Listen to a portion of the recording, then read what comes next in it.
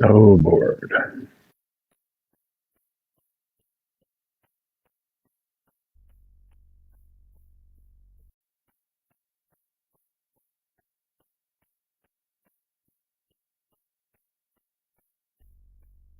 Ah, new tariffs.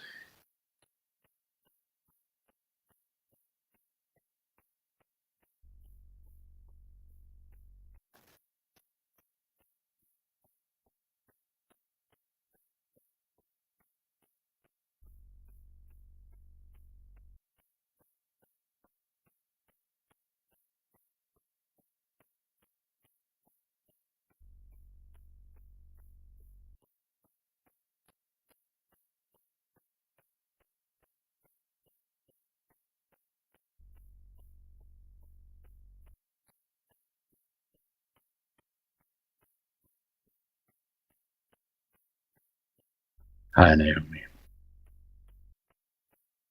Just waiting for somebody to join me.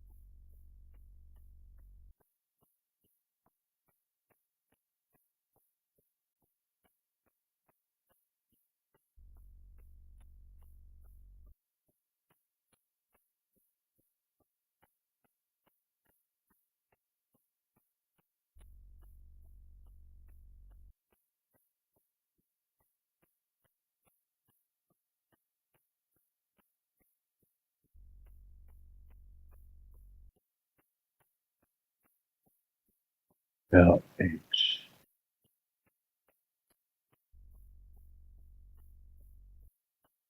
I am looking for a conservative to ask questions of.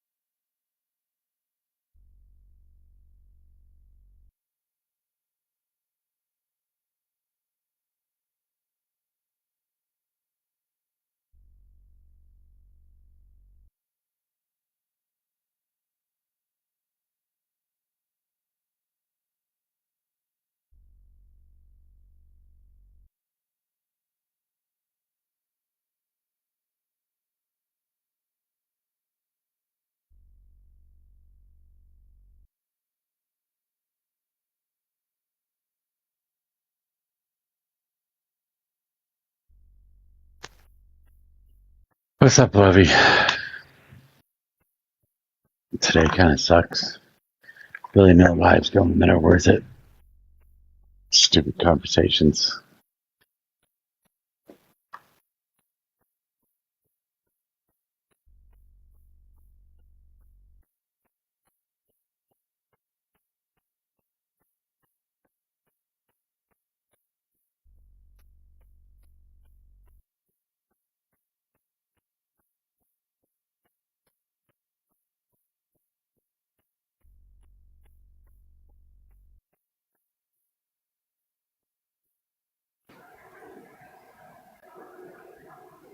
Change.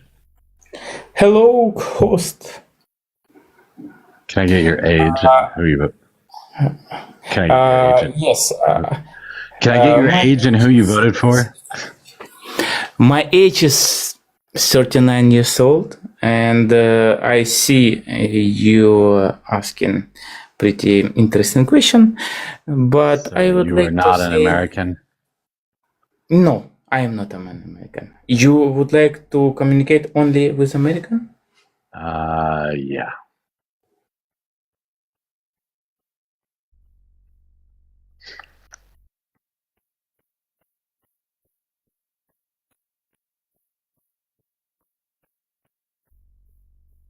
Pretty wild.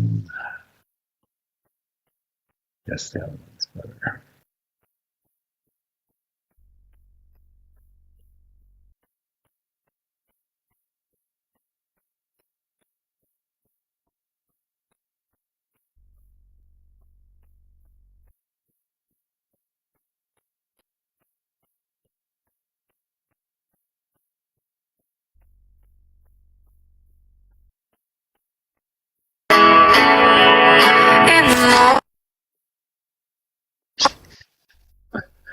Listening to music.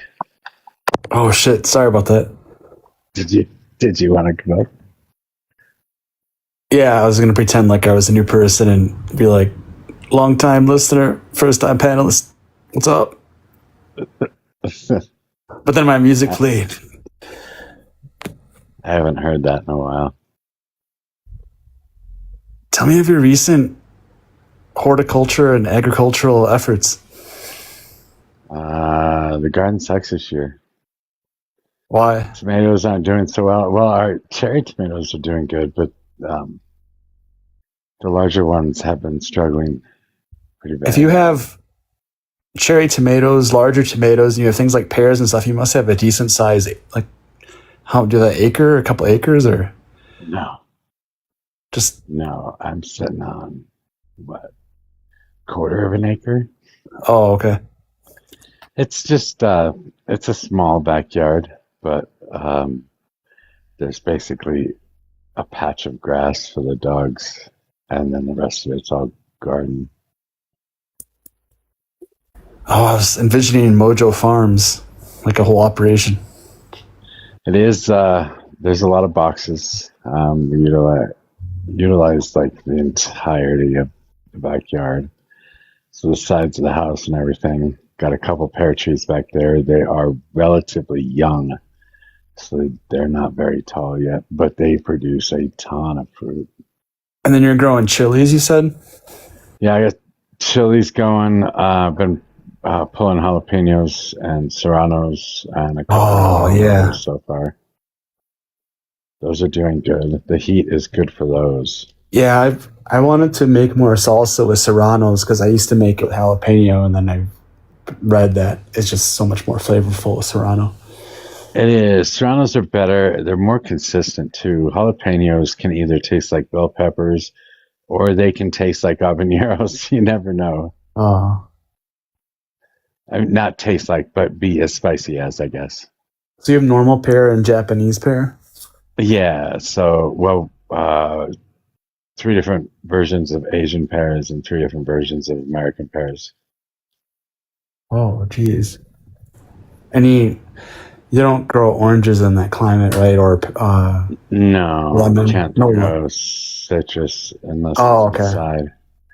Do you have apple trees? I do not. My neighbor does. Oh, a lot of people. Oh, okay. People around here have lemon or orange sometimes.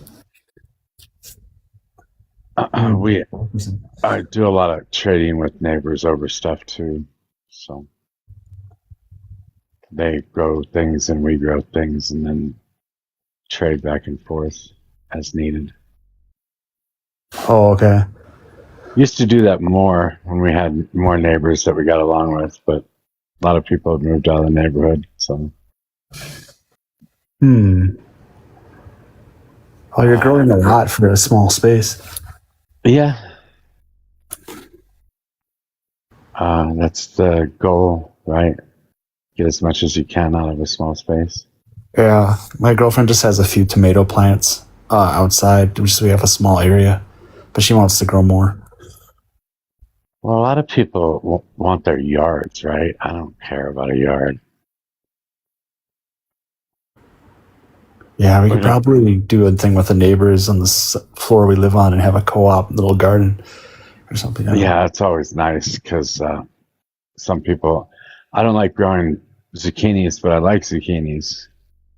So everybody that does grow zucchinis in the neighborhood knows to drop off their extras at my house. And I'll make zucchini bread for people if I get a ton and hand that back out. But I like roasting zucchinis and stuff too. Zucchini is summer squash, the yellow squash. We grow pumpkins too. Those are fun. I've also wanted to switch to a more, or maybe exclusively vegan diet since you mentioned it before. My girlfriend's been vegan for a long time. She went to I just couldn't join her today, but she went to like a really gourmet vegan place like 15 minutes south of here that I wanted to go to. Amazing menu. It's called like go every time. Every time you get a chance to eat vegan food, eventually you won't want meat anymore. Yeah. Or vegetarian at least. I mean, cheese, cheese is okay, I guess. Well, I better get to my spreadsheets. Take it easy. Still on spreadsheets. That I do every day. Just different ones, yeah. Spreadsheets and updates. All right, have a good one. See ya. Yeah, Indian food's a good source of vegetarian. Most of their stuff is vegetarian. Oh, yeah. Such.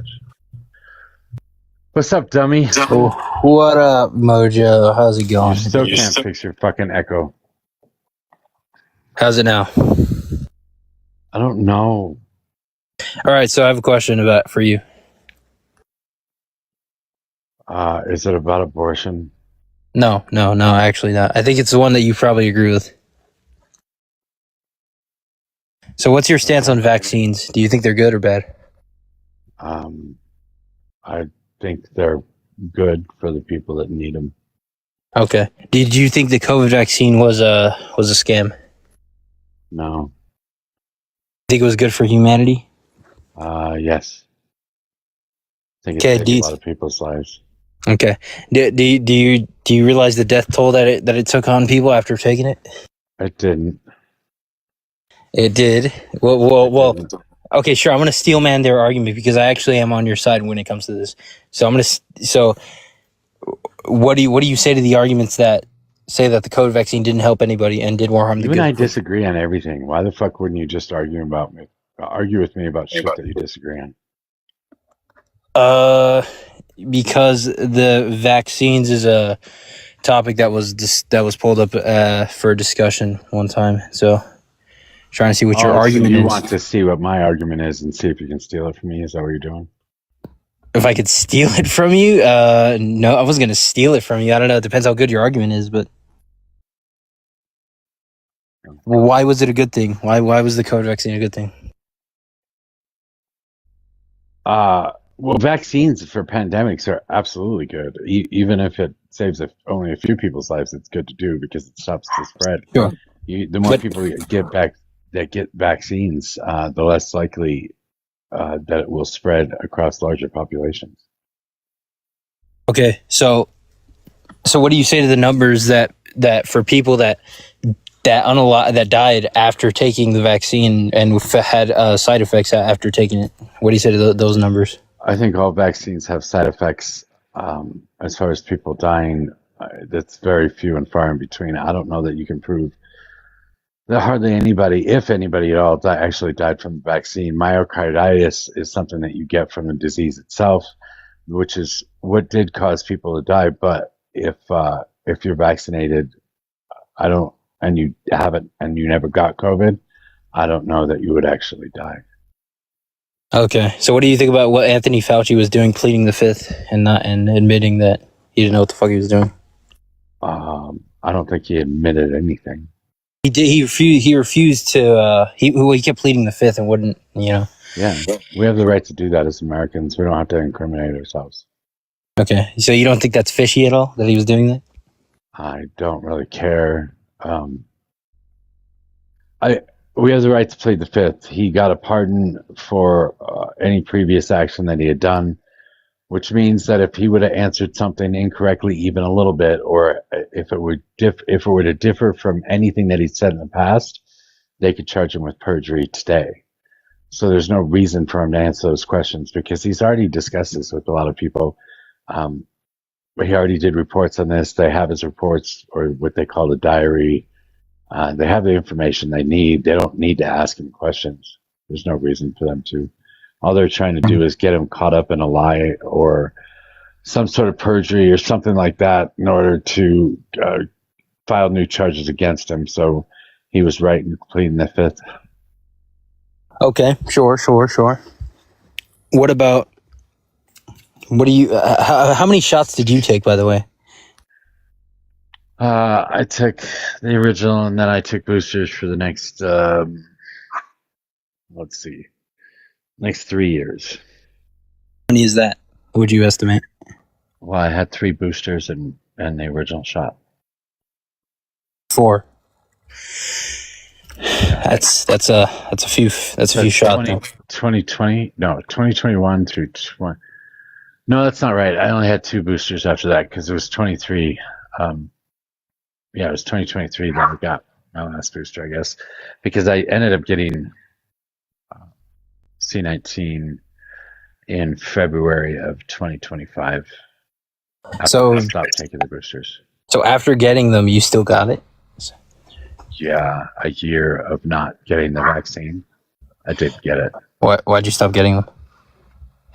Because people weren't dying as high of a rate as they were before. Didn't seem necessary at the time. Sure.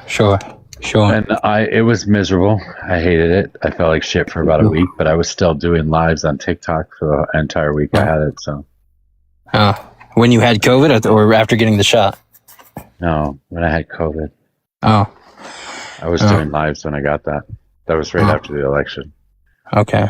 Well, what do you say to the people that didn't get the shot at all and feel fucking fine and feel probably better than you when they don't think they feel COVID. Better than me. Well, they probably did. Well, if you said you felt like shit when you had COVID, even after getting the vaccine, why the? Yeah, it sucks. You feel all worn out. You get really bad fevers. You can't eat anything. You can't get comfortable. It sucks having it. It wasn't life altering, but I'm sure. Yeah. Well, so you would say overall, this will be the last point. You would say overall the COVID vaccine did more good than harm?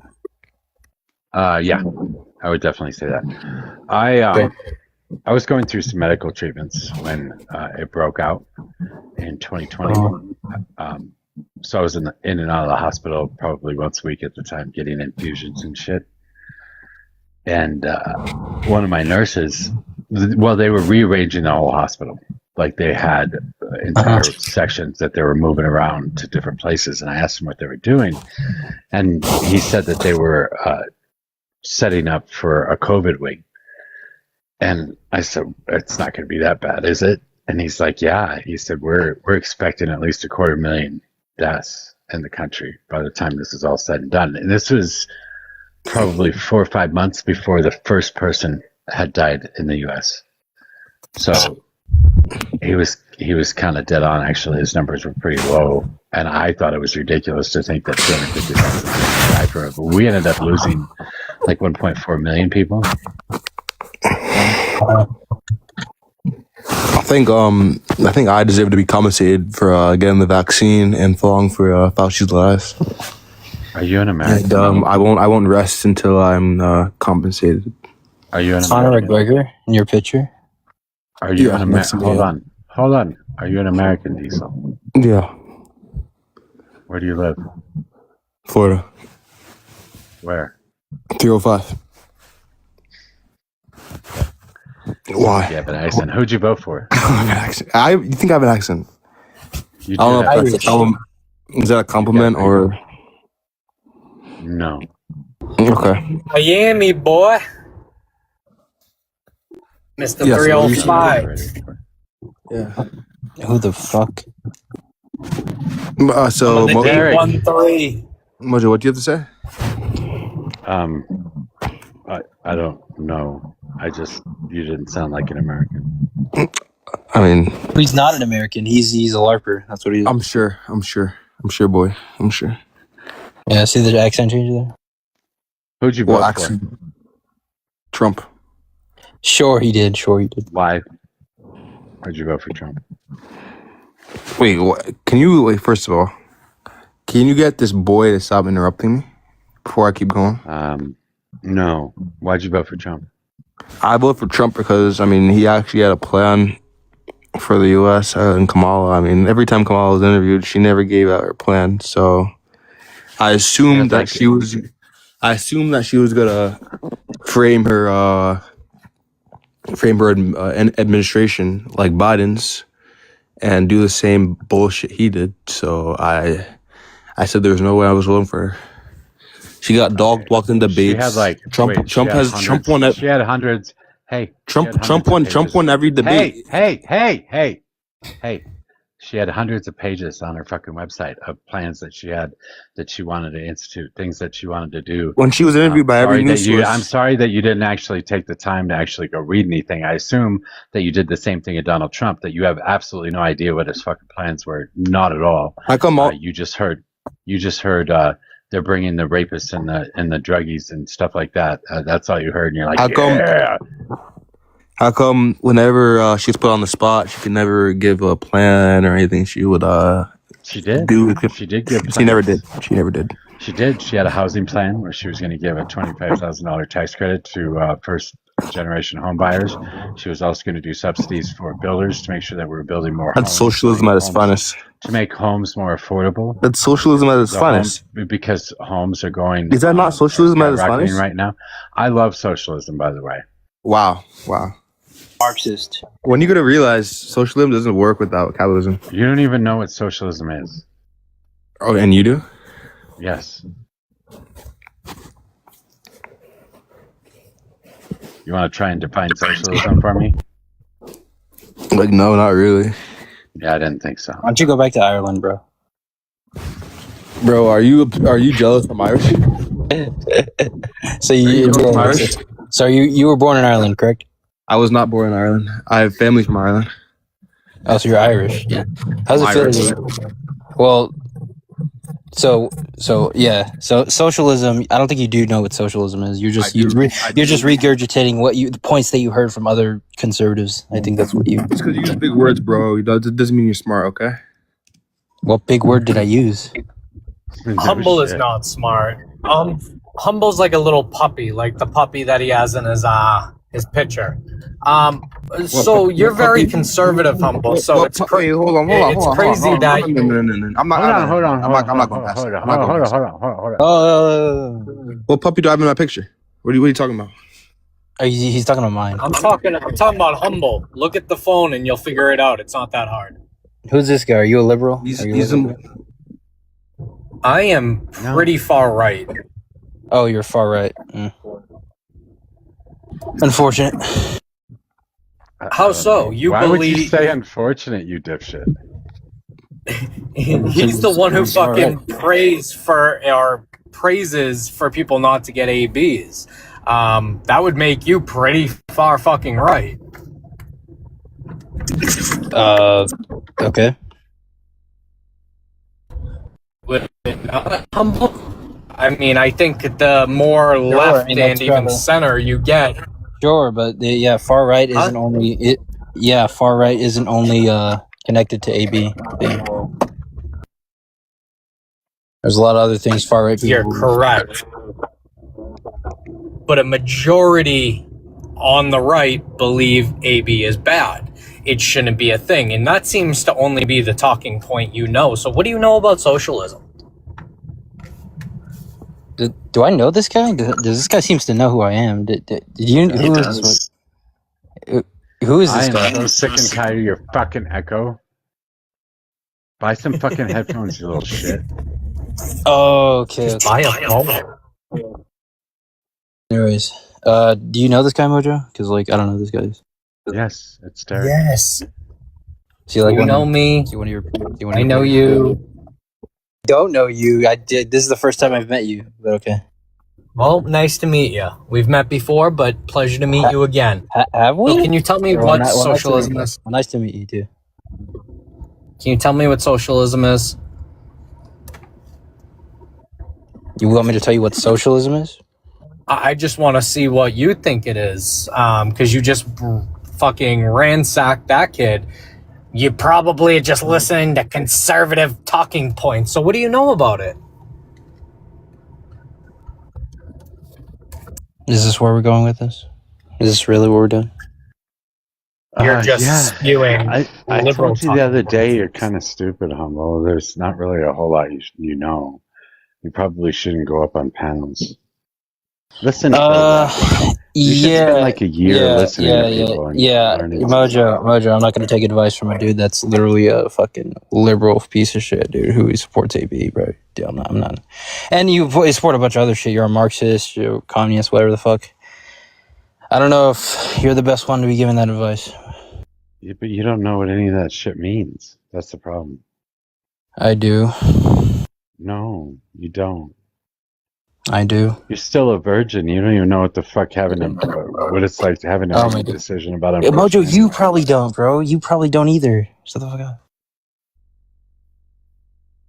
up. It's just wild. You should take some time and just listen to lives. Get your talking points down. Yeah. Understand how things work. Learn how things work. Read a couple books, and then come back and have a conversation. I don't think you're stupid as a human being. I think you are lacking knowledge on all of these political topics. And it's so strange that you feel comfortable enough jumping up on a panel when you really don't know anything. I mean, I know. I think I know enough. But you don't. You can't even define socialism. You have no idea what it's like for a woman to have to go through the decision on getting an abortion or not. You have no idea because you've never talked to a woman about it. I've literally spoken to a woman about it. What are you talking about? No.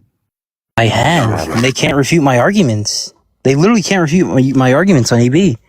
They literally cannot. They just use them. They use emotional arguments, if anything. See, this is the problem. You think they can't, and they walk all over you every time, but you don't understand that they do. See, and this is what I mean, Mojo. You see, because your mind is so fucking liberal fucked that you think that I get walked on in these fucking debates.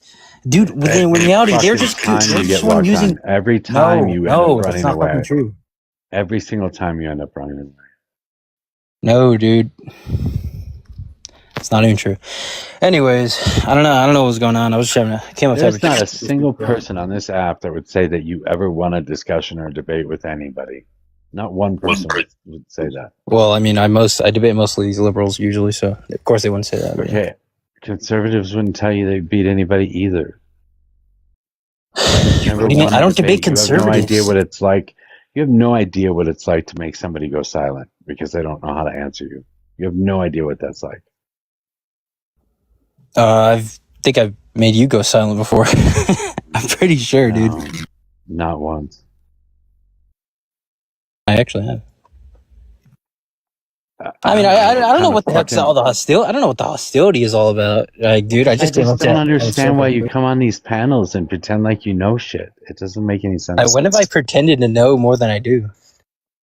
You come in here and say that you walk through all of my mods. You walk through all these people. Because I have. Win every abortion debate that you have, and you don't even fucking know what the hell abortion is.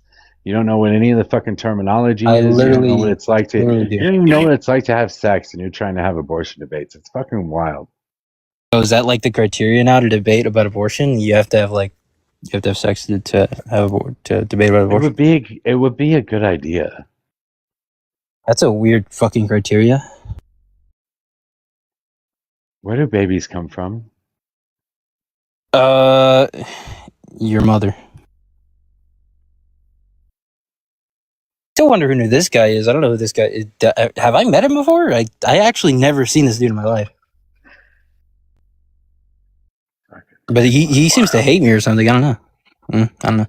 No, hey T man. He's a conservative, and he thinks that you are. Mommy's here now. Mommy's here now. Which is funny. He's a what? He's a what? He's just as dumb as you are. Oh, is he? Yeah. Who's dumb? Me? I'm Yeah. not dumb. Yeah, you are. Just half of the time I don't know what I'm talking about, but that doesn't make me dumb. I just Hello to my doppelganger, the Chick-fil-A sauce girl. Hello there. Of course. hello. No, you didn't say it right. You got to do it the right way. It's hello. Hello. Hello. There you Hello. go. That's the proper greeting. Hello. That's right. Humble. Have you lost your virginity yet? You're still virgin, aren't you? Who's this? Have I met you before? Oh, Humble. Why did dude? Everyone hates me, dude, for like just speaking up against AB, dude. It's insane. I just don't understand why your mouth is in my rights. It doesn't make any sense. You've never even gotten one off. Actually, it's actually for the baby growing inside the woman's body's rights. But yeah. Well, you know how the baby gets it, right? It's not your rights, actually. Oh, they're not my rights. Oh, wow. It's the baby's rights. That's the first flaw in your thinking. Wow. Where do babies come from? Did you ever answer Mojo or not? Do you know where babies come from? Are we in fucking what the fuck is it called? No, are we in school right now, dude? What the Can you answer? What can you answer? Can you answer? Good. Yeah. Can you answer? I could. Why don't you? Because I don't fucking feel like it. I don't have This to. is when he like curls up into himself and sounds like a 7-year-old boy. It's really wild. Oh my goodness. Okay, so Elle, why do you think it's okay to murder babies? Why do you think it's okay? It's not a baby and it's not murder. It is. So it's not. So again, where do babies come from? Where do babies come from? Again, can you answer my question? Because I think my question is actually more. I did answer you already. It's not a baby. It's not a baby. No, well, it is. If it's not at the point of viability, it's a clump of cells. You understand that? When does life begin for you? Due to scientists, they say it begins at conception. That's a bad argument. Bad argument. Not a bad argument. Gabe, welcome. What would you like to add here to this meeting of the minds? Trump 2028, baby. Oh, wow, I am surrounded. You guys, this feels like a gangbang. I'm really enjoying it. Awesome.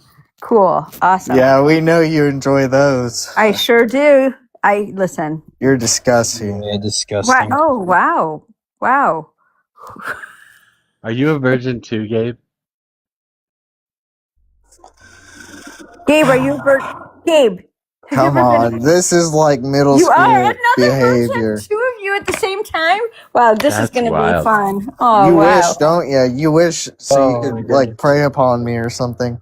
Prey upon you, sugar. Yeah. I wouldn't. There's nothing I wouldn't do that I would do to you. Trust me, nothing. Zero chance. You're disgusting. Why am I disgusting? Because you're getting told. Because you are being called out for the virgin. This has nothing to do with MAGA, first of all. You're just trying to get me or something. Gabe, I don't want to get you, trust me. Gabe, where do babies come from? Gabe? Gabe, where do babies come from? Your mom's asshole. Look at the maturity of these two. Watch this. Someone asking a dumbass question. Derek, where do babies come from? I was told they came from the stork, but I thought it was from sperm. But I could be wrong on all. Even Derek got it right. See, Gabe, you let Derek show you up. That is weak. That is a weak showing. He said they come from the stork. What the fuck's wrong with you? You said they came from my mother. Did he say from sperm? You said they came from my mother's asshole. So that was actually a much better answer. If we're gonna qualify it. Just saying, Gabe, you could have done better. You had an opportunity. Thank you. I tried, but I didn't get it there. You didn't try. Maybe next time. Well, you've never gotten it there, apparently. Ho, ho, ho. How old are you, Gabe? W's in chat for that joke, guys. Gabe, how old are you? Gabe. I'm 20 years old. What year were you born? What is your birthday? 06. Month and date? Yeah, 6/12/06. Not 20. You sound like a I am. That's literally 20 years old. I understand the math. He sounds like he's 15. I understand. He can't even do the math, dude. I'm sorry I don't sound like a typical 20-year-old, but like I sound pretty old. He sounds older than me. Wait, can you grow facial hair yet? Yes, I have to shave every day. Oh, God. How many hairs do you have to shave? Turn your camera on, Gabe. I can't count them on my fingers, so I wouldn't know. Gabe, turn your camera on. Why would I turn my camera on for you, miss? Because you were told Who are to. you? I told you to turn your camera on. I refuse to until you turn your camera on. I don't care to see children. My mod powers aren't working. I'm not a child. You're just dodging I don't think I ever me. made you a mod. Did I ever make Why you a are you mod? dodging me? I'm kind of afraid of you being a mod, Watch, honestly. she's gonna drop me. She's dodging me. I'm She not knows dodging I'm you. 20. I'm not afraid. I I'm not answered all afraid her of questions. I'm not afraid of a twink like you. I'm just not. I'm just honestly, you are zero threat. I bench 400 pounds, bud. You what? Jesus Christ! At 5'2", I bench that's 400 pretty good. pounds. I'm not 5'2". What's wrong with you, dude? Stop projecting 5'3". onto me. I'm 6'3", by the way. Can you tell me how much 400 pounds is on a bench? How many 45s? Mod power's still not working. How many 45s? I have not given you No, mod powers. I'm just fucking with you. Bro, I'm not here to do math. I'm here to fucking debate What do you about mean? Trump. You should know. Holy fuck! You don't bench 400 pounds. Are you even Dude, far my right? friend why puts aren't you them on helping for us? me. I don't put the weights on my bench partner does. So you don't There know will how be many no 45s would modding of equal L. So this dude 400. is focusing on this, but he won't Okay, help so us. hold on. Like, come on. Yeah, Hey, exactly. This Hey, is quiet, bullshit. Gabe. Yeah. Hey, red-handed. Hello. Hi. What would you Hey. like to add here to the scintillating conversation with these two young lads and Derek? Well, I detect some true ignorance here On whose about part? where a human being originates. Can you talk a little faster? Of Let's course. speed things up. Chop chop. Shit, dude. These people. Now I'd like my Of mod course. powers. Well, if you'd be quiet, I'd be done faster, Sorry, ma'am. right? I'm sorry. That was rude. I just want to apologize. Genius in a red cap. Okay, stay in your corner. I'm trying to explain to you guys, it's got to be slow so you're sure to understand where human beings come from. And nobody is anything at the moment of conception. This information is coming to you from having gone through nursing school and worked in nursing, in newborn nursing and labor and delivery for 25 years, okay? It's called a zygote. It can't live outside the womb, so it's not a child. It's only a child when it is born, about 24 weeks old or more is better. When it breathes That's what I air, told them. you got to understand that. At the point of viability, which is Exactly. 20 weeks on the very, very lowest side, but typically 24 to 26 weeks. Yeah, so they able to need to know comprehend all of that. that? Yes, What? thank you, ma'am. That was really impacting. And I'm going to sleep on that. You're still going to leave Well, a virgin. just let it sink in. That's really all. impactful. I'm gonna be thinking about that later. Just so you know some facts and you can answer questions. By the way, it's the uterus is where the baby comes out from. They don't care about facts. Gabe, can you say you, ma'am. uterus? I really like that lady. She did not like Can you you. say She's really uterus? kind. I know I was mean to her, and I feel Laughing bad. at what Can you idiot can you say uterus? No, I cannot because that's an inappropriate. Why do you want him to say uterus? Yeah. I'm not trying to get your live banned. I just said it like 3 times. Uterus, uterus. You're not going to get my live ban. Can you say uterus? What's uterus? the point? Okay, there you go. Are Let me you check. like Let me just check on blushing now? something. Yeah, you got me. Wait, no, I got it. Hold on. One quick question for you, Gabe. Between from a woman's belly button to her knees, in between her belly button and her knees, how many holes does a woman have? 7. Oh my god. There you go, Oh my guys. god. I kind Oh my of. God. Literally just Hold on, said Humble, what the ice Humble. guy said. I'm gonna hand it to fucking Humble. Tool. Humble. How many holes does a woman have between her knees and her belly button? I can't even do it with a straight face. How many holes? Let us know. You have 5 seconds to answer. 3. Wow. You. That was close. Ready to lose his virginity. He's been asked this question before. He had to look it up. Do you guys, let me ask you guys, do you guys, Humble, you were so confident about winning debates all the time against the moderators here. No, I have. How do you feel about this current debate? This is going good. What current? Really? You think fucking so? Dog walking. This is great. Yeah, this is like. You think we're the ones being dog walked? That's hilarious. Yeah. Yes, yes. This is awful for you. Okay, wow. You guys are so fucking Delusional is great. I love it for us. Bro, Okay, Z and I have earned our mod rights today, and we're ready. No. see, she's trying to He's dodge never me gonna because she mod us. knows You I guys, dog walk you her. guys Look, scare the ask me shit out of me. anything, What are you Ellie. talking about? What do you mean? We'll run this. We'll run this ship very tightly for you. Trust me. No. Okay. Mojo, honestly, if you You're want to scared get of us, Mojo? You can't be Yeah, scared well, I'm of us. scared of you as mods. Yeah. if you want to get a shit ton of people in here, make a background that says Lindsay Clancy did it. And I'm telling you, your live will get. He's not wrong. He's not wrong. This is totally dodging right now. We're just Nobody's know dodging you. anything. Shut the fuck up, kid. I don't know anything about the case, in all honesty. You don't have to. Neither Everyone does else wait. Neither do 90% of the people that have an opinion about it. So that's Wait, not wait, really that wait, big of a wait. deal. El, do you Shut believe up, Lindsay you Clancy bird. didn't do it? Do you believe Lindsay What? Clancy didn't do it? She did do it. She She did did it. it. She did? Okay, we can agree. Yes. She admitted she did, you dumbass. Okay, well, there's some people that believe that she didn't, but somehow. Right, because they're conspiracy did it. theorists, and she did 100% did it. She Let's didn't. talk about Zach Muckerberg and how he changed the name of Facebook to X. What? Zuckerberg? That was Twitter. And that was. What the fuck? No. What the fuck are you talking about? No, actually, it was Facebook to Meta, but like what? Yeah, Zach Yeah. Muckerberg. Is this dude like on. Like, He's not even funny. Like you're not entertaining. You're not funny. You're Is not. this guy cute. like a secret leftist or something? Why is he LARPing as far right? Why are Dude, you?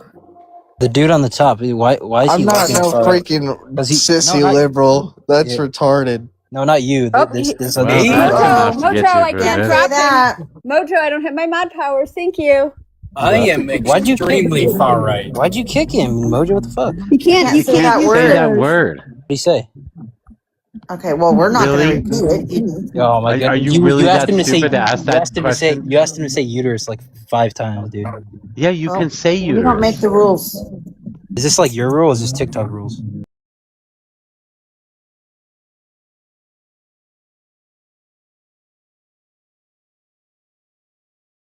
Gabe, here's the thing. You weren't that entertaining and worth having up here in the first place. So definitely, I think you're. I mean, he was dog walking the shit out of you. So That's so wild. You live in an alternate reality, kid. You really do. They all do. I think it's They all you guys do. that live in an alternate reality. Humble, you just need to get your rocks off once. I think it'll change how fucking insufferable you are. You guys are so fucking disgusting, dude. Like, why is it all that you guys talk about is like sex? Do you yank the snake? Like, and I'm just asking. Wait, is Derek on our side right now? I hope. He is. This guy's a liberal. Yeah, I know. I'm No. definitely not a liberal. No. There will be nobody who will say I'm a liberal. You're siding with the liberals right now. So yeah. No, I have about 5 minutes left before I go back in Humble, with nobody my family. claims you. Humble, nobody claims you. That's the thing. Okay, El, you got fucking dog walked. All right, God bless you. Right, I got dog walked. What are you talking about? Yeah, you did. By the Humble. kid that couldn't tell us where babies came from, including you. Oh, and also that he thought a woman had 7 holes Okay. from her belly button down. You asked yeah. me and I answered correctly. So That was Gabe that said 7. No, I know, but I mean did Gabe dog walked me? So by answering correctly, Humble, you feel that you have dog walked. That's no, interesting. not by answering correctly. By literally dismantling your entire argument. How? By Explain answering to me the how you dismantled anything. Explain to Couldn't me. answer any. You couldn't answer my original question. What was your original What? question? Why do you think it's okay to murder babies? Because they're not babies, and it's All I not murder. said, I point blank period told you it's not a baby. Again, see, And then she's then we not had the a woman come up here and then reaffirm that it is until it is at viability, it is not a baby. You understand that? It's Do you know what just a concept. viability Again. means? Humble. He doesn't. Yes. Do you understand that it means that when a What is Wait, viability? Ask him. What do you Yeah, think what it is means? viability? What is the Oh my definition of viability? God, You dude, don't we're doing know. these definition wars, man.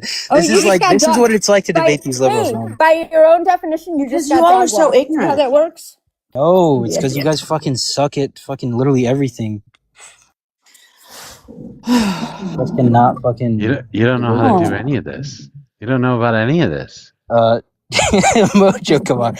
Are you really gonna say that after Mojo's I not fucking going to dog save walk? you. After I Mojo's not dog going to You walk? have save never you. After I dog walked these two anybody. ladies? It is so ridiculous that you think you have dog walked anybody in a fucking discussion ever Look, for any reason. literally Period. ask It's ask fucking any of your sad. fucking It's mods. sad that you live in Ask any such of a your fucking mods, Mojo. alternate Ask any reality. of your fucking mods, Mojo. Every single one of the mods hate you, Oh including my us. goodness, this is funny. Anyways, Including the two newest ones. well, L, I hope you change your stance on murdering children. I hope you think that's bad.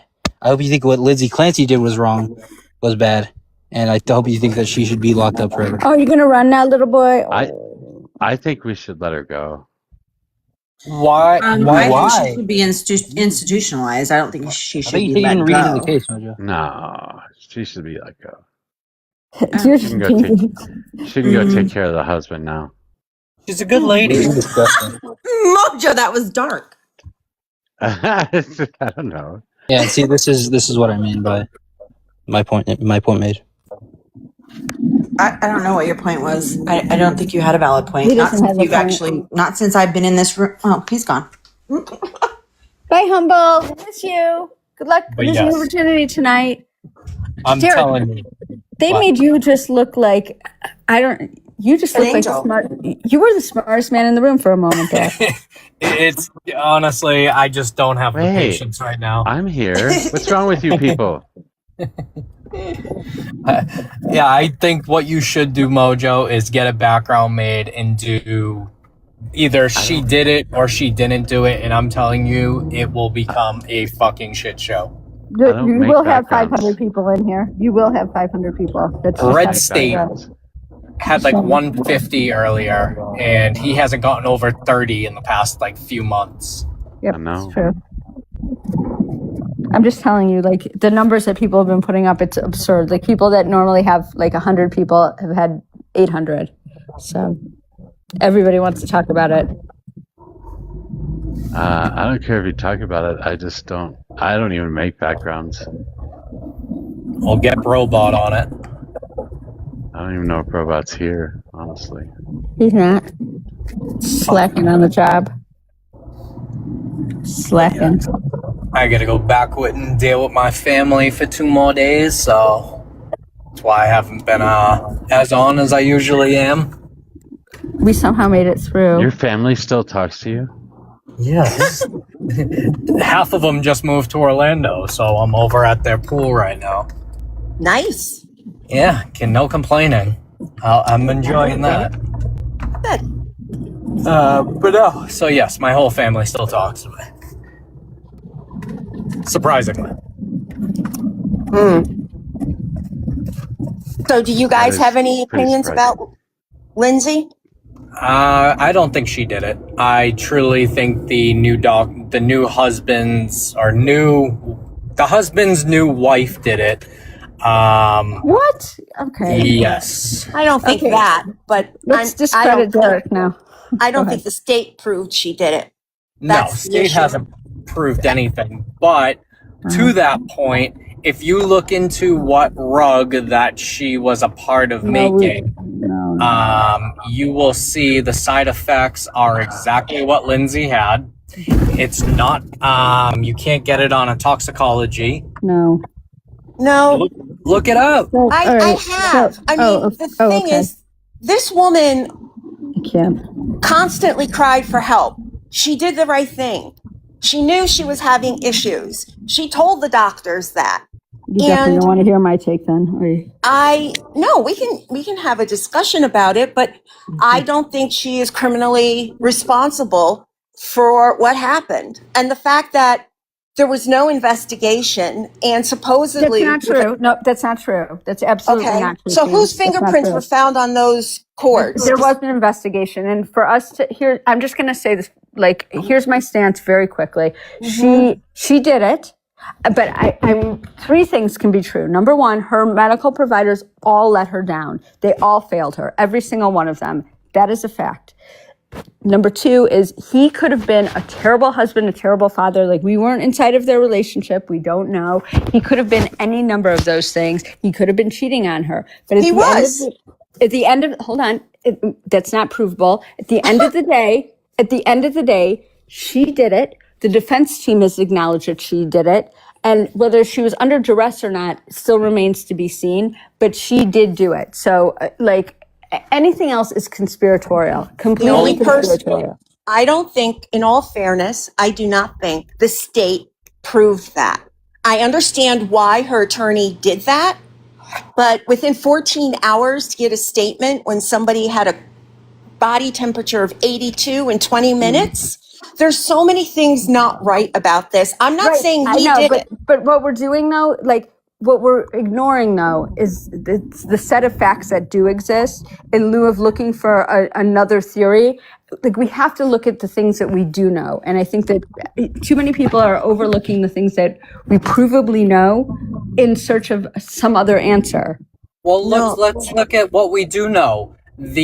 Patrick's uncle is a Duxbury cop. It happened in Duxbury.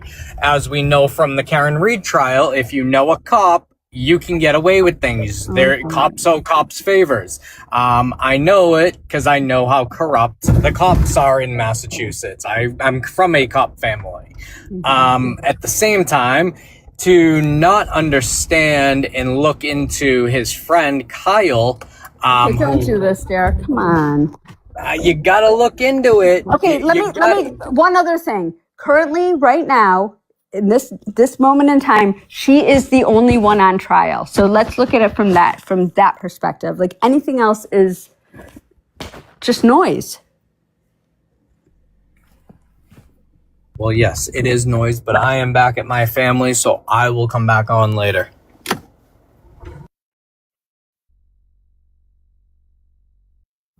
Great. Now there's no ops.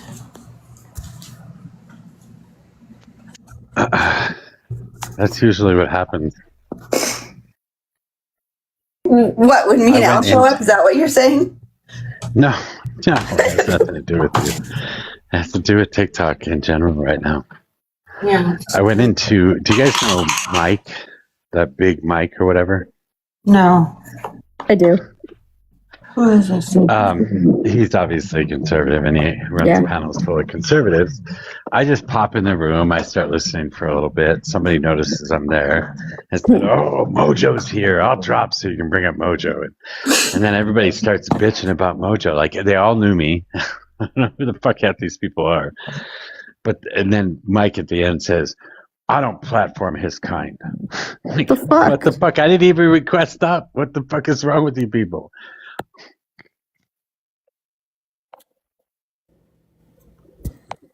Yeah, it's been a shit show lately. More than you guys. Why? I've been taking a break. No, I don't know why. Is it because the midterms are coming up and it doesn't look good for them? I think that's part of it. Things are going to get worse as we get closer to November. I mean, we just freaking, what was it, 50% tariffs on Canada now? Canadian goods, yep. I mean, it's going to get a lot worse before November. I think, the shit show's only started. Counter tariffs too. So our businesses are going to be hurt too. Yeah. I mean, I think, was it Jim Beam or one of the bourbon companies had to let go of their staff because there's the Canada, which was one of their biggest clients, they stopped buying. I don't know if it was Jim Beam or one of the other bourbon companies. And they laid off people because of it. His policies are directly responsible for the current economic state we are in. Okay, I can drop. What happened? Mojo, is that you? Who did that? Me. I did it by accident. Wasn't it? I did it by accident. It was that music thingy. Okay. Why are there so many spammers in the comments? What is happening? I don't know, but I had to mute at least one of them. No MAGA in liberal lives? King MAGA, you can come up if you can be responsible and have a decent conversation. It's an oxymoron. MAGA responsible. Well, okay, so I think the problem is twofold. First of all, Republicans are idiots. And they kind of know they're idiots. So Which really Republicans? most of the time. All of them. Those in office or those voting or all of them. Every last one of them. They're all fucking stupid. None of them know what the fuck they're talking about. You mean on TikTok or in general? In general. Okay. All of them. All right. Okay. The second part of that problem is that they understand that their party sucks. They understand that their president sucks. And they understand that the country is not doing good right now. They're not even, because they're stupid, going to try and defend any of the shit that's going on right now. So they're going to sit in their little echo chambers and they're going to try and pat each other on the back so they can make it through the midterms until they can get the talking points from drop down from above about how terrible Biden is. Because they can't talk about the policies that are going on right now. So they want to talk about Biden, trans people, abortions, and all this fucking social bullshit again. Because they go back to the old playbook because they have nothing to say right now. I think those are the two problems that we have.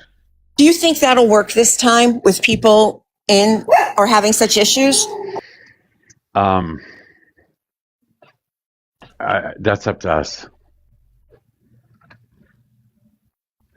It is honestly up to us as to whether we are willing to argue these points or not.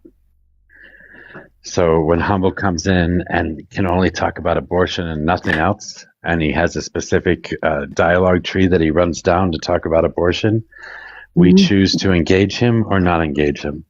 So it's up to us whether we want to talk about that or not. It's up to us whether we want to have those conversations. Well, I don't want him just sitting here ratting, though. He's also like really boring just to sit up here. Like, I'd rather talk to Derek just to shoot the shit. Honestly, hate to say that. I know. I agree. Do you like my picture at all? You don't like it? A little? You don't like it? No compliments on my picture? You don't like my picture? I heard you say it was LibTears earlier. I don't know what LibTears it is. Like, that's LibTears. Is he really a redhead? He is. Isn't it terrible? It's terrible. How do you know? Hey, Matt. Do you like stalk him? No, it's his profile pic. This literally came from his profile picture. Oh. Well, Dem and I helped a little bit. It kind of looks like you're stalking him, honestly. Like you want to try and marry him or kill him. Oh my god! Boil his No. You want to boil his bunny? You want to cook his bunny, don't you? I don't want to do any of those things to him at all. I just want to make him feel very uncomfortable a little bit here and there.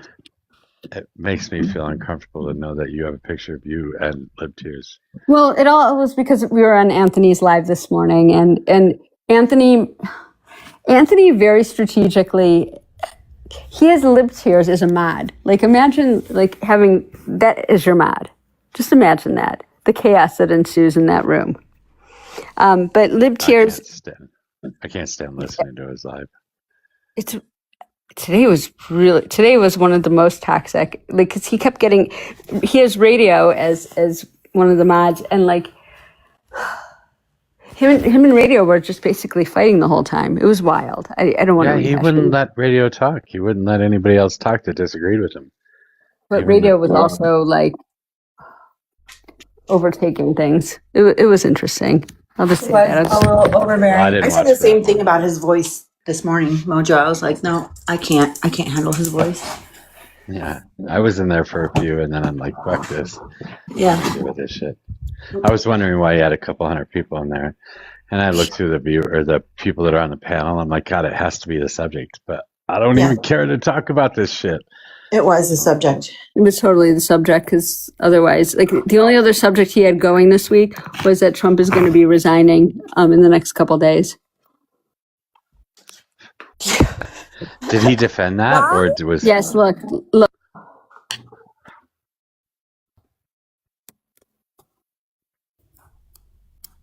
See? Can't even make it up. Yes, he was defending it fully. So he thinks that Donald Trump is going to resign. Uh-huh.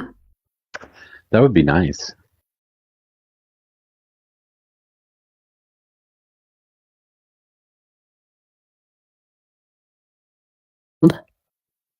Save the country, huh? Yeah, From him. Because he's going to admit that he has health problems. He's going to do, unlike what Biden did, the opposite of what Biden did, and he's going to save face. He's going to step down, and he's going to let JD Vance. He said that it's going to be like an ability for us to preview JD Vance to see if we like him or not before we actually decide to fully elect him. If that's the case, then he has to wait until after January 20th to do it. Because if it's less than 2 years, no, he said he was going to give. No, right. So this is what it was. So here's what he said. He said he's going to announce his resignation in the next couple of days, and then it will be effective for January of next year. It's exactly how he said it. Here he is, Anthony. Here you are. It's almost like, look, here he is. Hilarious. That is so wild, Anthony. It's almost like you knew. Seriously? Yeah. Donald Trump will never give up power. I mean, until he's forced. Does people not remember January 20th? January 6th? I want Anthony to tell you out of his mouth. So I'm not like paraphrasing. That's okay. I was just talking. You can.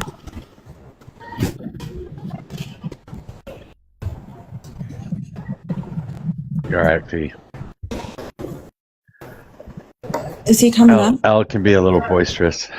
The fuck? Huh? I thought you were scared of us.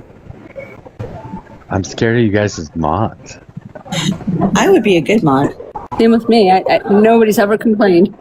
No, she's a mod on several right-wingers panels, and she's been here for a while. I don't know. Well, actually, honestly, Anthony, one of these days, CS is going to come back. I miss her. It's been a while. Miss her. But I also understand, kind of like I've pulled back a lot of my time, and it's been really good in some ways. Good.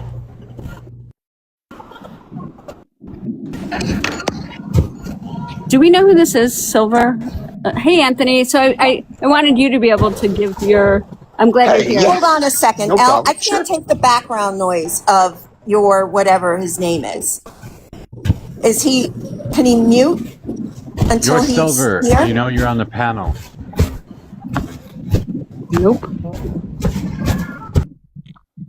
Yeah, it sounded like his phone was in his pocket. Sorry, Elle. Go on.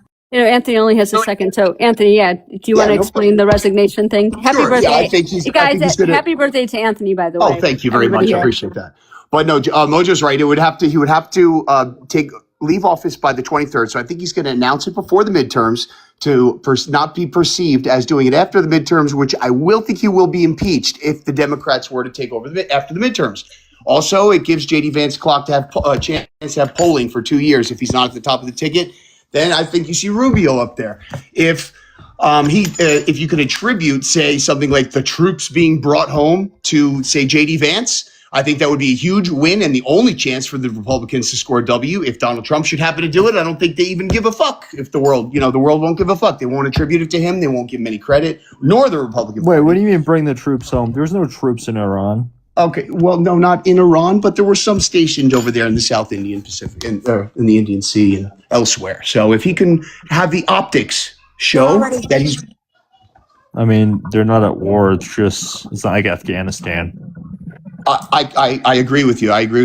But do you agree that it's possible to show optics of boats coming home and maybe some soldiers? I suppose, but it's very. I don't think Americans are stupid enough to think that we have military bases all over the world and we're just going to replace those soldiers with other soldiers. Or you underestimate people. No, the USS Lincoln, which was the biggest issue in the news, is already on its way home. They've been relieved. So I don't know what troops you're talking about, if anything. I think they could have parlayed that one. Okay. But, all right. I mean, the troops themselves were having issues, and I don't think they'll be quiet. Okay. I'm not saying anything regarding that whatsoever. I'm saying I think if Trump announces it in the next couple of weeks announces his resignation prior to the midterms, which will allow him to do it for health reasons without knowing the outcome of the midterms, because I do think if the Democrats win, he will be impeached. No, and I he don't won't. think he wants. Why would he resign? I think I'm in the middle of explaining that. This is what I think. It's not, I think it would be a mistake if he doesn't. It's the only way for the Republicans to possibly save face and separate themselves and not send them back to full presidential election cycles. You do realize that if he resigns before 2 years of his second term is up, he can run for a third term. That's why he said January 23rd. Why are That's you not exactly listening? what I said. Right, exactly. Oh, okay. Thank you, Mojo. And I also think that his family loves him a lot more than he had the protection of Joe Biden's family. And I think he's very close to having a very serious episode in public.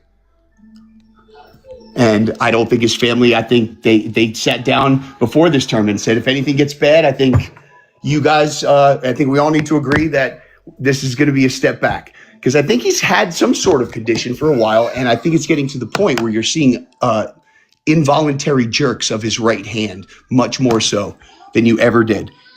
And when he holds onto the podium, like yesterday when he was delivering his speech, you'll see his right elbow jerk because his hand is secured on the podium. But when it's hanging down, you'll see a jerk at least 7 or 8 times. And it's very different and it's involuntary. And what's that a symptom of? I don't know. I think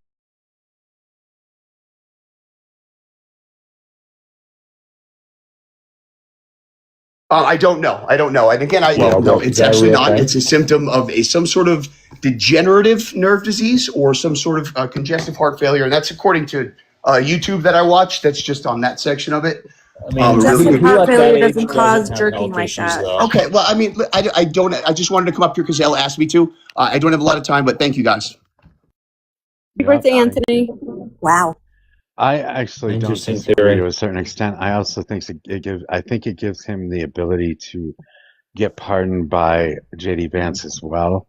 That way he doesn't have to take the risk of not being able to pardon himself. I want to address something Matt said, though. So, Matt, even if he's impeached, here's the thing. And I think we know this just from a practical perspective. Impeachment at this point, impeachment without removal, which is what it'll likely amount to if he's impeached, is nothing more than a slap on the wrist. It's like basically getting called to the principal's office and like on a Friday afternoon and showing back up for school on Monday morning. Like, it doesn't serve to do anything, unfortunately. Hate to say it. All right. I don't think the lawful expat. Can I get your age and who you voted for? Yeah, I'm 28. I voted for Donald J. Trump. All right. How do you feel about that theory? His theory of what? That he's going to resign? Yeah. I think it's out of what's the word? It's really out there. It's a conspiracy theory that's really out there. Like I think it's outside the realm of reasonable possibility. Do you think his ego would let him, just out of curiosity? I don't think he would resign. I don't see why he would. It's not like he did anything wrong. He's been breaking the law the entire time. He's a 34 count felon. Every president has broken some law or that's not true. No. And he is a 34 count felon. Convicted. You mean politically persecuted? Yes, I'm aware. No. You don't get to say that unless you're going to say it about the entire justice system, and then we should let everyone out of prison, right? Well, Donald Trump was convicted. Yes. Yeah, I'm just saying it was for political reasons. I'm not but saying it wasn't. Well, no one else has really ever been convicted of what Donald Trump has been convicted of. Incorrect. For the you were reasons wrong about in that. The situation. You were wrong. You're wrong. You were wrong about that. There are at least 1,200 people a year that are convicted of the same fucking crime. Yeah, of the same crime, not in the same situation. What's the situation? What the fuck does that mean? It's always a different situation. In that specific real estate. We're not even talking about real estate.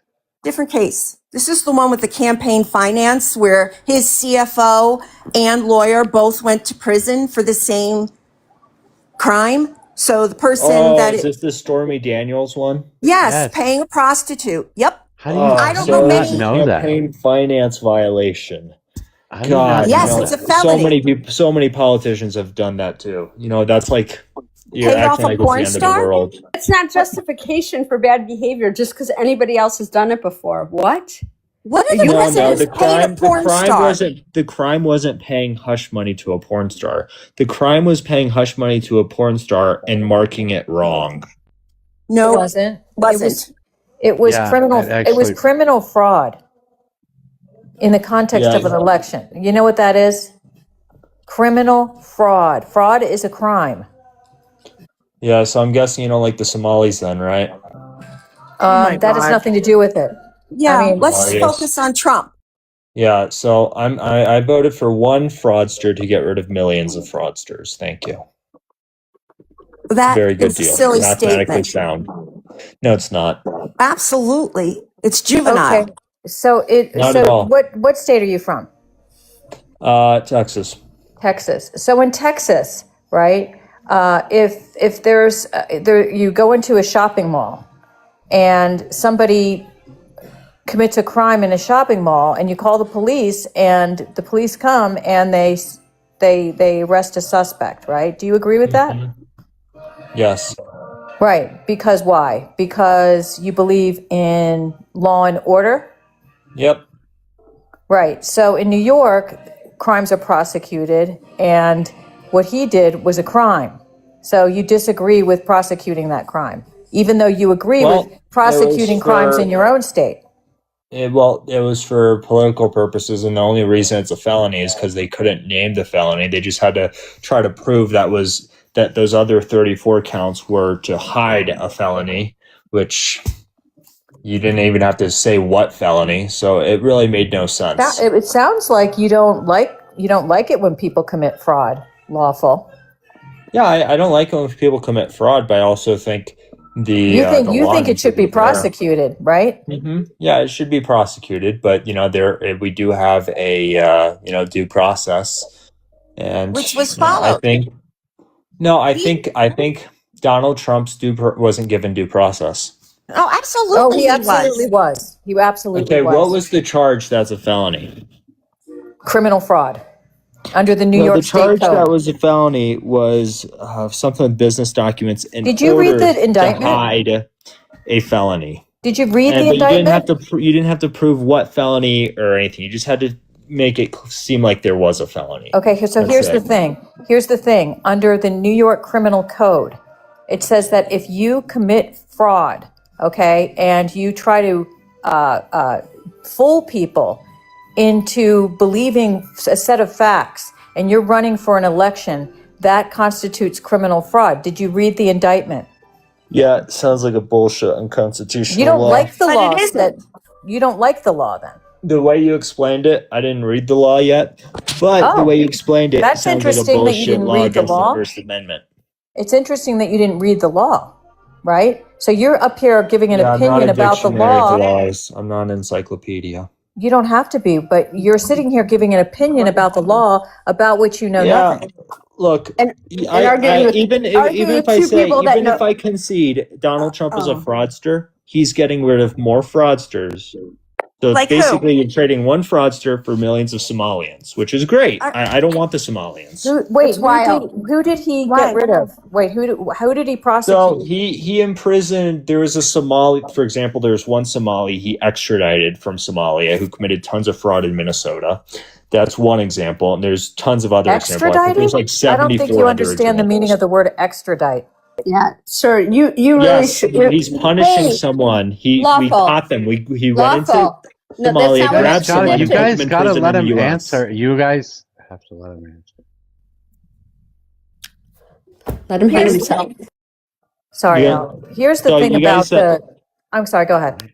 Okay, so you guys say I don't know what extradite means. Donald Trump, there was a Somali fraudster who fled Minnesota to Somalia, and Donald Trump worked with the Somali government to grab that fraudster and bring him back to the U.S. to put in prison, to charge and put in prison. That's I can't say I think that's a bad thing. Okay, so all right, I actually don't know about this extradition. See, I don't know something. I'm willing to admit I don't know about something. But here's the thing I do know about the Minnesota purported fraud claims is that apparently the initial charges were brought in 2019 and that somebody pled guilty to it. So long before he took his office for the second term, that case was prosecuted. Are you aware of that? Who was in office in Real quick, 2019? hey, real quick before you answer, hold on. And Thomas has his hand up, but also we have 73 people in here. We only have 3,000 taps. What are you guys doing? Tap, tap, tap, tap, tap. How about we get to 25K in the next 45 minutes and share and repost, do all the things, and also gift anybody that you think has something brilliant to say. Okay. Thomas, your hand was up. Thank you. Yeah, so Lawful seems to really care about this whole fraud situation in Minnesota. I'm just curious, do you know who led the organization that was responsible for all the alleged fraud? Do you know who led Some white woman. Yeah. So how is it Somali people committing fraud when it's... Well, they're the henchmen. But it's not... They weren't the ones that did it, though. It takes two to tango. Anything to do with Somali people. Punish both. But we just came to the conclusion that it was nothing to do with Somali people. There was how many Somalis were prosecuted? Zach, while you're waiting to talk, can you show us what you're wearing today, please? Thank you. Al, you. No, don't, Zach. Do not. Fucking fuck. Oh my God. Who cares what he's wearing? He's so gross. What the hell? He's just wearing a shirt.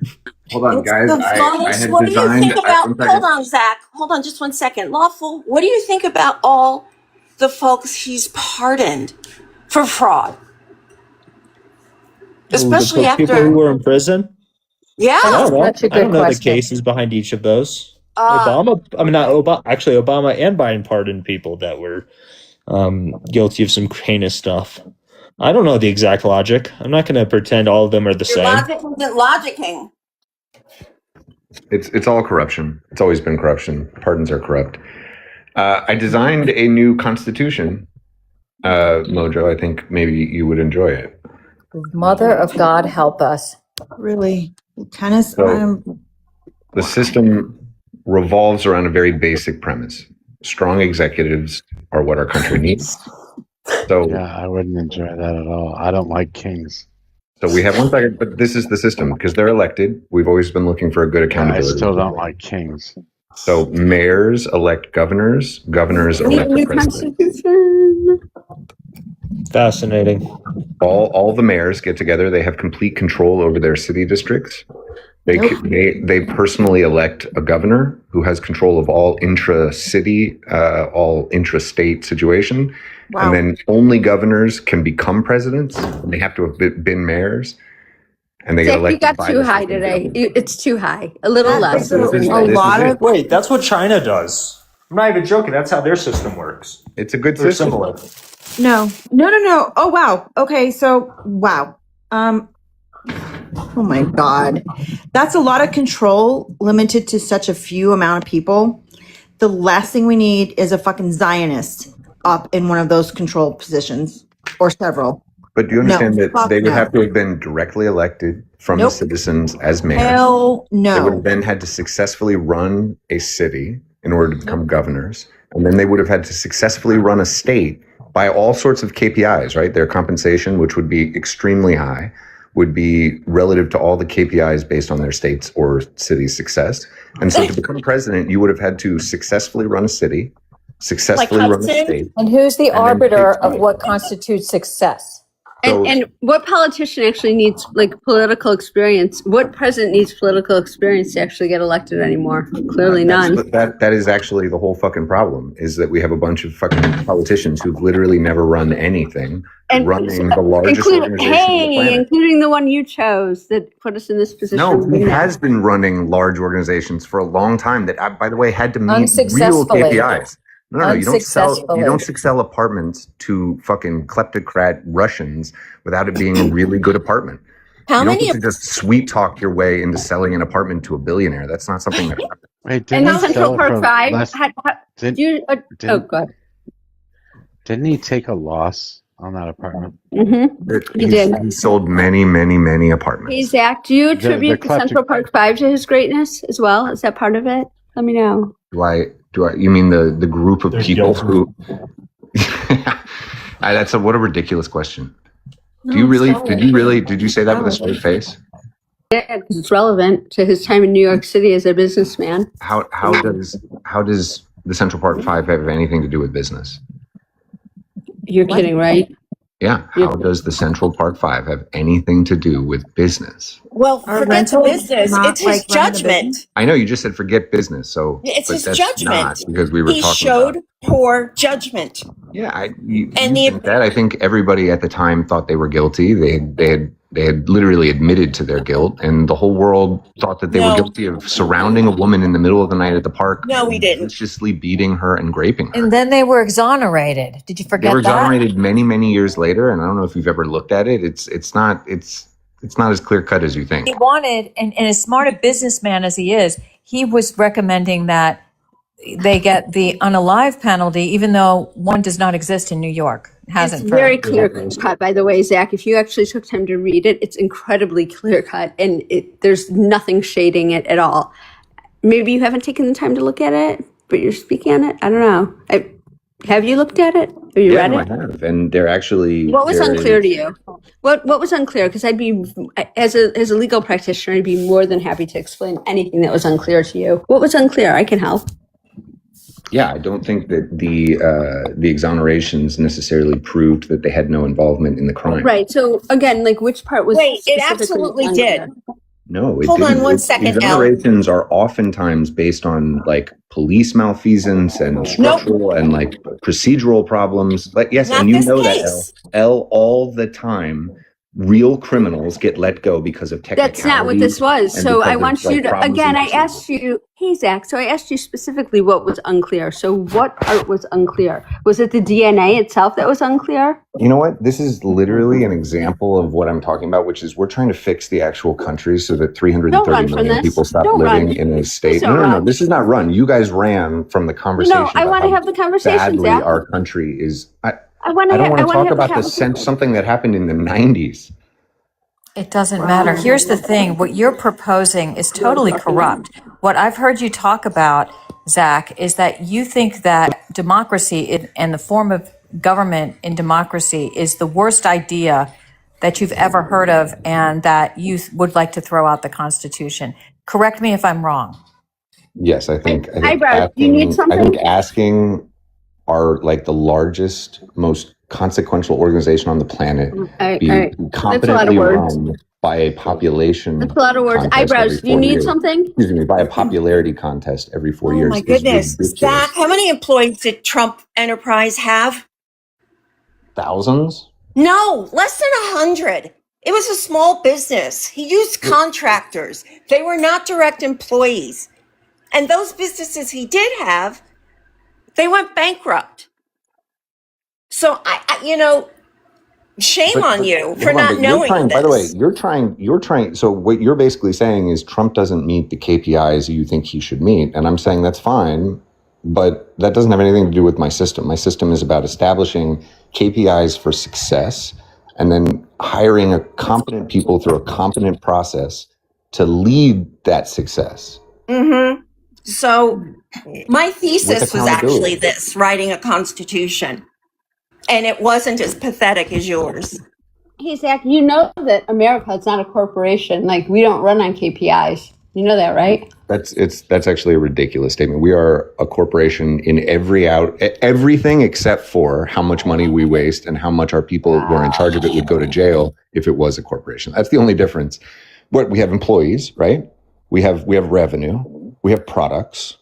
Like we have structures. We have account heads. We have payroll. We have in what way is the operation of the United States government not like operating? We're nonprofit. Yes, no. I know that tiny little thing. How about separation of powers? That's the whole thing. How about equality? How about our amendments? How about balance of power between three separate branches?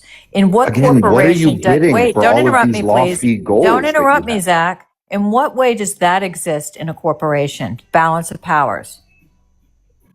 Sure. The chief executive can be taken down by the board. The board is is based on the shareholders, right? So people who own the like people who have ownership, like us citizens, have some way of choosing the board, and the board has some way of removing the executive, right? So that's Okay, what. so who's the judiciary? The United States court system is essentially the judiciary, although Oh, so specifically. you wouldn't throw out the judiciary? Is that what you're saying? I think my thing on the judiciary would be a separate judiciary council based on ex-presidents regarding constitutionality of the executive and the legislative, and then a citizen, to actually deal with.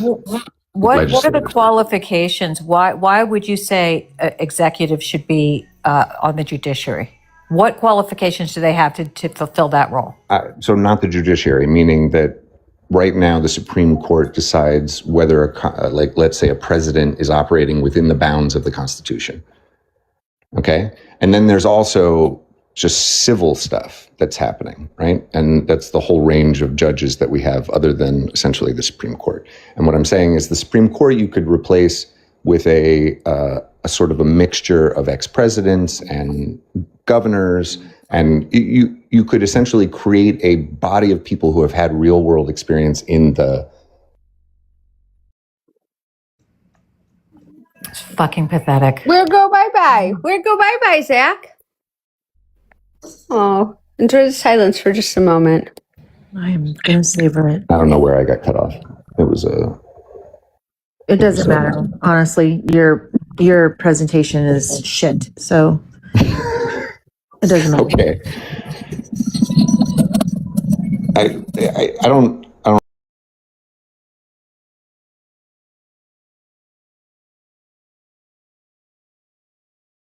And it's something we need to start talking about as a country so that we can start fulfilling the literal ideals of our country. Do you purport that these are the ideals of the majority of the people in this country? If the ideals of this country are simply the existence of our Constitution and not the fulfillment of the basic needs of the people within this country, then I think that's a ridiculous statement. Like, if all you care about is that we're doing the thing that a bunch of guys in the 1700s came up with, then I think that's a ridiculous reason to do it. What ideals do you value? What ideals do you value? Sure, that we should take care of the basic needs of our citizens. Food, education, transportation, healthcare, housing, and energy should be taken care of efficiently and effectively by our government for the citizens. For all citizens, For all citizens. regardless of color, creed, gender, all citizens, religion, of all of those things, of course. So all their basic needs should be met. All their basic, the 6 categories that I talked about. There's a huge capitalist system that we can build on top of the government making sure that everyone has those 6 systems. You're just contradicting yourself with that statement. Like, we're going to build capitalism. Come on, Zach. These executives, their job is going to be to deliver these 6 things. Yeah, go ahead. That's their job. I wasn't going to. That's their job. The executive's job is to deliver these 6 things. That's their KPI. How well did you deliver? America is not a corporation. Please stop that nonsense. It's not a corporation, and we got to. You're right. Our corporations offer a much better as long as you're product. looking at setting up Always. America like a company with KPIs, we're going to fail. Like, KPIs don't run the country. Analytics don't run the country. People, personalities, things, differences, not similarities. Like, what are you doing? You don't get that. I think that's so actually the opposite. I think it's finding our similarities. Just because you think it doesn't mean it's true. Like I said, those 6 basic needs are what unite all of us. Every race, every creed, every gender, every religion. We all care about those 6 things. And that's why that is what our government should focus on. Not your fucking opinion. Yeah, but says the guy that's been giving us his opinion for the last 10 minutes. I mean, So do you think your opinion is better than our opinion? I don't think any opinion is better than any other opinion other than its ability to generate an accurate and good outcome. And other than its ability to generate additional capital. No, it's like if you have a disease, right? And 2 doctors look at you and they give their opinions on what disease. I don't think that you can generate an accurate and good outcome with your solution. Okay. Well, I think that's a worthy. I think people want bodily autonomy. I think people want the ability to decide for themselves. I think people want to make their own choices. I don't think people want to hand over their voices to somebody else. But they did hand over their voices, and then their bodily autonomy got taken away. No, they didn't hand over their voices. I mean, I think a lot of women in this country we can remove people from power. Sure, but do we? Like, again, this system, I understand what the system... People out. Yes, we vote people out all the time. Okay. Nancy Pelosi. We still vote people out all the time. Diana DeGette. You want to play this fucking stupid ass game? No, listen. My point obviously would not be that we don't vote people out. My point is that why are you defending this Nancy system? Pelosi bullshit? No, why are you defending this system? What about this system do you think is working? This system is a democracy. I don't necessarily like the system, but I want to go in the opposite direction of you. I want to make sure that people have more choice, not less choice. I want to make sure that people control the government instead of getting rid of the control of the government. First off, if you suddenly thought that your mayoral race was the most important thing on earth relative to your ability to exist in society, that would be better than everyone thinking every 4 years they can vote for a fucking president. In any way, shape. That's stupid to fucking think that that's true in any way, shape, or form. Unless you're under my system where your mayor would be the most important Every small town that exists in this country has a fucking mayor. You're talking about, what, tens of thousands of people that are going to be able to choose representatives? That's fucking wild.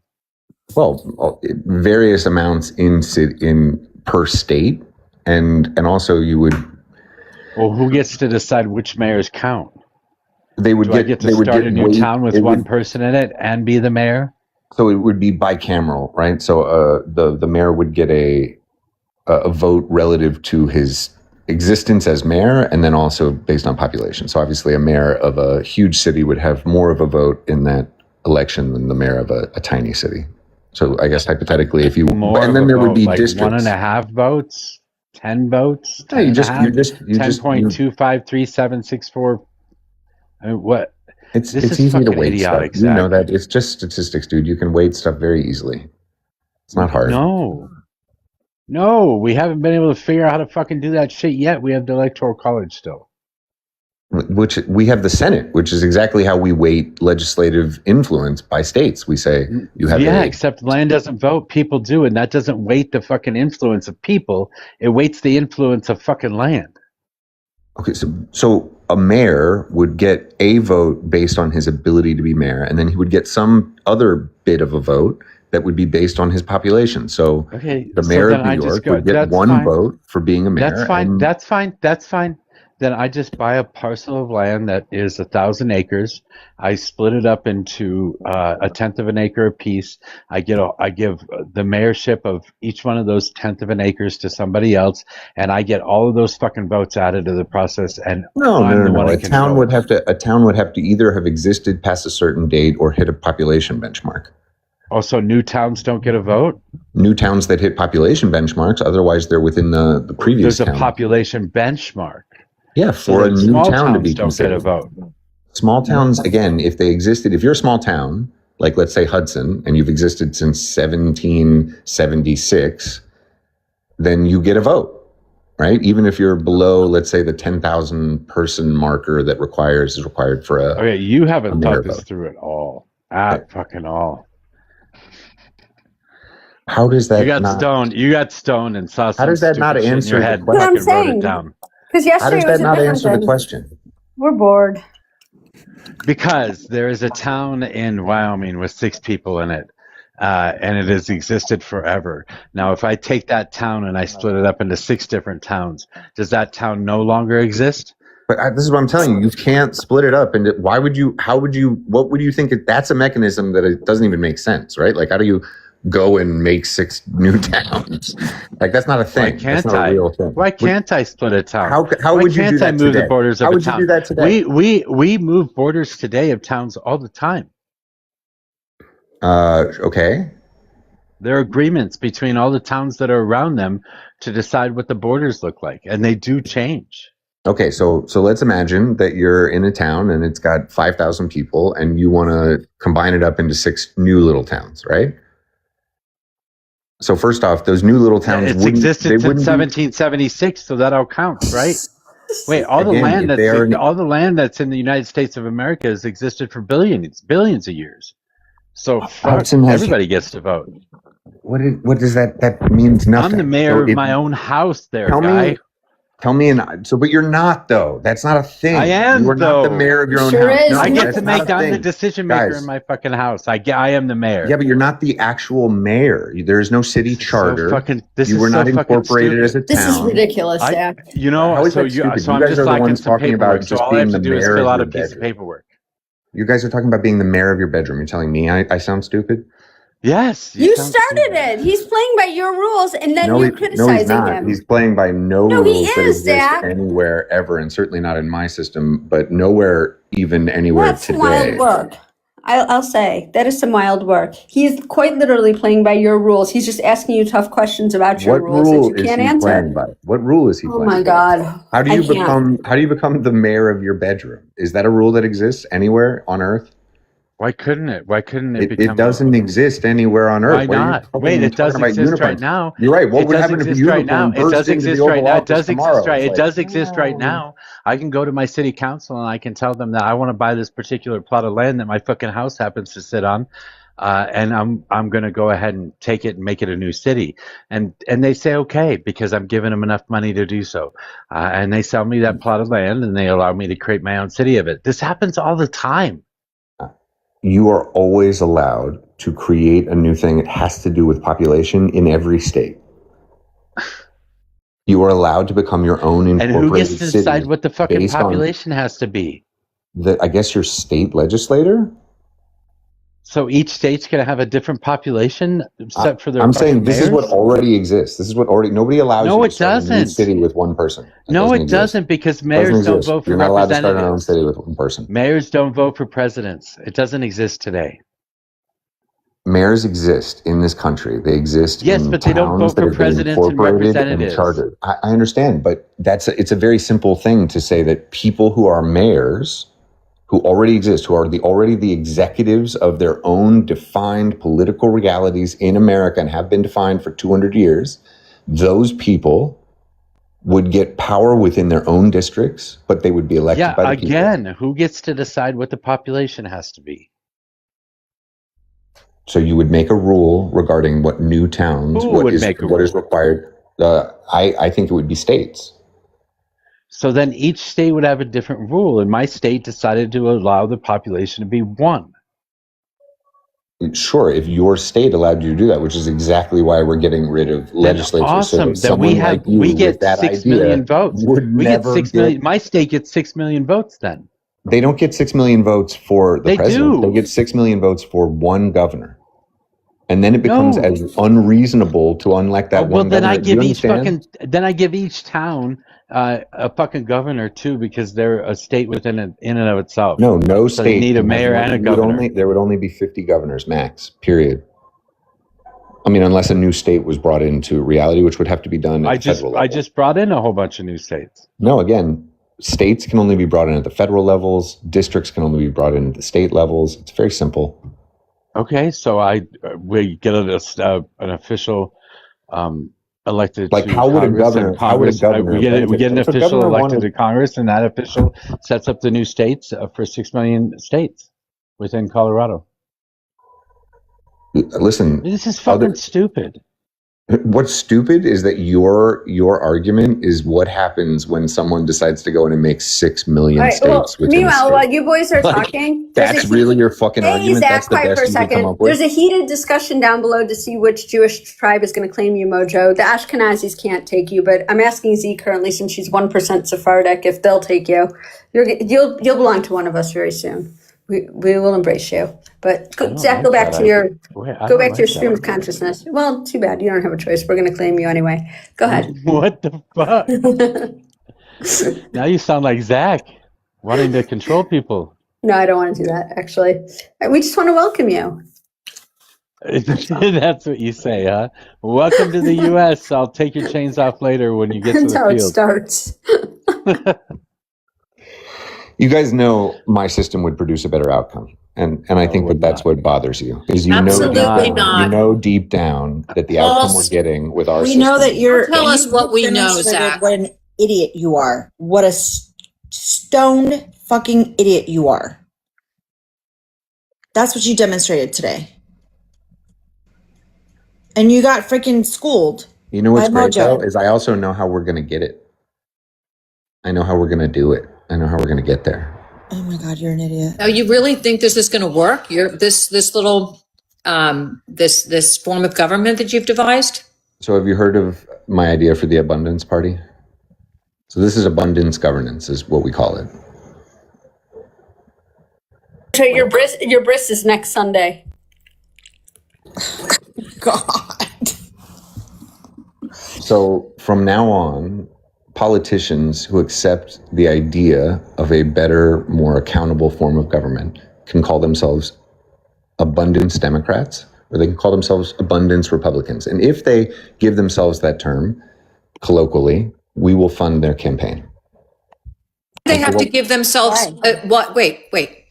So in order to be funded by this government that you're talking about, they need to call themselves abundance, whatever.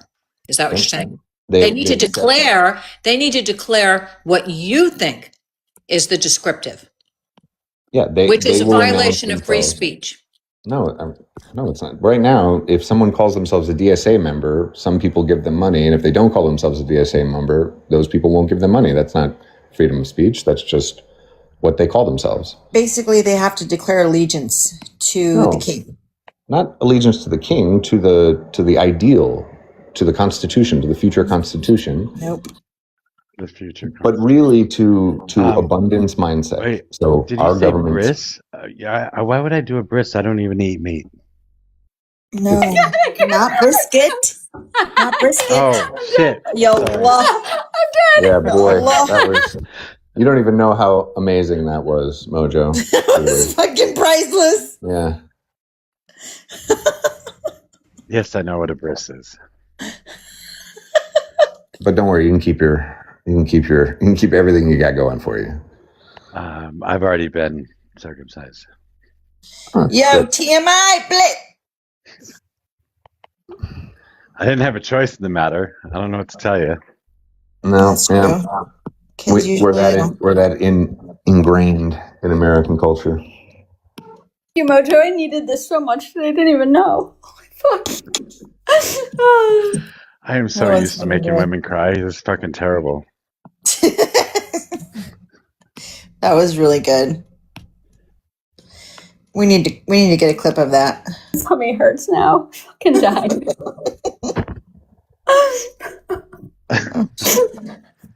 So, Zach, you're not gonna convince 240 million voters in the U.S. to agree to this, and you're certainly not going to convince 3/4 of the states to agree to change the Constitution. I don't know. You write whatever you want. It's not going to happen. So what happens when a bunch of centrist Democrats suddenly become abundance Democrats and a bunch of centrist Republicans become centrist? They become. Mojo, I'm begging you. Can you bring Jeff up and just have him, let's just have Jeff and Zach talk for a little bit. I just want to listen. Jeff, come on up. I'm Jeff. Please. Jeff, come on up. I want to hear. We want to know what you think of Zach. I can't even talk. Of Zach's plan for revamping the government and overhauling the Constitution, or whatever this is. I can't even see Jeff's comments. I'm voting for a serious discussion. I don't know about you. I would like one too, actually. Okay, before we get to the serious discussion, I'm going to do something else first. Uh-oh. I'm nervous. I'm a little nervous too. Well, I may not have done anything. I don't know. They may have left already, but so don't worry about it. I guess they left. I had Stallion and fucking Stallion was my here. guy. Yeah. I can tell her to come back. I can get her to come back. No. No, that's not a serious discussion. What are you talking about? Well, I won't ask her. Anyways, Jeff. Hi, Jeff. Pleasure seeing you today. What's your question? Oh, that's not very nice. We don't have a direct question. We just wanted to hang out with you. I do. Jeff, I have a Don't question pretend for to be you. nice. Jeff, do you want to throw out the Constitution? Oh man, I don't. No. Absolutely not, right?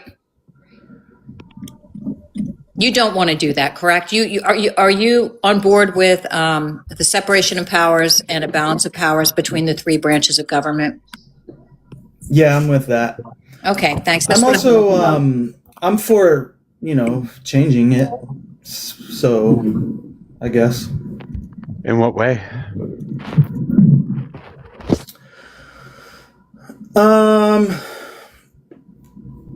There's some pretty good arguments about pew-pews. I don't know. I didn't really think about any of this yet, so. Caught you off guard. I don't know if you were listening to the Zach conversation, but would you change it? Would you agree to change it in any way that Zach wants to change it? I thought it was a good idea, but I really didn't I didn't fully understand it. But you don't have to repeat it. But I did. It was an idea. He's got ideas. What? Basically, you would only have the opportunity to vote for your local mayor. That's it.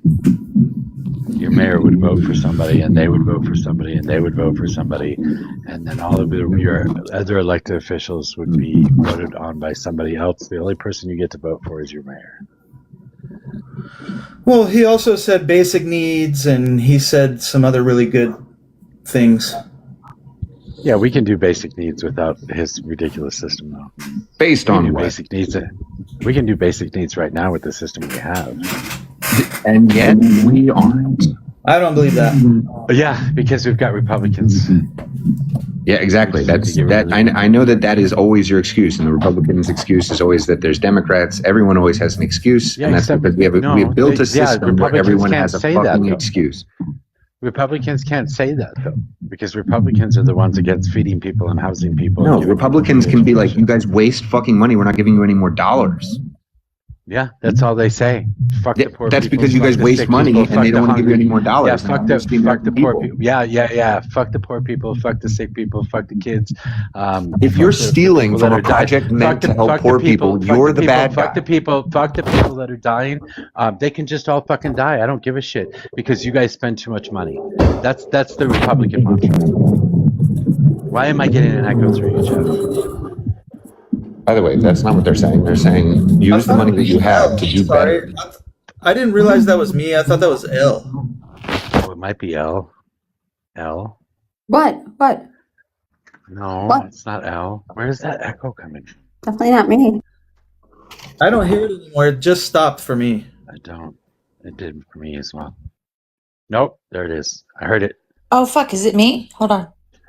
I think so. Yeah, sounds like it because it's gone away now that you muted. Is it back? Nah, I don't know. Hello. No, seems all right now. It's Elo, by the way. Elo. Thank you. Wouldn't it be more palatable for you to be able to vote for mayor, to be able to vote for your judges? I'm not sure in Arizona whether you have appointed judges or elected judges, and to vote for your Congress people and your senators and president. Isn't that more palatable to you? Yes. That's what I wanted to know. Thank you. So here's a dyed-in-the-wool Republican, okay, who would not be on board with the ability to vote for mayor, who would make all the decisions going up to the executive branch, Zach. So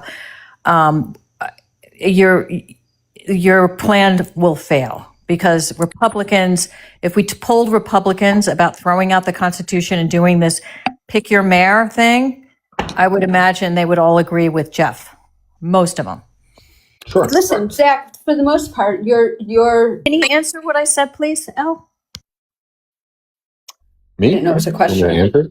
Yeah. So, Yeah, it was. I understand. First off, I don't expect anyone at first glance to immediately be like, you know what I want to do? I want to give up my right to vote for everybody but my local mayor. I don't think that A means that it's not the right thing to do. And B, it's all good ideas are rejected at first, and then slowly as they sort of are explained and it comes into public consciousness and the conversation changes, you know, we start to change, we start to shift. We've got a profound shift coming up, and so we're going to need a profound shift in how we meet that challenge. And I don't think now is the time when people are going to be dismissing good ideas out of hand. These are all your corporate people that you think are going to be coming into power and running the country, right? I think that you shouldn't be able to go from, you know, being a corporate leader to being in the system or being president. You have to, if Jeff Bezos wanted to be president, he would have to go and find a town that he wanted to be mayor of. He'd have to be mayor.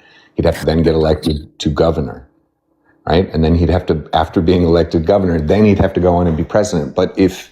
And we'd get to see whether, you know, whether when he went into some town, all of a sudden it started working better and their KPIs started working, you know, access to housing and food availability and cost of living and all of these things, you know, go down. And we're like, oh, wow, look at that on our like hugely in-depth scorecard of how we rate the success of a mayor. He's doing a good job.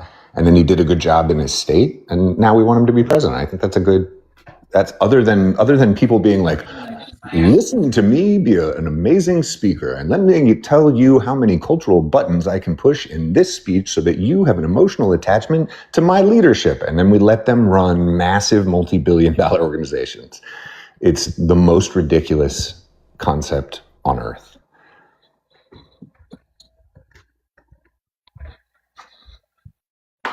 I would rather vote for more people. Go ahead, Mojo. Yeah, I just disagree. That's all I said. I think it's more palatable for people, citizens, to vote for many people in different steads in the government, like judges and senators and assemblymen and assemblywomen and whatever the particular state government it is. Not just a mayor. And then this mayor who you think is going to be responsible. What if they're corrupt? What if they're concealing the fact that they're corrupt? What if they're very good? What if they're very good at concealing that, Zach? What is going to prevent? Well, what's the difference between that in the current system and now? There's no difference. And in fact, there's so many layers of accountability in our current system that it's impossible to find out whether someone is being corrupt, because they've been able to pass the bar and distribute the accountability across. Yeah, but they don't have as much power. They don't have as much power because it is distributed amongst a whole lot more people. So what we end up getting is piecemeal corruption across 1,000 people who all have 1,000 reasons not to find out. Piecemeal corruption is a lot better than individual corruption. Piecemeal corruption is a hell of a lot better than individual corruption. No, it's not, because you now have 1,000 people. Because you have to get 1,000 people. You have to get 1,000 people together to fucking make the decisions you want to make instead of one fucking person. No, that's not how piecemeal corruption works. Nobody gets together when there's 1,000 people stealing a little bit. If you want to pass a bill, you need 218 representatives, which means you have to convince 218 people to vote for the shit that you want them to vote for. In your fucking bill, all you have to do is convince one person. Wait, in where? He wants a king. He wants the mayor. Dictators. Okay, so you convince the mayor to be corrupt. The mayor means. picks a corrupt governor. The corrupt governor picks corrupt representatives, and then they have a hell of a lot more control than they had before.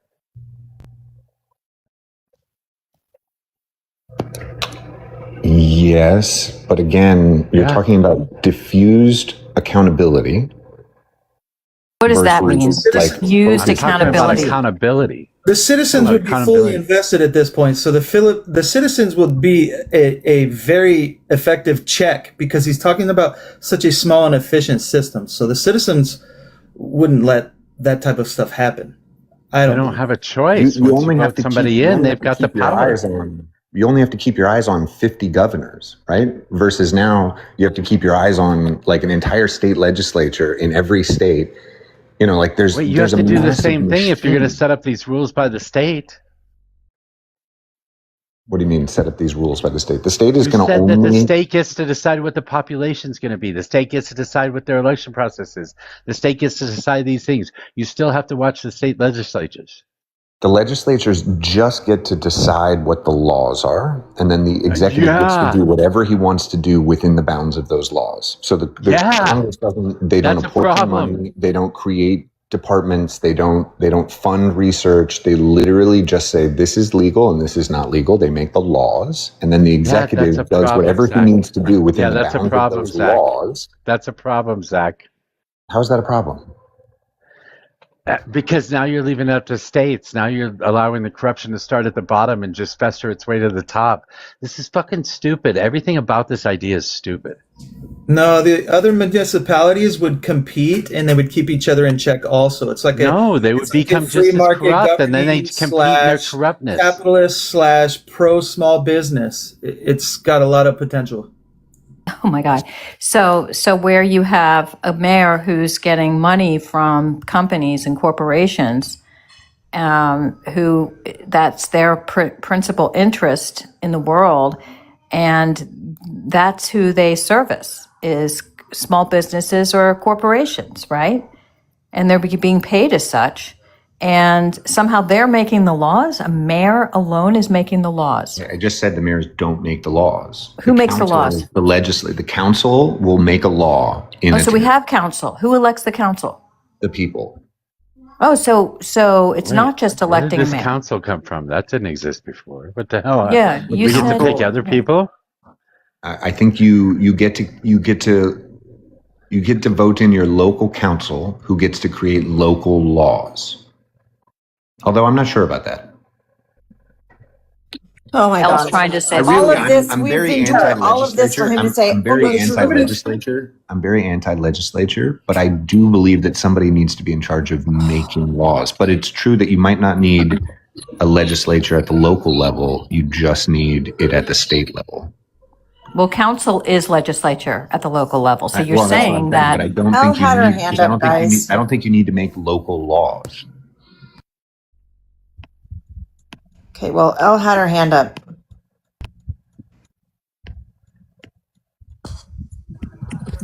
Everybody's just kind of going freestyle here. So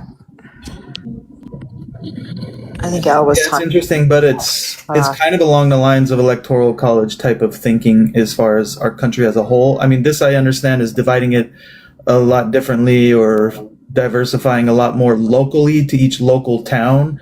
And I think if people in small towns actually viewed their vote to be effective and their ability to change their government locally, I think they would show up to vote more. So that's one of the reasons they kind of don't. Sometimes they feel disengaged from their federal government and powerful corporations and cities kind of taking away from small business. Well, if it was up to them in their town, they can make rules their way. So I think there is rules at that level, or laws at that level, Zach. But overall, you would be required to pay, basic needs. So if we're enforcing that, then.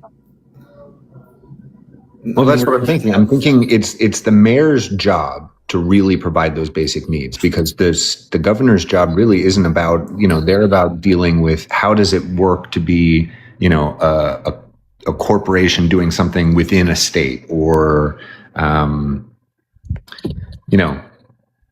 it is your local government that cares about your food, your education, your transportation, your healthcare, housing, and energy. And then your job as a mayor is basically to be like, is my governor giving me the tools I need to be an effective mayor? And the job of a governor is to be like, is this president giving me the tools necessary to be an effective governor? And that's what would drive votes within that system. And you'd get a whole bunch of, like you were saying earlier, Jeff, is the idea is really you want 30,000 American cities competing over how individually they want to provide those services.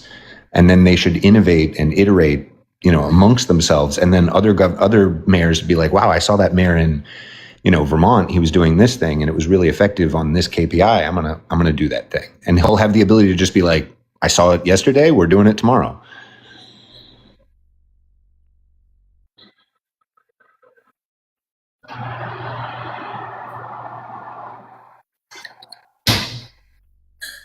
This is just dumb and undemocratic. It is very undemocratic, and it's wow. Definitely funded by his local dispensary. This is wild. Oh, you were trying to say something. I think we need to just raise some taxes. I think we need to do something with the ACA. I think we need to. Democrats are going to win all the midterms, and we're all. Oh my God, they're going to get. No, I think they're going to get smacked in the midterms, guys. You guys are going to get destroyed in the midterms, actually. Yeah, I really don't know, but I have a hunch. I mean, I just feel like Trump's been too much, man. Yeah, but you guys think it's going to be about that, but it's not. On the ground in the Midwest, it's going to be about the very fact that you put, what's his name up in Michigan? Like, this was a really bad move on the DSA. The DSA is going to be the one driving voters to the polls, and I don't think it's going to drive as many DSA people, pro-DSA people, as it is going to drive anti-DSA people. Yeah, except the problem is that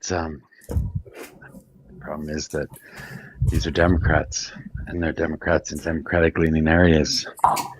So Diana DeGette lives she was beat by a DSA member. I worked for Diana DeGette in the early 2000s. She's a very moderate Democrat. She somehow served in Congress for 27 years. And she just got beaten in a primary by a DSA member who I met at the county assembly. And she has great ideas, and she's got a whole lot of energy, and she's young, and she's ready to get some shit done. I absolutely am glad that she beat Diana DeGette for that seat, and this is a blue seat, and she's going to win that seat, this DSA member. So you can say that the DSA is going to scare people away, but the places that the DSA members have won their primaries are places that they're going to win the general. I mean, I think sure there's going to be some places when the only outcome needed is to win the primary, and then you're sort of guaranteed a blue spot. But in Michigan, in Iowa, in Alaska, in it's like there's a whole bunch of states that you guys need to flip the Senate, and if you think you're going to get all of them by putting out people like nobody's thinking we're going to flip the Senate. I mean, there's a slim possibility that we flip the Senate. We're just looking at the House. And the reason we're looking at the House is because we want to start investigations. I don't think an impeachment makes a whole lot of sense either. So I want investigations. I want every single fucking committee in the House to be investigating the Trump administration and everything they've fucking done over the last 2 years. Everything. I agree. I want an Article 2, Section 4. I don't want an impeachment. If you look at the turnout of votes, Zach, you think we're going to get walloped, I think is what you said.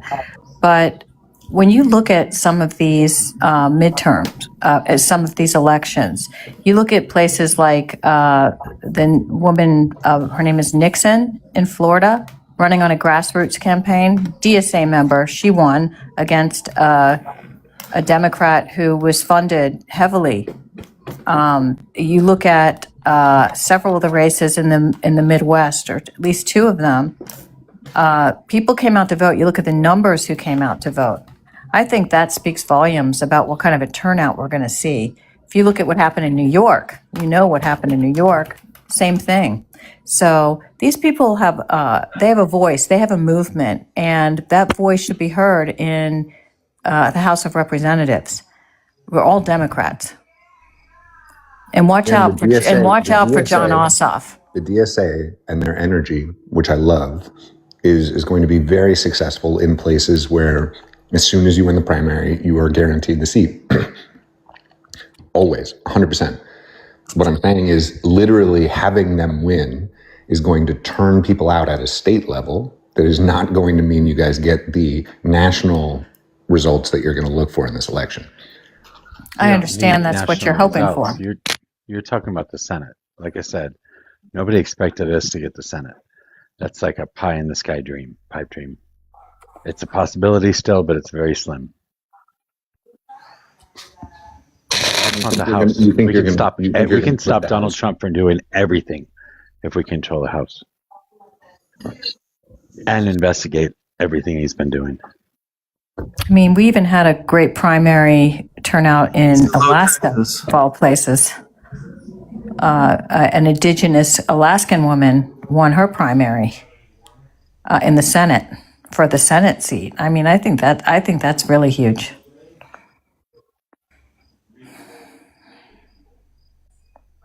So I'm sorry, but you can say whatever you want about the midterms. We are going to take the House. The Senate is iffy at best, but it doesn't really matter. We're still going to be able to control the government through the House.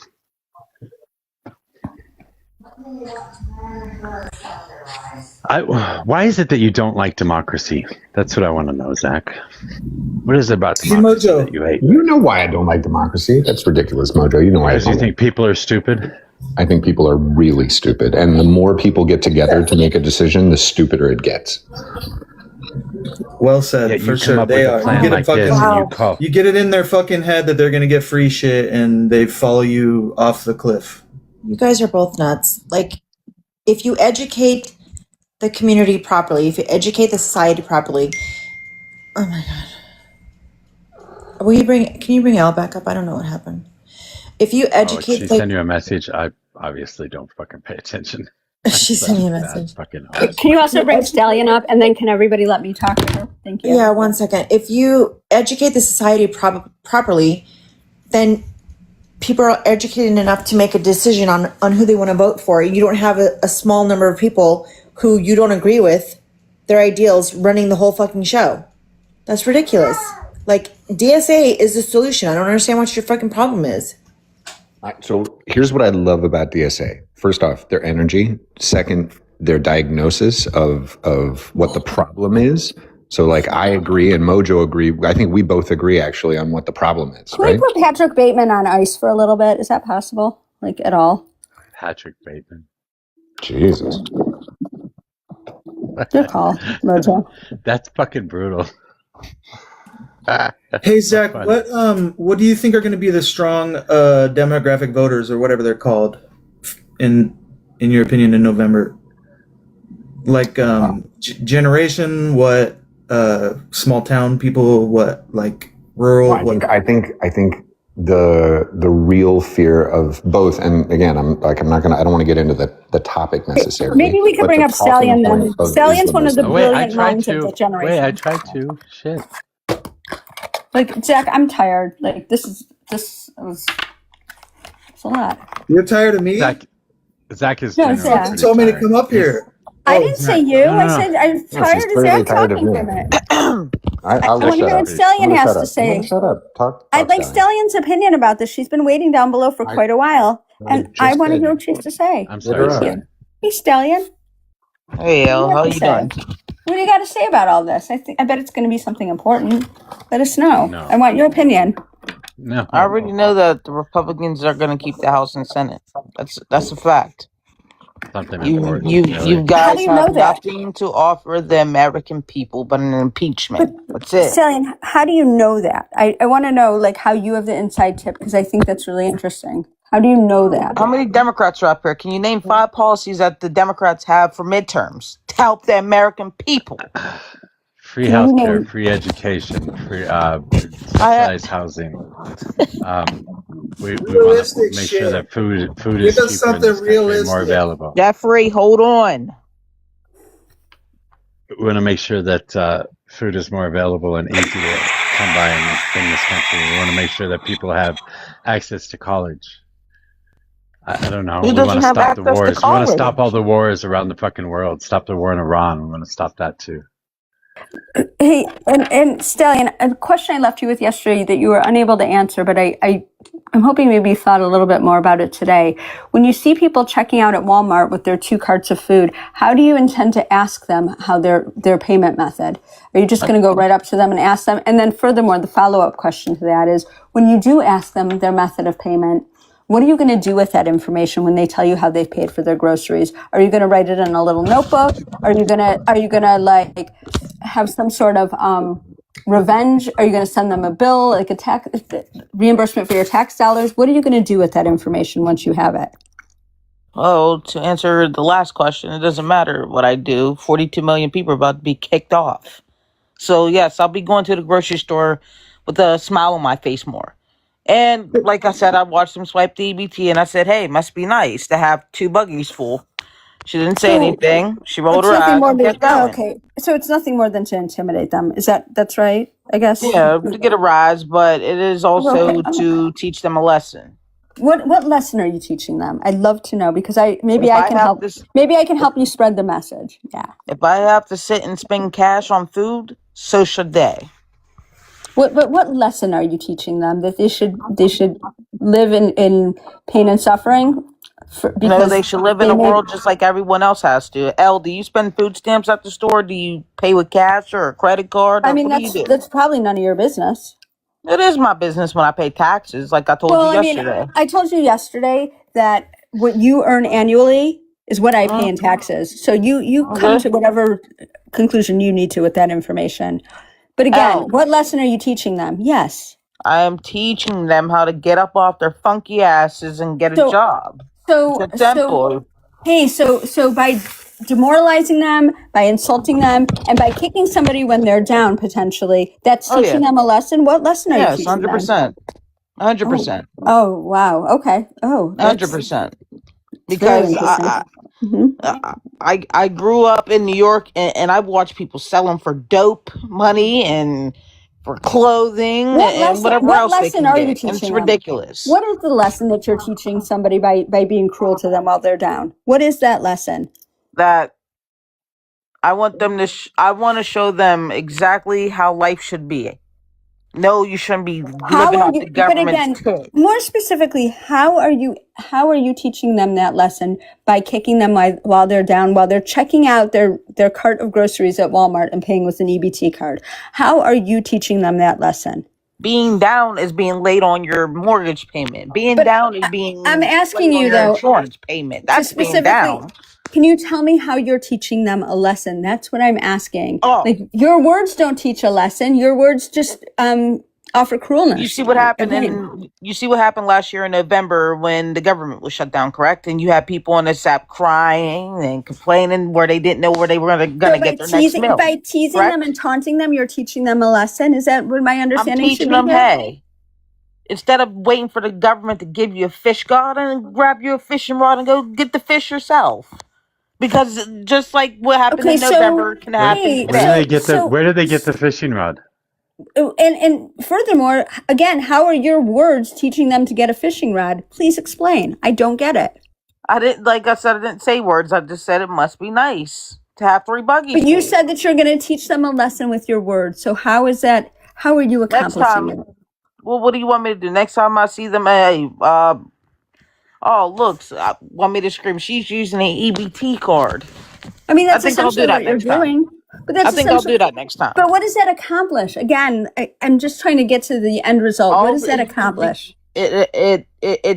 I'm warning the people who actually work for their money and doesn't need a government to help them. Let me give that you a this person's suggestion. leeching off of their tax money. Let me give you a suggestion. Instead of doing that, maybe you could go, since you are living in splendor and you have so much more than others and you are grateful for all the things you have, why don't you go home and pack up maybe any extra groceries, any clothes that you're not wearing, anything like that. And instead of teaching somebody a lesson with your cruel words, why don't you donate all the extras that you have? Why not do that? That's actually helping people. I take clothes to, older clothes or clothes that have just been sitting in my garage for years, yada, yada, yada. And I'll take it down to, I don't take it to, the thrift store because they charge just as much as regular stores. So I do take it down to the women's shelter and yada, yada, yada down by my home. Maybe just for the next 30 days, try, and I can follow up with you to see how it's going. Maybe for the next 30 days, just continue those donations and maybe don't run your mouth. How's that? I've been donating for years. Well, It's never going to amazing. stop.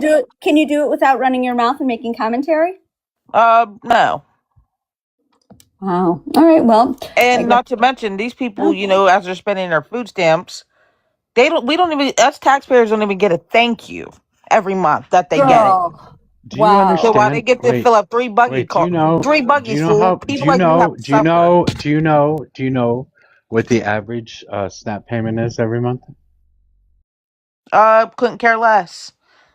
I know have people that get 1,000 in food stamps just because they have fucking 4 kids. You kind of have to. A family of four It's gets an bullshit. average of. A family of four gets an Mojo, do you average. get food A family stamps? of four. A family of four gets an average of $330 a month for Mojo, 4 that's people. BS. That's exactly what the fucking average is according to USDA. Look it You're up. telling me that somebody gets only $350 a month? Come on, I know somebody who used to get $1,000. $330 a It's on month 5 for a kids. family of four. That's BS. A girl They're I not work filling with. up 1 cart, much less 3 carts. You are fucking ridiculous. A girl I work with gets damn near 900 You are in full food of stamps. shit. And she You has are full 3. of shit. You are full of shit. It's bullshit, and I can't wait till 2029 for it to end. And they need to get rid of food banks or anything This else. is the problem. You base your entire reality and your voting fucking presence in this country on fucking lies. It's And not it's lies. gross. It's fucking gross. You are lying. You are lying to me right now. You are lying to everybody that's listening to this right now. Well, it doesn't matter anymore. It'll be gone come 2029. That's it. No It will be ifs, ands, or buts about it. It will be reinstated if it happens before the midterms. If You it guys doesn't aren't happen taking back the before House and the Senate. if it doesn't happen before the midterms, then it will not happen at all. It's not going to. It's not going to. You guys aren't getting the House and the Senate. You guys have nothing to we're offer getting the but House. socialist programs. Whether you like it or not, we're getting the fucking House. Yeah, 100%. I got $100 right now for you, Mojo. Okay, I got $100 for you right now. Hand it over. I'll see you November 3rd. And we'll see. You guys have nothing to offer the American people. We're tired of you. You guys have men in sports, men and people and kids dressing rooms You or are a whatever fucking else. cartoon. You We're are a tired fucking of you. cartoon. You are a fucking cartoon Tired of character. You are a cartoon character. Mojo, please tell me what these people have to offer all the American people, not just people who are sitting on government assistance, because not everybody lives off government assistance. You have nothing to offer. You are too fucking stupid to give anything Tired to of anybody. it, Mojo. We're tired of it. You guys want Medicare, but again, you guys already gave us a healthcare plan, and you find people for it. You guys are played out. We're tired of it. Who's we?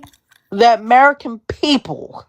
I don't think you speak for anybody really other than yourself. Oh, I know. I speak. Hey, hold on. I'll say Hey, Stallion. I was quiet for a second. So if anybody down below agrees with what Stallion's saying and is part of her collective we, put a 1 in the chat, please, guys. Yeah, just tell us down below if you're a part of that collective. And Zach, hey Zach, hold on. Hey Zach, are you a part of the collective we with Stallion here? Does she belong to the Abundance Party? Yes. That wasn't the question, Zach. My collective we is just Abundance Party members. Right. So your collective we is only me. We get that. I got 3 1s. Let's go, That's guys. Jeff 3 times. So come on. Hey, that starts W stat. Hey, thank you. And again, Justin. that's just Jeff. So like, thank does you, it really count Justin. anything? Jeff and Gary. Thanks for the rose, Jeff. Thank you, babe. But like I said, I'll rephrase it. As taxpayers, put a 1 in the chat, please, and thank you. You see, people like you guys are played out. You guys want you guys just want to hand over socialist programs. We're tired of it. We're tired of it. We're tired. We're tired of you harassing people at the grocery store just trying to check I don't harass people. I say it must be nice and I go on about my day. How about you don't say anything? Food stamps every month. Don't worry about that. I actually bet that you probably don't act like this in public. This is just a persona for you to be on the internet. I'm Italian. Hey, I'm Italian. I know you're an asshole, but like I don't care. I think in real life you probably are pretty like meek and probably unassuming, and you would never say shit like this out loud. No. No. I am the fucking who can I say? I am the Carmela Soprano of the fucking I highly doubt that. I highly doubt that. I get the impression that it's I quite the speak opposite. my mind, and look, I'm like this on every live. I I'm know like it you on are, every but that live. I doesn't never mean you're like changed this up in on real any life. live. This is a persona. This is a So this is what? an image that you're trying to upkeep that is So not what? based on real. It's not based on anything So real, what? right? So, So you don't what? deny it. Okay, cool. All right, cool. But like I said, come 2029, it's time to get rid of food banks. I see that they're getting rid of free school lunches. That's another thing that my property tax pays for, and I don't even have children who go You to know what's funny? schools. That That's another property thing tax. Hey, I'm okay with. that property that your husband went out and earned for you. You didn't earn it. You sat on your ass at home while your husband went out and worked and got the property. The taxes you pay, you don't pay those. He pays those. Like, Oh why are no, you? no. Hold on. Honestly, you are nothing more than his welfare recipient. You know that, right? You get Hold that. on. You get that? That house came from my parents. That's in my parents' name. Okay.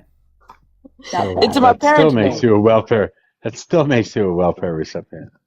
Not exactly. I didn't lay all my ass and not it What did came you do from to earn that generational then? wealth. What did It you do came to from earn Yeah, that? generational wealth. it certainly didn't come from you though, did it? Yes. It has my name. Like I said, it has my What did our you blood do to name on earn it. it was the question. You are a Oh, I welfare finished. Well, recipient. You've done what have you contributed to this country, to this my great father, country? Huh? my father actually told me to I asked you what finish. you've contributed. That's not answering my question when you started with my father. You asked me what I did to earn that house. My father told me I had to finish nursing school before anything else. I did, and I earned it. Next question, please. What but you that house it was given to you. So Do you not what? understand that? It's not given. It was a gift. There's a difference. Mojo, Ella He wants didn't you to just say, check the "Here, queue. here's the key, Ella and wants there, you to have check the at it." queue. I can go on mute. I'm good. All right, Elle, stay on mute for the rest of the time, please, until you're spoken to. Stay in a child's place. Thank you. Oh no. Stay in a child's place. That's not how this. Stay in a child's place. Hey, Ella. Good evening. How you doing? I believe it's evening Hello. morning time, or How you doing, Ella? I'm all right. I was just curious what was going on, what we're hollering about. Just stupid ideas that Zach has, and then stupid ideas that Stallion has. Equally stupid, right? Yeah. Honestly, If only you had principles. I'm the only one Mojo. that does have principles. Mojo, can I ask you a question? No. Can you invite Amy Sassy and invite up here? She always has something to say in the comment section on every live I'm in, but she never comes up. I'm curious now. Oh, there she is. This should be good. Amy, I see you're always in the comment. I want proof she's that you're a she's nurse. track star. She's a nurse. I want proof that you're a nurse. Say it one more time. I want proof that you're a nurse. Who are you that I need to give proof to?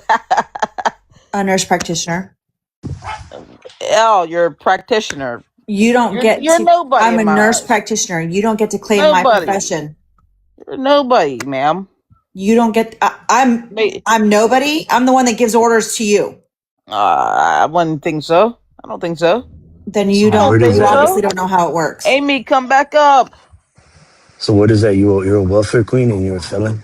That's crazy. I'm not a welfare queen. I did 2 years in the feds for wire fraud, but I'm not You're a a welfare fraudster. queen.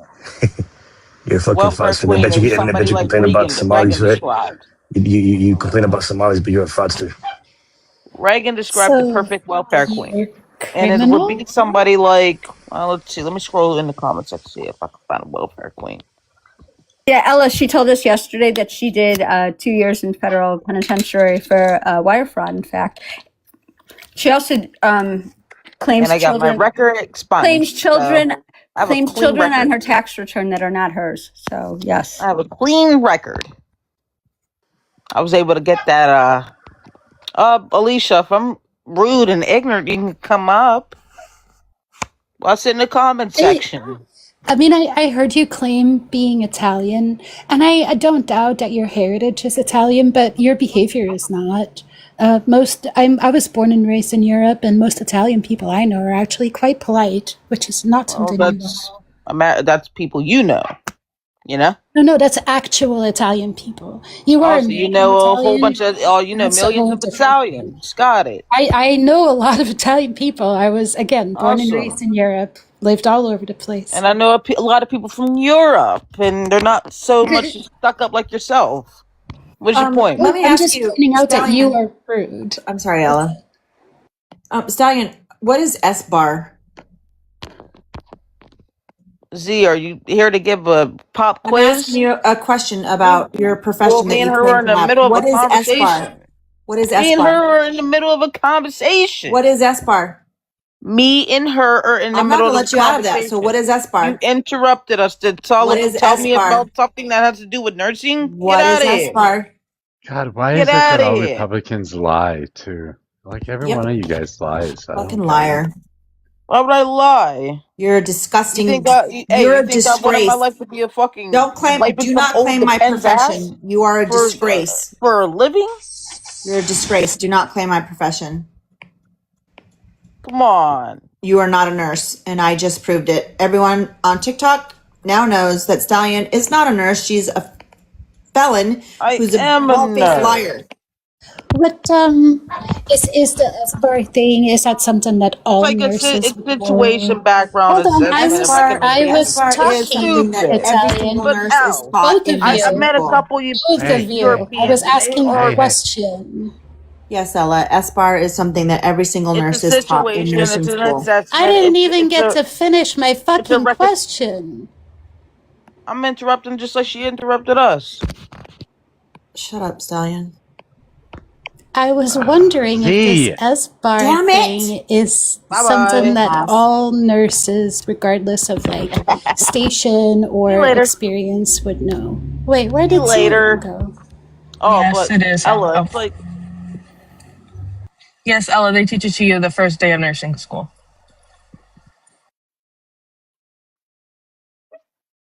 Okay. I don't know what it is because I'm not. It's a handoff. It's a handoff of sorts. So like when a new nurse comes in to take over for your patient, you give them SBAR. So it just lets them know if anything happened, over your shift that they should know about that is essential to their care. Where did C go? She said, "Shut up." Oh, okay.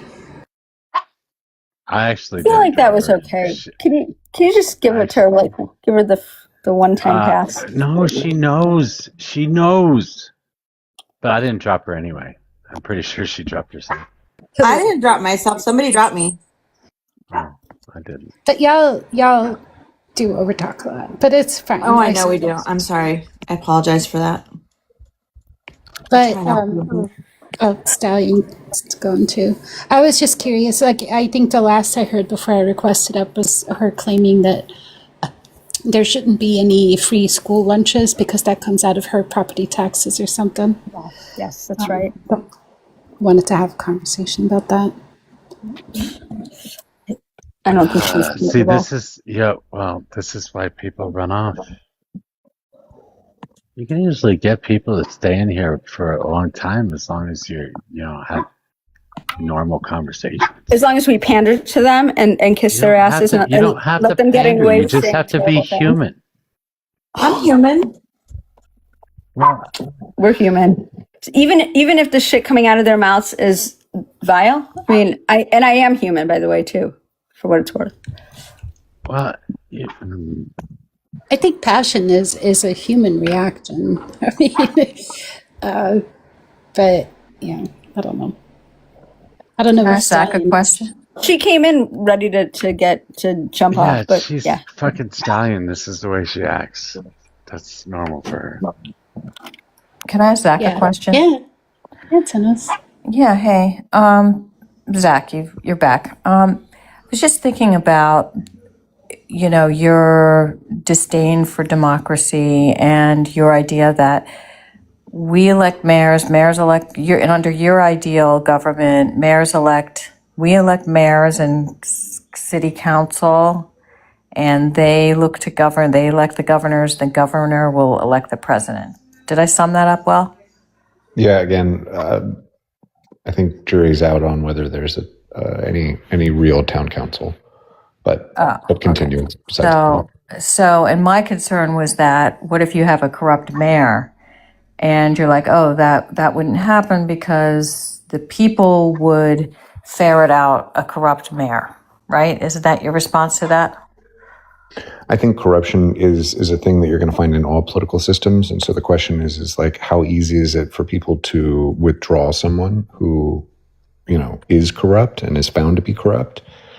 And I also think that less like individual parts of a big corruption equal less protection of that corruption. So if it's like a governor or a mayor who's like solely accountable for everything, every decision but has to get rubber stamped by him, it's very easy to be like, oh, this is corrupt. Like we're seeing it. It's right there. Nobody gets to blame this person or that person or hide it amongst, a bureaucracy. It's like it becomes very transparent. And so what's the mechanism for getting rid of the mayor that's corrupt? So, we've talked about this before. I think every citizen should have a digital sort of like hub, and everything about their governmental or citizenship life should be on this hub. And so I think there should be a very easy, meaning like, so you just literally go onto your hub app and you press recall mayor. And if 75% of the citizenry hit recall mayor at any one time, not a button, they get recalled. Okay, so if you're concerned, go ahead, Al. I think it was Ella or Al. I don't know who was talking, but I guess my concern is that we're seeing a lot of corruption in this administration. What do you condone that? I think I think that the president is wholly underpaid, like deeply underpaid. I think they should have the ability to make $10 billion with 2 terms. Well, apparently they do without rules or boundaries. So no, but that's what I'm saying. We wouldn't have them doing it anyway if they could just make it by being successful at being president. Wait, I'm not sure I follow this. Go ahead, Ella. What for? It's that $10 billion is not going to benefit the country. Why did they need to make that much money? The whole idea is to have less hoarding wealth. I don't think presidents should be able to have any work after being president. They should be tied to the state for life. Their job should be to like join a presidential council that essentially makes sure that the president is staying within their bounds and is a mentor, and maybe they mentor governors. But like we should be buying their fealty for their life. Yeah, but nobody needs $10 billion to make it to the end of their life. A couple million is enough, Zach. We don't need to go over. You might need it not to work. Like right now, presidents make. No, there are people who don't work and who don't have billions of dollars. They have millions of dollars. Okay, I mean, so we could discuss what you think is an appropriate thing. I think that if you are the CEO of a company that was managing $30 trillion in assets and $7 trillion in revenue, like. If just according to how we pay CEOs, you'd probably make in the billions of dollars. I wasn't CEOs. Yeah, I wasn't. In my system, they essentially would be, so they should be compensated as such. Yeah, that's why your CEO is. That's why your fucking system is stupid. Do you think Donald Trump should leave office at the end of his term? I'm quite sure he will. But do you think he should? Yes, my question. I think he should. Yes, I do. Why? I think that's what our system is, and that it would do more harm to good to our union if he tried to change it. Even though, by the way, he's perfectly within his rights. If he got an amendment to the Constitution, he's perfectly within his rights. Certainly, we've had presidents that had 3rd terms before. Like, it wouldn't break our country, but I don't think it would be good for it. Wait, I'm sorry. Educate me. Who's had a 3rd term? FDR. Did he really? Had like 5 terms. No fucking way. And then we amended the Constitution. I learned something today. Thank you. Yeah.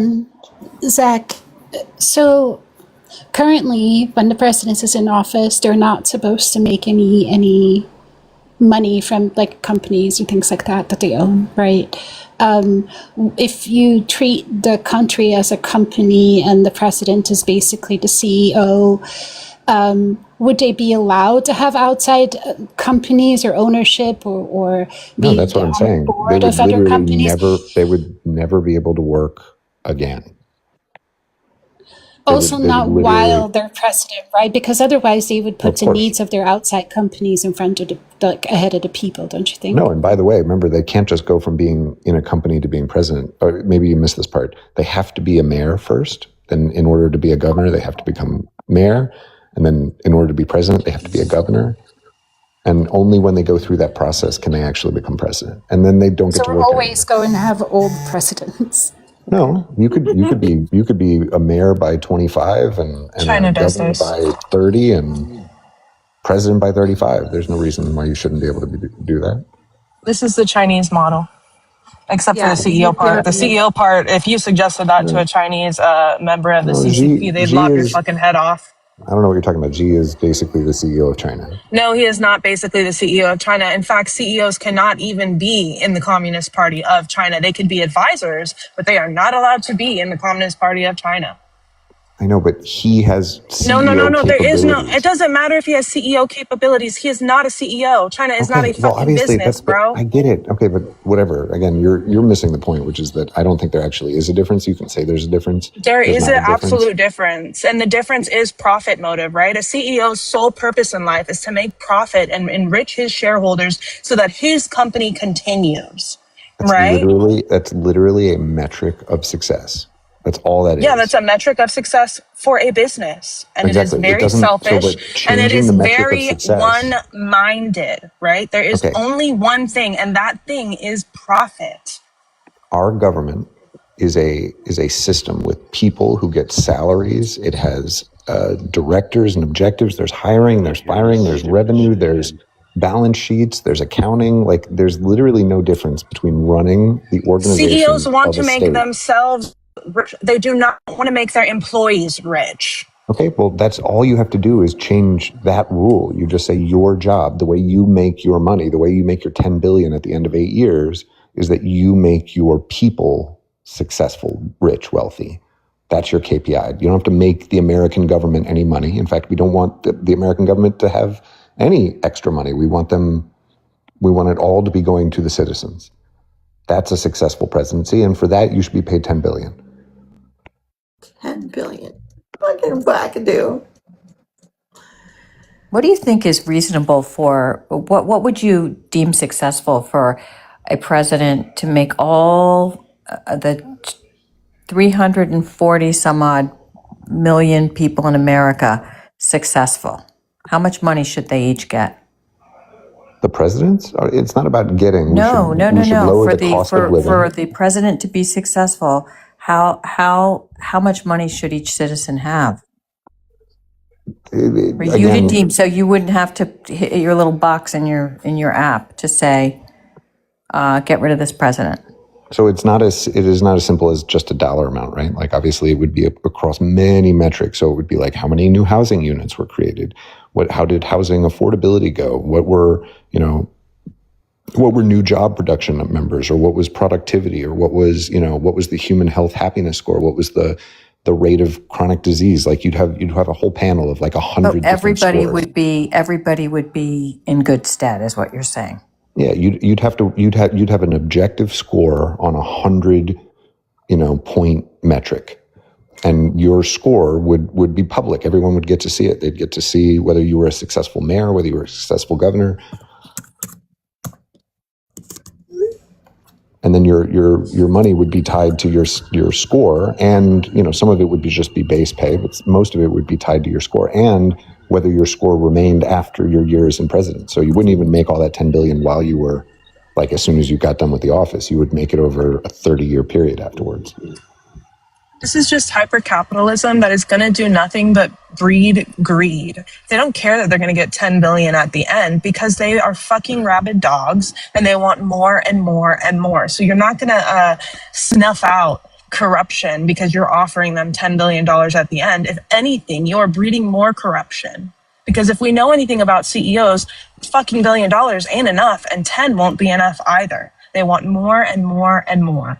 This is a dumb system and would just, it's fucking fascism at the end of the day.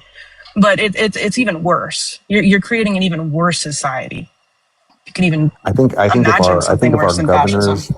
I think our governors saw their states like they see, like other billionaires see their sports teams, and they were like, "How do I make my sports team the best in the world?" Yeah, it's and that's what not they were gonna all work like thinking. that.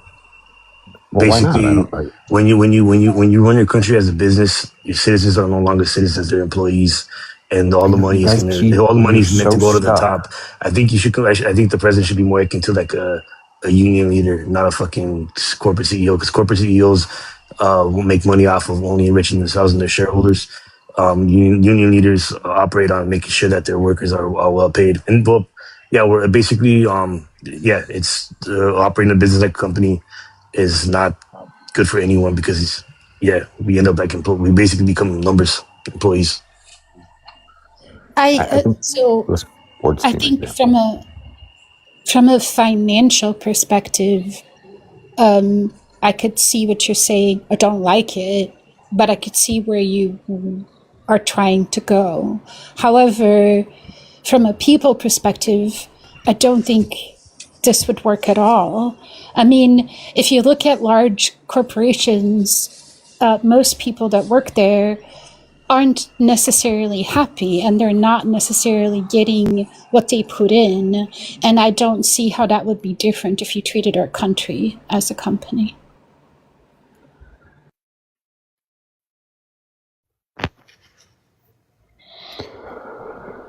Is there a governor that you would think right now should be voted for to be the next president? I don't. I mean, I think DeSantis is crushing it in Florida. I think Oh my God. Florida is. He said in his what the fuck in his own in his own state. What the fuck? Texas is doing very well. I mean, if you look at net migration and you look at Florida is doing all of this. They run Florida with a budget smaller than I think New York City, and they have a 29 million person state that has no personal income tax and is getting rid of property tax. I would say that is the kind of thing I look at and I'm like, wow, that's. Have you looked at the poverty line in Florida? I mean, what's the poverty line in Florida? Because I don't give a shit about no taxes or no fucking income tax or property tax. What is the fucking poverty line? I don't know what that means. The poverty line, how many people are impoverished in fucking Florida? I don't know what that means. Compared to the national average. I don't know. I imagine that there's a lot of poor people in Florida. I think you should have looked into that before you spouted off about other things about Florida being successful. There's always been a lot of poor people. Oh, if they're great and they're eliminating, if your idea of a great state that can be financially and fiscally and economically stable and good, and you want to model our country off of it, I would think that you would have proof that reducing these taxes would also reduce the poverty rate. 1 second, guys. Well, never mind. They dropped. Please continue. So I actually had some questions for Zach. How would your system, the way you're describing it, be any different from a benevolent ruler in a monarchy? A monarch generally can't be voted out, and they generally pass down their job in a line of succession, and there's no predetermined term limit. Well, you're already advocating for removing that term limit. I'm not. 2 terms, 4 years. That's it. So you'd rather keep that? You wouldn't vote for Trump for a 3rd term? What does that have to do with my system? Because this is part of your system. I think that the reason I would be okay with Donald Trump on a 3rd term is because I think he's a rare person doing a rare job in that job, and I think our system discourages people like him from being in that position. I think my system would encourage people who were more effective than Donald Trump to be leaders, and I would hope that like it would be interesting to see a succession of brilliant people do what they thought was best for our country. Name for me one CEO that did all the things that you claim within 2 terms. 8 years. But what do you mean, what things? CEOs, again, have different metrics, so you can't say, but who are the CEOs that and I I'm think would not be saying use any political metrics, use your business metrics. Which CEOs did everything that you claim within 8 years? So I think that Jeff Bezos is an incredible administrator. He's an incredible systems creator. So I think early on in this new system, it might be best to have someone like Jeff Bezos. And then I think it would be interesting if you got your systems right to stabilize it with someone like Tim Cook. And then once you were had good systems and you were solidly stabilized and hugging along, then I think you would want to turn back to someone who was an innovator like Elon Musk. But and then Jesus Christ, get off your fucking knees. Get their whole bunch of people you could cock out of your mouth, dude. Chill out, B. No, I'm specifically asking this because all those people you mentioned took them well over a decade. Tim Cook worked at Apple since the 80s. 100%. But he had many failures, actually almost to the brink of that company collapse. Same with Bezos. Like in the early 2000s, he had already been, 6-7 years in, and he was close to defunct. The company he founded. So yeah, I mean, there's no question that there's a difference between Tim Cook. Tim Cook is, again, he's a stability guy. He's a huge systems guy. He's a good diplomat. I think that you'd start with someone who's like a preternaturally talented with systems. So someone like Jeff Bezos, but I'm sure there's others, they're just lesser CEOs. But there's like really amazing small CEOs that would be interesting to watch. And I think, again, giving them the chance to come in and like take the helm and like be like, this is how we could become an even better country. I think that would be awesome. Dude, if you do that, if that happened, the guillotines would fucking come out like that. You think people want more fucking Hold on, let me finish. Do you truly think people want more fucking billionaires in this country, running this country? You are so out of touch, it's not even fucking funny. This is sad. You really think that they want more billionaires? You think the people who are out here and can't afford anything want more billionaires, bro? Remember, in my system, everyone's food, education, transportation, healthcare, housing, and energy is top-notch and free.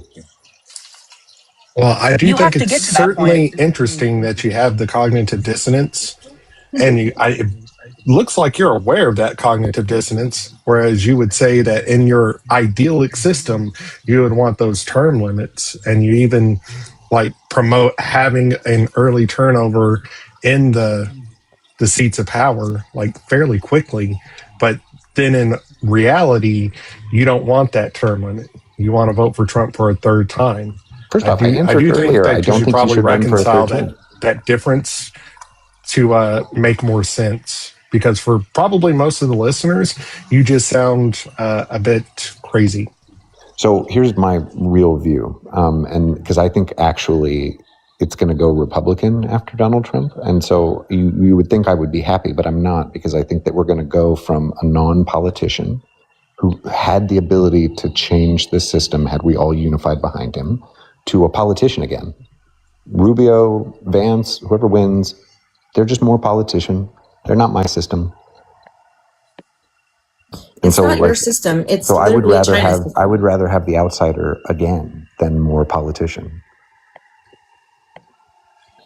You came in here saying that you developed a new system that you wanted to talk about, and it's not even your system. It's China's. No, China would lop his fucking head off if you brought this to them. They'd call him a fucking traitor. I very much admire China. I admire what they've been able to do over the last 25 years for their population. They've taken 800 million people out of poverty and starvation. They've created, property ownership for, hundreds of million more people than exist in our entire country. I mean, it is literally profound what they've been able to do. And I think they were able to do it because they had a system that was built to be nimble and effective, and not just based on people's fucking I do also enjoy you elaborating on that cognitive dissonance as well, because for that society, they have no religion. They actually haven't had religion in a couple thousand years. And even that state specifically renounces all religion. Like, you cannot practice there. Yet you can practice religion you're there. Yes, super you can. Israel, like you can Zionist, certainly whatever. practice religion in China. That's a ridiculous statement. No, there is no state funding of any kind of religion there. They admonish it. Did I say anything about state funding of religion? I don't think I did. I certainly wouldn't have, because it would absolutely Well, if there is not no be in my communal system. funding, how do you worship? I'm pretty sure that Jews don't need communal government funding to worship, nor do I think any other government or religion should need government funding or any sort of government involvement. If you cannot to worship, have a place of worship because it's essentially banned by the government, it's not essentially how banned. do you There worship? Are you just at home? Are you just trying to pass this down through your own lineage? Like, you're not spreading the word to anybody, because honestly, that would probably be seen as a state crime. First off, also, this is my vision for America reimagined. This is not China. And so I don't think that in our system, even if it was like the system that you're describing, which is not China, but even if it was, that's not the system I'm talking about. I'm talking about a new America. An America, of course, would You're just talking about fascism. We've seen this before, bro. We've seen Nazism before, dude. We do not need to marry the state with corporations. It's ridiculous. Exactly. What do you think? Literally, we're separating corporations from the state. No, you're this is how not. you get them out of the state. Yes, this is how you get them out of the state. Zach, what do you think of company towns? I think company towns were very effective in providing workers in those companies. You mean by keeping wild work? Do you know why company towns? So you want to turn the U.S. into a big company town because some companies so they can control their workers. That's what it was for. Sure. Company towns existed because there was no regulation against it.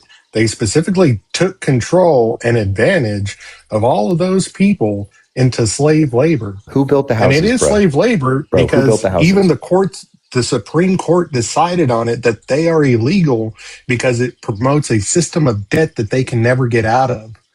It doesn't matter if you're paying them $1 an hour if it's costing them $2 an hour just to live. That perpetuated debt means the money cycle isn't actually flowing.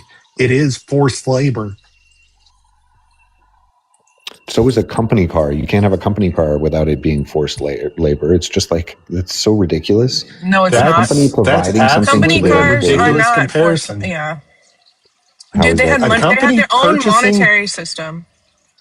A company purchasing tools or other equipment for workers to do work is not the same as charging charging the worker to do work. Those are two separate things. The corporation do slave owners build slave quarters, Zach? Housing. Do slave owners build slave quarters, Zach? Do they have slave quarters on their fucking plantations? Yes or no? That the slave owners, the benevolent slave owners, let their slaves live in. Do you hear what you sound like right now? Nobody who has ever worked for a company town was legally not allowed to just pick the fuck up and leave. They couldn't. Yeah, it's hard to leave when there's only a monetary system that is based on company money that you can't use fucking nationwide. They had their own monetary system. They couldn't pack up and go anywhere. They didn't have fucking money. Leave your country? You know what happens when what happens to your investment account or your stock options when you leave early? Zach, that was literally during debtors' prisons.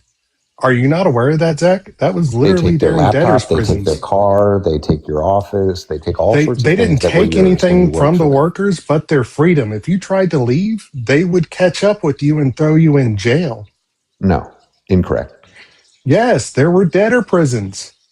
It's explicitly what that was for, to keep the workers there and working. A debtor prison means that you took out some sort of a credit loan, which means that if what you said was, I would like to take this company house and I agree to pay from the company stores, and then I didn't work, and so that money that I was here for a month or 2 months wasn't money that I actually earned, but like there was no system where you would make so little money that you would never be able to pay it, and then Yes, it was. That's exactly we're what going it to was. stop here because you literally do not have the education on this subject to have this conversation. If you're saying that system did not exist, which we have literal textbooks and SCOTUS Supreme Court decisions That would have been illegal. outlawing that practice and debtor systems, you cannot have this conversation. So we had you debtors need to actually prisons go for a read long on it. time. That We had system debtors existed. prisons for a long time. You don't get That system get a existed, debt. Zach. Nobody No, you're can not going to sit foist up a here and debt tell me upon that you. it doesn't exist when I know Nobody for a can fact it foist a does. debt upon you that you did not voluntarily take. No, you were indebted to the company store. That system existed. It happened. It literally happened. There were millions of Americans involved in it.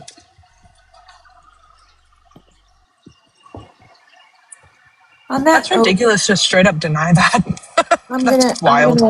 I'm gonna bounce. Thanks for letting me chill. I'm sorry for talking over anybody. I apologize. You're fine. For being passionate and slightly aggressive. Have a good night, guys. Good night. We all are. No worries. Yeah.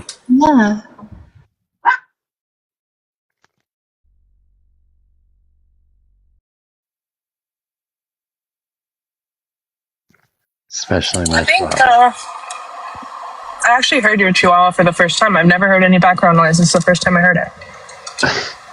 It was very light, though. I could barely hear it. She's mad because I'm not throwing the ball to her. Throw me the ball. Who's training who, huh? Who's training who?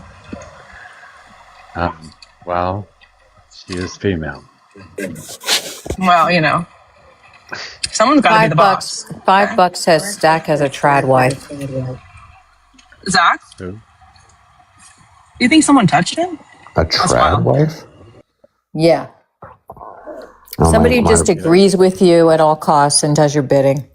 Dude, you couldn't be more from the. She is a force, but not a compliant or easygoing or certainly not traditional force. Interesting. She's very successful in her own right just by coming from a lot of money. She's Just what you're describing is completely successful. fascist. So I'm just wondering if you have a fascist household.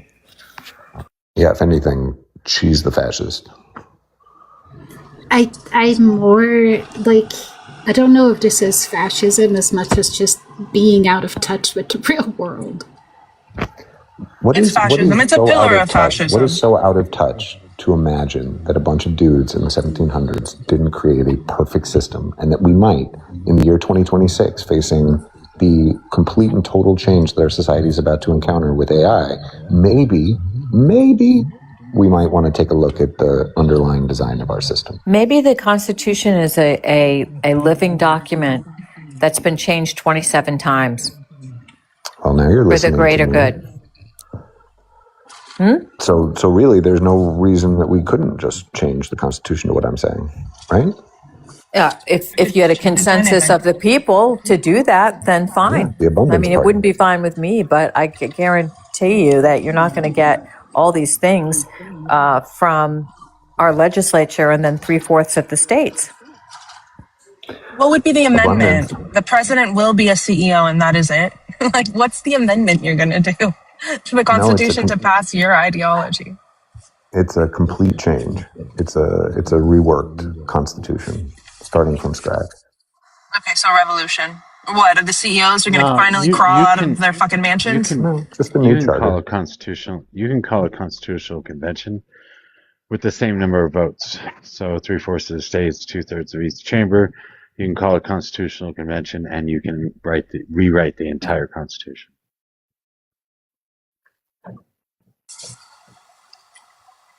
I would rather go eat glass than live in this fucking society. I think you It would sounds like a be nightmare. immensely satisfied. I think, and if you chose to be You've upset never about it, said that to a woman in your fucking life. Shut up. yes, that's obviously not the case. But I think a lot of it's a bad idea. I think that it might be a little more palatable if you let everybody vote for every single aspect, but I just don't think you're going to get people to give up their right to vote. You know, I think that, listen, by the way, if we continue going as we're going, you know, like they're talking about the 19th and stuff. Like, I think that we're better off saying, how do we get away? That has a chance in hell of passing, do you? Certainly not today. I don't think I think you would be amazed at how quickly countries can change when the world changes. And I think that that's what people are not really accepting, is that we're in the age of revolution.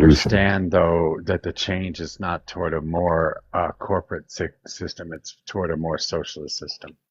This is a more socialist system. Socialism is the answer to capitalism, not corporatism.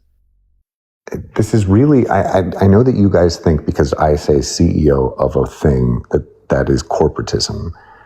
But what I'm saying is that we have a system that should be built to supply socialism to the masses. And then we need the best people on earth to make sure that system runs correctly. Best people on earth are the people. No, that's just not true. Do you think the best surgeons on earth are the people? Do you think the best airline captains are the people? I think they come from the people. I think they come from the people. I don't think they're business owners. I don't think they're corporate CEOs. I don't think they're people that tell other people what to do. I think they're people that spent the time and energy and the will to learn their trade craft very well and to be able to do that trade craft. I don't think Donald Trump learned how to do a goddamn thing. I think he told a bunch of other people that learned how to do things to do things. I think that what you guys are missing to run it as a corporation, I think is getting rid of the subject matter experts. No, of course not. Do you think CEOs get rid of their subject matter experts? No, but they generally don't know the subject matter experts for the most part. They know the couple people that they have direct involvement with hiring, the people that actually pick the people to hire. The CEO might know that person, but they don't know the other people that person hires. They're playing golf, man. The CEO is playing fucking golf. Sure. I mean, first off, CEOs play golf sometimes, but the best CEOs are like, they're maniacal workaholics that don't do anything but work. That's what a great CEO is, generally. Yeah, but we don't have any of those. Those don't exist. Dude, Trump is a maniacal. I mean, he plays a lot of golf, but he is a maniacal workaholic. What? No, he's not. No, he's fucking not. He doesn't have fucking work doing anything. His work consists of fucking tweeting on the fucking toilet at 3 a.m. But like it's George like W. Bush. and George what W. he Bush deems. was not a workaholic. I don't Bill care. Clinton is sort of a workaholic. But Donald Trump literally is most concerned with his architectural vanity projects in Washington, D.C., rather than the fact that we have over $4 trillion in debt and that we have a war going on. And that's what he's doing a presser about. I mean, how is that working his ass off? So most people who are worth multi-billions are just people who literally, if you took all their money away from them tomorrow, all they would want to do is work, because that's what got them to be billionaires. Billionaires don't just magically, you don't pour water on them and they become billionaires. Like the people who like make 100 million and then go sit on yachts for the rest of their life, those are just a different type of people. People who become billionaires are fucking maniacal workers. Yeah, your fucking billionaires are idiots, and they just get people to do shit for them.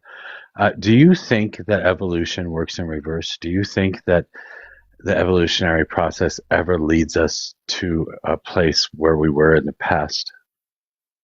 I think that everything moves in the direction that you incentivize it, right? So I think that there's that old.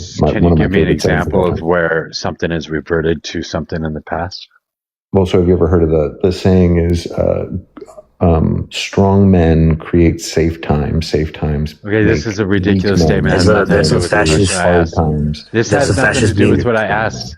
This has nothing to do with what I asked. Can you tell me any time that evolution has ever led to a reversion?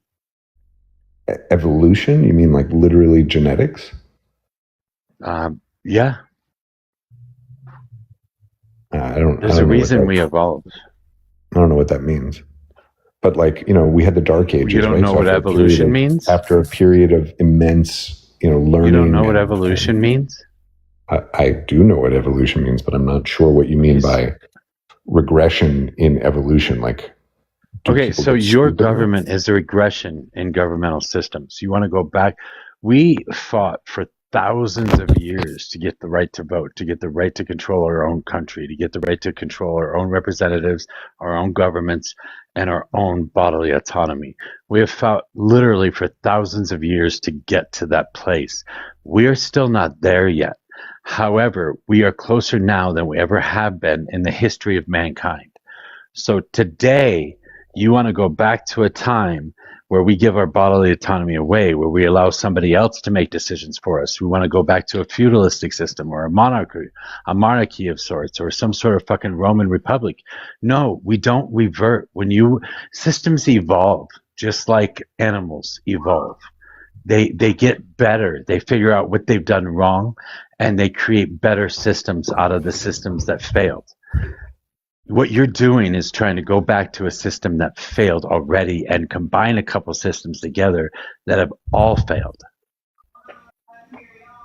I don't think that's fair at all to say that because I want to go to a system where the thing that the government's supposed to do is actually done by the government. That seems like an evolution to me. The reason we went to democracy is because we were like, fuck, monarchy is not doing what it's supposed to be doing, which is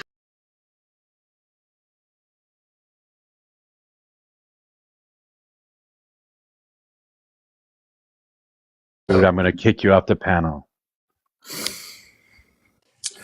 So specifically, Abanas, it's not the strong men, weak men thing is just a misquote. What the context that is actually referring to in is a business cycle. It's irrespective of the CEO or anything like that. It's specifically about the workers. So Zach is misquoting that one. He also misquotes several others like Benjamin Franklin's those that would sacrifice temporary or essential liberty for temporary security deserve neither. That's referring to an economic situation pre-1776. So Zach contextually is misrepresenting that one or misunderstanding it. If you're misunderstanding the quotes and you're using them outside of their context, that's called a platitude. He's speaking in platitudes. I did not use that quote, the second one, the Ben Franklin one, and all I did use was the strong men create weak times, or strong men create save times. I mean, you have before in different conversations, and I'm just bringing it up that it is a platitude because it's not contextual. Okay. I think it's interesting that you have many countries that have looked to the United States as a beacon of democracy, the beacon of freedom. You have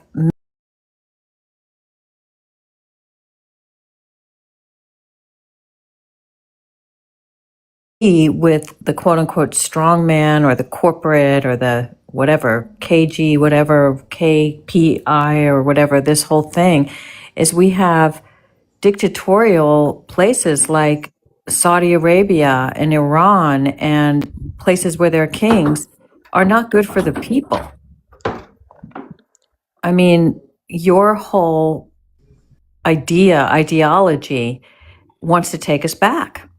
Whereas many countries, like the ones I just described, look at us as freedom, as the voice of the people.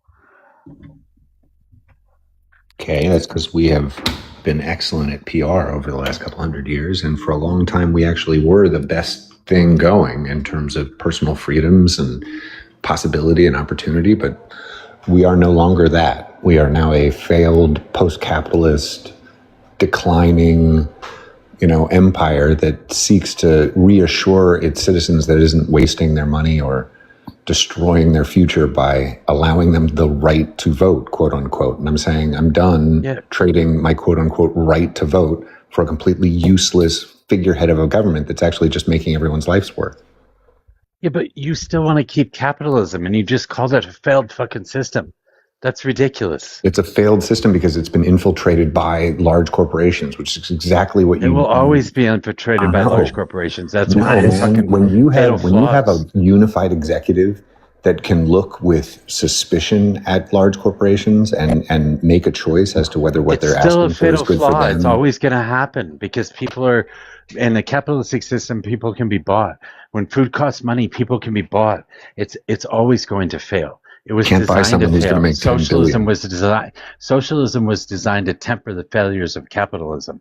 And here you are wanting to use capitalism and a monarchy / feudalistic / republic in order to fucking institute capitalism again.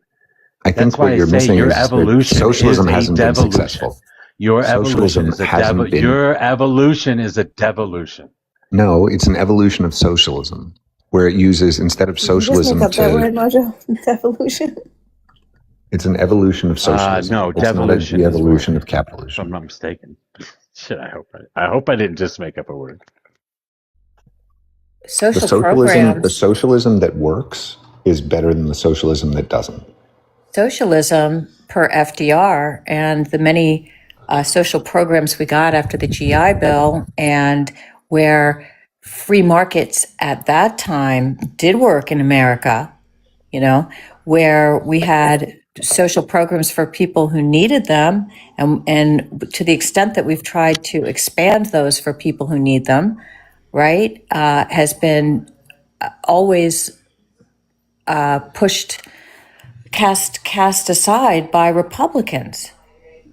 So we have tried for as many social programs as we can get, and Europe does very well with its social programs, in particular universal health care.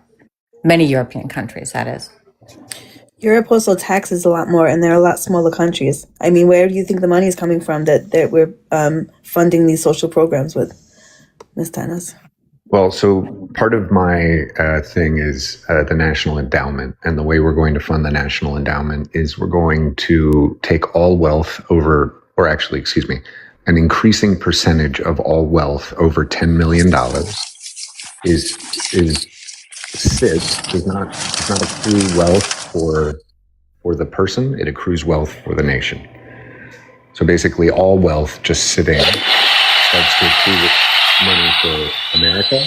If someone wants to take $20 million out of their account to buy an island or whatever, they're allowed to do that. But we shift all taxes over to consumption and land value taxes for local stuff.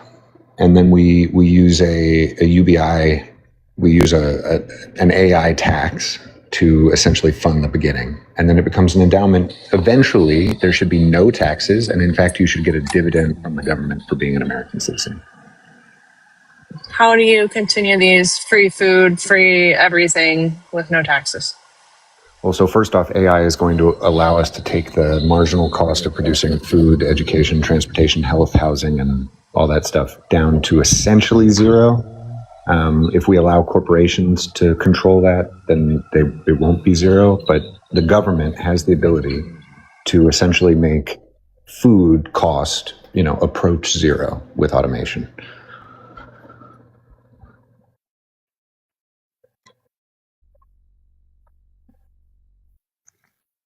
That's a pipe dream as well. I was going to say pipe dream. How is food going to be at zero? People still need to raise their animals. They still need to cultivate the crops. They still need to, what?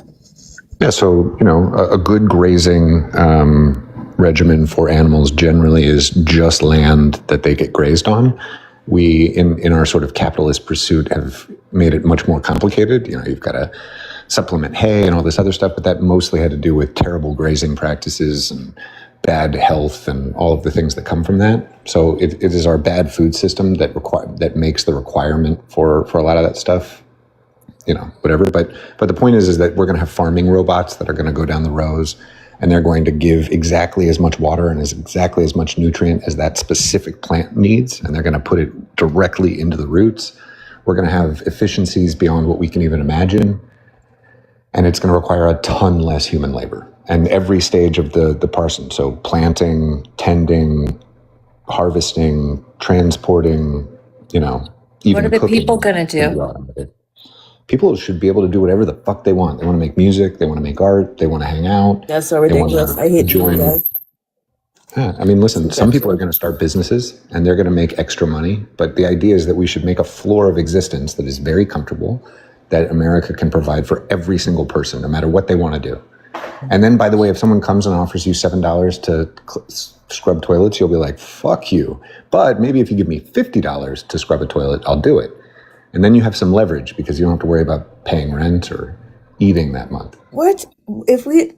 I'm just confused where the money's coming from. Like that's going right over my head. I'm not. Well, so the same way that funding all most these robots scholarships, and these, the grass that the cows are eating. Like what's going on? And the maintenance of the cows, the veterinary technician stuff. What's going on? I would tend to agree with you there, Rosa. Where does the money come from to up the military budget, $700 billion, and where did the money come from to spend $400 billion in Iran? Like, where did all that money come from? we should certainly not be upping our military budget. I think that probably at least half of what we spend on our military is. Could you answer the question, Zach? Where did that money come from? Again, you're talking about today's system, I'm talking about my system. So you keep going back as if today's system has anything to do with my system. The question wasn't really posed to you if you don't want to answer it. I asked Rosa. I don't want to pose it. What did you ask, bro? I'm sorry. Where did the money come from to up the military budget $700 billion? Where did the money come from to spend $400 billion in Iran? Where did money come from? So we just gonna pull it out of our asses like they did? Like what's going on? Oh, so they just pulled it out of their asses? I think we could do that again. I don't know about that. I mean, the military kind of needs to be funded, right? Because we're like the strongest, best military. No one fucks with our country because we have our military as it's so big. You know what I mean? The military needs to be funded. Don't touch military money. Don't touch old people money, and don't touch children money. The government just last year ran a $4 trillion deficit. We can do it again. So we're just digging ourselves holes into deep debt, and no one's going to pay it back. You're okay with this administration digging that hole. Why aren't you okay with it for, I don't know, all the other stuff that we actually need? I mean, if you say that printing money is fine and just keeping on printing money and then that's all right and no one's going to have to pay back the debt, I mean, sure, have at it. I mean, I'm glad you agree with me. But again, there is so much money right now. The fact that we don't provide these things right now is egregious and ridiculous, and it is only because... Why don't we provide those things? Because we are being stolen from at every level. We're being stolen from. By who? Every aspect of government at every level in varying degrees.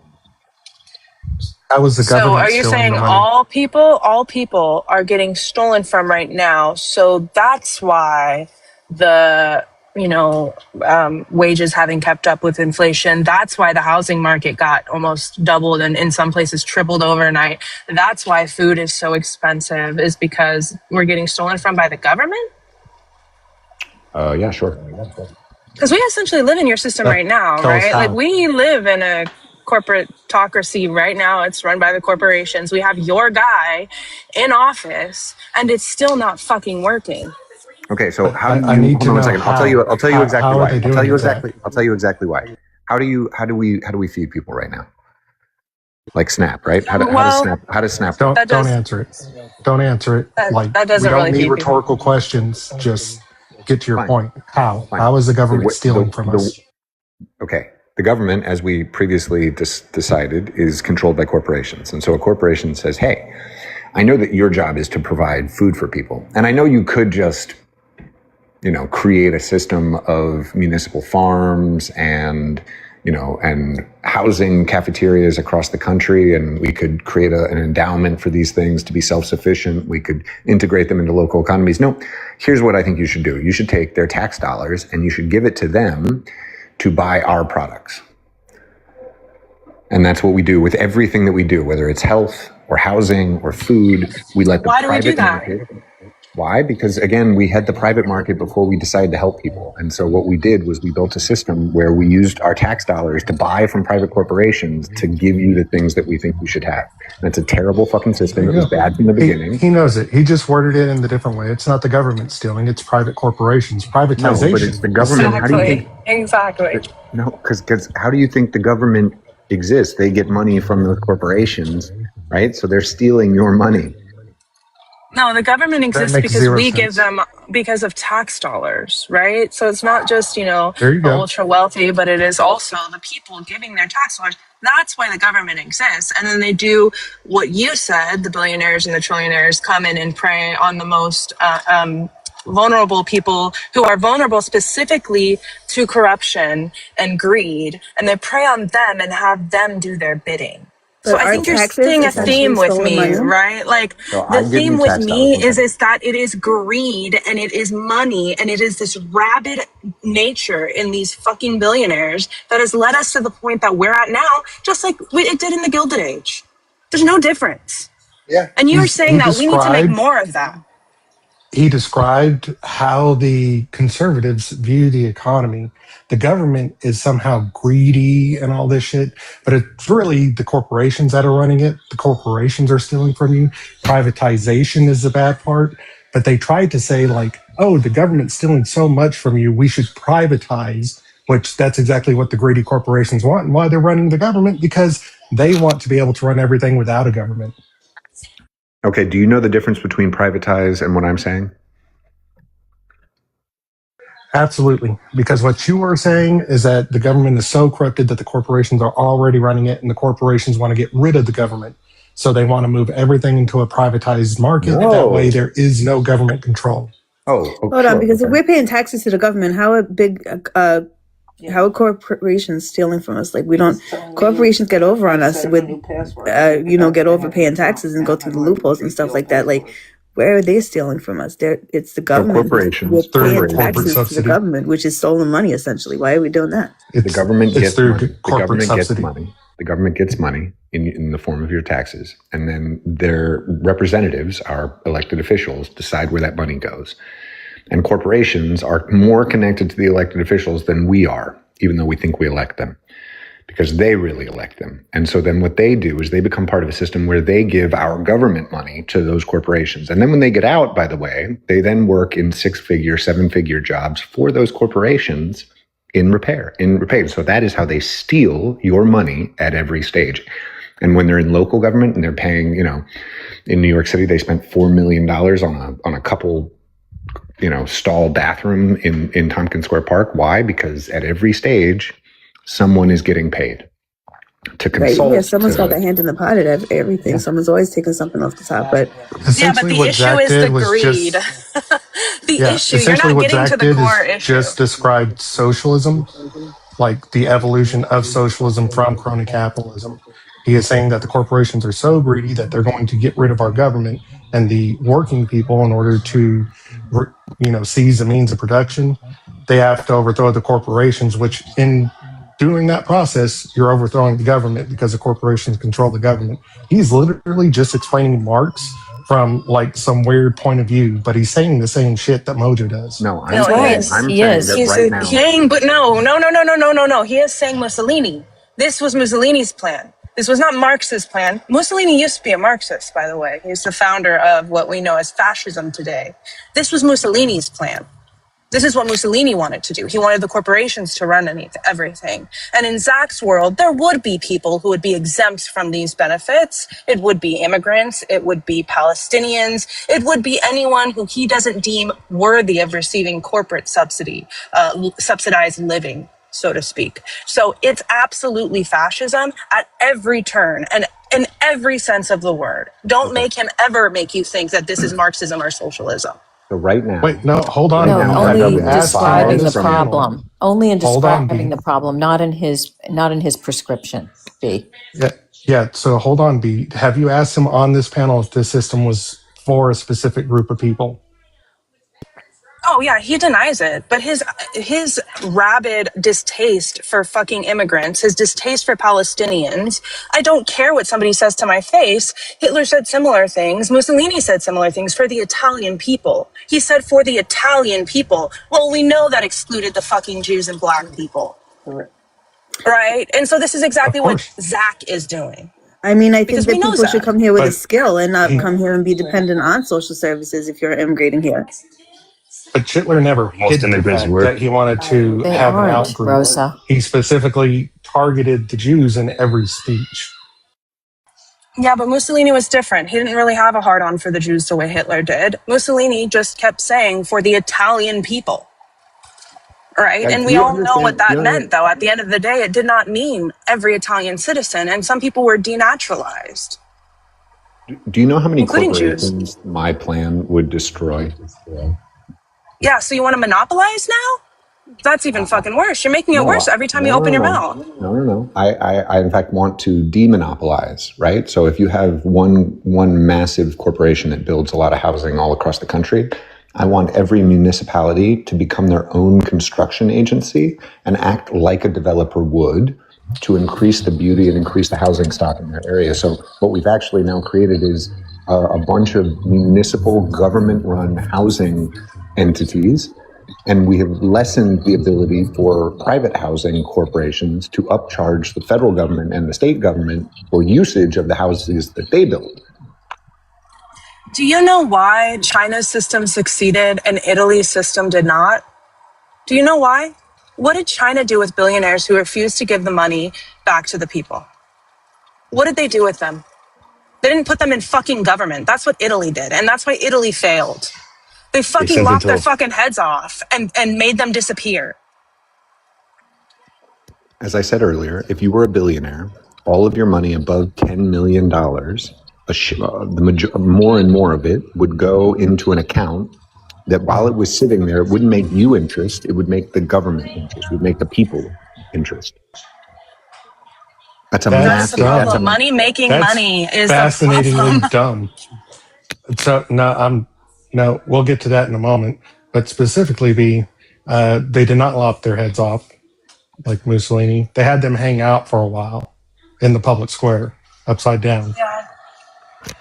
Now they to just the never heard from them capitalist again. part, Zach, I need you to tell me exactly how you would gain interest without printing more money. How would the government gain interest in funds on the US dollar in markets without printing more dollars? What do you mean gain money in funds? You just said you wanted these accounts open in the open market that would gain interest or otherwise dividends from the corporations to pay the American people. How would they do that without printing money?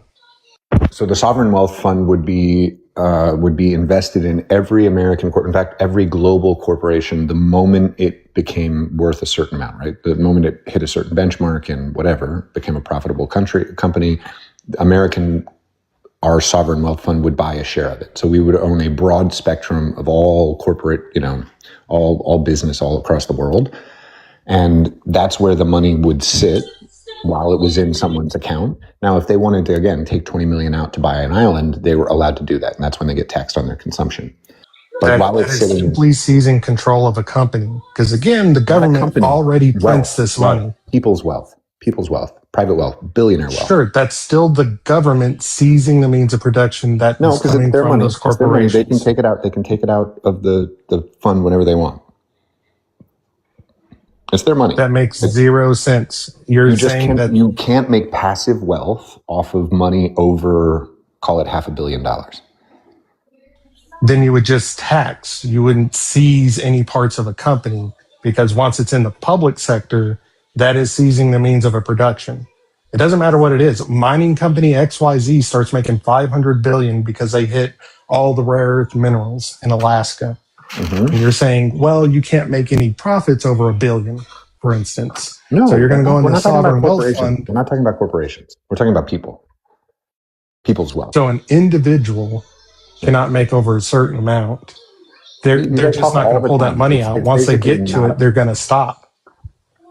What are they going to stop? This is what people say all the time about taxing billionaires. This is the billionaire argument that they always use for not taxing billionaires. They're like, oh, billionaires will just stop working at a certain point. It's like, no, they won't. No, they're not going to stop working. Well, let's take Elon Musk, for instance. He's worth $1 trillion, but he doesn't have that liquidity.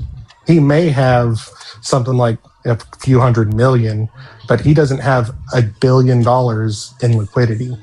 100%. All of that's still invested, and he refuses to pay himself out anything. We already see that example.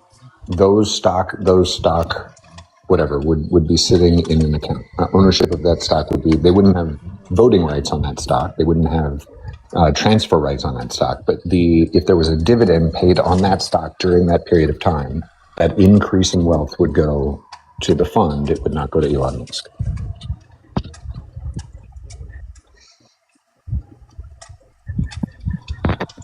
Okay, that is literally just a wealth tax. Sure, it's a wealth tax, but it's a. Then why the fuck are you fighting with us?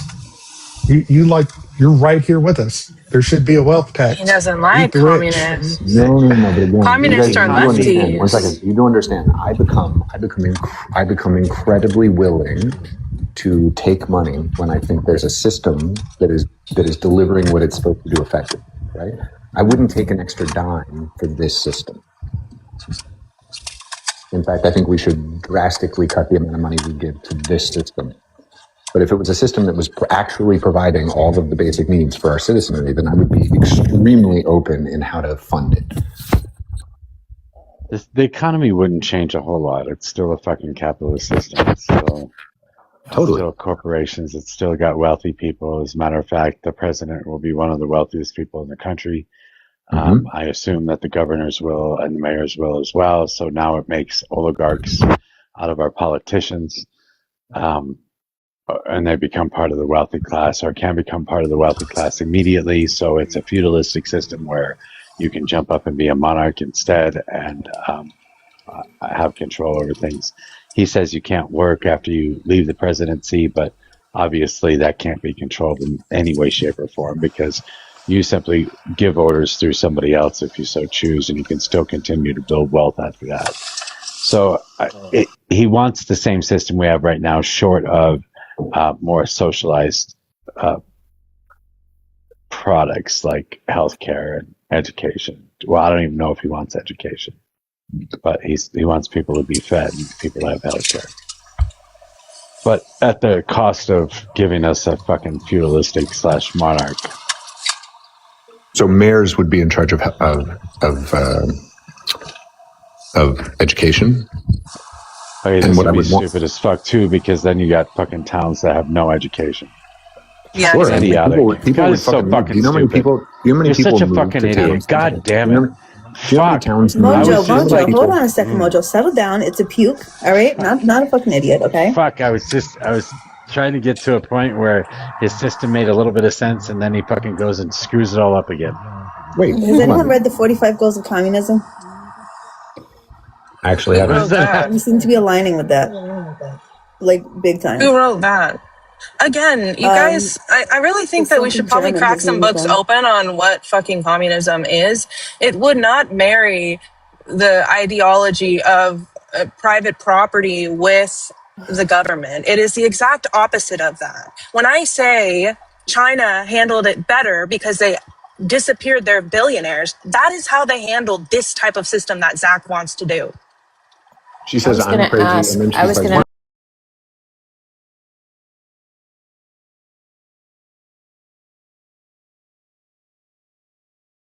That's what happens to them. Anytime someone tells you, I've got the solution, we murder people, you should stop listening to them immediately. I mean, that's not really necessarily the solution, but if people don't want to give up their rabid need to accumulate more and more and more, then I think there is an issue. And I think when a dog has fucking rabies and it has no chance to survive and it just goes around biting everybody, I think there's also an issue. And I think that could be handled only one way, because rabies gets to a point where it can't be treated anymore. And that's what greed is. Jay-Z and Oprah? Yeah, they're not the problem. They're not even in the top 0.1%. They're literally They're not the issue. They're both billionaires. And So, B, once again, did you ever ask him if there would be private property rights within his system? Yes, of course there would. It's hyper-capitalistic. I wouldn't even bother with that question. Would there be any private property rights within your system? Of course. Did you say of course? Mm-hmm. Oh, well then my bad. I'm sorry, B. He is not talking about communism. He is fascist. Yeah, because all the 340 million people in this country can't all have private property under your system. Like, who's They dictating currently how much do. What are how you much talking acreage about? or how much do they get? You don't necessarily get to own a house. In my system, you get a house, and it's a good house. It's one of the best houses. It's like Vienna, right? Like the government Best makes house. so much. Oh my good. God, he just fucking talked like Donald Trump. What the It's fuck? just Vienna. It's I was just Vienna. thinking that. It isn't a The good best house. house. It's the best house. What the fuck? The point is that you're giving House them like nobody's ever seen before. Zach, will I be able to own beachfront property, like actual beach? Can I own property on a river and take from the river what I need for, my water distilling and making chocolate like Hershey does? Can I have that too, Zach? Like, Robot gets it. Do I get it? Everybody can buy whatever property they want. There's not enough beachfront property to go around. Or riverfront property. Yeah, which is how it becomes expensive. So if you have the money, I'm not making every property in America. That's fucking wild. That's not the goal. Hershey was literally sued for polluting that river, dude. Hold on, I'm not. Do you think I answered that we should allow people to pollute? I think we should have some of the strictest consequences for pollution that you can imagine. We should put executives in jail. We should put anybody who's part of the actual polluting aspect in jail. It should be a long and arduous sentence that very much discourages people from doing it. Sure didn't discourage DuPont from polluting waterways and land that can no longer be inhabited. We have never put, or not to my knowledge, CEOs in jail for pollution. No, because we live in a system that prioritizes profit over anything else. And when you prioritize profit like that, who is prioritizing profit? You got to stop being so mean. Who's prioritizing profit? I mean, you can be mean to like Zach. But. Your system. My system. Your system. Oh, I was talking to Zach. I'm sorry if it sounded like I was talking to Brobot. No, I was talking to Zach when I was saying that. Yeah. You're prioritizing profit because you're a capitalist. And your system is ultra capitalist, right? And so if that is the case, the essential pillar of capitalism is to pursue profit. And if that is the case, then people aren't going to want to spend money to be able to dump their products into safe recycling plants that cost money to do this in. They're going to flood rivers and oceans and waterways. What? Okay, so if I, as Hudson, can build housing for 60% cheaper than a private developer, I don't have to do anything communist to beat out the private developer every time. Every time. If I can do it 60% cheaper, I'm going to beat him every time on what I can offer price. And as Hudson, I don't have to get a profit because I'm Hudson, I'm the town. I want people to have housing, so I don't have to make a profit. So not only can I do it 60% cheaper, but I also then don't have to put a margin on it. That's not capitalism. That's hyper, that's like a whole new animal between communism and capitalism. No, wait, so you're saying that the city of Hudson would undercut private corporations? We would build housing. We would say, Hudson needs X amount of houses. We're going to build them, and then we're going to own them, and then forever we'll be able to get the benefit of their appreciation, and we'll be able to offer it to people for significantly cheaper. But what if private equity sweeps in and buys it up? Because that's happening right now under this administration. I know, and we should avoid that. Again, this is what we do to avoid that stuff. Do you understand that? This is how we fight back. This is how you turn the forces of corporatism that are affecting our country around and build a country that we can all work in together. That, by the way, is palatable to both the left and the right. Still I makes don't no hear any sense. strictures that you're putting on these hedge funds and private equity. What strictures would you put on them not to do what they're doing? Well, I don't know what you think they're doing. Because so when Hudson builds the houses, we don't sell them. We own them forever. Right? So we're not going to sell it. We don't have to make a profit. We got funded through tax revenue and through the revenue that we're making on rents. And we have better financing capabilities because we're a municipality and we have better, both. You are like walking putting away this from in your his phone? fucking pocket, you dipshit. Huh? I didn't hear the thing about a pocket. But not every town is Hudson, New York, right? Yeah. And the reason why we have such a big problem with young people for, just getting a down payment and securing a mortgage is because private equity's bought so much land and homes and are jacking up the prices. By the way, they really haven't. Impossible. So what do you do about that? They are doing it, but they really haven't. I think it's something like 90% of all home purchases over the last 10 years have been, not institutional funding. Like it's an issue, but it's not the issue everyone's making it out to be. And by the way, it still is something that wouldn't happen because, like, what would they be buying? I mean, what they might do is they might come in and they might buy private homes, because we might be creating such a nice place to live that the private homes that aren't owned by the city are more and more valuable. But that's a private person's ability to make that decision if they want to sell to a hedge fund. But the reason that hedge fund does it normally is because they know that new housing isn't being built. So they buy the old housing so that they can turn it from ownership into rental, and they can force everybody to be renting. In my system, if we need more housing because people need houses, we just build more housing. Well, then what's the point of the corporate overlords? There's just no point to that. Eliminate the corporate overlords and just run everything at a micro, local level. They serve no purpose. The reason that we can't do that right now, the reason I, as the mayor, couldn't hypothetically do what I want to do from a housing perspective in Hudson. Okay, can you please talk into your fucking phone? I have to deal with the state. I have to deal with the state and what the state says. And the state is the state, not I don't have to deal with the governor. I have to deal with the state legislature, and the state legislature is an incredibly entrenched, politically volatile place, right? That's what I would have to do to get a housing law passed. But in my system, the mayor just says, it's my job to do housing. I have 100% control over housing. If I want to build 100 more units, I build 100 more units. I decide who the architect's going to be, and I build 100 more units. Yeah, Tomorrow. I am talking about your system when I ask this question. What is the point of the corporate overlords then? What I'm saying is the person who is going to be best at knowing that 100 houses need to be built is someone who, is the previous head of a massive housing conglomerate. They're not only going to know what housing needs to be built, but how to build housing, who to work with. Oh my God. What is a good housing budget? What is a housing budget? And they're going to give up all their wealth. You know what they're good at? They're good at cutting costs. That's what they're good at. Have you seen these houses being built lately, Zach? They're atrocious. They're good at making cardboard houses. That's what they're good at. They're good at finding ways to swindle their employees out of breaks and out of overtime pay and out of being able to piss in a bathroom. So, they give them porta potty, all this stuff. That's what they're good at. They're not good at building houses, because these houses that you're talking about made by these massive developers like KB Homes are absolute shit.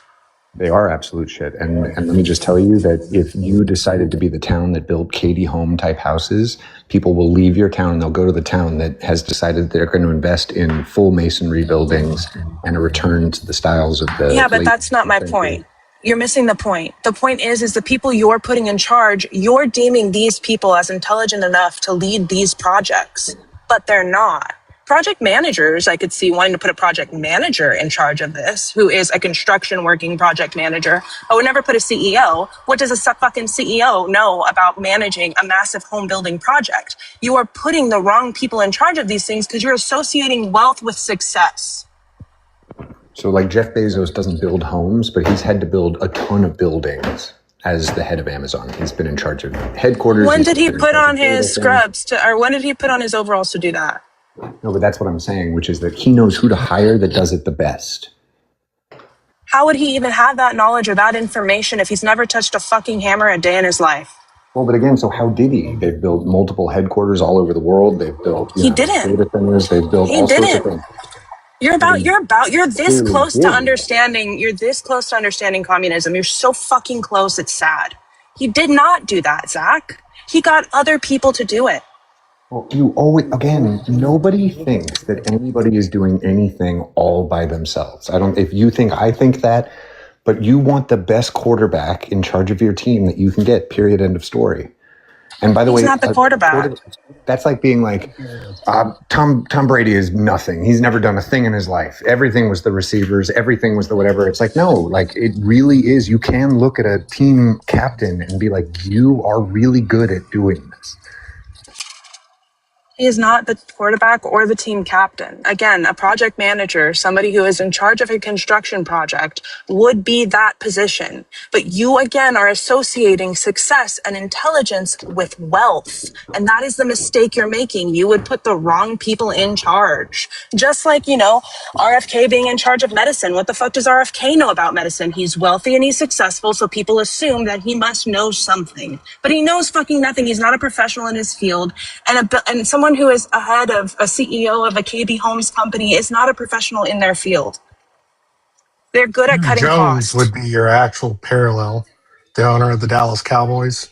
He didn't build the Dallas Cowboys stadium like he had workers do that. He didn't even pay for it, roughly. The city of Dallas paid for it. Jeff Bezos would just be another Jerry Jones. I know, but do you know how many times Jerry Jones got like proposals and drawings in the run up? First, someone came to him and they said, "Hey, I'm looking at 5 different architectural firms as our options." And then they gave us these 4 options. And what do you think of these 4 options? You don't think that he is the one that set up that whole process? Absolutely not. That was all done through the city council of Dallas. Oh, okay, guys. What do you think CEOs do? You think they just build companies from nothing and then they just sit in a lawn chair down the hall? What do you think city councils do? $multi-billion entities. You think Jeff Bezos, who took something from a garage to a multi-trillion-dollar entity, you think he's just been like chilling, or like makes all the stupid decisions? Have you ever like read about the things that make these guys the greats that they are? Like what actual things they do? Yeah. They're good at manipulation. They are very good at manipulation. They're very good at learning how to swindle people out of their money. I think Elon Musk is probably the best example of how he's able to manipulate the stock market or his own stock for Tesla when he makes some ridiculous statement like, we'll be able to do X, Y, and Z by X, Y, and Z. They're good at that. They're people, but they're not good at actually organizing. And I think Jeff Bezos, had a good idea during the dot-com boom. And he started with a book sales company, started selling books, and he turned it into something bigger. So what? That doesn't mean that he should be running the government. What do you think city councils, don't you think that people should work together to have consensus and coalitions to decide what's best for the people, not just one person? The cornerstone of Jeff Bezos' entire idea with Amazon was, and he actually did this on camera back in the 90s, the internet was coming around and he saw it as a useful thing that you could get stuff to people instantly. And essentially he started putting books online. He would charge the same amount for those books as if they were shipping to you. And he was taking all that shipping cost as profit. Do you know why he chose books? Because books are heavy and they have a high cost in shipping. Nope. Come on, you guys don't know why he chose books? I don't know why. Because college, it was an easy, I do know it. It was an easy market to manipulate because he started off with college textbooks, and college textbooks are completely overbloated and overpriced, right? Like you can have a college textbook that costs $300 brand new. Oh yeah. So you undercut the price by offering it online or offering it, used for, a quarter of the price. So he chose books because it is the vertical with the most SKUs, the most different SKUs. Basically, if you wanted to create a store that had everything of anything, the hardest store to make would be books, because there's more different books than there are different of anything. And so what's your point? Business. Basically, you could never create the perfect bookstore in person, but you could create it online. You could create the perfect a lot of things store and have everything that, exists in the market, but it would be almost impossible to do that for books. That's why he did books. It doesn't mean that he should be the person running our government or someone like him just because he Wonderful he was reinvention successful. of his words. I mean, obviously, it was. You didn't answer his my word. question. I think that city councils and legislatures and assemblies who work to share ideas are better at running governments Okay. because they share ideas and they reach consensus. They don't reach consensus. That's actually the problem. Is that what they do is they actually fight and they don't do fucking anything, which is why Reasonable minds. That's why we haven't built anything of consequence since the 70s. Reasonable We haven't minds. because we have no Wait a money. second. Reasonable minds may differ, but that's why that they work together and they try to come up with solutions. And one person, like a Jeff Bezos or a quarterback of a football team, is not the answer. We haven't built anything of consequence for one reason and one reason only. We don't have the funding to build anything of consequence. No, that's not true. We spent tens of billions of dollars on not building any high-speed rail. Exactly. You're getting it now. We spend tens of billions of dollars of not doing that.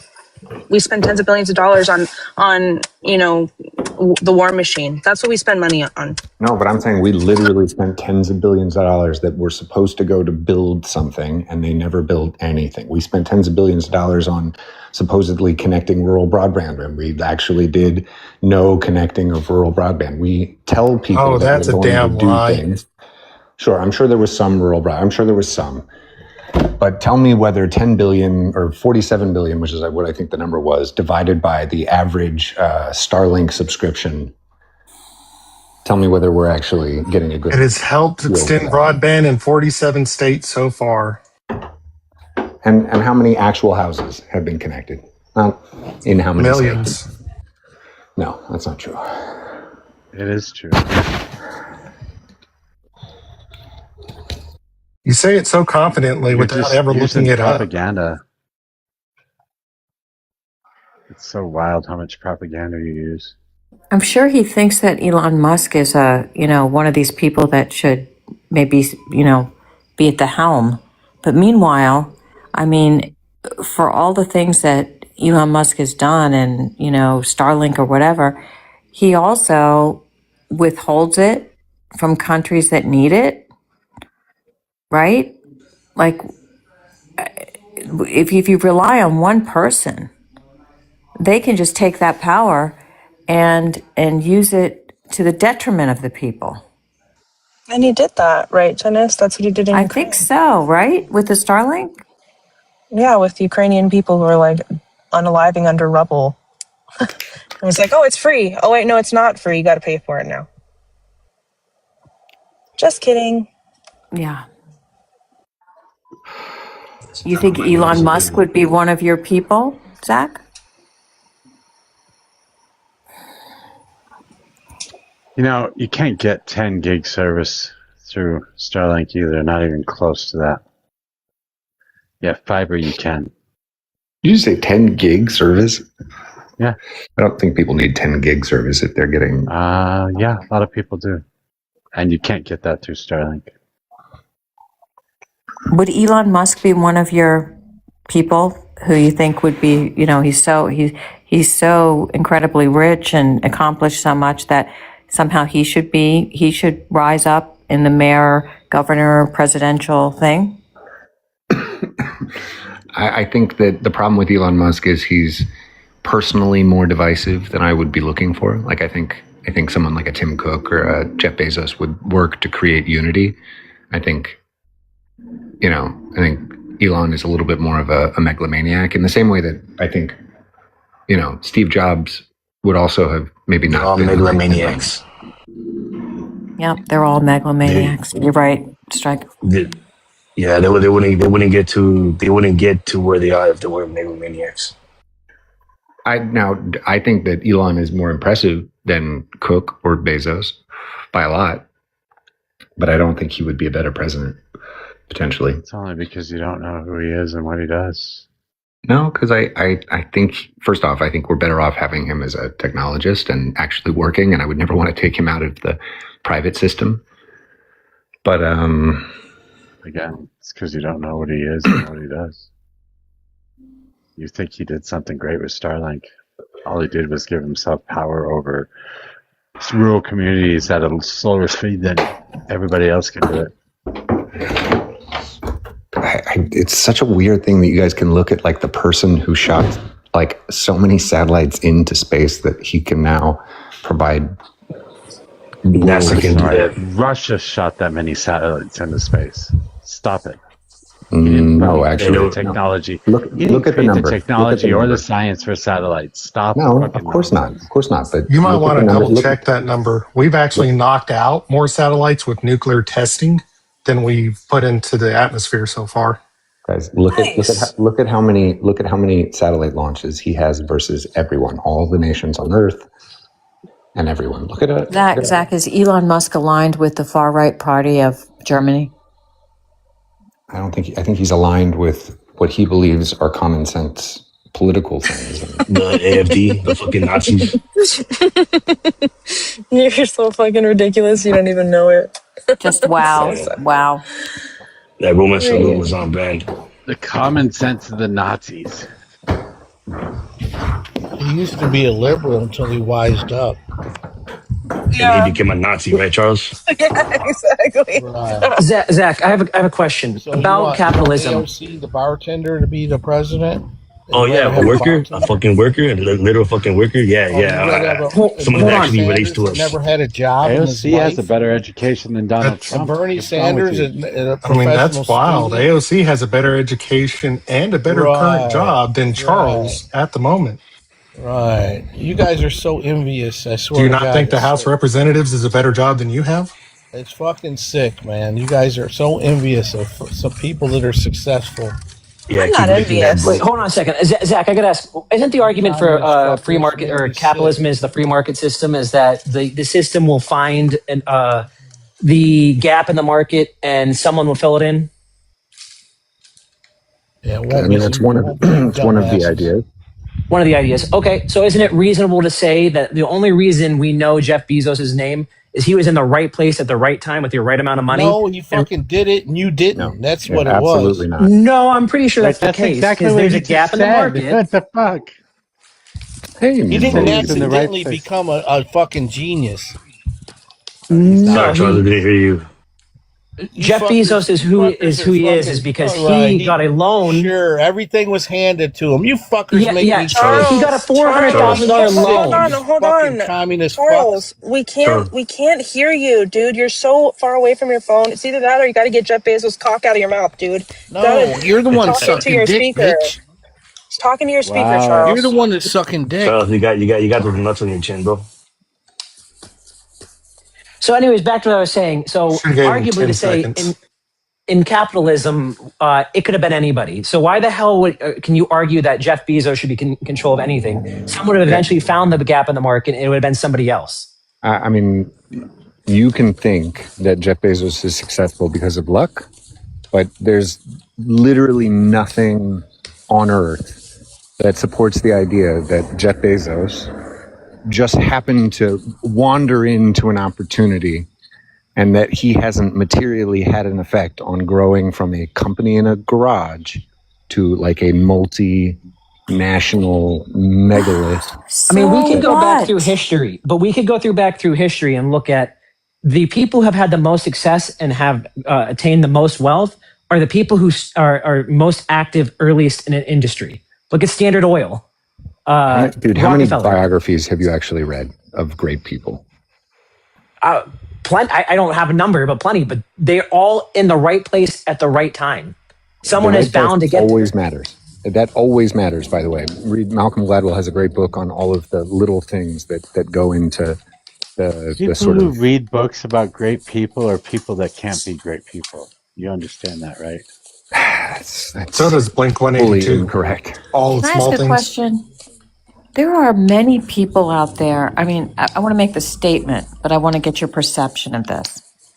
There are many virtuous, intelligent, kind, all the virtues that at least I think of people, okay, who have great ideas. I'm gonna give you an idea. How about an artist or a writer like a Steinbeck or people who've written great novels? They didn't get rich. They didn't get rich, right? But they've given something to people that is of value. Why are you saying that someone like Jeff Bezos, who for whatever he had a great idea. He used books as a medium, and seized onto the .com thing. So great, good for him. But why is he more in the right?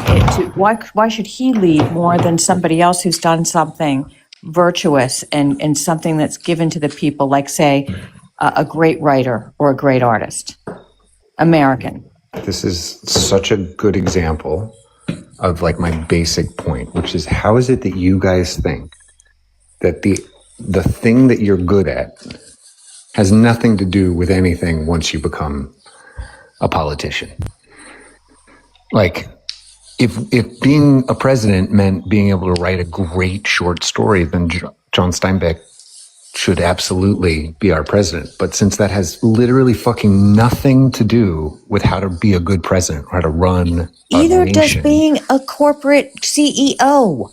Yes, actually, literally everything you do as a corporate CEO is the same thing you do as a executive Absolutely in the government. So what things? What things do politicians do that they don't do as a CEO? Okay, I'll answer that question. They know the government. They understand the government. They know their market. They understand their market. That's not the same thing. They have an ambition of representing people. They have an ambition of getting more clients. So Obama, for example, right? He was well educated. He went to law school. He went to the best schools. Fine. He could have gone to a mediocre school, but he became a good lawyer. He became an assemblyman or in the state legislature of Illinois. He became a senator, right? Mm-hmm. And that makes a good leader. Makes a good leader. Why? Because he understands government and he wants to represent the people and he can speak to the people. Okay. So in that instance, meaning, will people be inspired by him as a leader? Will they want to follow him as a leader? And you're right. Being a politician is actually a really good. They did. It's really good for that. And he was elected twice. What I'm saying is that just because I want to follow someone doesn't mean they're going to be good at running a massive, complicated nation that is literally just a massive organization with employees. What makes you think Jeff Bezos has the goals for that, has the goods for that, over somebody who understands the government? There is no entity closer to running the entire government than running one of these massive multinational corporations. There's no job that is as close to what they do as that. Your cognitive dissonance is showing again. It's not even close, dude. Again, the purpose of a CEO is to make profit. That is the purpose. That is not the fucking purpose of the president. That should not be the purpose of the president. They're already essentially running this country, and this country looks like shit. They're already doing it. I'm talking about the job of being president, not the point of being president. The job of being president has nothing to do with what a CEO does, which is to maximize profit. No, I'm saying every day they wake up and they have to do things. How is it different? So do I. Should I be president? Fuck no. Well, yeah, but what things do you have to do? And what things do you have to do? And do presidents have to do any of them? No, that's the point I'm making. Neither do CEOs. No, you were just saying they wake up every day and do shit. Like, that is the only qualifier? Okay, everyone in the world should be fucking president. Toaster should be president. It's got to wake up and do my fucking toast. Tell me what a CEO does that a president wouldn't do. Maximize profit. Hello, I've been saying it for the last fucking 2 hours, bro. That is what a CEO does. That's not a job, though. And by the way, we do. Bill Clinton, what we say is so amazing about Bill Clinton is that he was the first one to balance the budget and create a surplus. That was a huge win for him. Yeah, and guess what he was? He was a lawyer. He went to law school and he was a politician and he was a governor, right? He wasn't a CEO. He was a governor. I think governors tend to be better Yeah, but he presidents. wasn't a CEO that became a governor. Do you know why I think governors are better presidents? Because at least they were the heads, they were the executives of something. They've been an executive. Listen, I can agree that certain governors could possibly make good presidents, but it's not because they're a corporate CEO who, like B aptly notes, is all about making profit. How does that help the American people? Not only that, but isn't like an uncanny amount of psychopaths end up being CEOs of large conglomerate companies? And politicians. Probably. And doctors as well. Sure. That's what people who should do it should inherently have empathetic values. They should not be these cut and dry, cutthroat people who care about nobody but themselves. And that is what we've had in office for a very long time in this country. And you want to put somebody who's even more like that in office. Somebody who is willing to allow the people to essentially live in squalor and shit while they get to go fly up in space in a fucking rocket for no purpose whatsoever. No purpose. Not even trying to discover anything. He just wanted to go in fucking space. There's a great clip where Jensen Huang, who's head of NVIDIA, was talking about Elon Musk, and he's like, this man put up a data center in 129 days. I don't care about efficiency. Efficiency comes, again, at inherent exploitation. No, you cannot be that efficient without being exploitative. No, that's not true. You only care about outcome. You don't care what it takes to get to that outcome. Yeah, the government operates on redundancies because it's supposed to just function. If you think about what efficiency is, companies can worry about efficiency because they worry about their profit margins, basically cutting costs as much as possible while still keeping the company functional. But that's what also leads them to basically crash. So if you want an efficient government, a really efficient government would basically crash. You want a redundant government because you want redundancies in the system that ensure that it can still function overall. Do you think that in order for Netflix to beat HBO, they have to exploit people? Depends. No, they don't. Not necessarily. You can just offer Not necessarily. Product. You can offer a better product, and that is generally how people win in business. And the better product. But that is not how you win at building a data center in 28 days.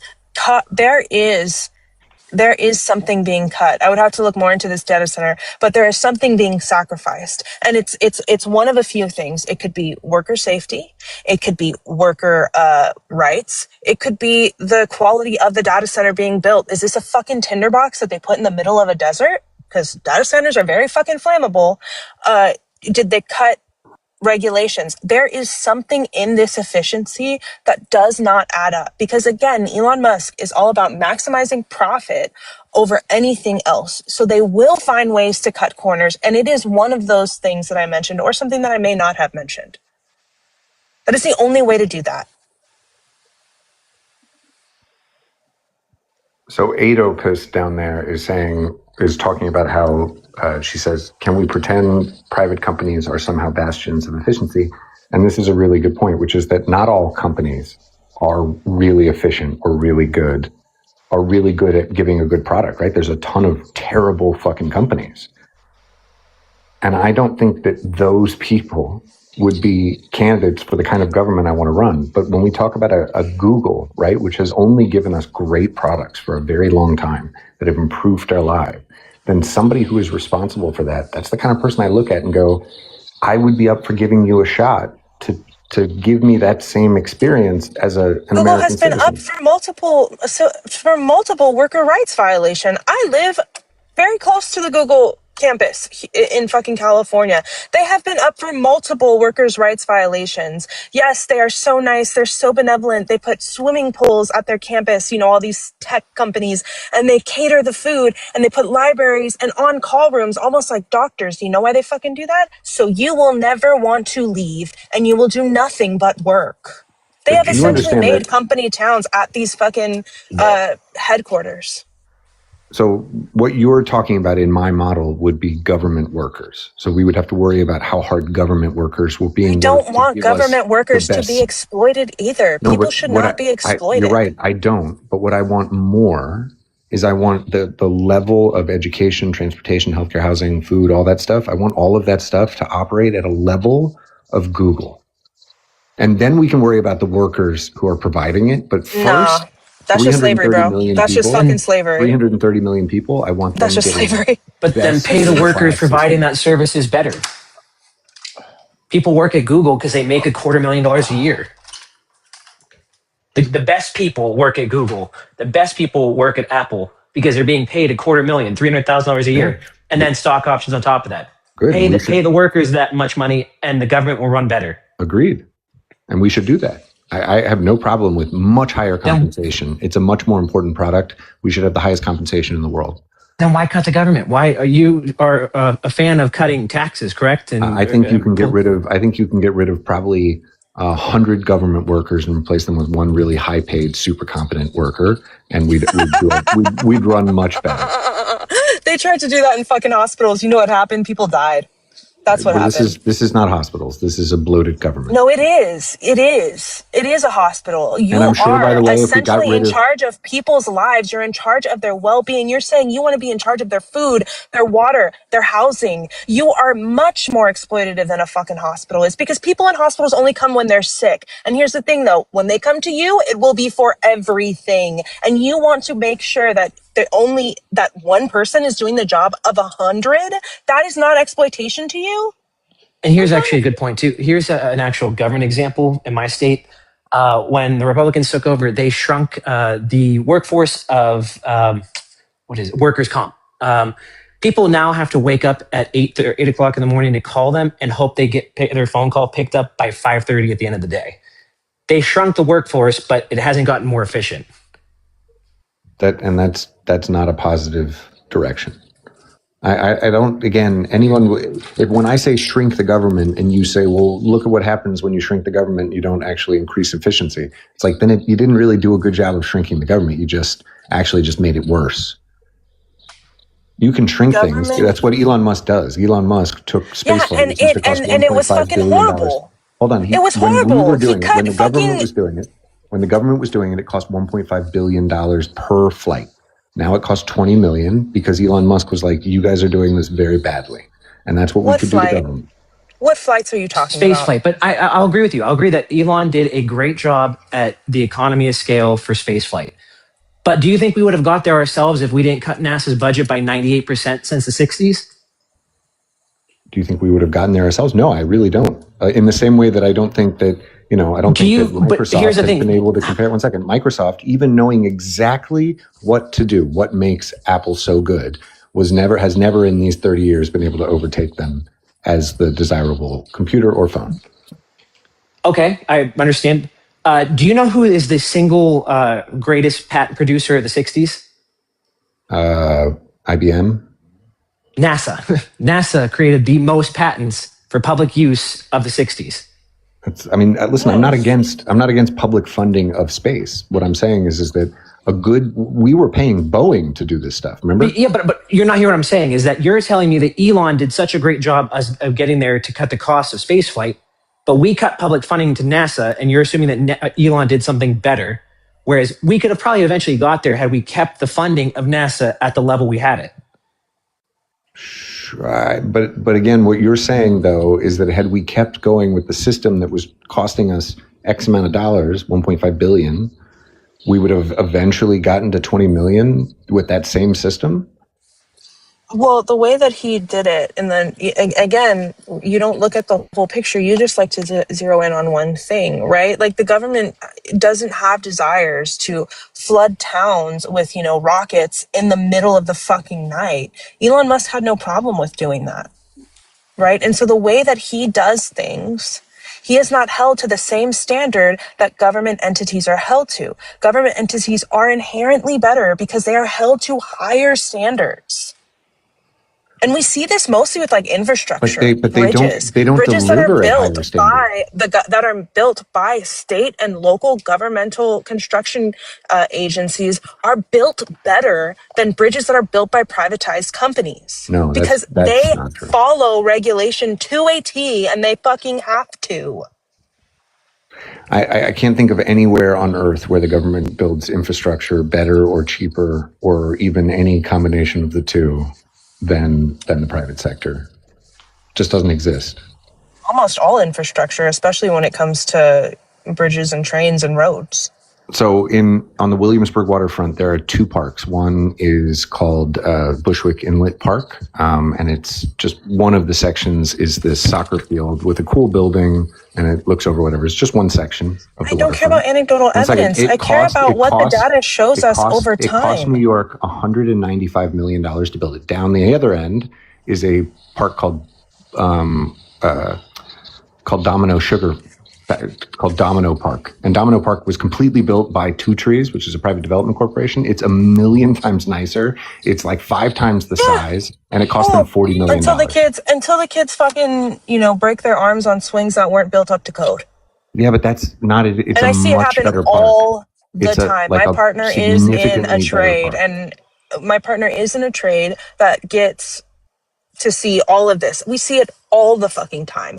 This is what happens. They outsource to private because they don't want to pay state or local. And then what ends up happening is state and local has to come in, and now they have to pay more to fix the problems that private could not fix. There's a real reason why building contractors, if they have enough money, would prefer to work with unions than work with these companies that are just scab companies as well.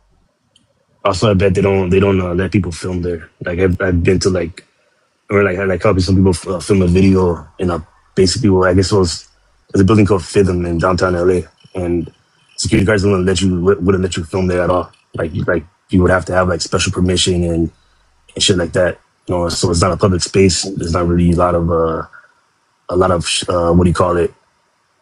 It's all just like profit driven and shit. It's a totally public space. It is 10 times more utilized. It's got a much better infrastructure set up. Literally every part of it is better in every way, and it cost, a fifth, 20% of what the government spent. You don't know that because it hasn't been up for how long has it been up? You just don't know that. You don't know what the supplies were used. You don't know where the corners were cut. And what I'm saying has anecdotal evidence to back. Let me finish. What I'm saying has anecdotal evidence to back up what I'm saying. Over time, infrastructure that is built by state and local governments fares better than infrastructure that is built by privatized agencies. You are just saying your local park's better. I don't know what to say to that. And I'm saying that I don't know what you're talking about when it comes to surely there is stuff that is better funded, right? So there's a state park right next to the city park on the same waterfront in the thing, and the state park is much nicer than the city park, even though the city park costs more money to build, but the state park is just better funded every year. And so that it looks nicer, right? Because the city spent a ton of money building the park and then spends almost nothing maintaining the park. And so actually it tends to be, but let me just tell you, Bushwick Inlet or Domino Park is going to get maintained perfectly forever because it's a private development, that has multi-million-dollar condos on it. So it's always going to be. Do your state parks not get cleaned up or anything, Zach, by the city? The state park is taken care of. They don't get maintained by the city or the state? It's a literal state park, so it's taken care of by the state. Yeah, I don't know how they do it in whatever fucking state you are, but we have city ordinances that come in and clean up parks all the time. What are you talking about? Update the infrastructure all the time. What are you talking about? I'm not saying that obviously every park has to have something that is taking care of it, right? But what I'm saying is in New York City, on the Brooklyn waterfront, there are 3 different types of parks. There's a private park, there's a state park, and there's a city park. I heard you already about the fucking parks. And you said one of the great things about the private park is someone will be taking care of it forever. That's what you just said. You're acting like state and local parks are not taken care of forever. How is the private park paid for? You mean the maintenance of it? The whole or the thing? building Build of it? All of it. They built it because they built a bunch of skyscrapers behind it. Okay, so this was part of a deal they made with the state then, probably in order to actually get access to the land that they wanted to build skyscrapers on. Well, I think they knew, and they were correct, that if you build an incredibly awesome park, cut a deal. I think the state forced them to do it. That's why they did no. it cheaper. Again, this is what I'm talking about. Is that the good capitalist move? And this is Two Trees. They're an amazing company. Two Trees knows that their buildings will be they more made a deal with valuable the government. Again, they made No, a deal with the they government. can sell their apartments for more money. Again, they made a deal with the government in order to build their fucking skyscrapers. That's it. Well, hold on, but do you understand they didn't have to build the park? But they did. That was the deal they made with the government. Sure, but they could have built they could have just put two. No, they had to build a park. That was the deal that they made. Sure, so they could have built two. So they could have just put two. A little playground tell the and whole a lawn. Fucking story when you say stupid shit like this. I love it. Obviously, anytime. You're so disingenuous. Anytime. You're so fucking disingenuous. How is this disingenuous? How is this just anytime? Because you didn't fucking include the development. fact that they were required to build a park in order to build the goddamn skyscrapers. Yeah, but they weren't required to build that park. I don't care that. Yes, they had to build a park. A park, so they could have built some lawn with a couple swing sets. No, I'm sure that there were limitations put in place as to what they could and couldn't build. Stop. Dude, just fucking no, stop. Dude. Wild.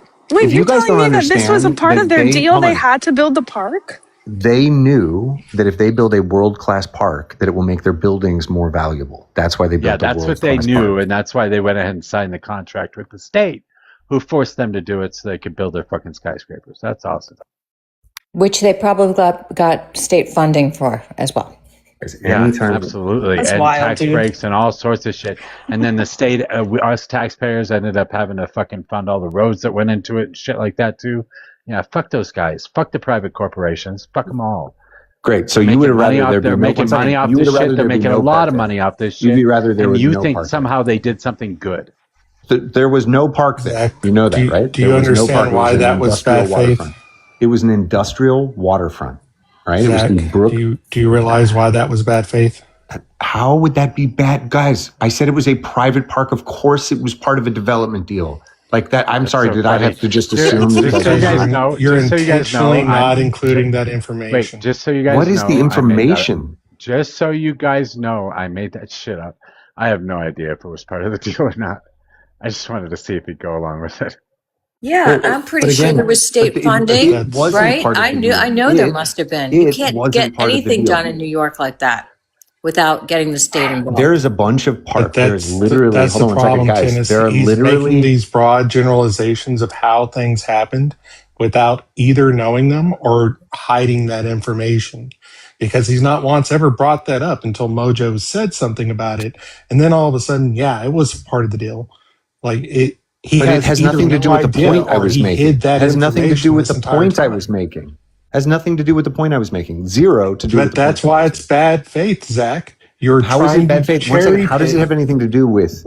Why did you tell me to hold on? I was literally explaining it to you. Sure. You were trying to cherry pick specific information just to make your point rather than holistically give us what happened. If there's negative in there, I mean, that would just be part of the discussion.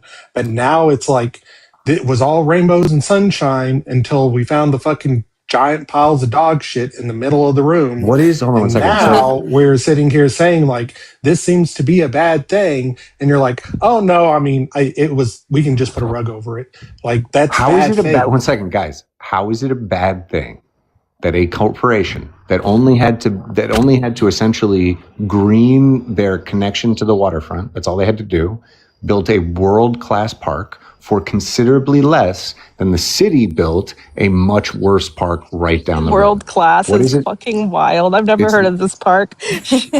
Well, dude. That's because you don't live in New York. By the way, how do you think the city runs Central Park and Prospect Park? They're all run through conservancies. That's a world class park. That's a world class park, and Riverside Park. Yeah, they're run through conservancies. Do you know that? I know I don't, but I know that the city of New York has a hell of a lot Do you know to that do the with it. CEO, that the guy who runs the Conservancy for Central Park makes $800,000 a year? So what? What's the point?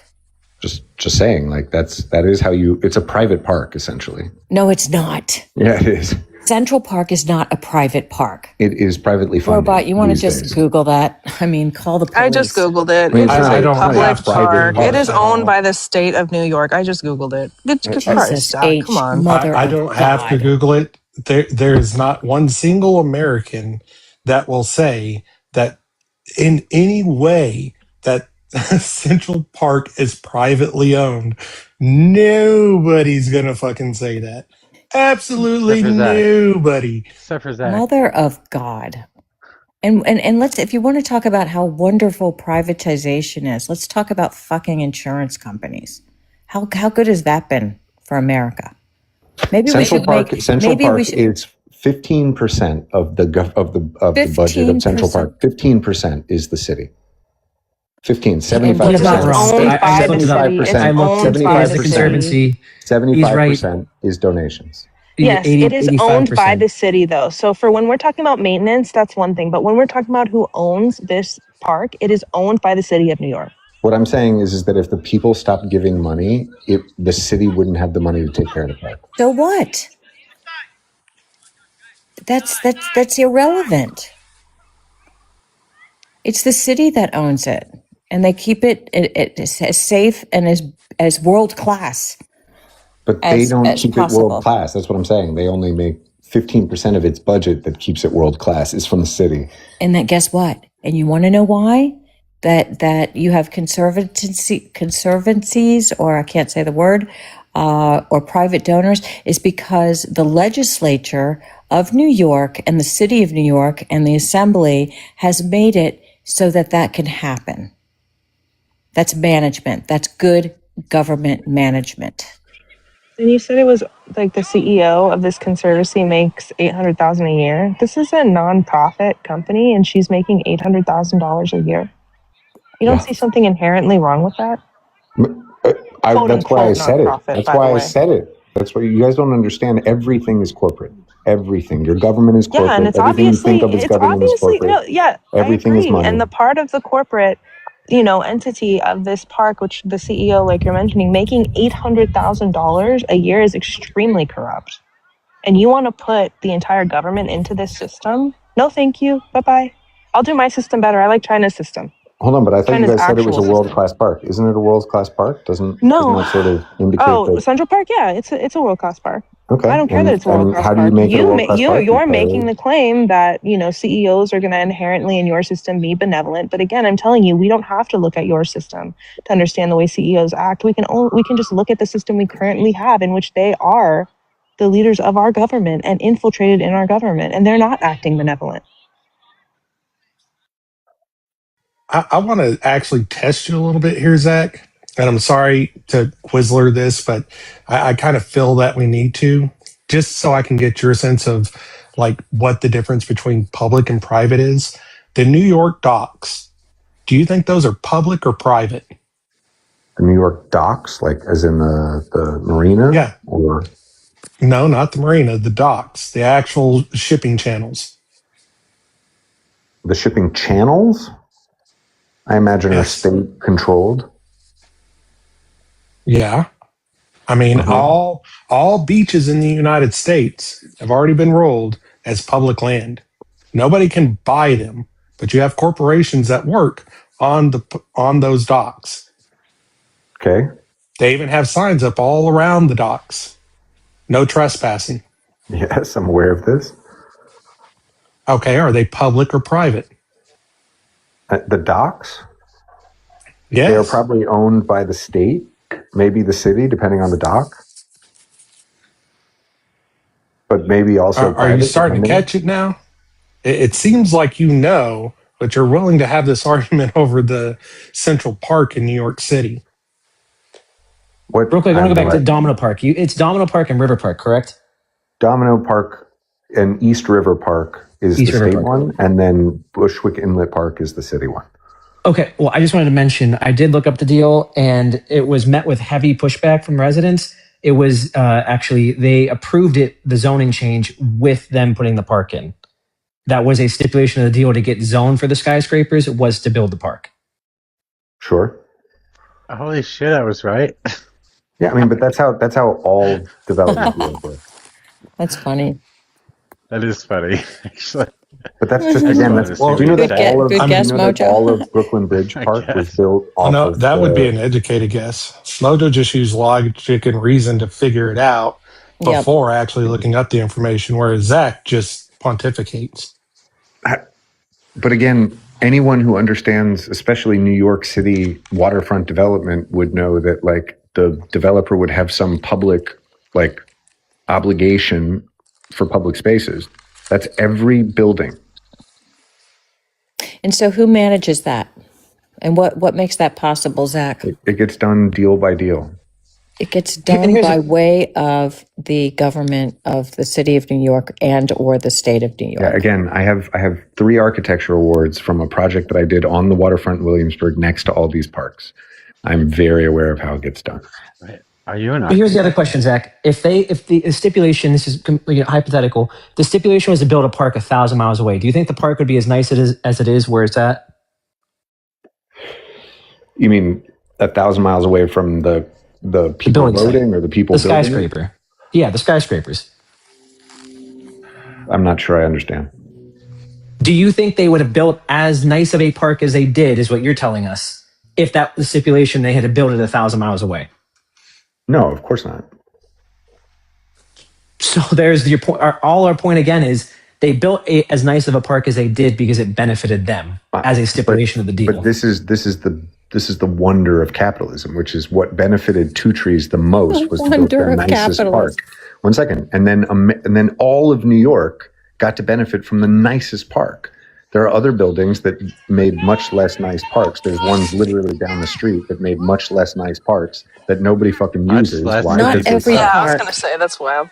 Not every park can be a world-class park, Zach. So you're right. That takes a specific kind of developer to say, you know what's going to be best for my development? A world-class park. Not just a fucking park. I'm going to make a world-class Yeah, park. I've never heard of this park in my life. And again, world-class means that it's known worldwide. Central Park is a world-class park. It is known worldwide. You can ask somebody in fucking Yemen if they know what Central Park is. They will say yes. You can ask somebody in Bhutan if they know what Central Park is. They will say yes. That is why the term world is in it. So I don't know where you're getting this idea that this is the best park in the world or one of the best or even in the top 5. Been to parks from China to Europe. I've been all parks all over the world. And let me just tell you. Nobody knows this parks is a better park than you, huh? That is You're the best park knower. Again, the best park knower, if you will. I sort of have awards for a park project. Like best parks. World-class parks. World class. I'm just saying. Everybody's saying nobody's ever seen a park this is the like best it. park. No one's ever seen a park like it. Look up my park. Look up Maker Park. Look up Maker Park.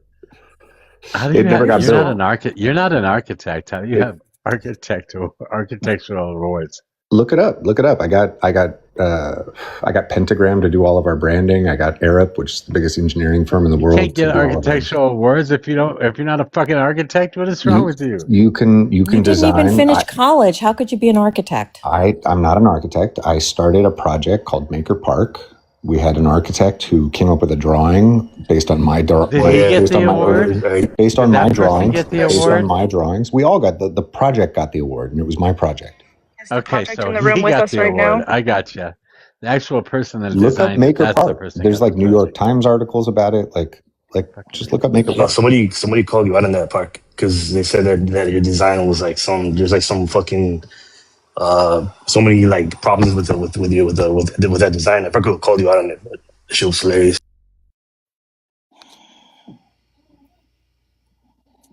Oh, this is the one he got awards on? Really? Wow. His architect got awards on? Anyway? Yeah.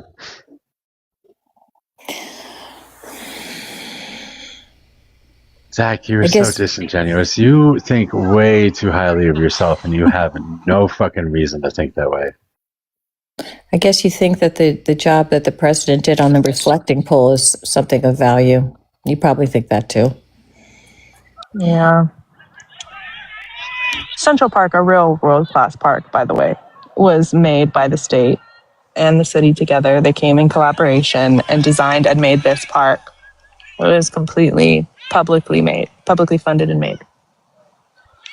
But the real genius were the architects back in the day when New York was being constructed, and that they set aside this land and decided this is going to be a park. I refuse to Yeah, do that shit. I don't think Mojo can make you any bigger than you think of yourself.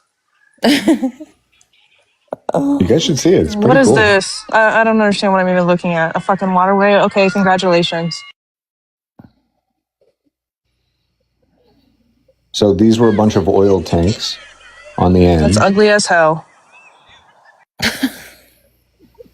Well, won a bunch of awards, so wasn't that ugly.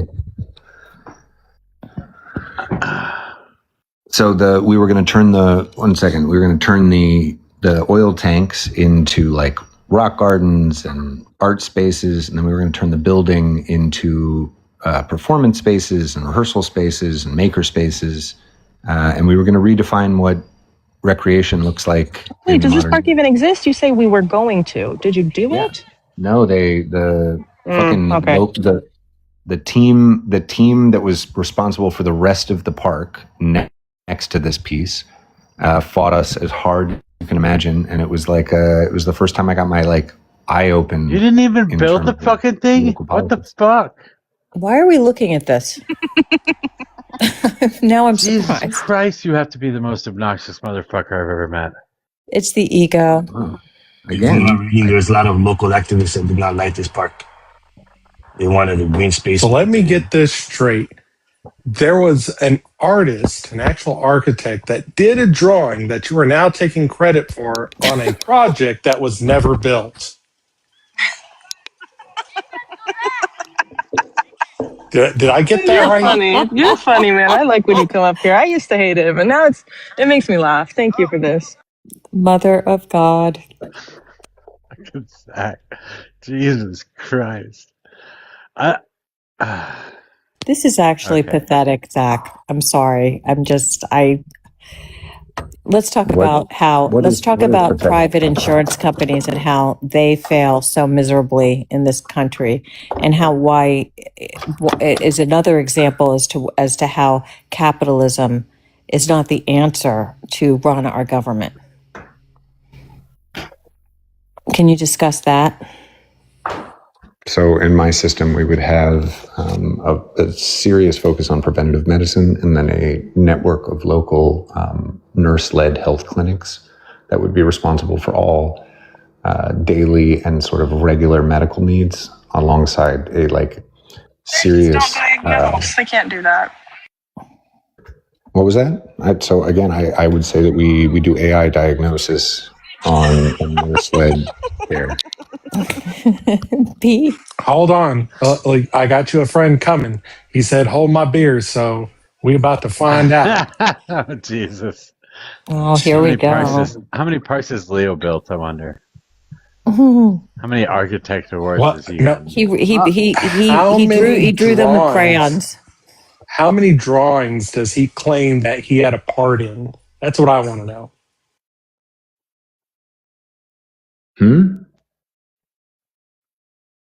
How are you still here, Zach? How do you make such a fool out of yourself and just keep going?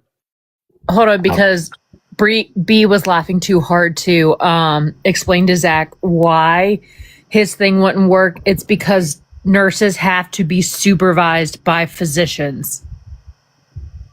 Yeah, they have to, according to the regulations that are put in place by things like the American Medical Association, which is there to protect regulations in the same way that there's all these regulations about what people can do on movie sets and what they can't do. It has to do with protecting professions, not helping people get the best care. Every nurse would tell you that there's a bunch of dumb doctors telling them what to do, even though they know better. Oh, so you're going to tell me that the nurses know better, and you want to get rid of regulations that stipulate a doctor must make those decisions? I think that we can severely sort of So if you're decrease the requirement. Just that up front, do you want to get rid of those regulations that say that a doctor must make those decisions? Yeah, I think we can move diagnoses into AI, and then we can work on like providing healthcare cheaper. You want a computer to do the diagnostics. I mean, that's fine. Computers do diagnostics, but I am asking specifically, do you want to get rid of the regulations that say doctors must make decisions based on care? Yes. Bro, you are out of your mind Wow. if you crazy bastard. Okay. Yeah, I prefer like human doctors throwing instruments at me in the ER, not AI robots, bro. Like I don't know why you think this is gonna work. That's wild. Zach wants idiocracy. You do realize that George Washington himself, unalive to bloodletting, and there are nurses in this country that believe bloodletting is an effective cure. Dude, I was surprised at the amount of people that claim to be nurses that are anti-vax. Is that robot? Is that how you feel about nurses? That they are a bunch of uneducated idiots who want to bloodlet people? No, they just don't have the level of education the way a doctor has the level of education. Medical school is extremely grueling. A doctor who comes right out of school, the moment they become a physician, they are higher ranking than a nurse who's been in the like who makes their final medical decisions? If I may just interrupt. Hold on, let him finish, Leo. What was the question, Zach? A 20-year veteran of the emergency room is immediately under a doctor who walks out of medical school. Yes, that's just the way it goes, dude. I did not go to school to hold on, let me finish, Leo. Let me finish. I didn't go to school to diagnose. That is not my field of specialty. My field of specialty is assessment and treatment. Good. Not AI can do the diagnosis. diagnosis. They cannot do the diagnosis. That's ridiculous. There's too many Zach, crossover. And I don't think anyone here is making the claim that there aren't really good nurses out there that could function in those roles, but the majority of them are not like that, and they are not trained to be that way. Zach, have you ever heard of a differential diagnosis? Yes. Okay, so you think AI, okay, can do a differential diagnosis? In almost every measurable way right now, AI has outperformed doctors when it comes to identifying cancer or identifying pneumonia or identifying anything on an X-ray. They are like much, much better. Not just like a little bit better, but like a lot better. You are deluded. So here's the question, and here's what's crazy about that, Zach, is all that information that AI is running on, human beings gave it that information. If it wasn't for human beings and the human mind and the human, discovery and wanting to learn these things, that little fucking computer that you're saying is so much fucking better than us wouldn't even be here. It wouldn't exist. We wouldn't even know the quantum fucking physics for it to even appear out of nowhere. So again, I would do this. If we want to do final medical procedures, I think the head nurse in her department should be one person, the head physician, the doctor, and then for a tiebreaker, it should be up to whoever is in charge of the fucking hospital. But don't sit here and discredit, nurses when you don't know shit about it.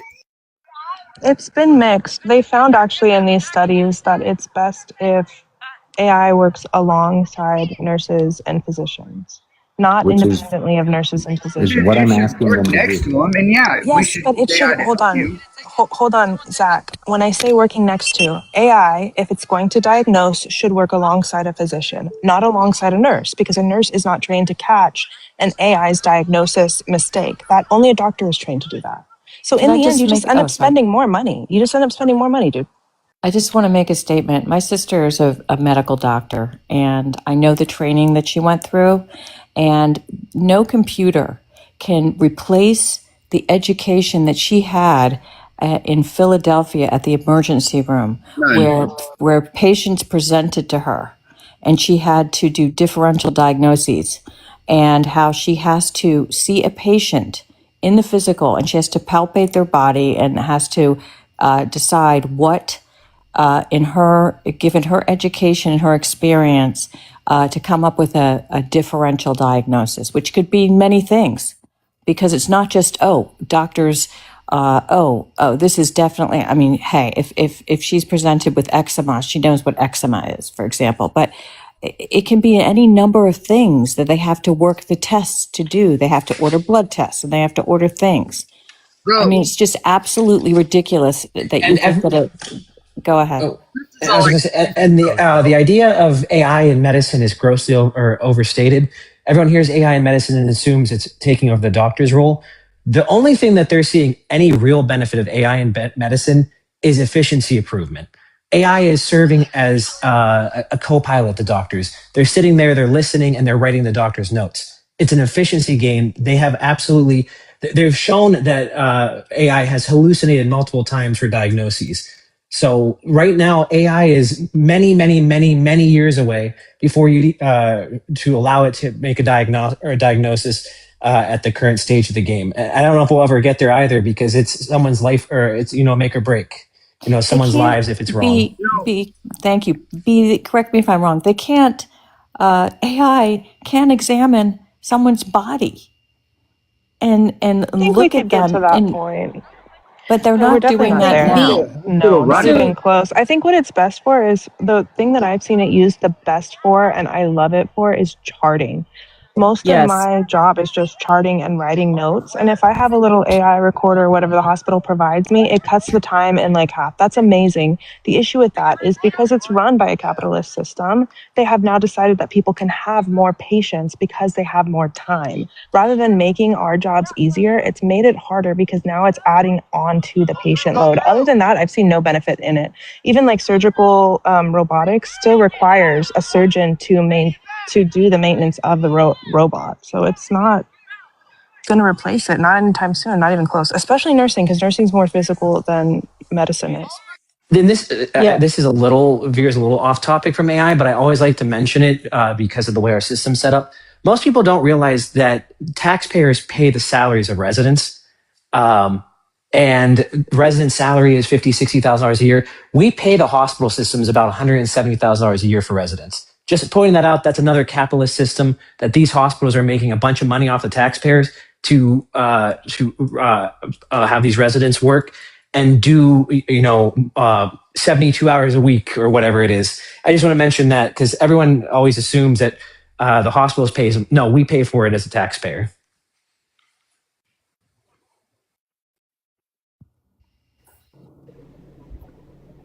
Zach, would you like to say anything? I'm sorry. That was off topic. No. I just wanted to make sure I mention it. I just think that all these AI things are only just a question of when, whether they have the capability or whether they'll get the capability is really just a question of when. I think if you really are watching it, you should not feel like this is a long time thing that you've got. It's not. The humanoid robots are progressing so fast, and they're going to be able to do a lot of the physical work of nursing. Again, the diagnosis capabilities of an AI. Jesus Christ! How can you not figure out how to use your goddamn phone? If the AI diagnoses are not there yet, they will be there very shortly, and they're certainly going to be working on a better system of information, right? Like it's like a doctor is going off of like what he got taught, what he remembers, what he's had an experience with, maybe some new stuff that he's read in new studies, but mostly just like a combo of like experience and like habit. Whereas like AI doctors not examining the goddamn patient. 4 years of fucking med school, bro. 4 years of med school, you're telling me they just observe and that's how they learn anything? No, it's extremely grueling. And Zach, there's a lot of things too that we do, like especially in the orthopedic setting, that we'll do what are called special tests, and you even do them in the non-orthopedic setting.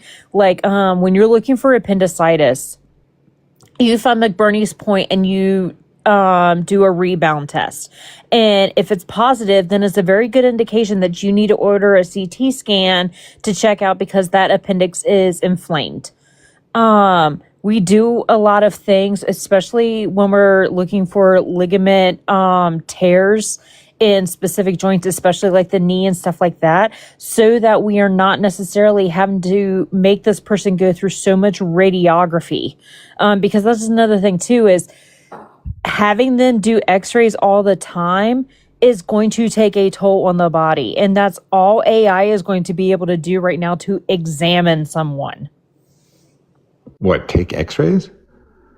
Do you know that there's a new startup coming out? It was one of the original AI companies, has transformed into this thing where they're going to put people in like a bath and surround them with like 1,000 like things of light, and they're going to do these like super holistic like combo of an MRI with a CAT scan and they're going to do full panels. Like this idea that the only way that they can diagnose you is through x-rays is incorrect. Are they sticking a probe up their ass too? So, but Zach, and B, you could probably answer this question. What's the very first thing that insurance is going to require you to order? What do you mean, like a CT or X-ray or MRI?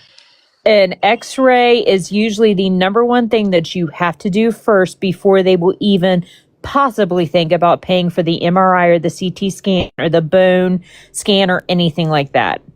Right.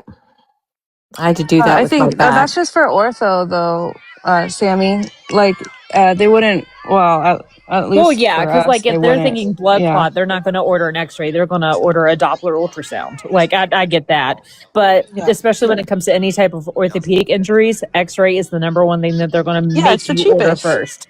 It's the cheapest, right? The more letters you add on to it, the more expensive it gets.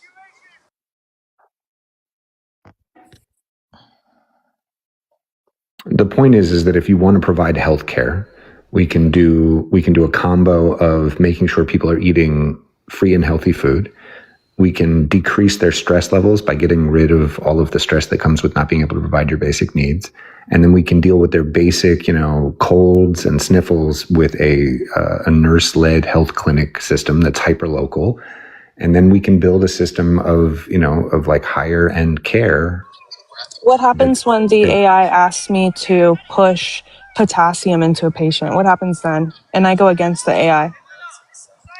I say, no, that's not safe to push potassium. I'm going to kill my patient. What happens then?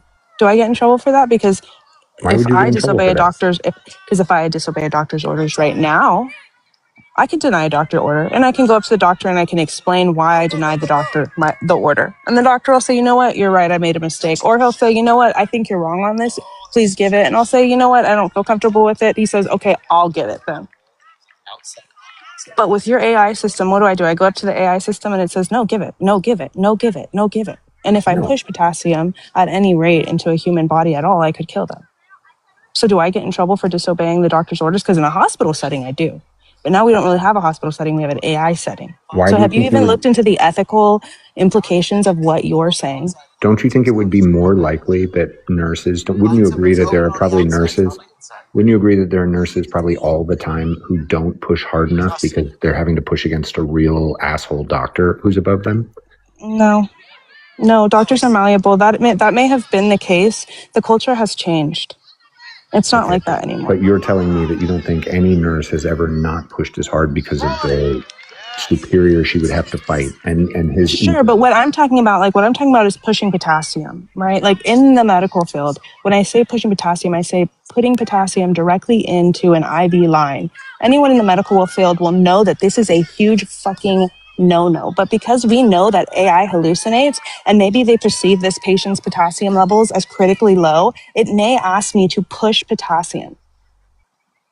Okay, so but if you felt in that instance that was a mistake, why would you have a problem like pressing the I believe this is a mistake, can you please review your decision button?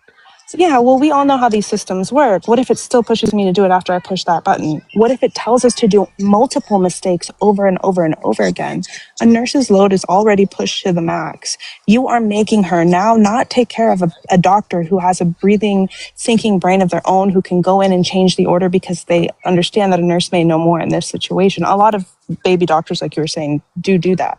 They make that decision. But now you're telling us to now look after an AI system that is known to hallucinate just the absolute craziest things. But I don't think I have any problem with anyone going up against what they believe is a hallucination. But we're not talking about a system where doctors always get it right. Doctors get it wrong all the time.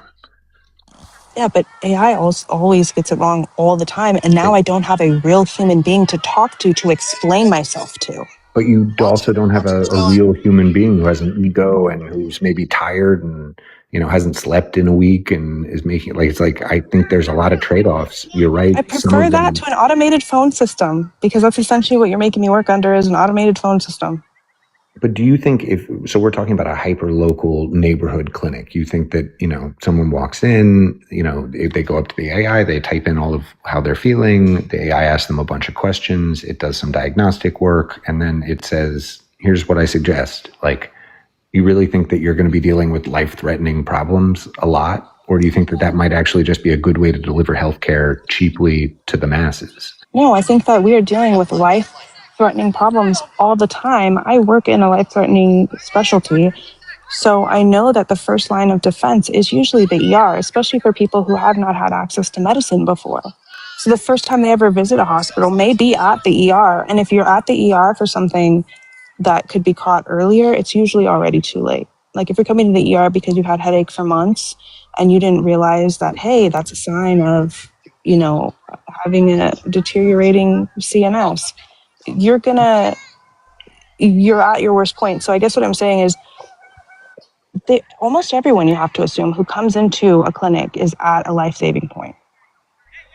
B, I also wanted to mention one of the bigger concerns they found with AI too with nurses is the AI correctly identifying a treatment, but then the nurse pushing that button that Zach said, that check this again, and then the AI in its compliance mode goes back and say, no, you are correct, this is wrong, and then recommending an alternative treatment. So you're putting more of that diagnostic criteria in the nurse's hand by them just simply saying, I don't think this is right. You're going to make the AI second guess itself. Yeah, and I didn't go to med school because I don't want to be that responsible. Like, this is unfair because nurses already have so much on their plate that they have to do. You're just adding something that is not within their scope of practice, like we do every day. Like, it's not within my scope of practice to be somebody's water bearer, but I do it. And now you're adding another thing. Exploiting more. I think you're sort of taking off a lot of I think you hypothetically would be taking away a lot of your responsibility. And your job would really just be to be the human face of the care. No, I'm the fall guy. Right? I'm the guy that you can't really sue for malpractice. You can't sue an AI system, but you can sue me. You can take an AI system to civil court, but you could take me to civil court. I'm the guy who had to listen to that AI system, who I said over and over and over again, hey, maybe we shouldn't be giving fluids to a patient who is on dialysis. This is a really bad idea. And the AI is like, do it. They're critically dehydrated, right? And so this is an issue. This is a huge issue that now I'm the face of this hospital.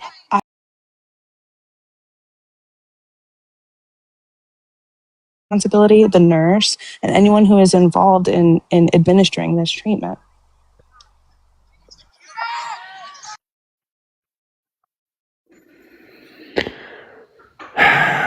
I mean, again, it just seems like you're saying there could be problems. And I feel like that's sort of the issue with all systems, is that there's always going to be some problems. The question is, if we want to deliver equally good care, not care dependent on which doctor went to which medical school, but equally good diagnostic and sort of a much easier one to do here, Zach. How about, would you like to give AI control over the United States nuclear weapon arsenal? AI is much faster at determining a threat with appropriate response and much faster at deploying nuclear warheads before the United States would be struck in that kind of event. So would you want to give AI the ability to launch and manage the nuclear warheads? This is a question to me? Yes. No, or at least I would never put any system that important completely out of the hands of humans. But I would want the initial warning. I would want the initial warning system to be done via AI. Okay, so you want to fire everybody in NORAD and just put AI there? I don't think you need to fire everyone, but I would want the system to be set up such that AI had the ability that they were monitoring. I don't want a human who had to go to the bathroom to miss something. I want a constant 24/7, no mistakes, no fucking tiredness sort of monitoring. So are you for SWAT cameras too? Wait a minute. He didn't really answer the question. The president has the ability to fire the nuke, so he would still retain that ability. You're just firing everybody at NORAD. NORAD is the early warning system. They're the ones that track everything that's in the air. Mm-hmm. So you want to fire everybody at NORAD and just put AI there. I don't want to fire anyone anywhere I don't necessarily, again, you took us to the nuclear arsenal. I don't remember ever being like, thing. You know what, food, education, transportation, healthcare, housing, energy, and the nuclear weapons. I don't care about that. So specifically, you wanted AI to do all the diagnostics and make decisions in place of a doctor. Though you may not outwardly say that you're firing all the doctors, I mean, essentially you are, because that's their entire job. Diagnostics and prescription based on their experience and their education. That's literally all doctors do. Okay. Wouldn't the best and you want AI to do that whole role, so you would be firing all the doctors. Wouldn't the best AI doctor be the best doctor? Well, wouldn't the best doctor be the best AI Not doctor? under the supervision of a nurse. Maybe an AI doctor can be the best doctor in conjunction with a human doctor. Sure. But Zach doesn't want human doctor. Hold on, Zach. Let me finish. That's literally what I said. Let me finish. It didn't finish. No, you didn't. You said it would be with a nurse-run clinic, meaning there is no doctor's clinic. It's run by nurses. I think nurse practitioners are practically doctors. They don't have. No, they are not. The pathway, and Doc PharmMD and Sammy can tell you this, the pathway to becoming a nurse is a whole different way of understanding diagnoses than a doctor is, or an MD or a DO. They're not trained the same way as doctors are. Doctors are trained in diagnosis. Nurse practitioners are not. They are trained to deal with uncomplicated cases. You also didn't say nurse practitioners the first time around. Well, I mean, I think that you would want a nurse practitioner is probably the one you would want as your solo. Like if you were doing a single person clinic, if you had multiple people, you could probably, the idea, by the way, also wouldn't be to get rid of doctors necessarily. It would be to, let's say, have one doctor for the town whose job was to administer 5 nurse-led, essentially primary care. Whose now job is to take care of the entire town. You are putting the pressure of the AI system and catching the AI system being able to catch these errors on one doctor for an entire town. They are already so overworked. Doctors don't have patient ratios. I'm a nurse in California. I have patient ratios. Doctors do not have patient ratios at all. Good thing we have AI on deck, huh? That's wild, dude. You're going to burn them out too quick and too fast, and you're not paying them enough. And you're We're making them leave med school with all the stuff. Yeah. No, you're making burn doctors out. No, you're going to burn the doctors out. That's the whole point of having AI, though. Having access, immediate, instantaneous access to the voluminous amount of knowledge we have accumulated so far, with, in addition to having 100% human homeostasis in their databases, plus what medications do, access to blood work, access to scans. Yeah, that's the best doctor on the planet who can make an accurate diagnosis in a fraction of an instant. No, they can't. And how much? And just out of curiosity, how much would that cost us? Who's going to put the chest tube in? Pennies. You know how to put a chest tube in? Does a nurse know how to put a chest tube in? Does a nurse practitioner know how to put a chest tube in? Need a nurse to put the fucking thing in. A nurse doesn't put chest tubes in. They don't do that. That is beyond their scope of practice. I said this before. That doctors also examine patients. How is AI going to do that? A patient presents in the emergency room with God knows what symptoms. And AI is going to examine the patient, palpate their body where it needs to be palpated, come up with a differential diagnosis, B. You know what I'm talking about? No, they cannot do that. No. I think AI should be better understood as a tool than a replacement, because especially in geriatric care, I think AI can be beneficial, because when you have multiple different chronic illnesses, allopathic medicine, like Western medicine, is the least skilled at treating chronic illness as it is, especially when you have multiple overlayering with being elderly and etc. Whereas like AI can be really good at looking at a blood panel and cross-referencing with the different health medical history and looking at all of that and kind of doing a good diagnostic checklist, where some often, unless you have a really good geriatric specialist, that common doctor or primary practitioner is like really poor in those situations. So I think AI can help bridge the gaps of like accessibility to quality care, but it can't replace care altogether. So I do have a question then for Brendan. I mean, just given AI, it has the breadth of whole human knowledge. Can it teach me how to pick a lock? Like just in a moment, you know, any lock, I can Google it or whatever, and it'll tell me how to pick the lock. Can it do that? Yes. Yes. So in this particular theory, can it basically teach me to be a master locksmith in the moment? In the moment, no. But it can tell you saying that it can do that the principle. nurses.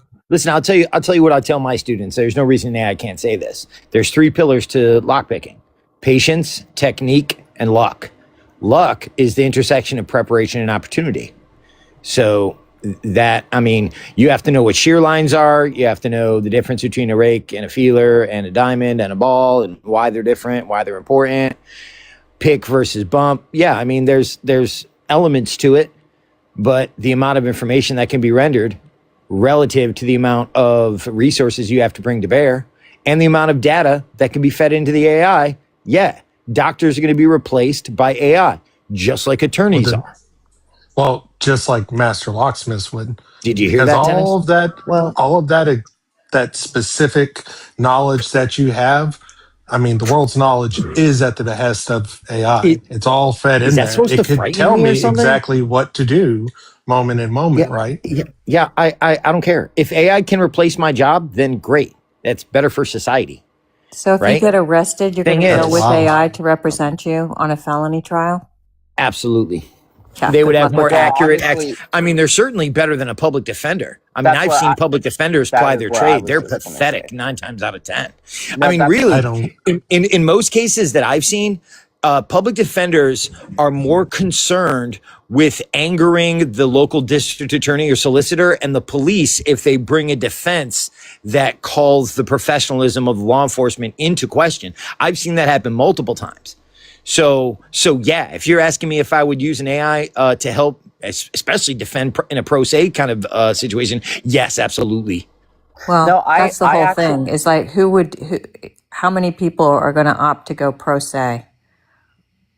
Well, lots, if they understand how slimy lawyers can be and how human nature is bends towards Slime being is part of the selfish. reason they win. Slime is part of the reason they win. Their charisma, their ability to win over a crowd and smile. That's part of the reason people win. You think people are going to give that up for some boring, dry machine? I'll give you the example. I'll give you the example. A friend of mine went to jail for a long time for, quote, possessions of weapons of mass destruction, right?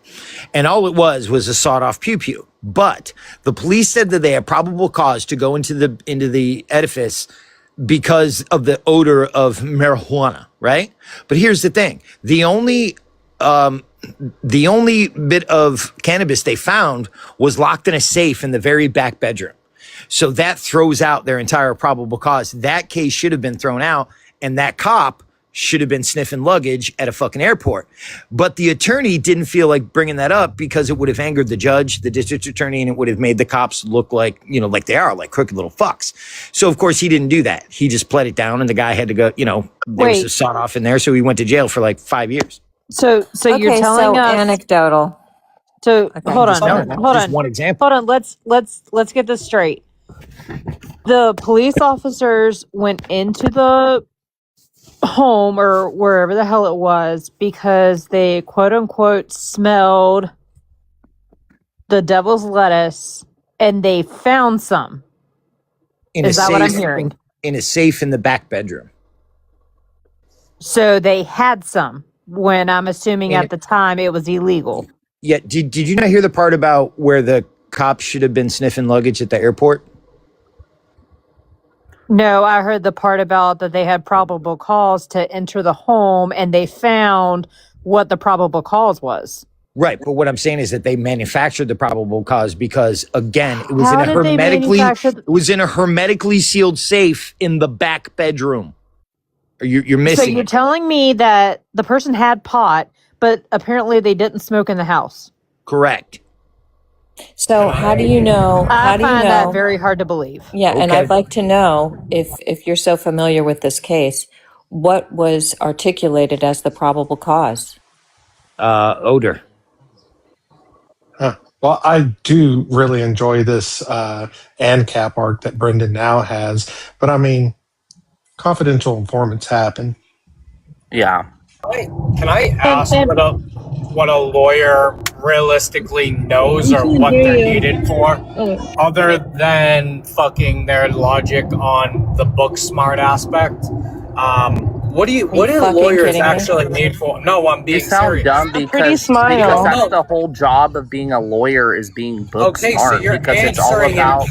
Holy fucking shit on me. Great. Okay, so your sentence ended, right, and then mine started. So that's when you do conversational I have turn a simple taking. question. You proved my Yeah, point. and I started Owen. answering So they it, know and you nothing. can't even let me finish because All right, you're you finish there, princess. I want to hear what the question princess. is as the only lawyer on the panel, but go ahead. Well, so like I was, yeah, and I'll pass to you, Terrence, but I mean the whole she said she wanted to hear the question. Yeah, The but question Justin had was- finished the Yeah, question. but you got to let him ask his question. He did. No, Mojo, he you were playing didn't. your video game. You were playing your video game, heard Omi and said, "Fuck Omi, I'm gonna rage bait Omi right now." I said fuck Omi. Actually. Omi. Oh, okay. All The question, I wanted do you to want to know- restate your question? Sorry about it. Go ahead and restate your question. Yeah, my question was, truthfully, other than understanding the law and knowing the book side of it, what does a lawyer do? Can I help? It's very, very complicated indeed. If you want me to articulate it, I will, but I don't want to bore the panel. But you, first of all, you have to learn the law, and then you have to pass an very, very rigorous test in Bar order exam. to be licensed to practice. Yes, an exam, right? The bar. And a lot of people fail 1 or 2 times before they even pass it. Okay? And then you go into practice and you have to specialize in a practice. And you have to learn that practice. You have to be able to research and write it. If you're a litigator like I am, you have to understand your clients. You have to understand whether you have a case. You have to be able to defend them or bring a case. Okay? And then you have to persuade a jury or a judge that you are right based on the rights that you are asserting. It is, and that's only summing it up. It's it takes a lot. It takes a lot of experience and practice to become good at it. You could tell Oh, she's she's fucking. Can I ask you a question, Tennis? Can I ask you a question? Sure. Would you say that it's not just the book smarts of it, because obviously lawyers are extremely intelligent. I think that the panel would be ridiculous to say any otherwise. But would you also say that there's an aspect of charm and being able to be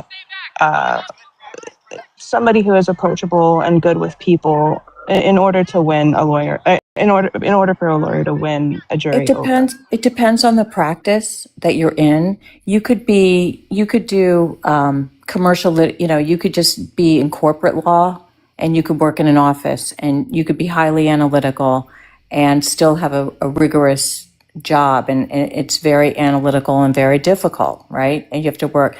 But if you're going to be a litigator, right, and you have to deal with, just garden variety of clients, and then go into court and charm a jury, yes, you have to have charisma. Yeah, George W. Bush and Hunter Biden were both lawyers. Spare me. You have to know the law. You have to know precedent. Wait You a have second. to know the Wait a systems, the second. Did they processes, ever and practice procedures law? of the state that you Did happen they to be ever practicing practice law in. law? Fuck's sake. A lot of lawyers don't practice It's law. really hard, and you have to take the bar exam, and some people fail it. How many times does Hunter Biden take it? He's a freaking crackhead, for God's sakes. Yeah, and all that he's really research cute, that though. you're talking about, is done instantly by an AI. Wow. An AI will never forget a precedent will be able to apply it properly, can take information and understand reams of data better than any fucking attorney can, your job's going bye-bye. At the very Brendan? least, we won't have to pay $2,000 just to grace us with your presence for advice. And What happens when it refuses to take a case? hold on, You and can when go the with AI, that. Go ahead. well, Sam. tennis, it also won't the AI make up cases whenever they can't find ones to fit the case that they're actually presenting? We use AI, but we have to double check it all the time because it does hallucinate. But I'm not going to lie and say that there have been some mechanisms by which I've gone, wow. Like, for example, in when you're on trial and all the case has been submitted to the jury, you do something called a conference with the judge to argue what law should be applied, and usually rely on an associate to do that research and get you what they call a request for charge. And I put it in AI and, put in my case and said, this is what the case is about. And it spit something pretty cogent, pretty on the money about what the case was about and what I could be asking the judge to charge in the case. But it certainly was not comprehensive. It was not. It needed to be revised. So, yeah, there are some things. It's a tool, but it's definitely not something that you could, okay, I'm going to rely on this. My rights are at stake. I'm going to rely on AI. No, absolutely not. Yeah, that's wild. I'm going to go to jail for life. Absolutely, Let me rely on 100%. AI. Or better yet, let's go ahead and just get myself disbarred because I used AI to write my brief and it it pulled obsolete and non-factual cases. Yeah, I mean, it's not going to, lawyers, especially trial lawyers, are not going to be replaced imminently. I don't think any attorney is going to be replaced imminently for that matter. I don't think architects are going to be replaced. I don't think anything that requires a professional license is going to be replaced by AI. You do realize they're already building houses with 3D printers, correct? Which I don't trust at the moment. Yeah, I was going to say, do you trust it? No, but that is all of about, I think I saw that about 3 years ago. Technology is always going to improve daily, if not yearly. So when you're saying that the AI could have something wrong, I don't disagree with you. But if we're talking 10, 15, even 20 years down the road, which AI is not going to completely stop, it might get halted for a little bit, but it's not stopping. Yes, lawyers are going by. Houses our construction workers are going by. Once they can figure out how to use a robot in robots to do it all, these jobs are fucking done. And if you're not going to agree on that, then you're just living in La La Land. Yeah, I don't know why. First of all, I mean, I disagree because, first of all, when it comes to law, AI is not coming up with multiple theories on cases, on a particular fact pattern, and how it applies to the law in a particular state, and how to defend or to bring a case, the theories of that case, legal theory. It's very analytical. But let me ask you this, a more broad question. Why is this a good thing that we would want AI to replace any type of job, really? I mean, certain menial jobs, but why is this a good thing for society? Why is a lawyer about $5,000 for a retainer fee? Why are lawyers so much? Much worse than that. It's hilarious. Another question to ask is, you're so jealous. How much energy does it take for a lawyer to do the work versus asking an AI to compute that work? Because I'm telling you right now, the lawyer's energy requirements are far below the AI compute that's needed. Not to mention that AI right now, we're shorting it $20 billion fucking dollars because it does not, it's using so much debt to finance this compute. It's crowding out government debt. That is crazy. Absolutely nuts. And I'm not saying AI is not going to be transformative. It is. and things like Harvey, like the law AI that's being created, the thing is we're seeing what these artificial narrow intelligences are doing. And in health so far with radiology and with Harvey, when they started creating Harvey, they had to hire more lawyers. There's an economic concept that actually talks about this. When transformative technology happens in certain sectors, it actually requires more people to be licensed in that sector for that AI to become a transformative technology. So, like, again, we're not talking about replacement. We're talking about shifts in how workflows happen. And we're talking about like lower level, like paralegal work and things like that. Those kinds of jobs being shifted to some AI. Like for doctors, the only big thing AI has done is it's reduced the amount of time for them inputting notes, but they still have to go through all of those notes. The same way a lawyer still has to go through all of it. The same way a coder still has to go through line by line on all that code. And that ends up taking more people licensed in those professions. Like you guys are just talking out your ass. Yeah, even when I chart with AI, it is really. She repeated herself 4 times and then said everyone else is talking out of her ass. Did I say something? Brendan, I actually pointedly asked you about your profession in AI because you initially started out by saying, no, AI couldn't do this. And then you accepted it as a legitimate posit because that was the only way to make your argument. Well, this would be like AI replacing dentistry.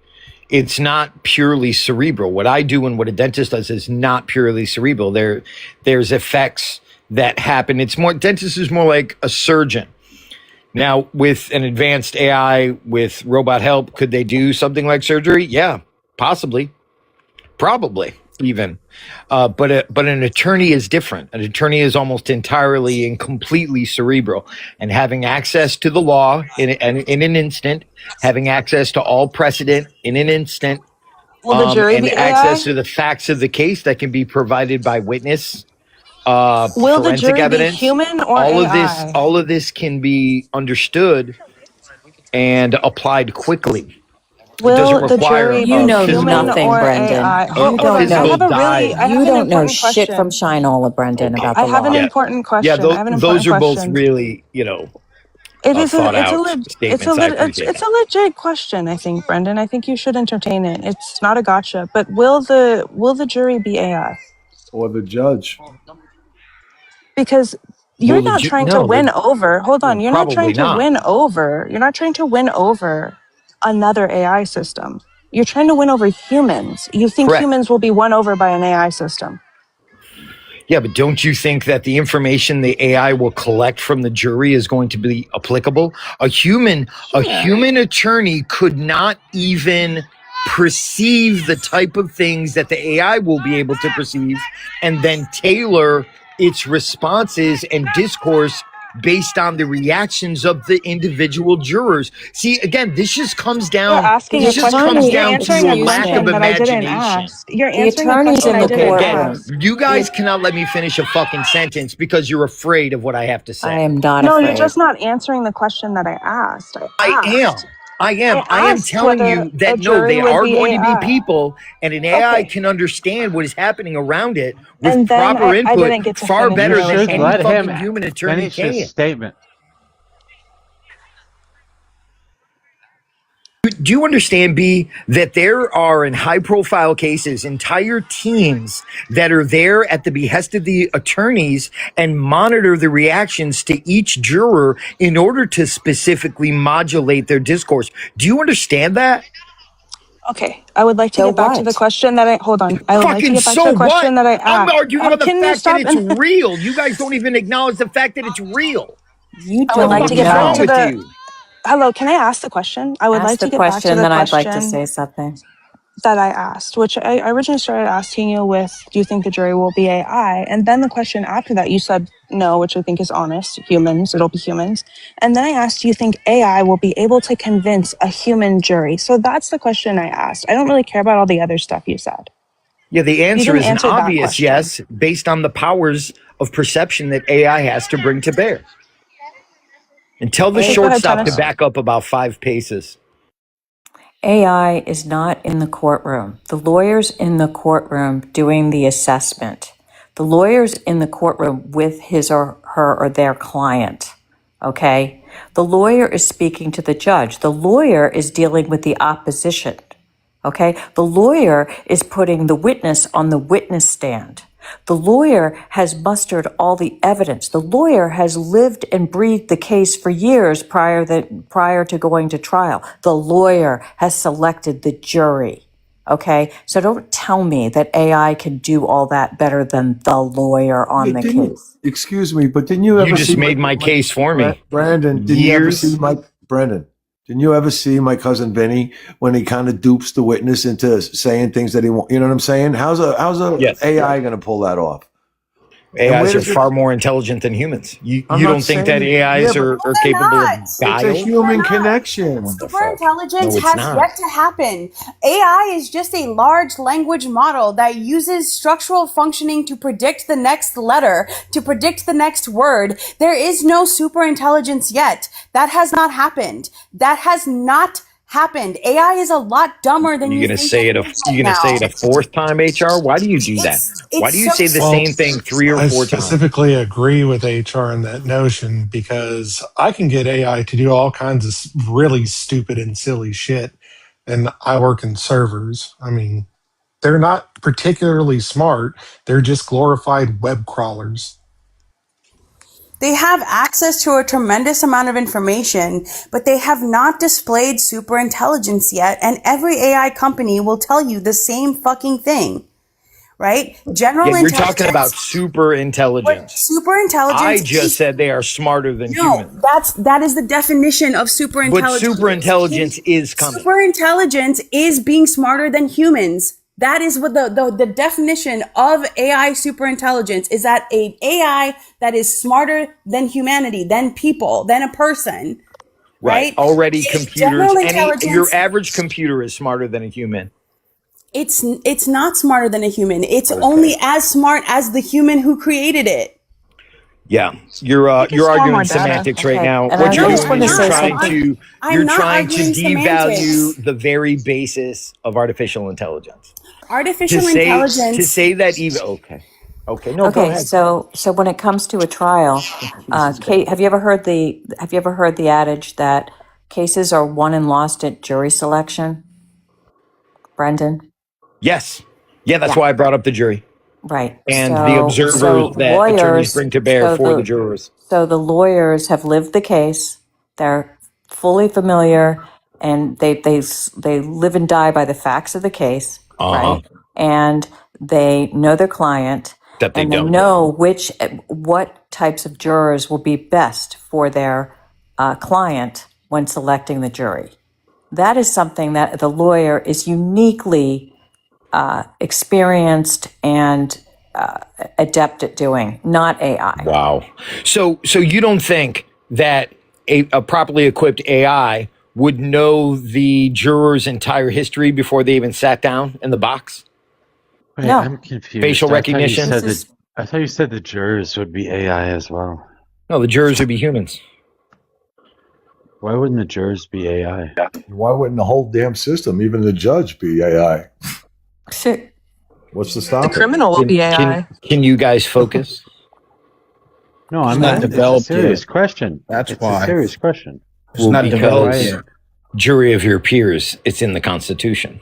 It's not developed yet. That's why. But AI doesn't know that maybe a postal worker isn't going to be the best. I'm making that up, all right? That a postal worker on the panel is not necessarily going to be the best person to be for your particular client, or maybe the corporate guy isn't going to be, or maybe just a particular group of people are not going to be favorable to your client. That is There you not go. something Has The that AI AI can make the has. micro-calculations Forget necessary about- based on forget demographic about what- data better forget than about- an attorney can. Forget about what that person does or what their history is. Think about the tone in which somebody answers a question and how much that reveals. Think about their body language or how, or like the kind of vibe that you get from somebody. You don't think that goes into jury selection? Exactly. Absolutely. A woman Like, arguing you are spot on. hold on. The thing that an AI can't do is understand tone and body language and those very human things that when you see that postal worker and you know that like the way they answered that question is in a way that's like, man, maybe they shouldn't be on this case, right? Maybe Donovan. You gotta fucking. She goes on for so fucking long. Yeah, so do you. No, I don't. Yeah, you do. Like maybe the way that they answered that had a racial undertone or a sexist undertone or whatever that wouldn't necessarily be caught in just looking at a transcript of something. Like the same way for a doctor, that part of your job is like looking at that person and they're asking questions and you know that they have a doorknob question, that they came in for one reason, but there's really another reason that they have a question and it's embarrassing or something like that. And that's only something that the doctor can tell. There's such a huge human element to law that I just don't know how you're not seeing that. Except an AI can perceive things that humans can't, like pupil dilation, like perspiration, can make those micro calculations quickly enough with the amount of perception that a human can never hope to achieve in order to figure out whether or not even a fucking witness is lying, for God's sakes. Once you apply some of this technology properly. See, again, there's no fucking reasoning with you people. How can that AI that would require that you have a bunch of shit hooked up to that person and you're feeding the AI all of that information. Like people would have to submit to having an eye camera on their eyes, something to measure perspiration on their skin, something to measure their heart rate on their finger. And maybe people don't want to fucking do that. People don't want that to be the case. You would have to feed all of that information into an AI, which again is going to cost a shitload of energy, in which a person sitting in there would have known all of those things anyway. Unfortunately, Brendan, it's coming. Your Thank God logic, it's not up to you. Wait a second. Can I say something? Your logic is flawed because Raccoon is correct. We don't have cameras in courtrooms evaluating how someone's perspiring or their pupils dilating, right? We have lawyers who are assessing whether or not someone's on the level when they're asking the question in jury selection. That's me. Oh, well, you'll forgive me if I want a higher level of precision than a lawyer determining whether or not someone's on the level. Jesus Christ. And if we're bringing technology into the courtroom, like AI as a defense, because again, it's something that I would prefer, then there would have to be concessions made. Well, I hope you never get arrested like for and a felony. All you would need is a camera. A camera can a high resolution camera can discern things like perspiration and pupil dilation. And they would be able to perceive other things too, like whether or not they were uncomfortable shifting after a question, et cetera, et cetera. We can have a jury of AI. We can have a judge of AI. The Sixth Amendment says in all criminal prosecutions, the accused shall enjoy the right to a speedy and public trial by an impartial jury of the United States and district wherein the crime shall have been committed. Which district that's what I said. No, a jury of your peers is what you said. That's exactly right. It can't be AI. Wait, hold on. It's not a jury of your peers. It's a jury of the state and district. That's it. Which district shall have been previously ascertained by law? Yeah, that means human. Of the nature and to be no, it doesn't say human. And to be informed of the nature of the cause of the accusation, to be confronted with the witnesses against him, to have compulsory so you think the jury should be obtaining AI, witnesses in his favor, and to have the assistance of counsel for his defense. So the counsel could be AI as well. There you go. I don't but believe the jury can't be. I don't believe that's yes, he's saying that's where it's going. He's saying like, where's it going to ever end? I'm telling you, the Sixth Amendment allows an AI jury. Okay, so Mojo, what I would say to that is the minute that what you're postulating here is attempted to be put into practice, you will have lawmakers objecting to it, and laws will be written. They would object to any AI in the courtroom. What? You guys will object to any AI in the courtroom. Of course. Yeah. Of course, This because isn't it's any very different. human. It's a human job, just the way medicine is a human job.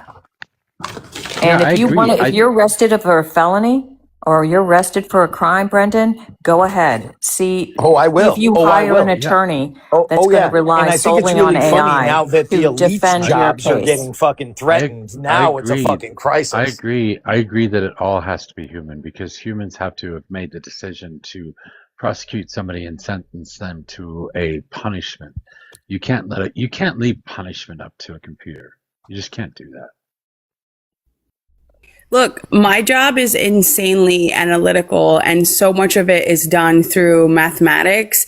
And we were implementing AI workflows, and it sucked so fucking badly that we took them out.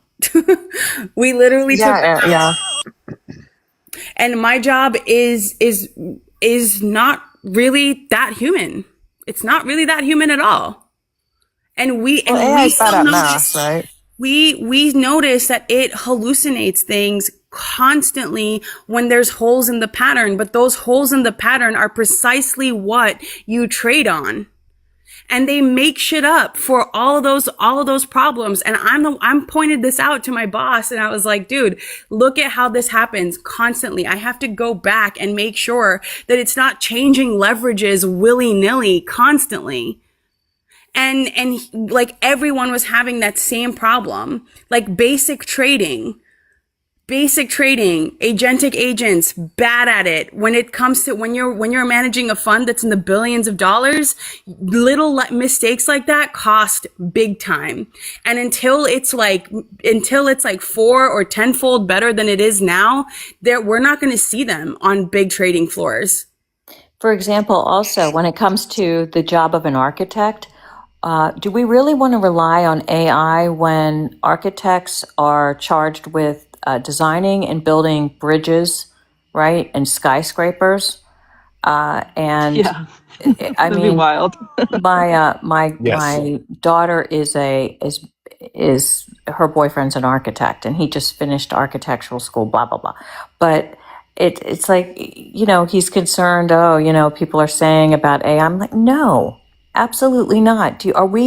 As humans, are we going to, do we want licensed professionals to ensure that a bridge or a tunnel is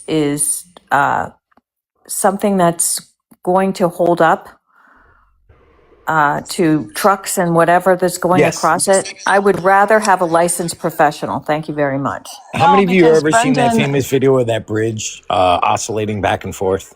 Like they had just built it. They didn't realize For earthquake, yeah, it's because of earthquake lack of understanding of stress harmonics and things like that, where an AI is going to know that shit instantly, quickly. Yeah, but it would be cheaper, we'd get it done faster, and it would be better. So No. yes. In the designing, maybe. Wait, hold on. I was going to say something. So And AI then let's systems, Tony say something because he hasn't said anything yet. After B, go ahead. Oh, Tony. why don't you go ahead first, Tony? No, I no, apologize. it's I didn't fine. know it was you. No, you No. go first. You go first. I'm more than cool. I can wait. Okay, thank you. I'll be quick. No worries. AI, these large language models are made with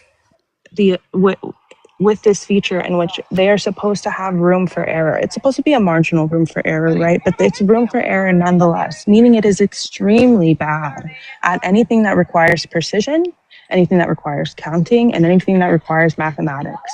Because there is no room for error in mathematics. If you have this really long equation, you making a tiny little error in the beginning of the equation completely ruins the entire thing. Same thing with architecture, same thing with anything that requires mathematics. It would be disastrous as architects.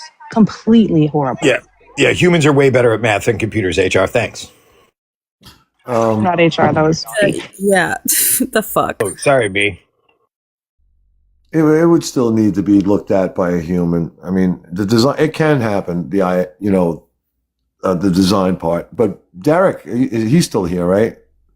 No, he's not. Thank God. He had mentioned about, they're building houses. And the interesting part to that, I'll just go quick because I know it's not like a big topic, but you still need to have like a roof conventionally framed Okay, this is basically a big 3D printer that, you know, when he was mentioning like the building of the houses, you know, to own that machine is ridiculous amounts of money. The setup is, it's not going to be quicker. It's going to take longer to do. And you still need, you know, carpenters and such. You're not going to have electric in these things. They just, you know, you still need someone to come in after the fact, insulate, sheetrock, whatever, tape, spackle. There's a lot of things that still need to be done. You know, it's in the housing thing. I don't think it's going to ever get completely taken over, but that's about it.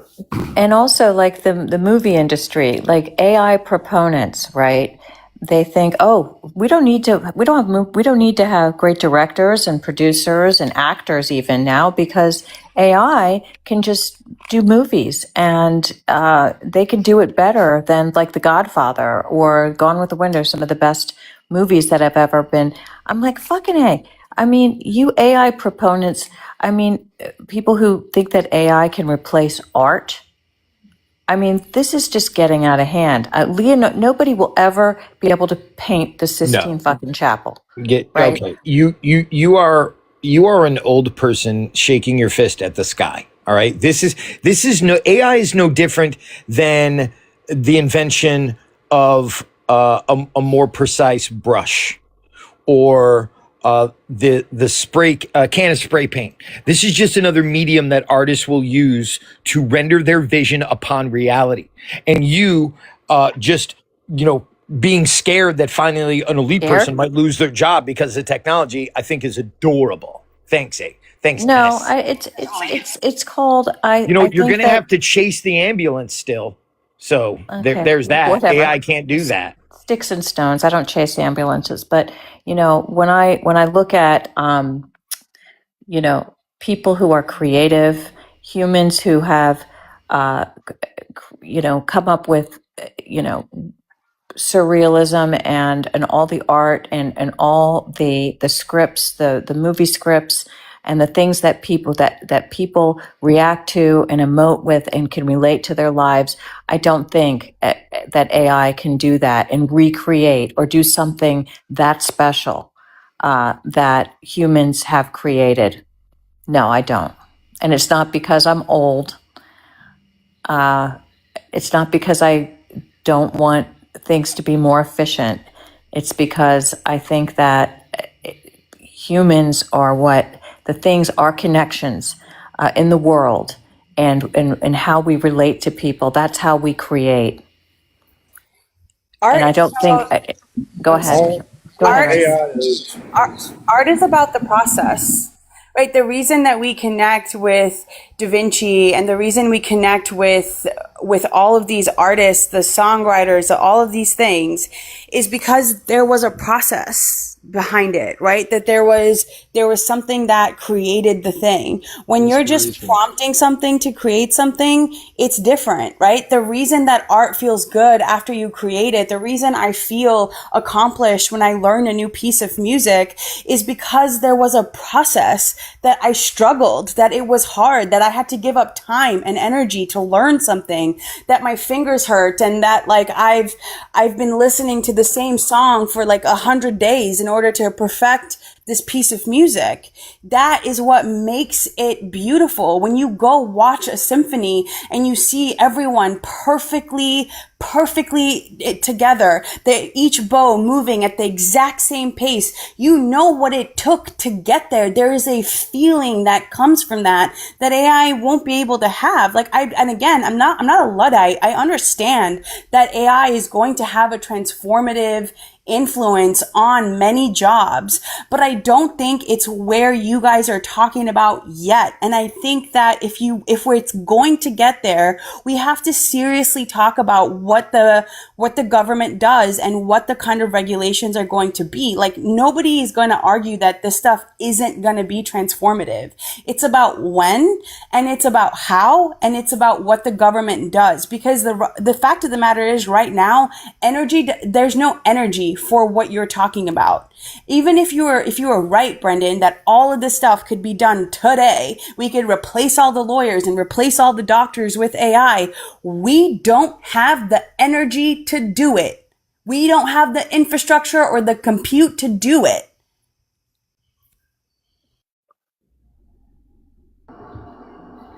Yeah, I And agree. I'm I think we questioning whether, go ahead, B, I'll go after you. no, you go ahead, girl. I'm questioning whether we have the desire.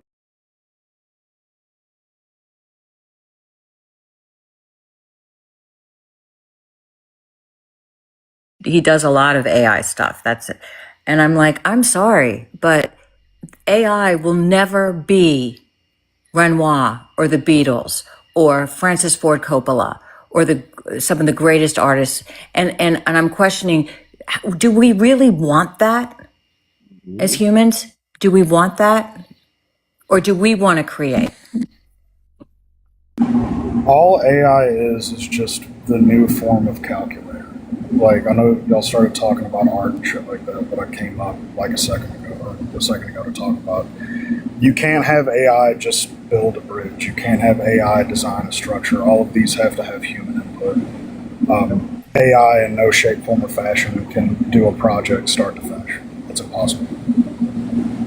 Exactly. Mojo, you care to weigh in? Mojo's an artist.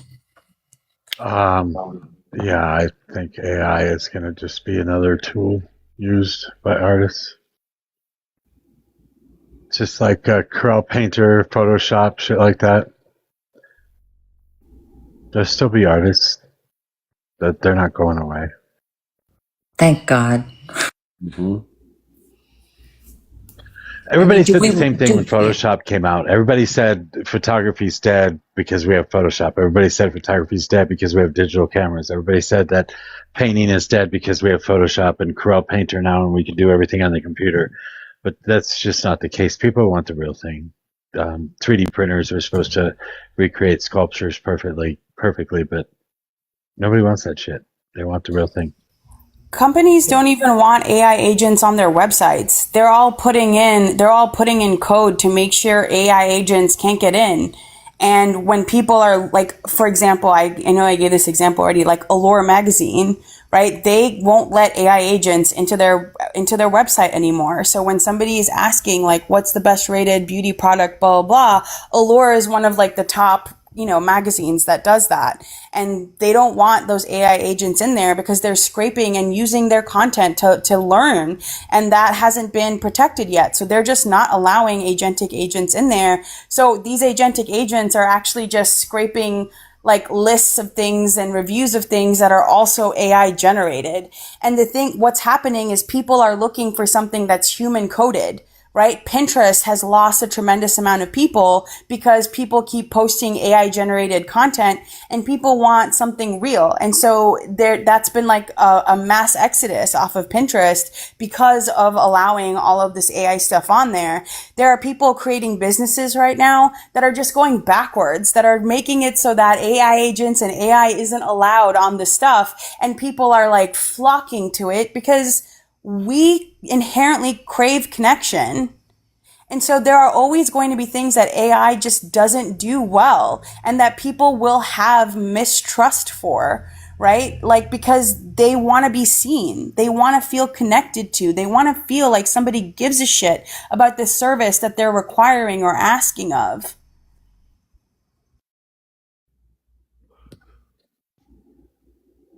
Yeah. Yeah. And the same thing goes if you're buying something, right? Like you bought a piece of art, you enjoy it, and because somebody made it, not because a machine made it, right? Like there's like an appreciation as well.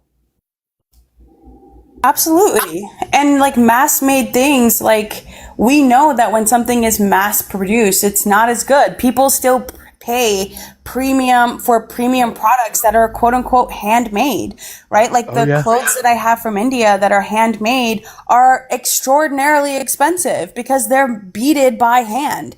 And they don't think like a machine probably couldn't bead something like that, right? Machines still have a lot of catching up to do, right? Like evolution made us pretty fucking efficient, right? Like just hands in general.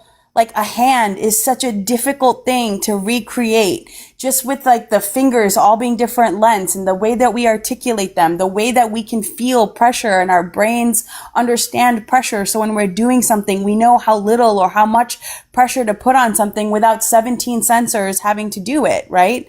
there is just a tremendous amount that we just don't, there are still barriers. And again, I'm just going to repeat myself because Brendan doesn't seem to hear it when I say it. Nobody is saying this technology is not going to be transformative. It's just not there yet. And I know I kind of do have a say in that because I'm shorting the fuck out of those companies right now.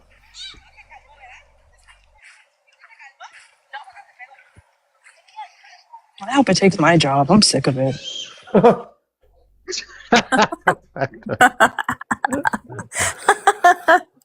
are you gonna do instead? I guess we'll all live in Zach's world where everybody has their basic needs met. You can sit around and do nothing all day, right?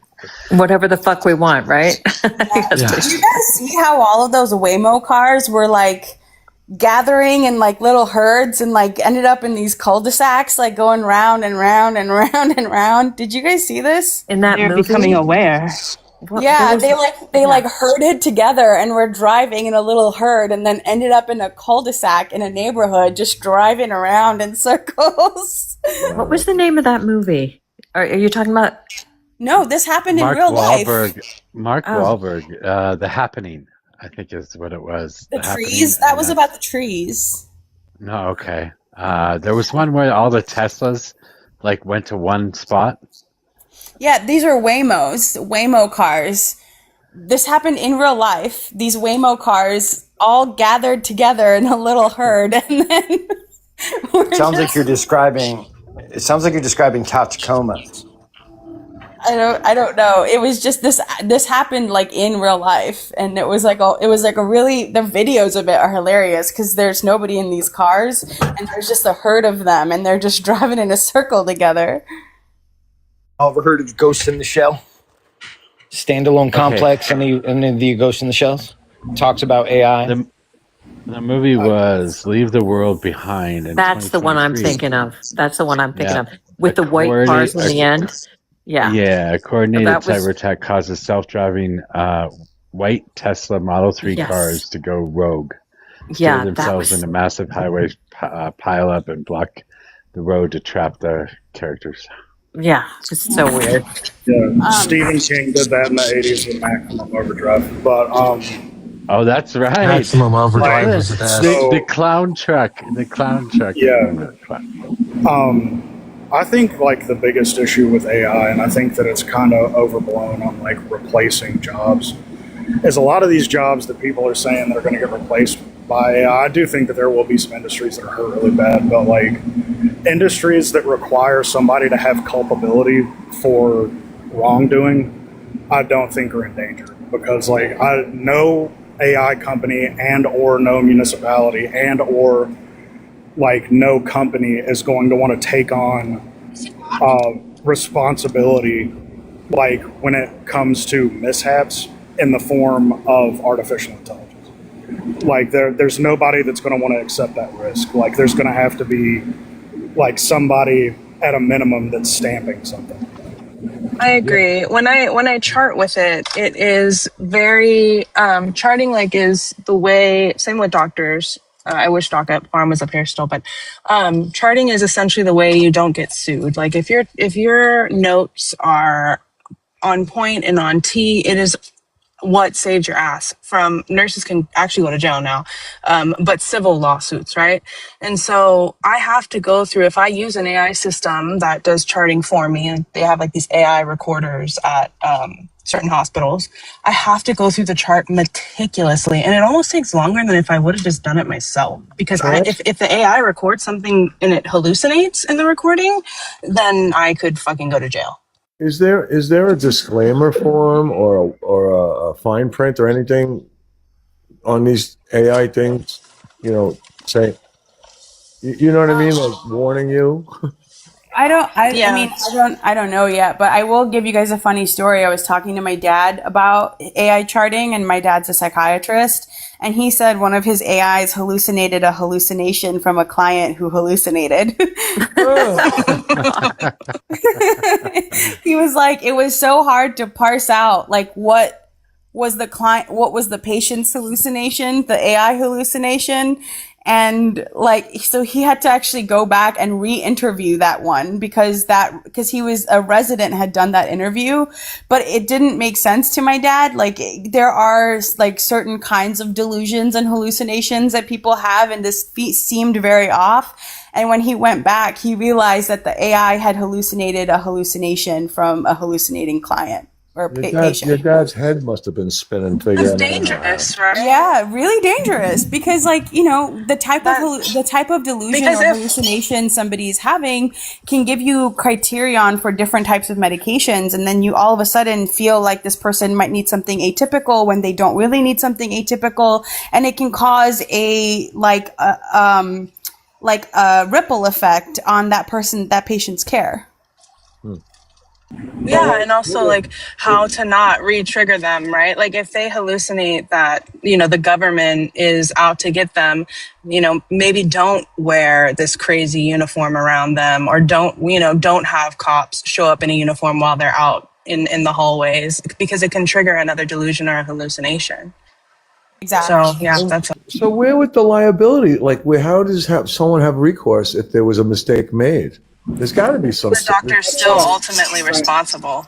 Yeah, so my dad is the ultimate responsibility, which is why, so he works at a teaching hospital, like he works for UVA, and so he's responsible for all of his residents' notes. So he goes through and he makes sure he reads them and goes through them, because it's his license at the end of that. Right? He's the end of the line. My dad is. So that's why he's like, I have to be so careful. And he told me that he's actually spending a lot more time looking through notes now, because he's found mistakes like this on more than one occasion. And it's his license on the line as a teacher. Right. And he's not giving up his malpractice insurance, I'm sure, too, right? Of course not. Of course and not. doctors, I'm not giving up my malpractice insurance, and doctors aren't giving up theirs, because it's our neck that's on the line. It's the same way with engineering. Like, the people that actually stamp the drawings to get built have a PE license. And an AI model, even like the best AI models that we have trouble thinking in like 3D space. So like building a bridge and shit like that, like it'll hallucinate measurements. And I've seen this shit happen like multiple times in classroom settings.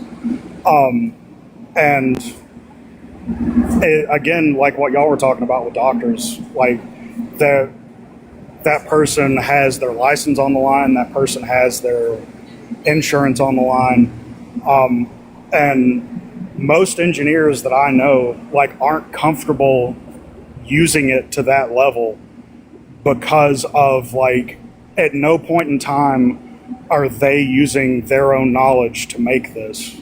It's putting the trust of their entire career onto an LLM. And it's the same way, like, you wouldn't, even if AI had like the full ability of a person, you wouldn't, as somebody that is licensed and insured and like the bottom liner on something, 100% absolutely trust another person to just come up to you with a drawing of a bridge and just be like, sign this shit, bro, trust me. Right. Like, nobody has that level of trust with anything. And if you do, you're not you're not a good engineer, you're not a good doctor. Yeah, I mean, even in thinking of in engineering and architectural spaces, like, think about what can fit in a space and what feels good in a space, right? Like the amount of, like in Tony, you like are a contractor, right? Like something might fit in a bathroom, but you're going to feel like it's really cramped if you put it in there, or it's not going to feel like a usable space for a person. Right. And being able to teach an AI, right, how space feels to a human being is far more complicated than teaching it what comes after the cat in the, right? Like, it's harder to teach that to an AI, harder to have it understand physical space in that same way, right? It's harder to code for that, right? We have ways of shaping, of coding for geometry, but it's difficult to understand. Can it understand that, yes, this can fit in the space, but will it feel good using that space as a person? Agreed. And it would only know standards or specifications. It wouldn't know if it functionally really works, you know? Yeah. So. Like, or if a person is disabled or a child or short or whatever, whoever is using that house, right? Like when you're helping somebody like contract out a bathroom and they have little kids, right? Like you're thinking differently. Or if somebody in the household is disabled, you're thinking differently about the functionality of that space, and being able to train an AI on what that means is really, really difficult to put in terms of mathematics. Sure. Absolutely. You need the human element in a lot. You know, you wouldn't eliminate all of it. And again, in the building world, you still need, you know, they don't have it down. Like even if you have that 3D printable home, you know, whatever that thing is, right? I mean, it's got to get mobilized to that location. The machine costs $1 gazillion. And then it takes a lot longer than it does for, like we used to, when we were building houses, like a development, average home, anywhere between 2,000 and 2,500 square foot homes. We were doing like one it was like a bell curve. Everyone got better at it, but then everyone fell off on the back end. But, you know, I'd say at the best point, we were doing, a frame in a house every 4 days. You know, you're not going to be able to mobilize that machinery that prints the homes and then have it do what it has to do and then relocate the thing. It's just not going to happen in realistic time frames.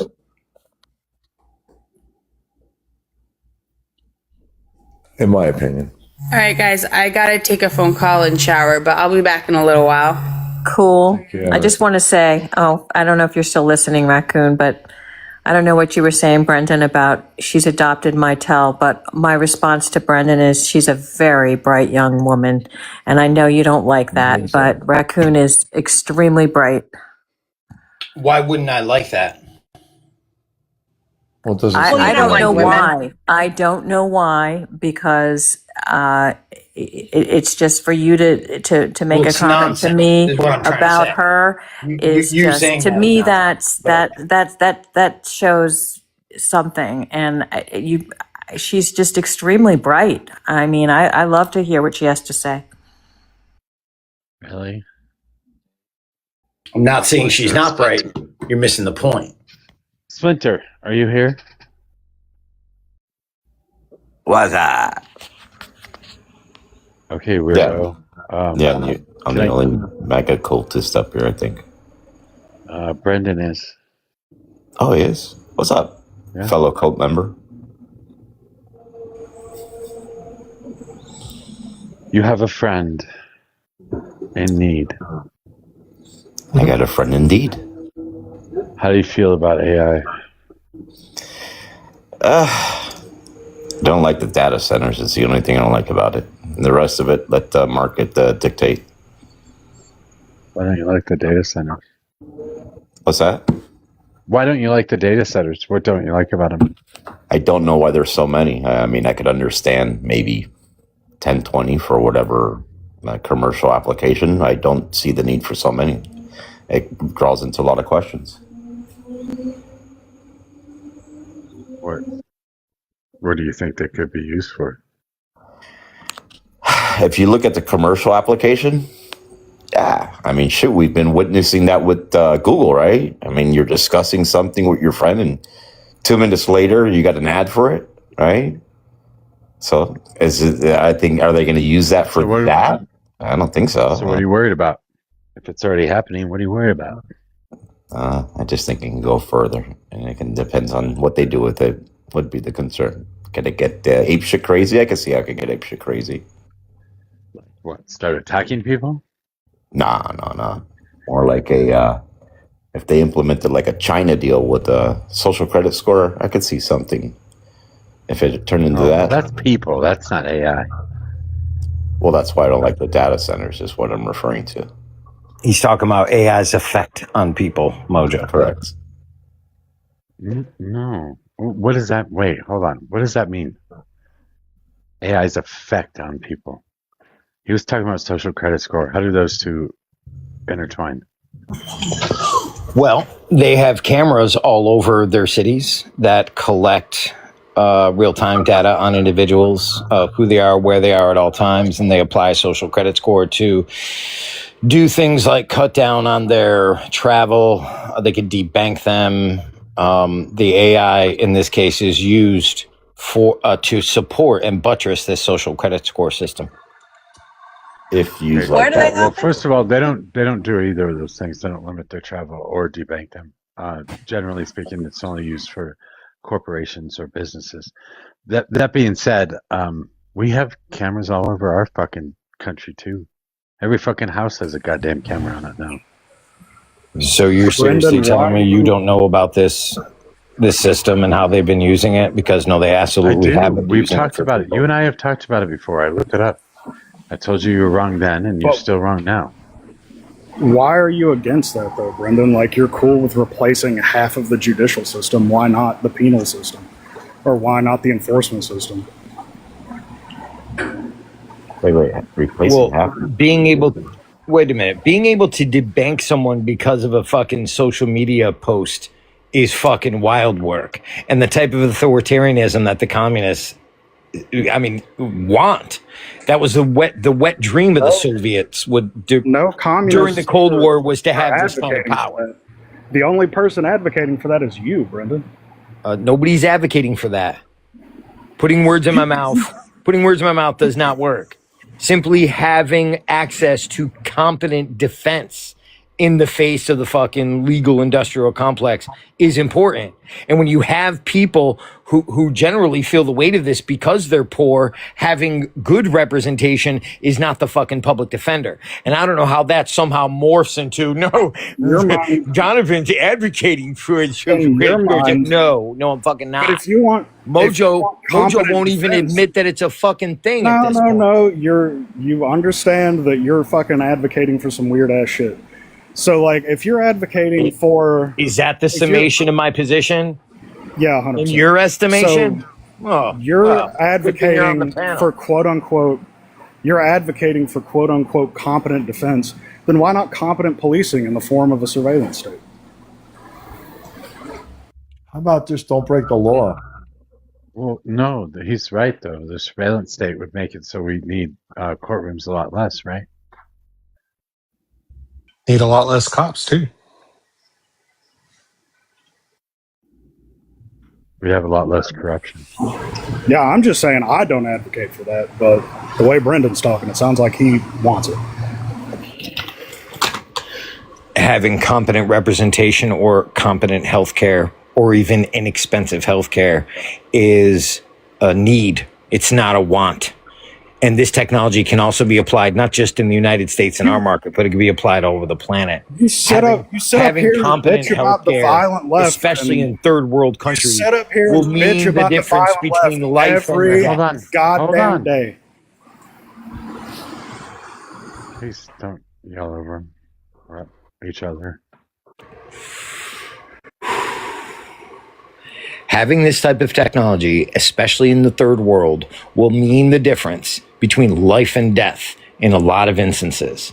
Being able to access even cursory, shallow data and the ability to give a diagnosis and give out the proper medicine to people in the third world will be a game changer. Simply because it may have an adverse effect on a few doctors here in the States or a few lawyers here in the States should not cause the apoplexy that we're seeing.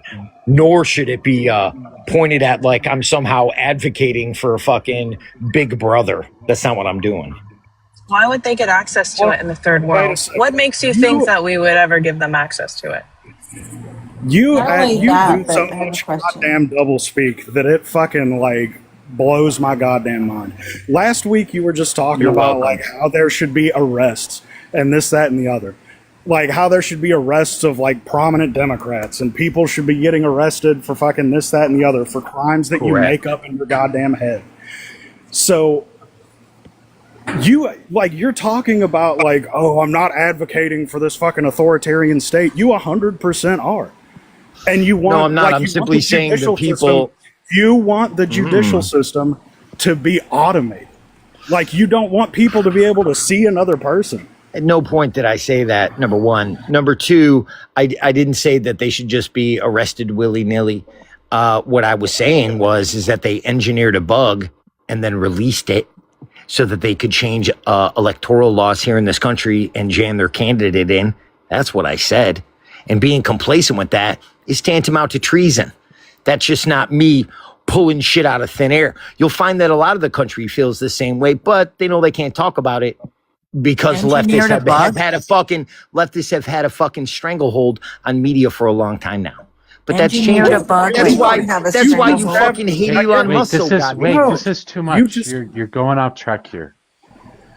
You just have this idea of like doublethink where you want like this super freedom for yourself, but you're so willing to just like turn everything over to automation and corporations to like oversee the society that you don't give a shit about. You don't have a moral framework. Okay. You don't have a moral framework, Brendan. You never have. That's my question. No, that's my question, Donovan, because it sounds like you're really concerned about global welfare, but you don't really care about the welfare of people in your own country. That's what I heard you say. You mean leftists? I'm talking about you, Donovan. No, I know. You're saying I don't care about the people in my country. I do. Yeah. If I smoke for leftists, my criticism doesn't mean I want them unalived. Not only that, but I've said multiple times, I don't hate the left. I understand that they've been brainwashed. So there's a certain amount of grace that goes along with the idiocy that you guys offer on these apps every fucking day. It's just wild. Next question.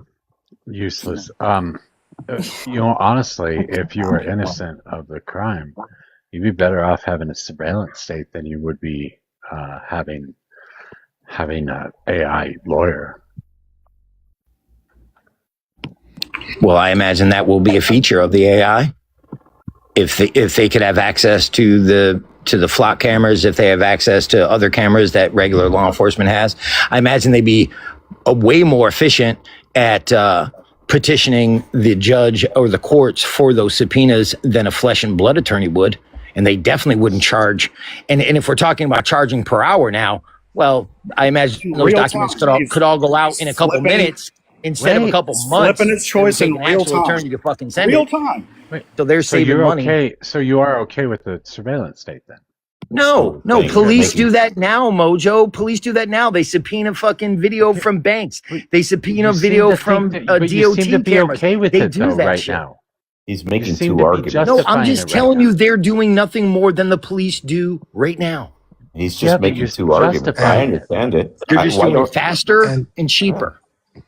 And at no point will this AI ever make a national registry of every gun owner that comes on those cameras. Wait, what? What did you say? At no point will this AI ever make a national registry of every gun owner that appears in front of those cameras. Jesus Christ. I mean, That's it a just wild can't pivot. happen, right? How would it Yeah, be able to do that? that's a wild fucking pivot, but okay. How is it wild? When you go and buy one or go to the range or any of that, the camera sees you. Yeah, he's just talking about the pitfalls of a surveillance state. It seems like you should be fighting against the surveillance state instead of fighting for AI lawyers.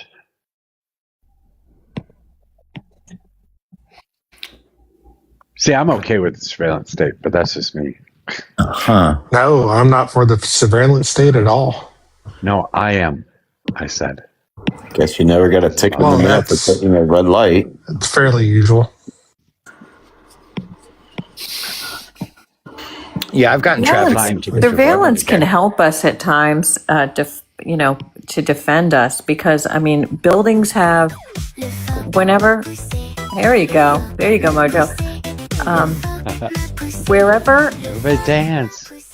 Whenever there's like a situation like a crime or I don't know, like there's a civil case, I mean, investigators for lawyers go out, try to find if there was a camera on something.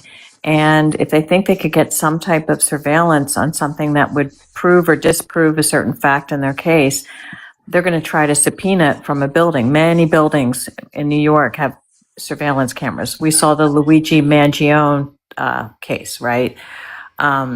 So that's there. I have an objection to the government surveilling us. That's what I don't want They no flock longer need a cameras everywhere. subpoena. I don't want real time, I feel like the government having real time access to my facial, like how my face looks on a particular day, or being able to surveil me that way when I'm not being investigated per se for a crime. I have a problem with that. But to the idea that many people have surveillance cameras on their homes or on their buildings, we can't get away from that, or in their stores. We can't get away from any of it, Tennis. Like, honestly, they already have all that data. We've been on social media since it came out.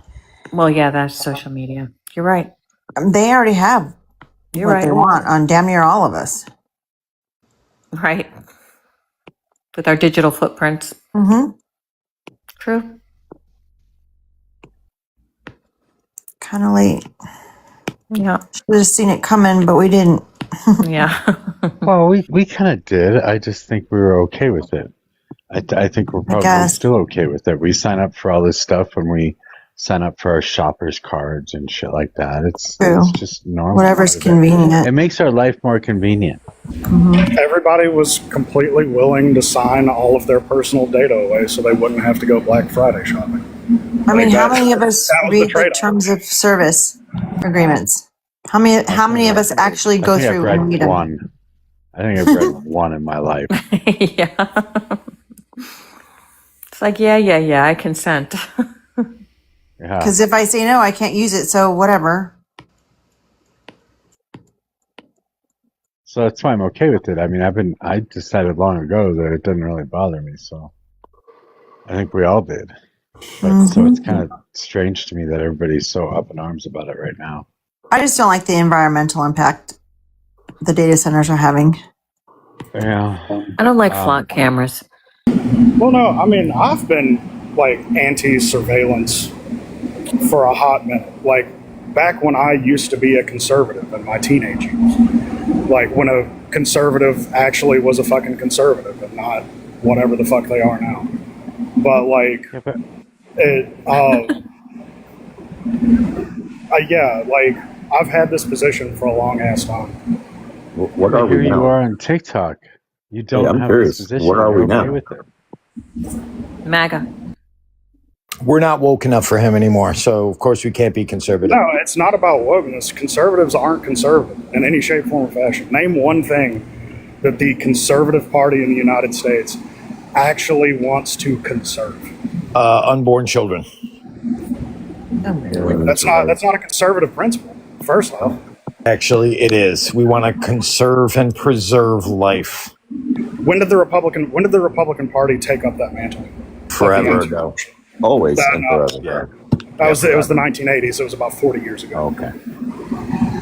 That was to keep people like Jimmy Carter out of, politics, because he was a Christian Southern Baptist that didn't speak out against it and didn't weigh in on it. And the Tea Party and the conservatives said, we've got to get an angle on this, and we're going to use the mantle of pro-life. That's what we're going to do. That's where all of that came from. You know how many ABs were performed since 1980? Do you know how many doesn't ABs, really matter. Wait, do you know how many? Wait a second, really quick. Do you know how many ABs were performed prior to Roe versus Wade that resulted in unalivings of women? Yeah, I saw a figure that it said. I mean, I haven't fact checked it yet. I'm sure I'll be interested to do that. But the number that I saw was 3 billion. Yeah, it doesn't matter. That wasn't originally what Pallet said. Please stop shifting. We're talking about that. This had not. You said that they had always. That's more than all the wars that have ever been fought in the history of humanity. You Like, said that they had always it's been not. this way, and they had not been this way. No. Pallet just told you That that would the be like a 1980s billion. is when they really start taking up this sort of Seems mantle to on me women have AB. unalived far more people than men have.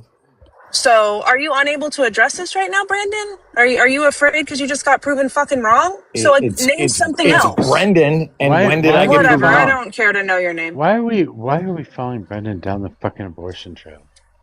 That's why I'm saying don't. It's about conservatism. He brought It's it about up, conservatism.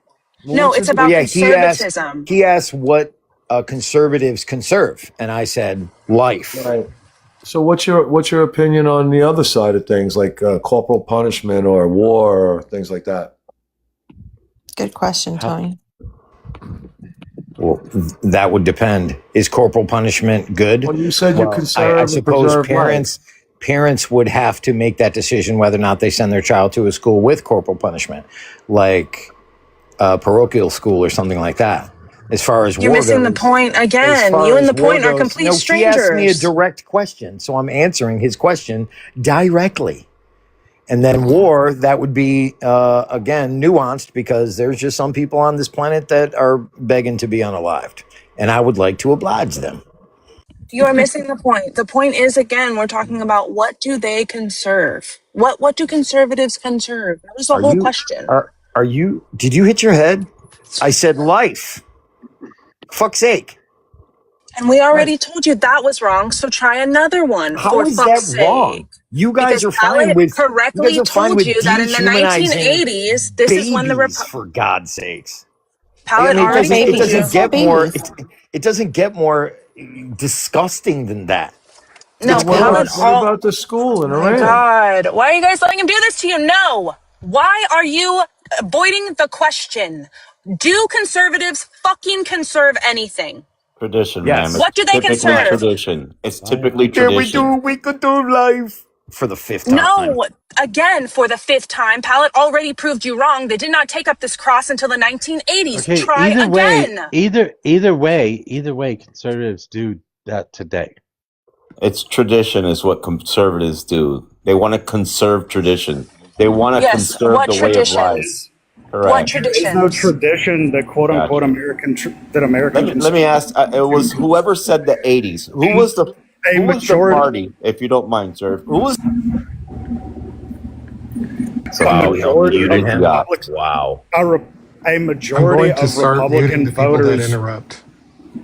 Right. A majority of Republican voters prior to Roe v. Wade were in support of AB. And why do you think that is?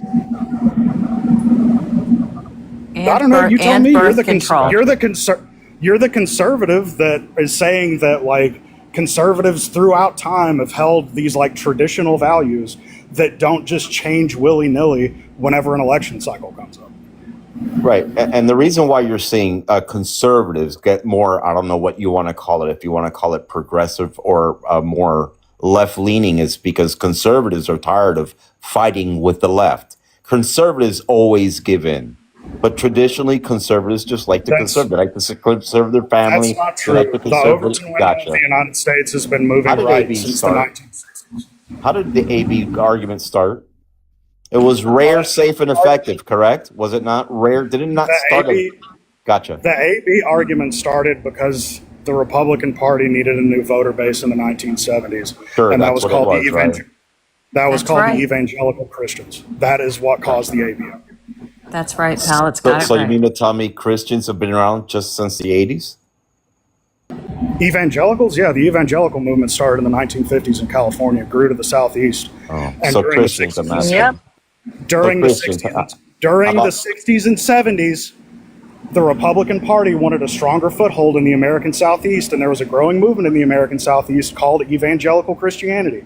They went around to all these leaders, to include people like Benny Hinn, and a lot of other like of these founding megachurch preachers, and asked what their platforms were, and the Republicans adopted that.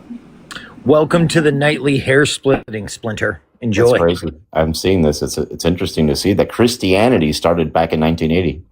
You didn't say I that. love how every time I make a point that shuts Brendan the fuck up, he just starts saying bean counting. Except you didn't shut anything up, Pallet. Nothing.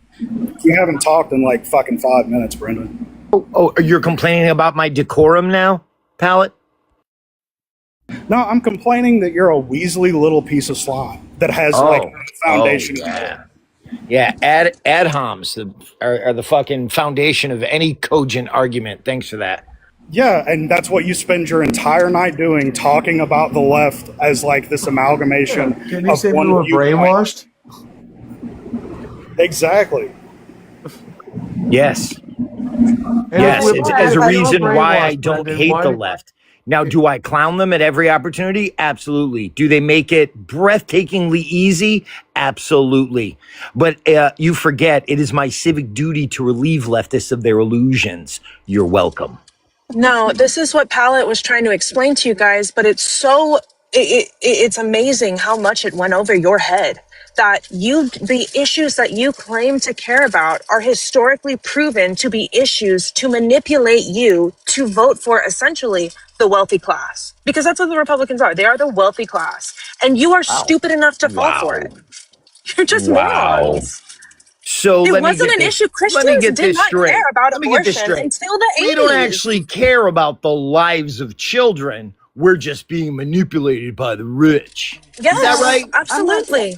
I'm not Right. saying that. I think Good that job, people, B. Good job. I think, hold on, Brent, whatever you want to be called today.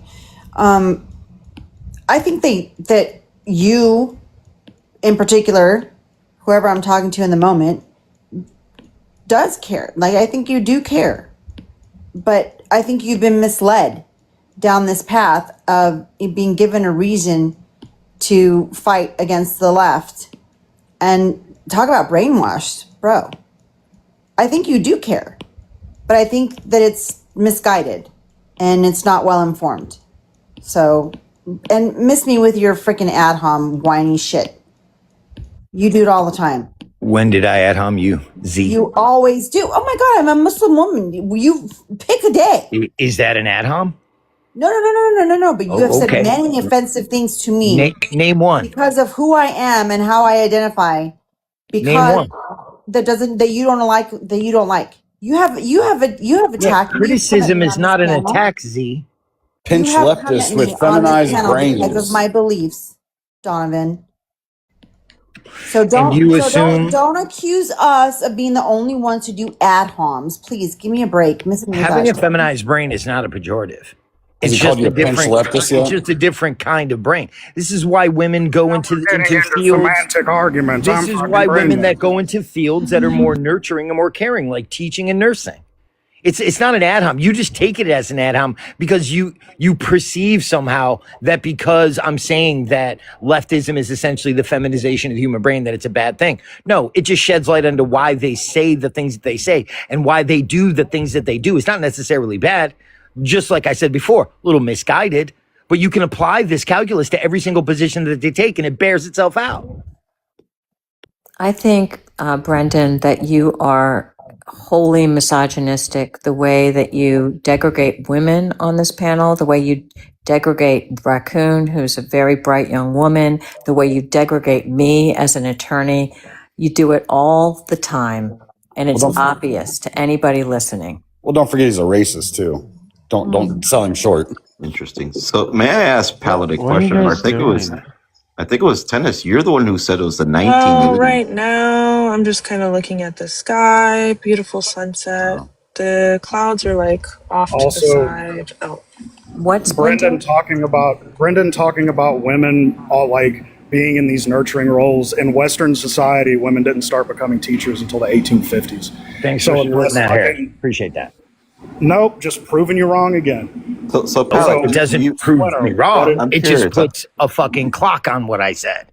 All that is that's an acknowledgement of natural facts. You just don't like the facts. You would rather identify as correct. So natural history starts at 1850? No. Those types of professions were adopted and are adopted today by women because they're more nurturing, they're more empathetic. That's just a statement of pure fact. You don't like the fact, so you would rather identify as correct. If that wasn't, that's not the case at all. If what you're saying was true, why weren't women teachers prior to 1850? What are you talking about? There were women teachers prior to 1850. Most of the teaching happened at the home. Why the does vast nursing... majority of teaching happened at home. Hold on. So schools didn't exist? No, of course schools existed. Why is this Brobot's shtick that you're doing? You're adding shit to the summation of what I'm saying. There's no need to add. I'm not. For the most part, prior to these organized schools, the teaching happened at home. You're just saying who were the teachers? Were they the men or were they the women? Prior to 1850, it was mainly men. Well, Brandon, apparently the men would go out there and farm the homes. They would farm the land. And when they were done, they would come home and teach the kids. Yep. Because the women did nothing. Yep, that fancy book learning. I know education isn't at the top of your priority list, but when do you think that we started teaching that in this fucking country? It wasn't 1850, you fucking morons. Yeah, the original character assassin. Good job. So, Pallet, you said it was the 1980s when the Republicans adopted the pro-life thing? Is that what Patricia was? Gotcha. That's absolutely true. That's factually true. Could you tell me when the first Planned Parenthood office was opened? The 70s. At 1921. So apparently, and if you can tell me, Margaret Sanger. If you can tell me when any Republican won the, I don't know, Margaret Singer Award, I'll wait. So what it sounds like to me is apparently they were having a lot of ABs, and finally the conservatives said enough is enough. And this is where the left started with rare, safe, and effective. No, we're not going to just do it willy-nilly. We'll do it rare, safe, and effective. And you got legislation off of rare, safe, and effective to where we are today at 9 months. Congratulations, left. Why do you think they needed rare, safe, and effective? Why do you think they needed that? That's an interesting question. I'm pretty sure the left had zero problems with, hey, your body, your choice. And I guess Republicans sat there and said, no, women were dying. Women were dying. Women were dying having abortions that were done in back alleys and home jobs that were not safe or effective. William G. Minikin and John D. Rockefeller III, two prominent Republicans that have won the Margaret Sanger Award. So I wanted to fact check that factoid I put out earlier. And so I just asked the internet, estimating the total number of ABs worldwide since 1980s is challenging due to inconsistent reporting and varying methodologies. However, based on available data, it's estimated between 1.9 billion and 3.4 billion ABs have occurred globally during this period. This range is derived from the annual estimates such as 73 million abortions per year reported by the World Health Organization. So yeah, it turns out women, they unalive far more people than men. Yeah, those aren't people, nobody cares. Hold on. No, hold on. Nobody cares. That's not the point. The point is about you guys being duped into a subject that nobody on the right cared about until the 1980s, and you guys are having cognitive dissonance right now. Can I finish? I care about. But I'm not done, Brandon. Nobody cared until the 1980s. And the real issue is that you guys are so dumb that you fell for this and you have no way to counter this other than to pivot to, oh no, abortion this, oh no, abortion that, unaliving this, oh no, women's rights this. That's all you do is just flip-flop all over the place on this fucking panel like a fish. You're not addressing the actual issue, which is your hallucination about abortion. Or your delusion, I should say. It's not a hallucination, it's a delusion. Or Bay, or whatever you call it. Yeah, I'll call you Bay. You can't fucking I'll read. Keep my own counsel on what I care about. And that's the first time I have muted you, Brendan. I have muted everybody else.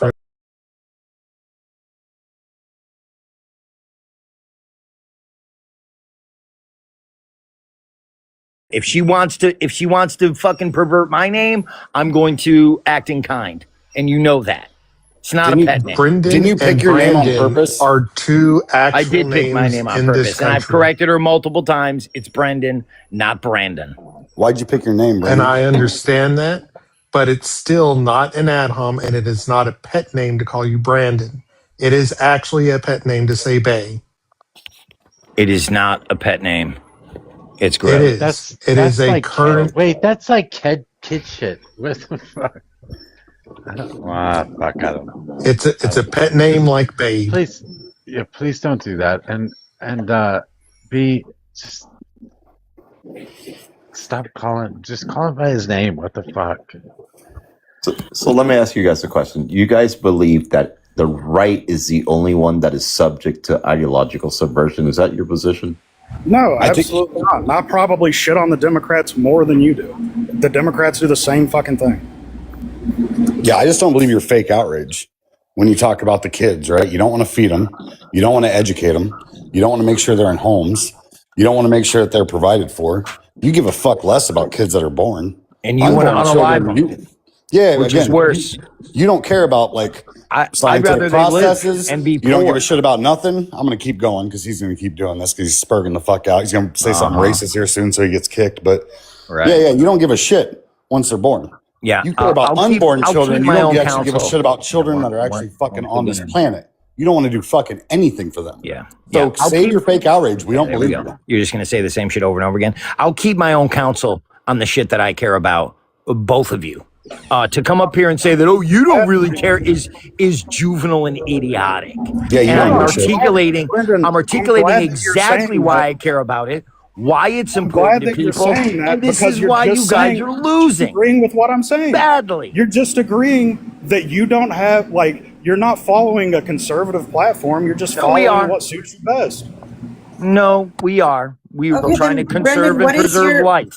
then In the what is headwind your- of you guys saying that they're not alive and they're not people. They are alive and they are people.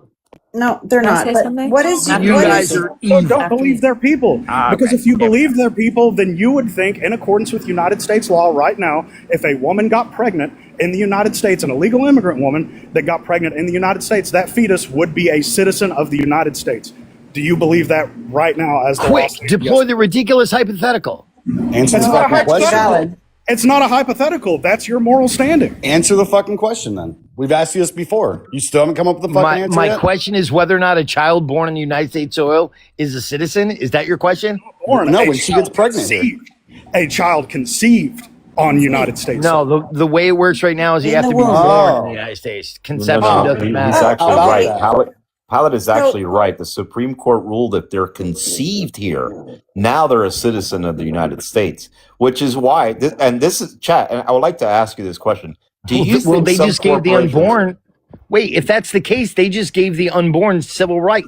Yes, No, correct. I'm just saying. The Supreme Court did not You rule guys that. realize They what did. you've done? I'm just saying that you don't have a morally consistent standpoint, whereas I do.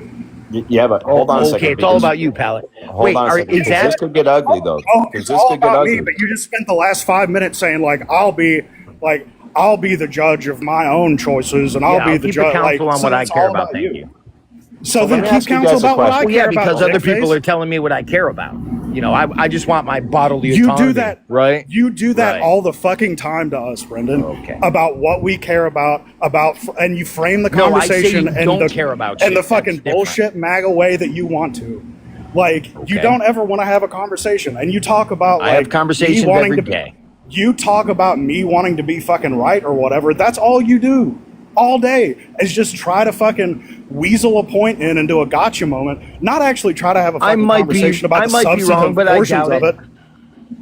About the substantive portions of it. You just want to have a conversation to fucking get the libs because it makes you feel better about yourself or some shit. Well, it is my civic duty to relieve the left of their illusions. Well, then stop fucking sucking at it. Okay. Yeah, fucking get better then. I mean, I Can't think help I have. can't help but I notice think your I have- behavior with regards to my Maybe go be a fucking pro wrestler or some other white trash shit you might be good at. Fucking hilarious. I mean, I think I have evidence to prove that you guys have been ideologically subverted, but I don't know if you'd want to hear that because I actually have proof you have. Let me do a one-on-one with Splinter because he still hasn't acknowledged the two Republicans that I'll point out that won the fucking. And then I Marcus want to Mendez. make a But 30-second statement. Yeah. Go ahead and tell me where I'm ideologically subverted. Sure, I'll even pull it up for you. How about that? Yeah, if it's anything about the Democratic Party, I'm about to fuck you up. I hope you don't have the same fucking Google search bar that Donovan does because it's gonna be I fucking don't know wrong. if you'll allow stuff on the screen. Are you good with that, Mojo? It's not a video or anything like that, and I would have to read it out. Yes, images are fine.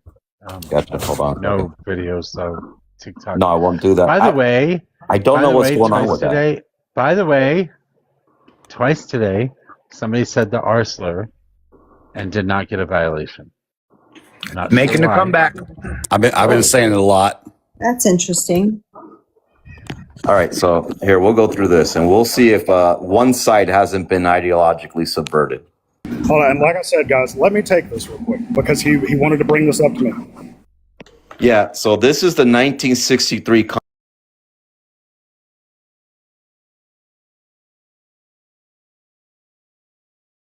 What purpose is this? Well, sure. I'll be glad to explain it to you if we just go through a few points and then you tell me. What purpose is this? Why are you bringing this up? This is the ideological subversion that the Why left. are you bringing this up? Wait, who wrote that? Evidence To show that the left is brainwashed, that you've been ideologically captured. This is like a complete and total change of subject. Do you want? Is this a conversation? Well, wait, this is Howard, why you wanted to talk to him, right? Yeah, I want him to like tell me how I'm being ideologically subverted. Okay, I got it. I apologize. Go ahead. I That's apologize. fair enough. Okay, so we can get past 1 and 10 because all that's talking about is nuclear capabilities and stuff like that. Okay, so we'll go to point 10. Okay, which I'll start at point 10, which touches on nuclear stuff, and then we'll go to 11. You'll start to see it. Allow Soviet satellite individual representation in the UN. That's 10. 11. Promote the UN as the only hope for mankind and its charter with a written demand that it be. Okay, let's get past that a little bit. Resist any attempts to outlaw Communist Party. What do you have currently today? You have a whole bunch of this, what? DSA things, right? Do away with all loyal oaths. They aren't communists, but continue. I hear you. So it says, do away with all loyalty oaths. What do you hear the left saying today? I don't know. We have no idea what you're talking about. Yeah, what are they saying? Hold on. Ask him who wrote this. Ask him who wrote this. Yeah, this was a Communist Manifesto written on the House floor in 1963, sir. Who wrote it? Where does a Communist Manifesto fucking say this? Why don't we just go through these points and you tell me if it sounds familiar? Is this by McCarthy? It's by Cleon Skousen. This is the Red Scare. Wait, This is hold all on, this is. Hold Guys, on, hold why don't on. we just go through these Stop. points and you Stop. tell me if Stop. it's scared or not. Stop talking. Who did you say it's by? CT? This is by W. Cleon Skousen. He was an American conservative author and a former FBI employee. He wrote this in a book in 1958. It's presented as the 1963 communist goals, with the 45 communist goals, but it was not. It was written years before that and presented to Congress in this way. On the House floor in 1963. I'm aware. It was written in 1958 by an American conservative former FBI employee. Yeah, so he was a conservative, okay? Yes. Gotcha. That's fine. You got your little token there. Good job, CT. Let him finish. Well, no, wait. Then it's irrelevant because if it was written by a conservative, why don't we it's just not read them and leftist. see? If it's not a leftist ideology, Well, let's find out. Let's find out, Mojo. no, you can't find out because it was written by a conservative. Watch this. We blew up your whole little manifesto. No, I did it. Ruh-roh. Watch this. Watch Hold this. on, you didn't blow up anything. And let me finish this. This is going to be my last panel for probably like 3 months. So Why like, won't you let me finish. yeah. No, go Hold ahead on, and Pilot. finish. I brought up this point. Let me I finish just my said point. finish, asshole. I just said fucking finish. Thank you. Okay, so it says do away with all loyalty oaths. You see the left challenging the what is it? The national anthem, all religious stuff, anything that has to do with a loyal oath, correct? Here goes number 15, which is I don't believe in brainwashing. Hold on Yeah, a second continue. there, Pallet. Thank you. I mean, we can get this further if you allow me to finish it. Number 15, capture one or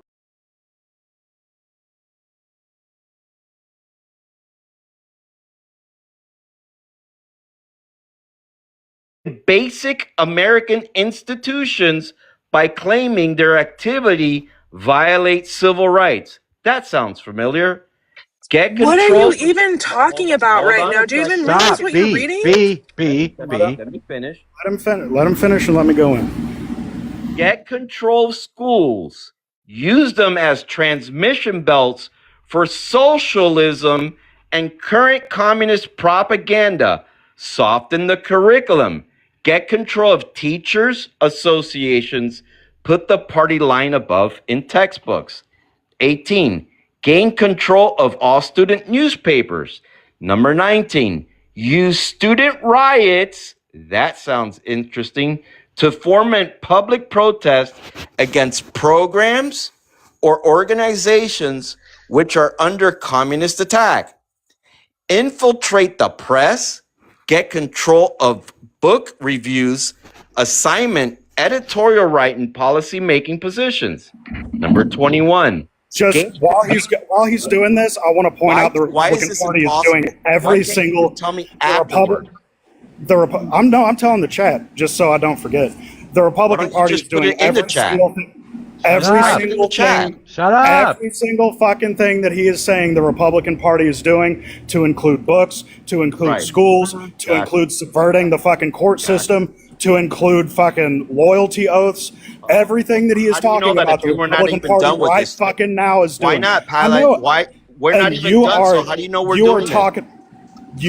Because everything that you're listing off right now, the Republican Party is currently doing. So let's try to finish. Gain control of key positions. We have to listen to this whole thing, dude. You've been talking for like a minute. Stop. We're gonna listen to all 45 points. This was written by a fucking conservative former FBI. How much of this do you want to read off? Do you really plan on I'm reading just the whole proving thing? to you guys that you've been Do you ideologically. really plan on reading the whole thing?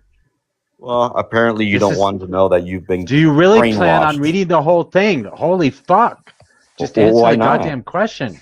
Well, why not? Because I don't want to sit here for 10 minutes and not be And able get to schooled respond. on getting ideologically subverted. Yeah, I'm sorry. Then we're going to go point by point. Then I We can guess respond to you're. each one I of guess them. you're the cult. No, then. you're going to shut up now, and we're going to go point by point.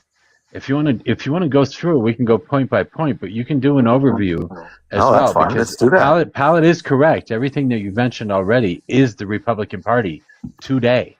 Cool. Let's do that. Let's go point by point. Where would you like to start? Start at point 10 where you started and let Pallet rebut. Okay. Pallet, go ahead. Yeah, you want to do that? You want to do a Pallet versus Splinter here? We can do that. Point by point. Literally what he fine. said like 20 minutes ago.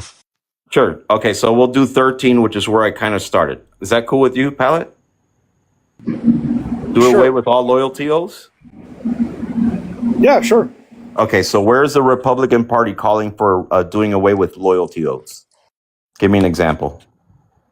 I mean, the Republican Party is literally calling to demonize leftists. They're calling like anybody. Hold on. Anybody that has taken up like a moral standpoint of like an actual left ideology, the Republican Party is, depending on the branch of the Republican Party, is either calling them terrorists all the way to actual demonic possession. So like loyalty oaths, any like branch of loyalty when it comes to political philosophy or political ideology that doesn't agree with evangelical Christian nationalism is the mainstream viewpoint, to include like mainstream media on the right, is to make that illegal. That's your position? Okay, so those are your examples. Now I'll give you mine. Fair enough? Yeah. Wait, what was the purpose of this? What was the fucking debate point? So, Splinter said that Pallet was being subverted, and he's proving that Pallet was subverted. Isn't a loyalty oath by definition subversion? Yeah, No. 100%. No. Just check it. Yeah, like the loyalty oaths you have to take if you work Like for making the a US like government making now. a 5-year-old say the Pledge of Allegiance when they have no fucking clue what it means. Absolute subversion. So that Or the would be 10 part of. Commandments being forced into schools right now. There you go. So there you go. You're eliminating loyalty. Gotcha. Yeah, You're literally pointing I don't out agree the with examples loyalty for me, but thank you. Yeah, I don't agree with. As a Marxist, I don't agree with loyalty oaths. I think. Oh, they're you're a ridiculous and Marxist. disgusting. You know who else has loyalty oaths? Cults. Esto es como, caballero. I love how like when the Republicans or conservatives like don't have a rebut to what we're saying, where we're just I have it's- plenty. They just laugh. I like, have laugh plenty. like they proved a point. Okay, then name them. Yeah. Okay. We already started with Mojos saying that a loyalty oath is bad within itself, like pledging allegiance. And the lady underneath you just agreed that the loyalty to the church. So you guys are already attacking 2 points there: the pledge of those are both allegiance bad. and the churches. Yeah, those are both bad things. Yeah, and if you're a Marxist, you would agree with this because Marxists don't believe in any oath other than Marxism. So yeah, I get your position, Mojo. And you expect everybody to pledge an oath to the shit you believe in, because nobody would believe it without pledging an oath. Gotcha. So you didn't pledge allegiance to the to the United States when you were in school? You didn't do that? I did not. Oh, gotcha. Wow, you were like a radical Can ever we go since we were back to setting up. Pallet and Splinter 1v1? You were That would be saying that nice. Pallet was subverted. Yeah, and he you were is. proving that with what you brought up. So read the next Pallet point. didn't rebut. Yeah, read the next point and let Pallet rebut. We'll go to the next. Yes. So we'll go to the next point. Okay, go ahead. I mean, the 14 is not really a big deal. If it happens, it'll be freaky. But whatever. Continue giving Russia access to the United States Patent Office. You kind of see that playing out with China when they're kind of like bypassing our intellectual properties. But whatever. We'll just skip that one. Okay, so 15. Yeah, I mean, you'll skip it because like you don't want to talk about the business dealings that the current administration has with Russia right now. But yeah, continue. Well, no, because we're going to have to go way back further than that when Clinton allowed China into the World Trade Organization. If you want to make that argument, Trump has direct trades with Russia. Okay, hold on. You're right, 100%. But that's a neither here nor there. That's why. No. It's not a neither here nor there because you're talking to me. Fuck Bill Clinton. Oh, gotcha. You want to go down this road? Go ahead, Pallet. Yeah, no, fuck Bill Clinton. Trump's doing it too. Yeah, we've already entered into the world, allowed them in. What do you want them to do now? Kick them out of the World Trade Organization? You know what the left would do with that? I mean, well, on not the only left, that, it'll crash our economy. You're talking to the left right now. You're talking to the left right now. Oh, yeah. So you know so what? you're saying that I'm ideologically subverted by allowing this to happen, but I'm the one that's saying, okay, let's get rid of it, and you're saying no. Oh yeah, let's do it. Yeah, let's go ahead and collapse our economy. I would love to move away from it. As a matter of fact, that's what Trump's trying to do: is bring back corporations over here and work jobs over here. So yeah, let's work on that. He's not doing that at all. Oh, he's not. He's lying. Gotcha. He's not. Is that why industrial land purchases are up by 60% in the past 3 months? Is that why? We could just move on, Pallet. Okay. How about 15? So how about 15? Those land purchases were by people overseas, by the way. Those industrial land purchases made by Nissan, Honda, Toyota, Chrysler. Yeah, gotcha, bud. Those don't sound very American to me. Didn't we just sell? Very American to me. Didn't we just sell the largest and last fucking steel company to Japan too? Yeah, he allowed the Nippon deal to go through, which Biden. Oh wait, didn't we sell all the Gulf refineries or all the Gulf pumping stations to Saudi Aramco as well? Oh, that was Donald Trump too, wasn't it? Mm. Are you guys done? Because I think I'm following this stuff a lot more than you guys are. But we can address anything we just said. Notice how you guys are avoiding being ideologically subverted. I love that. Wait, we're proving your point against subverted. What fucking world do you live in? You were doing the same see how thing interesting. Brenda does. You should see how interesting this list gets once the further you go down, Pally. You're really going to love this list. You're really going to love this list the further it goes down, Pally. Then keep going because you're the one that gets proved. How about we do this? How about I start at 40? Next thing. How about if we start at 45 and work my way up? There's too many people that are like pivoting and moving the conversation to different areas and talking to Splinter at once. This is a Pallet and Splinter one-on-one. Splinter said to Pallet directly that he's being subverted, and Pallet challenged him to prove it. Can we let him prove it and let Pallet talk? You're right. 100%. You're right. Thank you. I appreciate that. If you'd like, we could start at point 45 and work our way up if it bothers you that much. Wherever you want to start, you're 0 for 3 right now. I'm 0 for 3. Yeah, you made the argument that you feel like we're doing this, and yet you and 2 of your own panelists proved that you were, but that's fine. Okay, so we'll go on to number 15. Capture one or both of the political parties in the United States. That's one of the goals. We're trying to figure out whether or not they captured one or both. Now let's figure out which one they captured, okay? So 16, use technical decisions of the courts to weaken basic American institutions by claiming their activities violate civil rights. Make your argument. That the right is doing it. Yeah, the Republican and the Democratic Party are both doing that, yes. Oh, now it's both. No. Prove just the Republicans are doing it. I've made that distinction before we even started this. That I probably critique the Democrats more than you do. But yeah, I okay. doubt that. We'll do it with the Republicans. I'm Cuban. I doubt that. Overturning Roe v. Wade. That's one. Yeah, we can go into more. Okay. So how many courts do we see battling Trump at every whim, saying that these things violate the civil rights of the immigrants, and how we see how his actions are violating the civil rights of voters, and we see courts at every beck and call trying to sue Trump at every possible position? Do we not see that? How many has he won? That's not the point, bro. That is the point. Gotcha. I guess we'll move on to number 16, to number 17, actually. Get control of the schools. Use the transmission belts for socialism and current communist propaganda. Soften curriculum.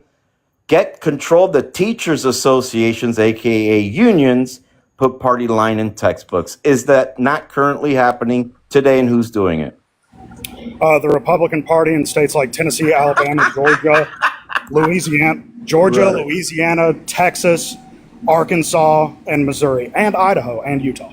Is that what they're doing in red states, huh? Gotcha. Yeah. So who's in control of the teachers' unions? Who's in control of the teachers' unions? In red states, it's a lot of red people. Oh, I like that one. That's a nice attempt at moving the goalpost there. Who's in control of the teachers' unions? In red states, it's a lot of red. Yeah, it would be Democrats. Just sit there and say it. It's Democrats. It's not a hard thing to say.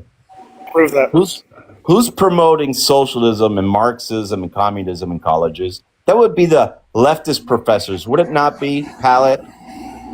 I've yet to see one professor push communist or Marxist ideology, but I have seen multiple school board superintendents in the public school in the American Southeast and the American West say that Christianity should be taught in school. This isn't about Christianity, buddy. Listen, don't do that. We're having a one-on-one here, and all we're doing is going through these points. You don't have to obfuscate. You don't have to pivot. I'm not pivoting. You're asking who's taking over and pushing their ideology in the school system, and it is the Republicans. Got you. Where does that say, and what point of Christianity did you hear a religion in point 17? Where? Oh, so you strictly want to have a conversation about this right here. Social. Oh, yeah, it's not happening in the United States. There is no socialist or Marxist push in the public schools. Literally, Mojo just said that he's a Marxist. But yeah, we'll try this again. We'll go to 18. How about 18? Hold on, Mojo, are you in high school right now? No, and I'm not a professor either, so I don't know what to tell you. Where do you think? Right. Okay, you guys can pretend this isn't happening. That's fine. You can pretend this isn't happening. Name me one fucking place where there is a school board or school system that is advocating for the mandatory reading of the Communist Manifesto, or the mandatory reading of fucking Andreas Malm, or the mandatory reading of Noam Chomsky. Do you want me to pull up how many colleges or how many high schools? Where do you want me to do it? What's the evidence for you? What is sufficient evidence for you? Because what I'm not going to do is look it up, find it, and you go, that's not good enough. Well, yeah, name me the sufficient line of evidence if there would be a university board or a school district or school board that is trying to mandate that for the entire student body that is under their purview.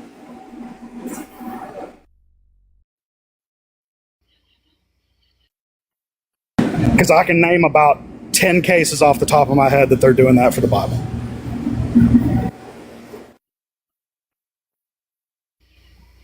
I'll just pull up a few sources for you. I don't know which one you're going to find acceptable. And this is the problem when you do this shit like this, right? No, I'm telling you what my burden of proof is. Can you give me something with that burden of proof? Well, let me see. Would you like? I can't do a video form. Let me see. Man, I don't know what's going to be great for you. S'mores were the Communist Community College. I mean, is this good enough for you? S'mores Worth College? Is that good enough for you? Anything that's a still, that would be like an article or photos, you can use that. You just can't use videos on this platform at the moment. That's going to be the hard part.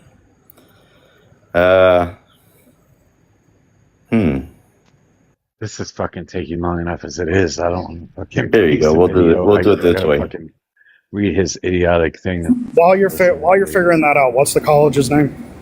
Swarthmore, he said. Here, I have a little one here. Here we go. Let me see. This is dated 2022. Yeah, there we go. We'll do that. If you have like something that you can share, like a title of a video, don't show it on your screen, but you can play the audio from the video. Okay, we can try that. How about that? Let's do that. By the way, that is. But just give us the title first so we can look it up. That's a liberal arts private college. 10 days. I mean, seriously, bro. We had a somebody in Congress sleeping with a Chinese spy. Dude, like dozens of American schools have participated in a program launched by Chinese President Xi Jinping and run by an agency dedicated to promoting communist political ideology. That's according to a new report from parents' rights group Defending Education.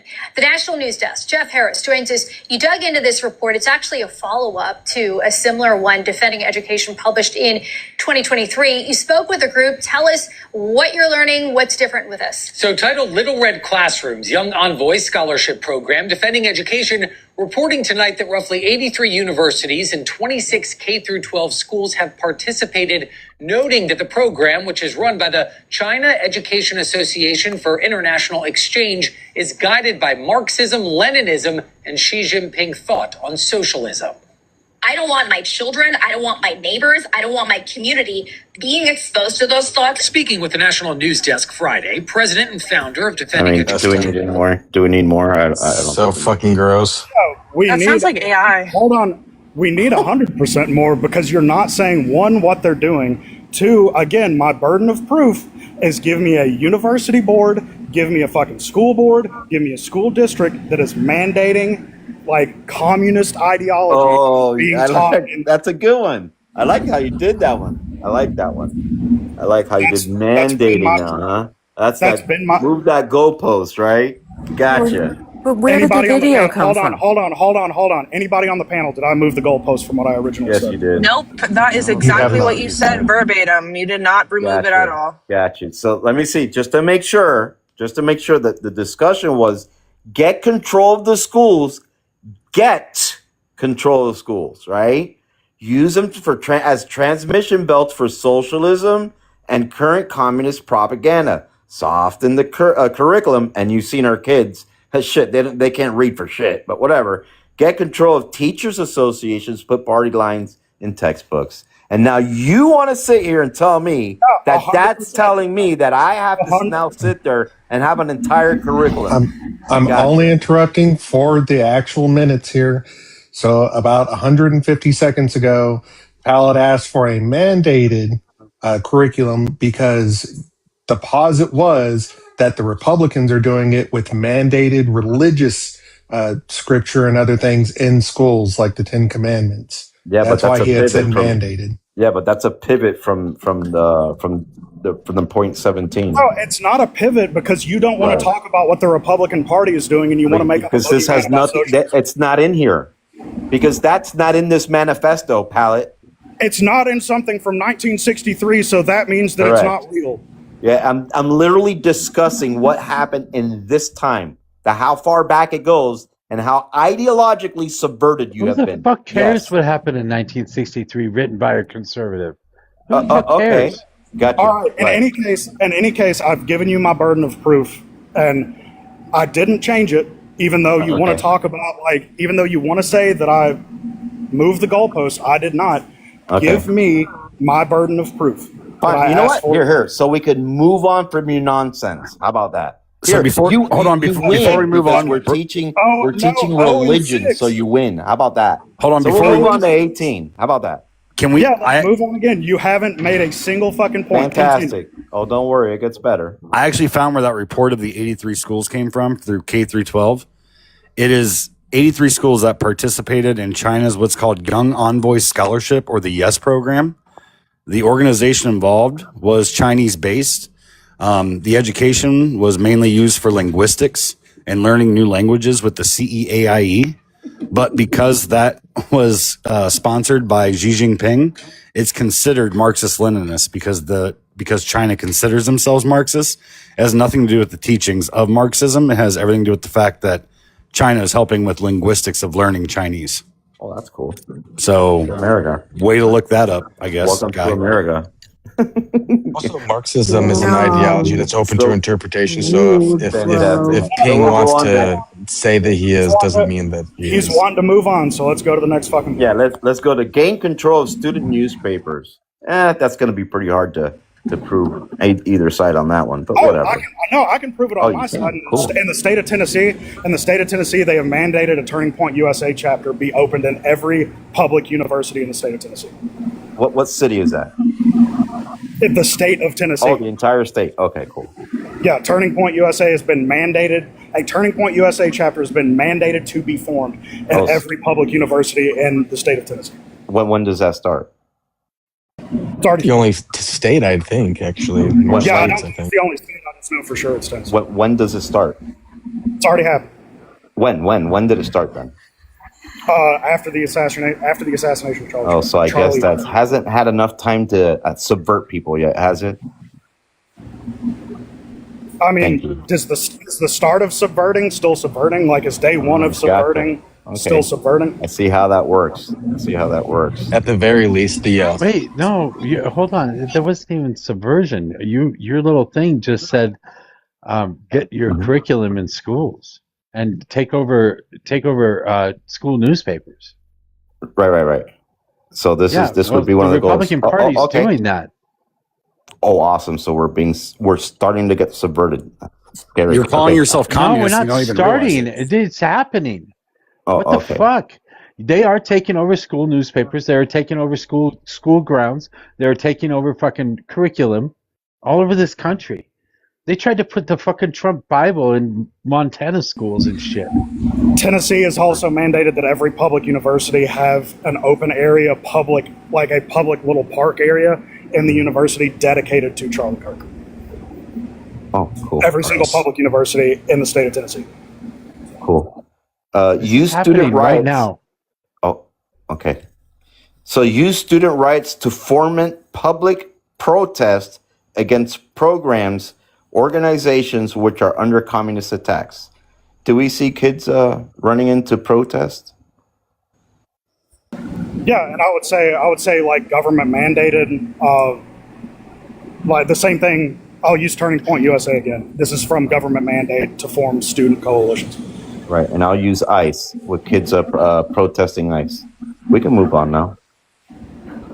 Protest isn't okay with you? Okay. Well, wait, who was mandated to go protest ICE? Oh, well, the kids were literally told. It doesn't say mandate, bro. Whoa, you want to talk about like subversion? Like, how about the government making the term protest more strict? So again, state of Tennessee has made it illegal to protest, to disrupt religious gatherings in the state of Tennessee, while at the same time allowing for political rallies to be held on church grounds. So they are now making illegal our First Amendment right to protest. That's another little tick on the... Well, you don't have the right to protest. You have the right to peacefully assemble, but that's a left thing where they just change the definitions of words. We do have the right to protest. Yes, we do. Yeah, where in the Constitution does it say you have the right to protest? I'll wait. Well, the First Amendment. Yeah, it's called the right to peacefully assemble. Yeah, there's also the first one has freedom of speech. Yeah, and Supreme Court of freedom of speech. Peacefully we're getting off track here. Yeah, we're getting off track. Oh no, yeah, but see, here's the thing: is It's right to say the whatever the fuck I want. That's what it he's is. talking about how he's not subverted, but I can guarantee he'll defend the Tea Party, and I can guarantee he'll defend January 6th. Dude, he'll defend fucking Jake Lang fucking running his sign today. But with the fucking N-word on it. let's continue, Splinter. Let's continue. You're not okay with protesting, but that's not a you can't I love protesting as long as you do it legally, right? And not go into street. You see what you're doing here? I'm just going to move on to the next one. I bet you are, brother. 0%. Got cooked on that. Continue. Yeah, I don't want to go on this because all you're going to do is move the goalpost again, right? Because you're going to say that this chick had the right to block ICE cars. I know how you guys function. I've not moved the goalpost one time since we've had this conversation. Sure. But you have. Okay, eliminate all governing obscenities by calling them censorship and a violation of free speech and free press. Donald Trump said that he wanted to make burning the American flag punishable by 1 year in jail. Your turn. Do you see what you're doing there, Pallet? You're not even listening to what I'm saying. You're just responding. Eliminate all governing obscenity by calling them censorship and a violation of free speech and free press. Somebody in Texas got 50 years for passing out pamphlets. You don't even know what you're... Right. Okay, once again, y'all are in a 1v1. He doesn't have to listen. He's giving you a response. This is a 1v1.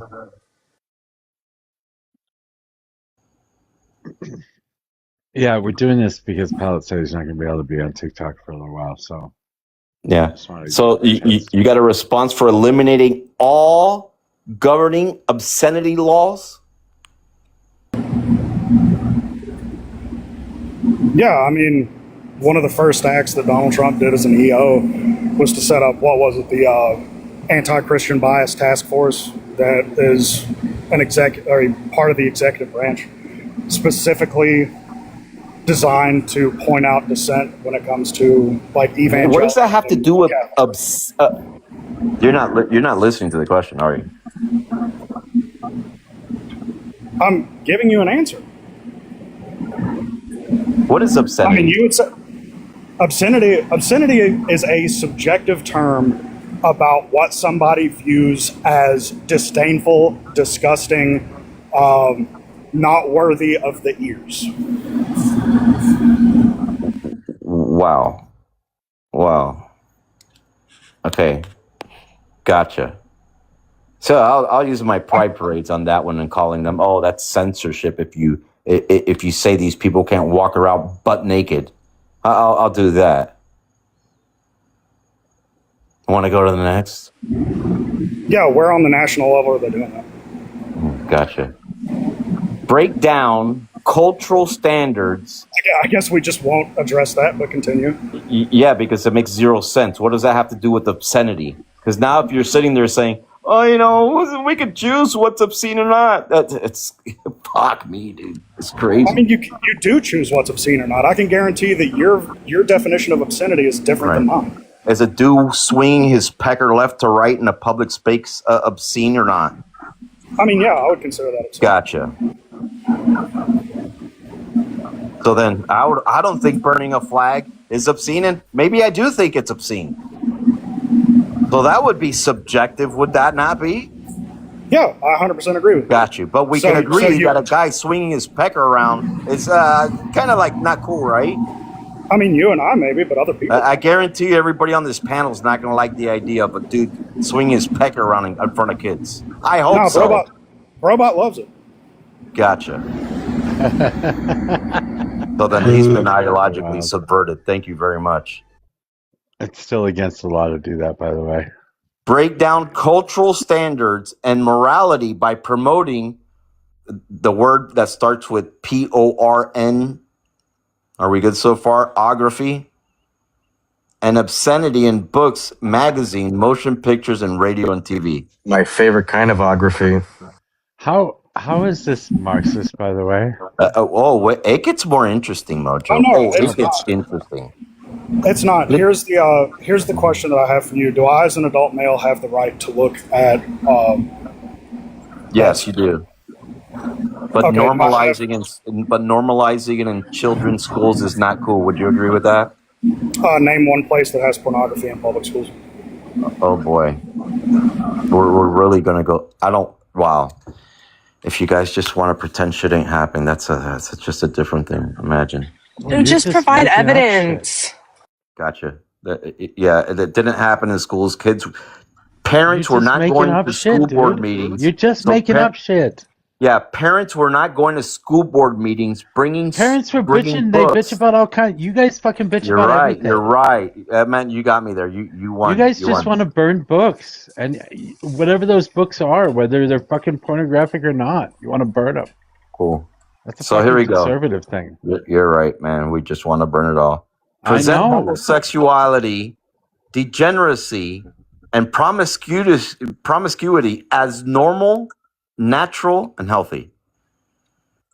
Yeah, Elon Musk, a special advisor to the promotion of it. Yeah, the promotion. Didn't Elon Musk, the special advisor to the president of the United States, say that we need more white children? How do you make white children? I don't think you see what I'm saying? You're really not listening, are you? I mean, he's promoting like lewd acts, is he not? You're just a partisan. I'm going to read it again. You're just a partisan hack, and you're reading these things in a specific way. You can't imagine that they can be read in a different way. Oh, really? How else do I read? Because you're a partisan hack. He just gave you homosexuality, degeneracy, and promiscuity as normal, he just gave natural, you an example and healthy. He just gave you, what other way can I read that? He just gave you an example of that. No. I think Grindr crashing out might be a promotion of homosexuality, by the way. He said that Musk was promoting men and women having children. What does that have to do with he was promoting degeneracy. How is that God damn. You guys are good, bro. You guys are good. God damn. Just give one school, dude. Just give one school. You haven't given any evidence to all the claims that you have made. It's literally on my lap, reading it to you, and you guys are in total denial. But you're reading a conservative's view of what fucking communism is. This isn't even That's fucking. not evidence. It is pretty wild. I mean, you don't really even know what communism is, do you? You've never actually read the manifesto, have you? Well, you don't know either because you've never lived in it. Wait, you voted for a guy that fucked a porn star. What are you talking about? That literally is promiscuity and fucking degeneracy. Splinter, you never lived in communism either. Correct. No one has. Notice he didn't address the whole his president fucked a porn star thing. I mean, you guys advocate for things that's never existed, but that's interesting. 34 felonies. Notice how you're moving the goalposts. How about the Access Hollywood tapes? Talk about degeneracy and promiscuity. Grab him by the pussy. Grab him by the pee, and I moved on her like a bitch. That's what he said. I moved on her. She was married, and I moved on her like a bitch. Or just actually sexually assaulting a woman. So he ideologically subverted me. Donald Trump ideologically subverted me. Is that you're in a cult, and you don't know exactly. I'm in the cult. Yeah. Right. I'm in the cult. Yeah. You guys use the same exact talking points. Live after live after We're using live. your talking points against you right now. I'm in the cult, and I'm in the cult. You talked about promiscuity. I know this is a one-on-one, but you're in the cult because you're the one praising it. It says promote it. Is Trump promoting it? Or is yes. He's promoting it. He promote it or just do it? What do you think Miss America is? It's literally promoting fucking promiscuity. Promoting going to bang strippers. Let's get some fucking women in bikinis and see who's important. Wow. That is promiscuity. How many times is he in the Epstein files so far? This is so over 1 million laughable. times. If you look at the unredacted version, it's over 1 million times. But also, he's in there, and also it's been proven that he boinked a porn star and has been has several wives. What the fuck are you talking about? And he's talking about fucking his own daughter. Leader, my guy. What are we doing? And he promoted? Yeah. He lets his personal assistant sit on his lap and she looks exactly like his daughter. Explain that. And he promoted it. Yes. When you That's on talk promoting shows and talk about promiscuity. it, that's called promotion. Yeah. He's Promoting promiscuity. Yes. Yes. Gotcha. Is Wait, are you gambling? saying that Donald Trump can do all those things, but you can't because that would be degenerate?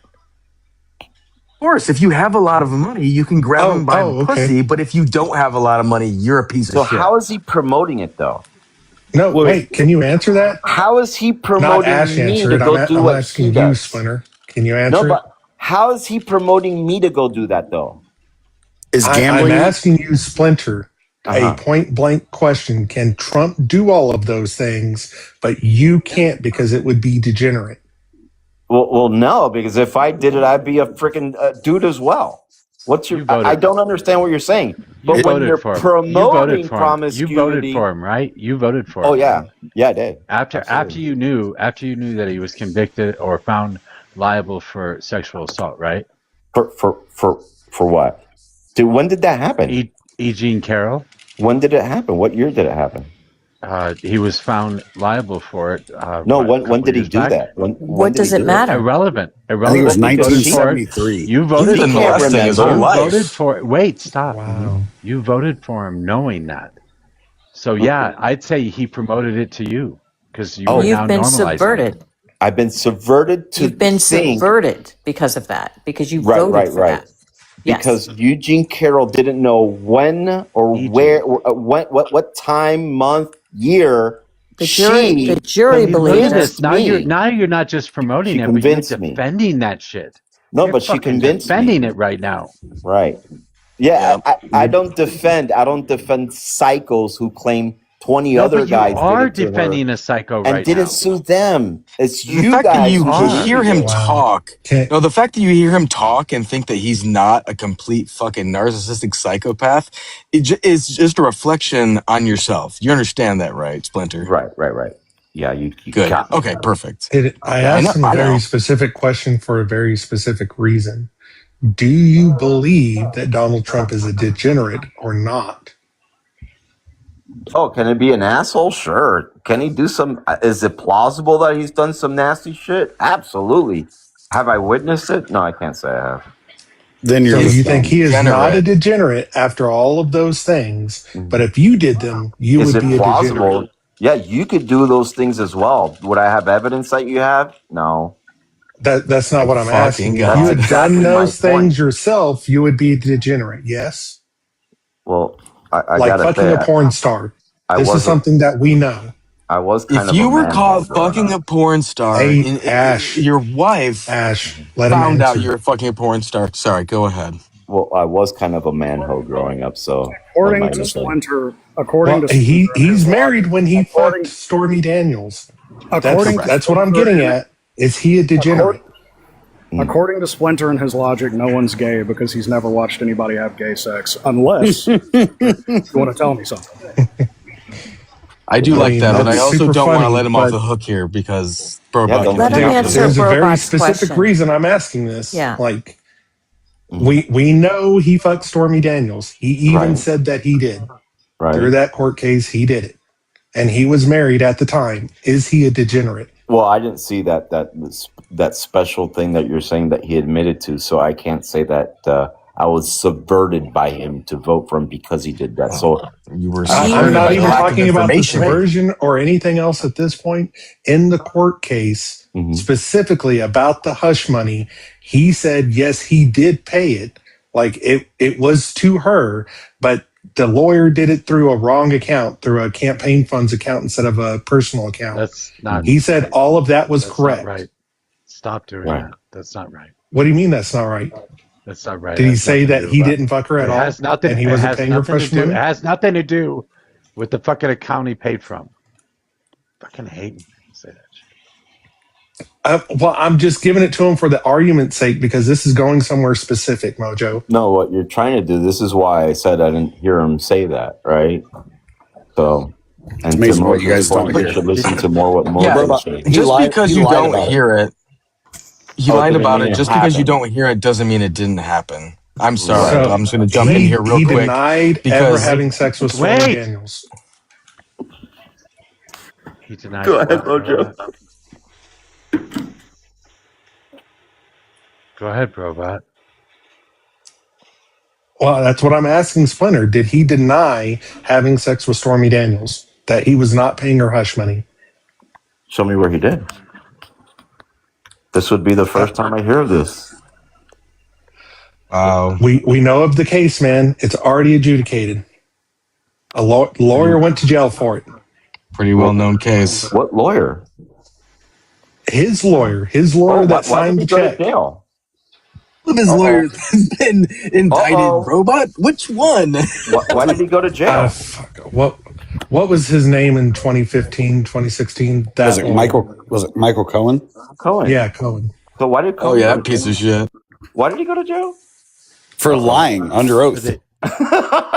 Wait, no. He went to jail for the exact same charges that Donald Trump got for those 34 felonies. Yeah, The falsifying. exact same charges. Falsifying business records. He got a little different charges because he was the lawyer that was doing it. Kind of weird, huh?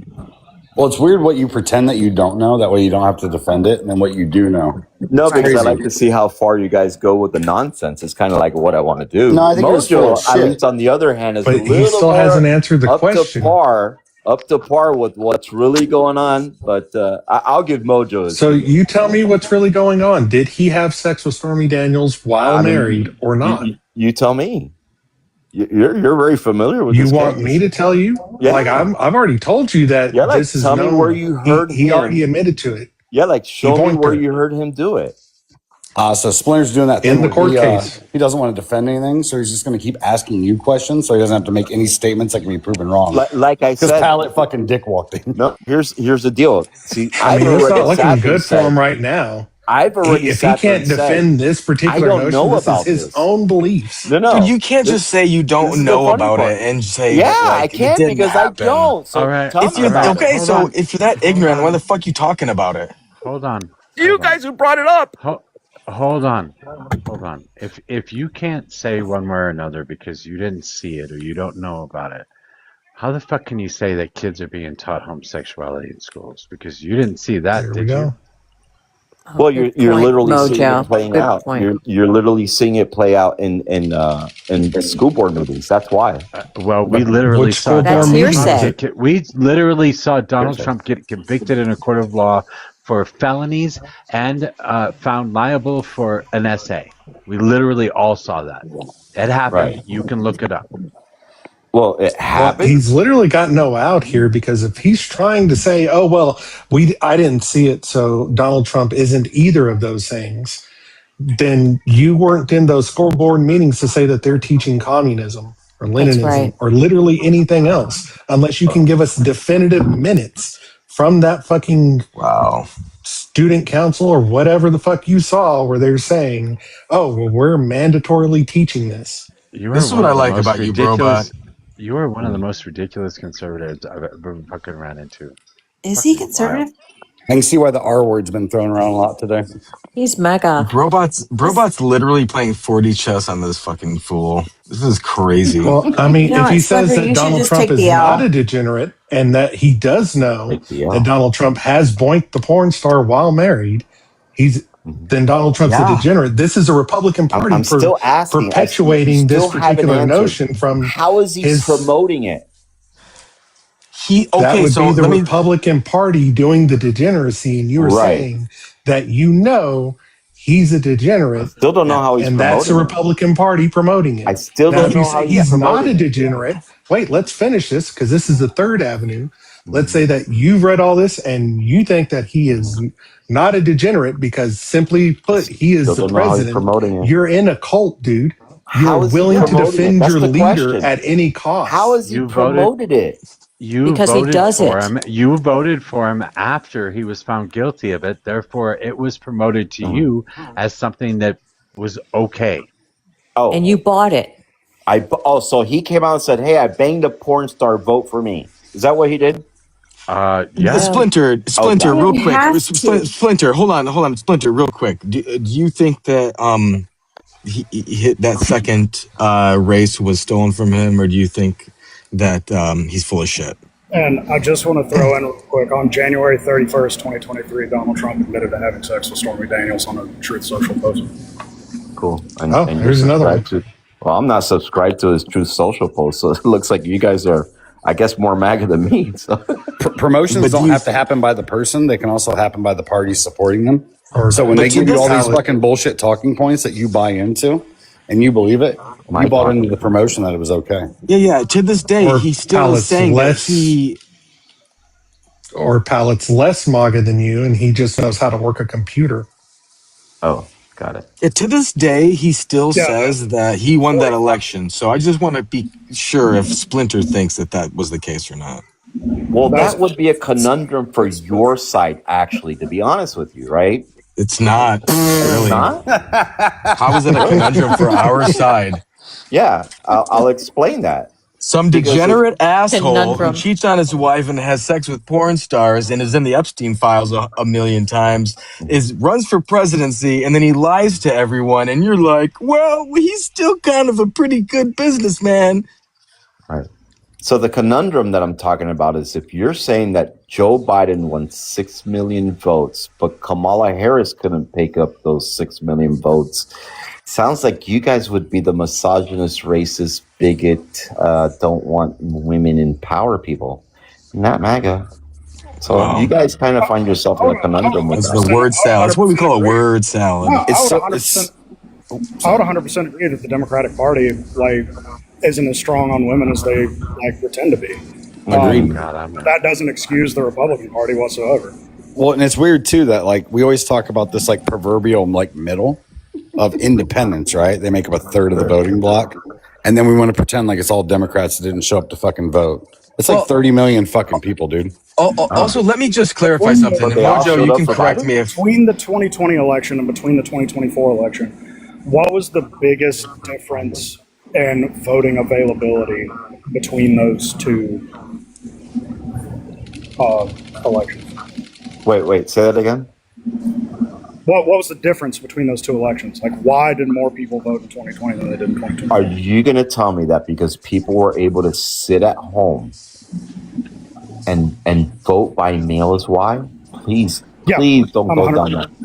I'm 100% going to say that. Yeah. That's why? Yeah. Wow. Because they made it easier to vote? That's why places like Colorado have a much higher voter turnout rate. Wow. So you're saying that these ballots that you're blowing his mind right now, Pallet, were not mailed out to Kamala? Are you saying that? Dude, certain states saying red states like mine, right? They provided a shit ton of mail-in voting in Ohio. They did not provide in 2024. Yes, you will have a lower voter turnout. This isn't even fucking that hard to comprehend.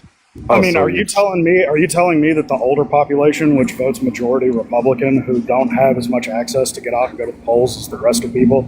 Are you going to make one of those? Are you going to make one of those black people don't have computer arguments? Please don't do that. When did I say black people? I said what the fuck? Just saying. Dude, that was super racist. What the fuck is wrong with you? Dude? Yeah, I said. I didn't say that. That was you're losing, Whitmore. so you're gonna try. You're gonna try and play some sort Gretchen of. Yeah, no, he wants to get kicked. He's trying to get kicked. Pallet was talking about old people, and you said you're going to use the black person argument. What the fuck is wrong with you? He's trying to do it the wasn't me goodbye. who said that. I'm just repeating what Gretchen Whitmore said, and Joe Biden. Yeah, hold on. You know what, Splinter? Hold on. Wait a second. Oh, fuck the Democratic Party. Cool. I'm going to say it for the 5th time. Awesome. I'm cool with that too, actually. Fuck you both. Cool. I've been saying fuck them since I was 10 years old. Dude, I got You would be able to leave Mojo, dignity. No, wait a second.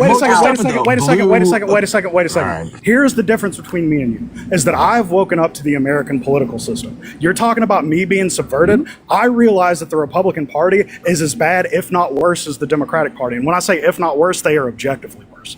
But you, on the other hand, are still in the throes of team sport politics, where you're you will make a defense for your side no matter what. You are no different than a fucking college football fan. Yeah, you talk about politics. Now you lost me, Pallet. I'm sorry. You're just trying to make this fucking easy to win an argument because you get just to say everybody sucks, and that's fucking ridiculous because it's not true. It's 100% true, Mojo. Now, it's not. And the only reason you're doing it is because Is because what? He's kind of right though, Mojo. Well, first of all, there is an inherent tribalism, obviously, in humanistic behavior. There, like team sports is like dialed into that. I fucking hate team sports. I think it's just fucking weird bullshit. But at the end of the day, you're gonna have people who are like trying to be easily conned into doing that. Mojo can say that I'm wrong all he wants, but people on this app talk about politics the same way that I talk about the Tennessee Volunteers. No, but I kind of agree with you, Pallet, because they're literally rolling in, well, the whereabouts of Mitch McConnell, who knows, but they literally did the same thing with Feinstein. It's been like 3 years now. Mitch McConnell's been absent like 3 years now. Splinter, you're doing that right now. What's that? What am I doing right now? Defending the Republican Party like it does. No, I'm not. You see, because on our side, we have this thing that's called rhinos, where we acknowledge that there's corrupt politicians. So you acknowledge everyone in the fucking Republican Party right now is a rhino? Democrats, I'll tell you why specifically I voted for Donald Trump. So then let's go back to my original point where I say that you're not actually a conservative. Did the rhinos exist? No, I am. Hold on. Did the rhinos exist in the Republican Party prior to MAGA? Oh, yeah, they've always been there. Then who are the actual conservatives, Splinter? Well, that's the funny part, because here, I'll give it to you this way. I'm a conservative, and if I'm going to vote in my politics, and if I'm going to vote to get governed, to be governed, I'm going to vote as a Republican, sir. Because the last thing I want to do is govern under a democratic process. You're going to vote and say that you're lying for, like, you're going to vote and lie and say that you're voting for smaller government while they increase the size of the federal government and increase the scope of power of the executive branch. You're going to lie. You're going to lie to yourself and vote for no new wars when the Republican Party continues to project United States power throughout the world, then turn around and defend it. And you are going to sit here and try to tell me that I am ideologically subverted when you will change your opinion at the drop of the hat because some 80-fucking-year-old man says so. Interesting. Let's see if I understand your position correctly.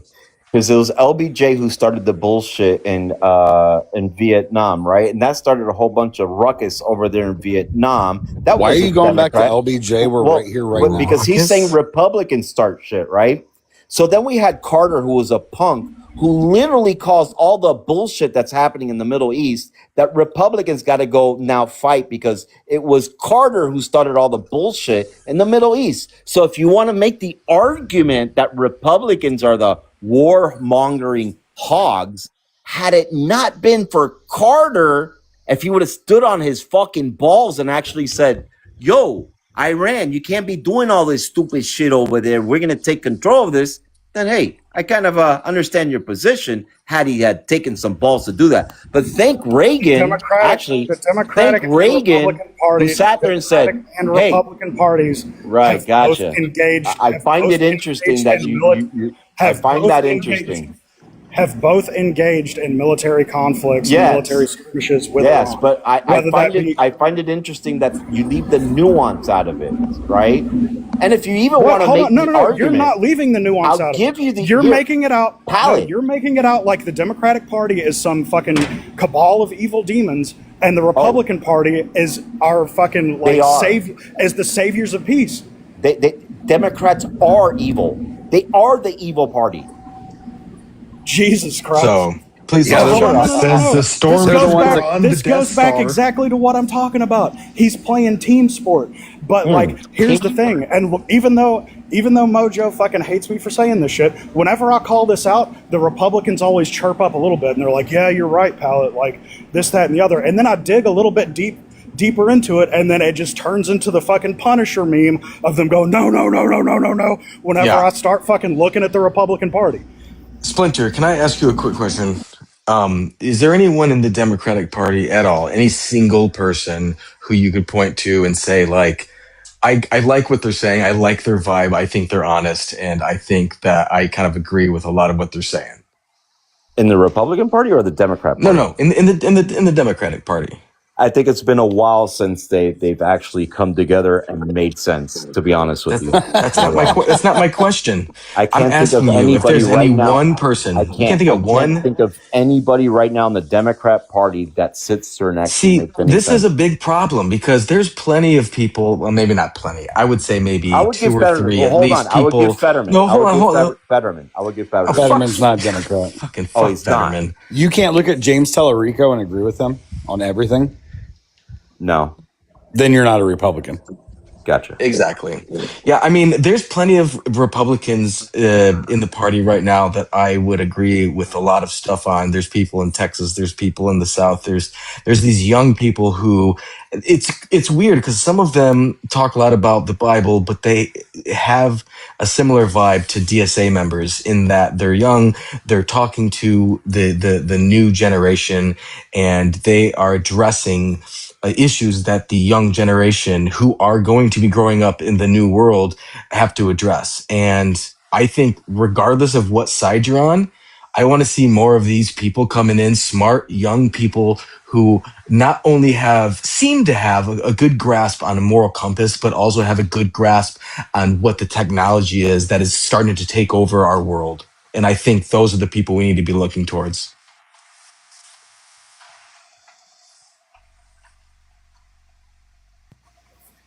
AOC, Tallarico, Massey. I mean, John Ossoff. Ossoff, thank you. Exactly. No, fuck Thomas Massey. Absolutely fuck Thomas. Well, say what you will, but it's the overarching theme of what I'm saying. I think you would agree with. Maybe, but like, I don't know. Thomas Massey and Marjorie Taylor Greene, like a lot of people are fucking letting them rest on their laurels, and both of them are fucking disgusting. Yeah, I mean that's fine, but that just is distracting from my overall point, which I think just is, say is Josh still Hawley. fair. Josh Hawley would be about the closest. He wants union labor protections. He wants to raise minimum wage. There are Republicans that have decent ideas. They're out there. Yeah, Josh Hawley is a great example. I watched him walking down a hallway and saying out loud to the press, I think the fact that Mitch McConnell has been absent for so long is a problem. And also, I think we should have caps because no offense to the older people who are doing a great job in our Congress, we should probably have fresh blood in there and have things moving around a lot more. I agree with those ideas. And that's what Josh Hawley said. Josh Hawley also gave a fist pump to all the fucking J6 protesters. Yeah, he's an election denier too. And that's he's a fine. piece of shit. But you know what? That's the cognitive dissonance that the left has to deal with because sure, he gave fist bumps to some pieces of shit. I'm not saying he's a good person, but I will be on board with policy that I think is positive. If he wants to put caps in Congress, I think that's a good thing. And if he wants to call out Mitch McConnell for being gone for too long, I think that's a good thing. And I will support him for those things. 14 Democrats voted to pass the big, beautiful bill. I don't give a fuck about moderate Democrats anymore. I hope we fucking overtake them all. Fuck Cory Booker. Fuck Hakeem Jeffries. Fuck, oh God, I can't remember her name now. These fucking but fuck her anyway. Yeah, do nothing fucking Democrats are fucking trash. Do you guys even know why the DSA has so much influence in the Democrat Party today? Because they care about the fucking people and they keep winning without needing funding from fucking APAC or I'll tell you why. It's because Democrats. Yeah, I know exactly why. No, you don't. I don't. You've not provided evidence for anything. You've been up here for like 2 hours. You haven't provided evidence for anything. I'll tell you why. Didn't you get fucking shit walked on like 17 points of communism? Right. Communism? Sure. So the reason why you're seeing this big push, especially with the youth, right, with this DSA stuff, is because for decades, Democrats have been making promises to the youth. Democrats have been sitting there saying, we're going to give you health care, and they don't. Well, we're going to give you affordable health care, and that ACA didn't work out too well. Then they sat there and said, we're going to give you affordable schools, and we're going to make everything cheap and free and easy. And they worked for the unions. And guess what? All these kids saw was our own politicians making it harder on them. And every 4 years, Democrats came and said, we're going to make it easier for you. And we know your struggles. And they just made it harder on them. And this is why you have these DSA kids coming over here. Why is that a gotcha for us? Hold on. Let me fix that real Wow. quick, if I could, Robot. If you could just give me a second, I just want to fix that real quick.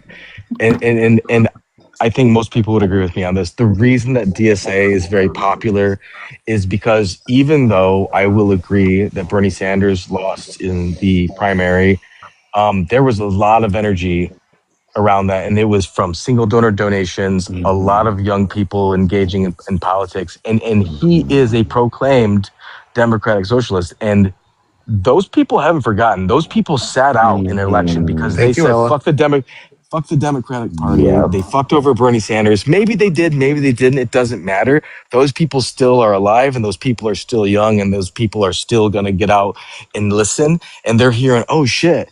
They're seeing fucking Bernie and AOC doing tours. They're seeing this DSA growing, and they're like, yeah, let's fucking do this. Bingo. Anyways, I don't know why we would even bite on that. Specifically, are you saying that life is somehow harder than it was like 50 years ago? Oh, 100 years ago? Oh, 100%. It's fucking harder now to get food and housing than it was 50 The Great years Depression. ago. Yeah. The Great Depression 100 years ago. 50 years ago.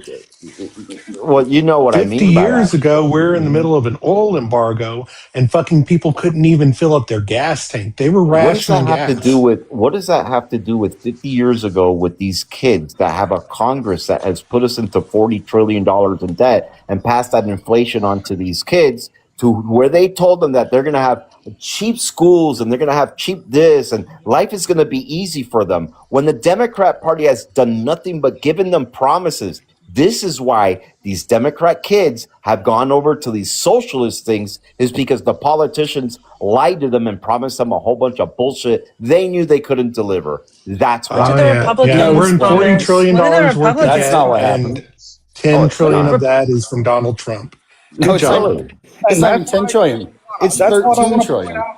That's 13 trillion. It's even worse. You are 30% of the national debt right now, and you're trying to blame it on Democrats. Wow. Talking about team sport politics, Splinter just went on an entire tirade about fucking spending and didn't mention the Republicans in any shape, form, or fashion. Yeah, Pallet. They haven't started 2 fucking wars in the Middle East. Right. What budget has the Republicans passed?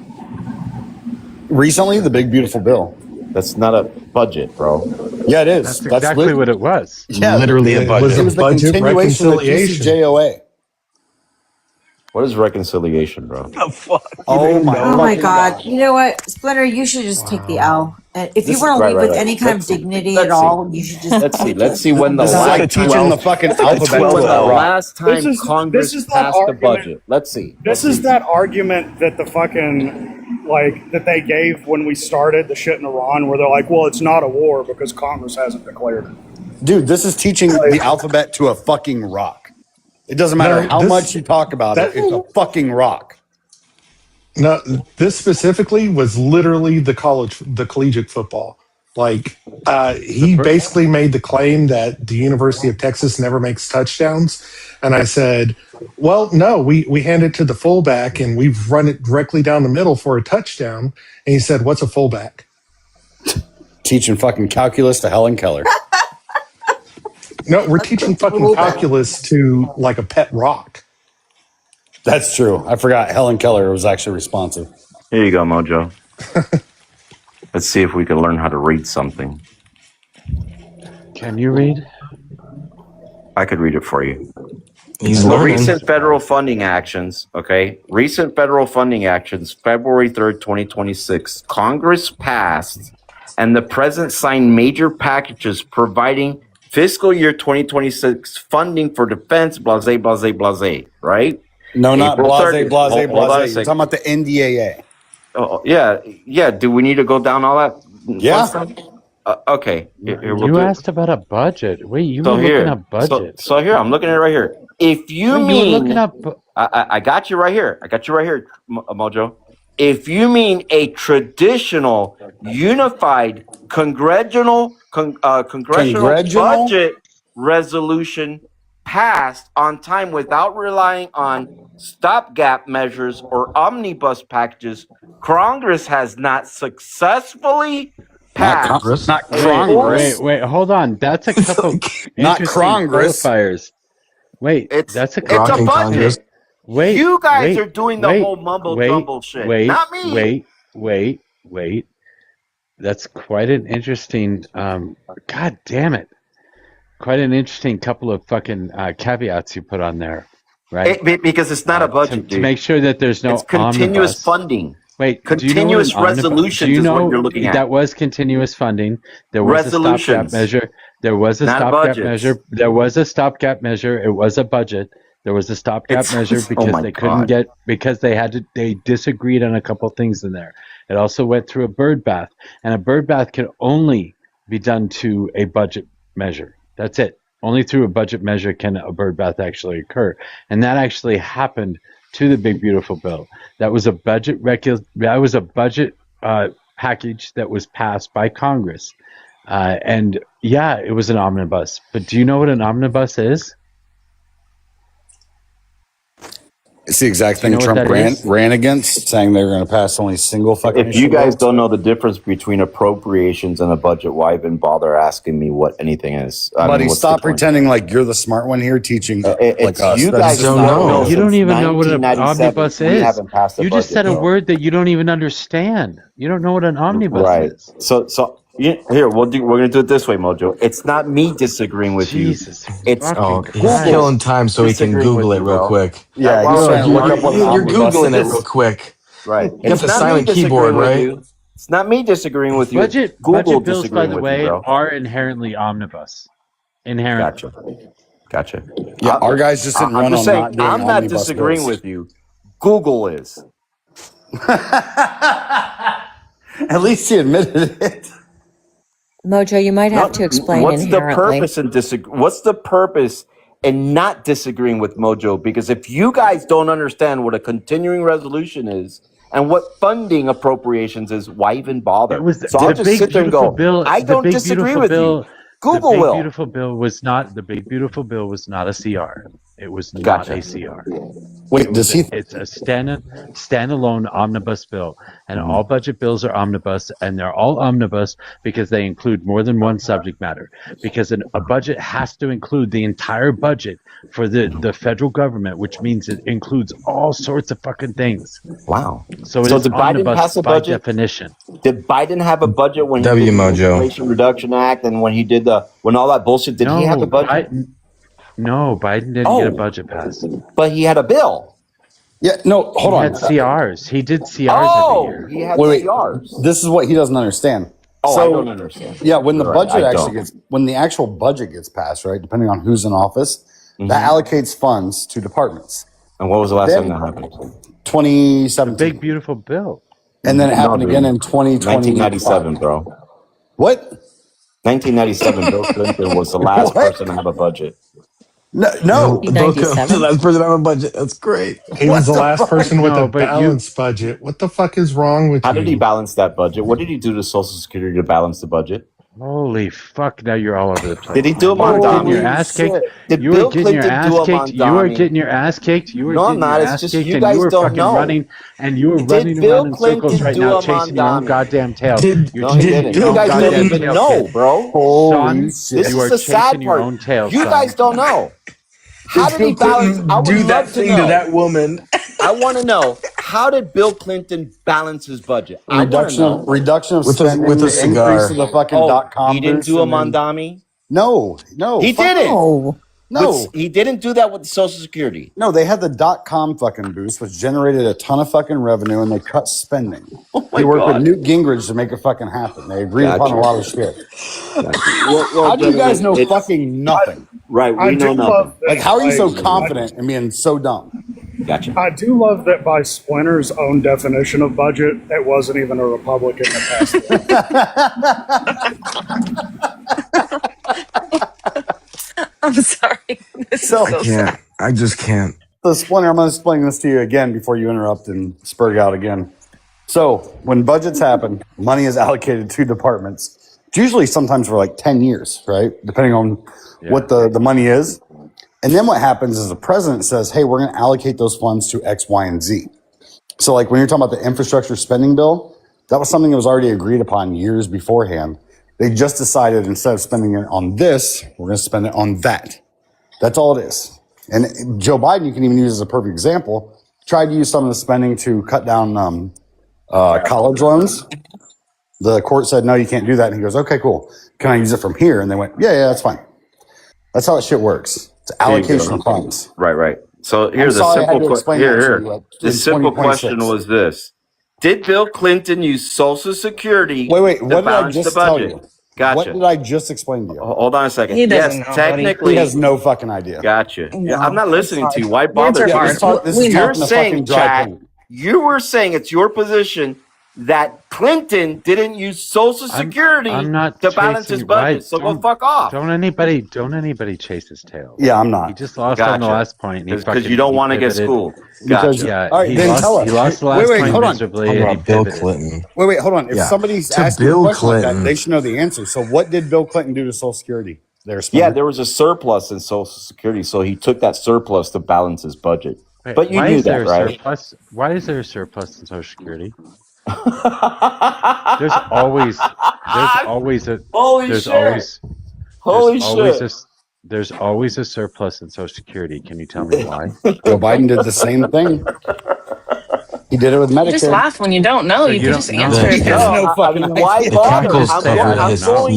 I'm going from Bill Clinton did not use Social Security to then, well, maybe he did, but do you know why there's a surplus? Wait, you think Bill Clinton ended Social Security? I'm not defending Bill Clinton at all. I'm not talking about Clinton. I'm trying to see. Maybe we can do this some other time. Oh yeah, Hey, run. dipshit. Run, track star. Gotta go. It's 12:30. You guys, run away, track don't star. work tomorrow or something. But I'm getting up in 4 hours, bitch. Tomorrow's Sunday. Yeah, what's the fuck is wrong with you? I love it. Yeah, we'll be in church, Splinter. I don't know about you, but it's a holy day. Splinter's got to go put some fucking calmaceptine on his ass after that fucking spanking that we just gave him. Yeah. Jesus No, I mean he's got to Christ. ride that tractor all day tomorrow. His ass is going to be so chapped. Annihilated. That was crazy. That was amazing. Awesome. Boy, he came in all confident, and then he just fucking. I How love the that it fuck was do you like forget what long day enough. of the week it is? How do you get up there and confidently say, well, some of y'all don't have work tomorrow? Like, yeah, it's fucking Sunday. Well, hey, fuck you. I do have work tomorrow. Yeah, but you know what? You're going to get up and do it, though. I'm at work right fucking now. Me and Pallet are the exceptions to the example. No, but I love that he was up here long enough to get. It wasn't just like one whooping, like literally Robot, ChatCT, Mojo. I think even Tennis and Z weren't really talking too much, but I think they even got one in. Like it was like 11 W's. It was crazy. Well, I think that, Pallet starting off with like his first 17 talking points just being shit on was a good indicator. Like, hey, this guy doesn't know what the fuck he's talking about.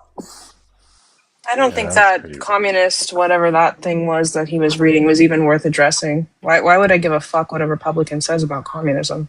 Oh shit. Well, I just knew half of it was because I knew that I would get to shit on the Democrats a little bit, and that would make me. Yeah, see, I fucking hate you for that, you fucker. No, actually, Mojo, you should be pro force shitting on like moderate Democrats. This is what I criticized you. I was going to say this earlier. I want everybody to vote for Democrats. Why the fuck would I shit on Democrats? You're blue no matter who. Yeah, you're That's the a only guy problem. that's blue no matter who. You're a problem.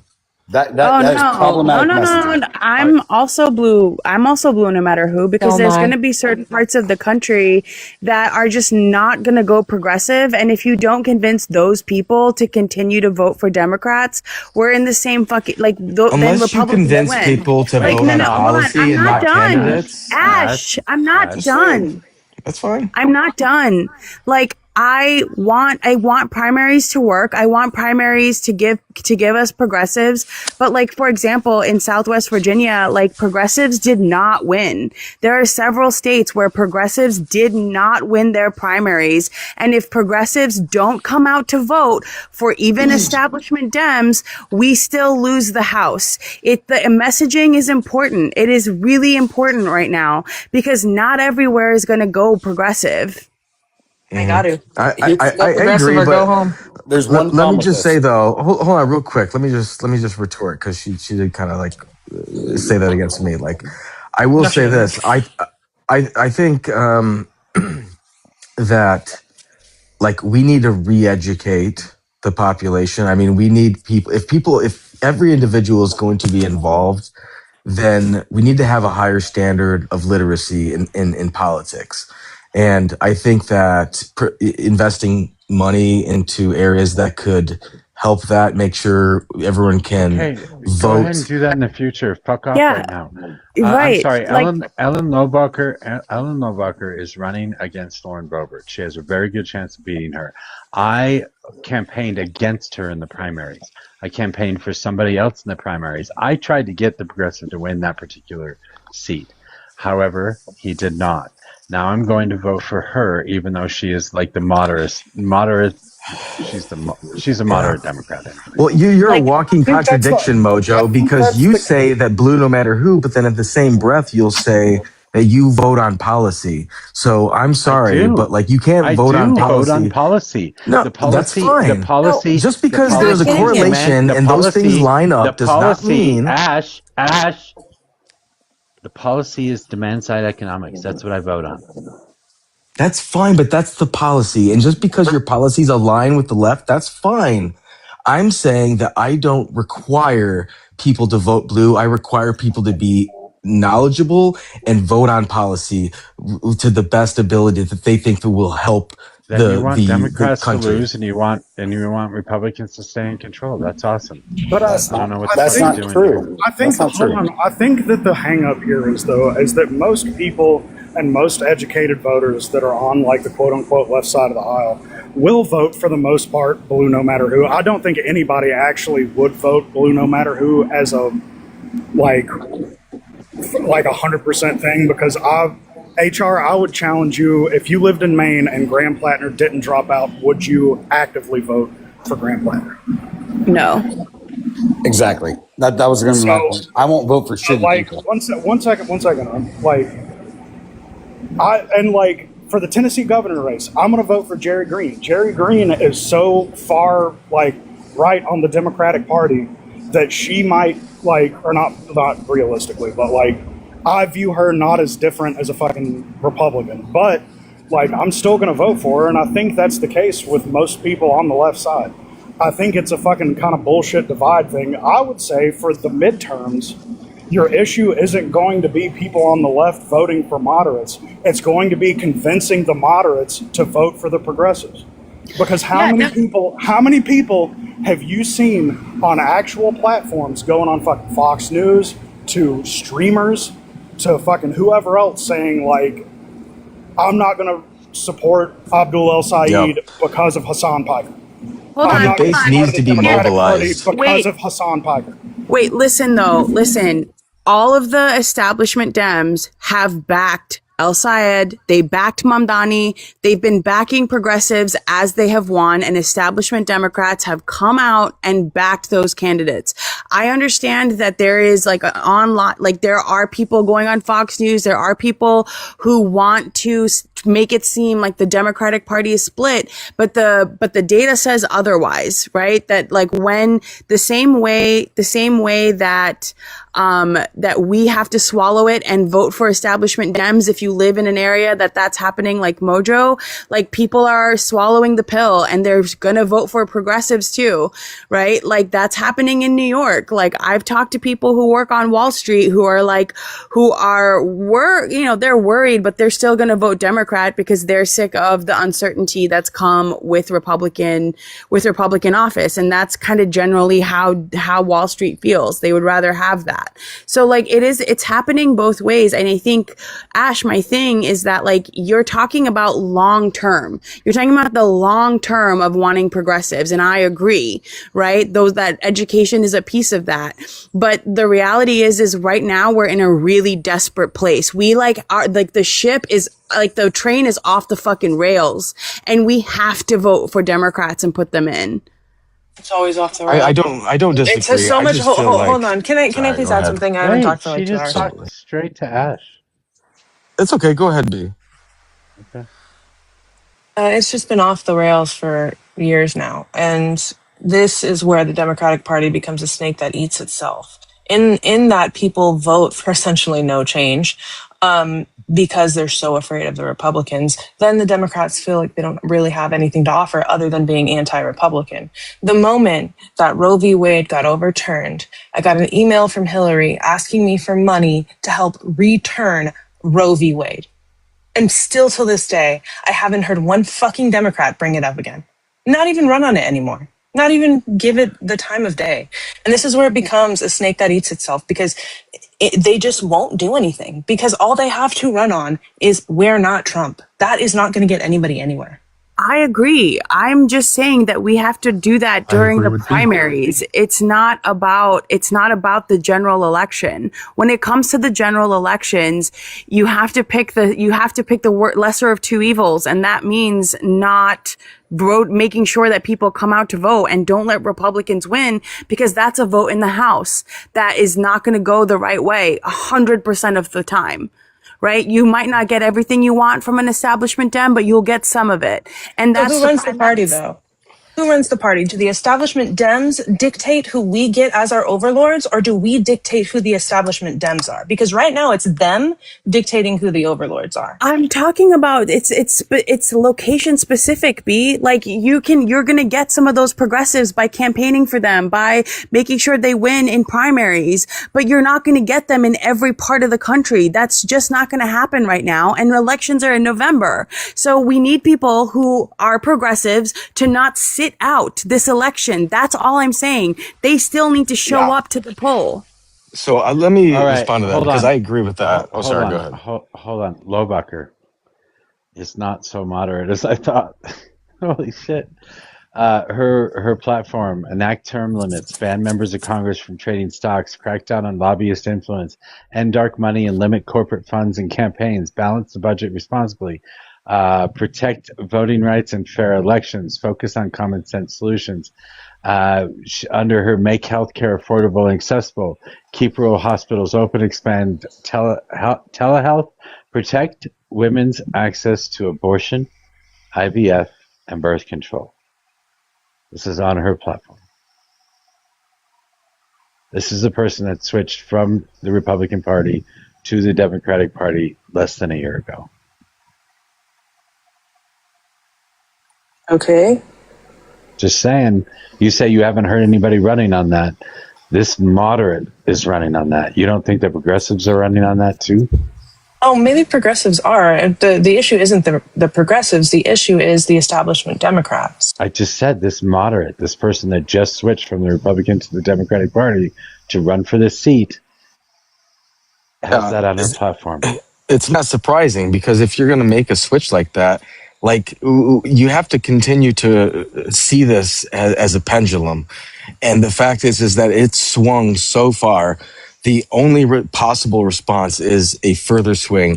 And what we need to do, and this is why I agree with HR, is like the progressive way is the only path forward because people are upset with the establishment.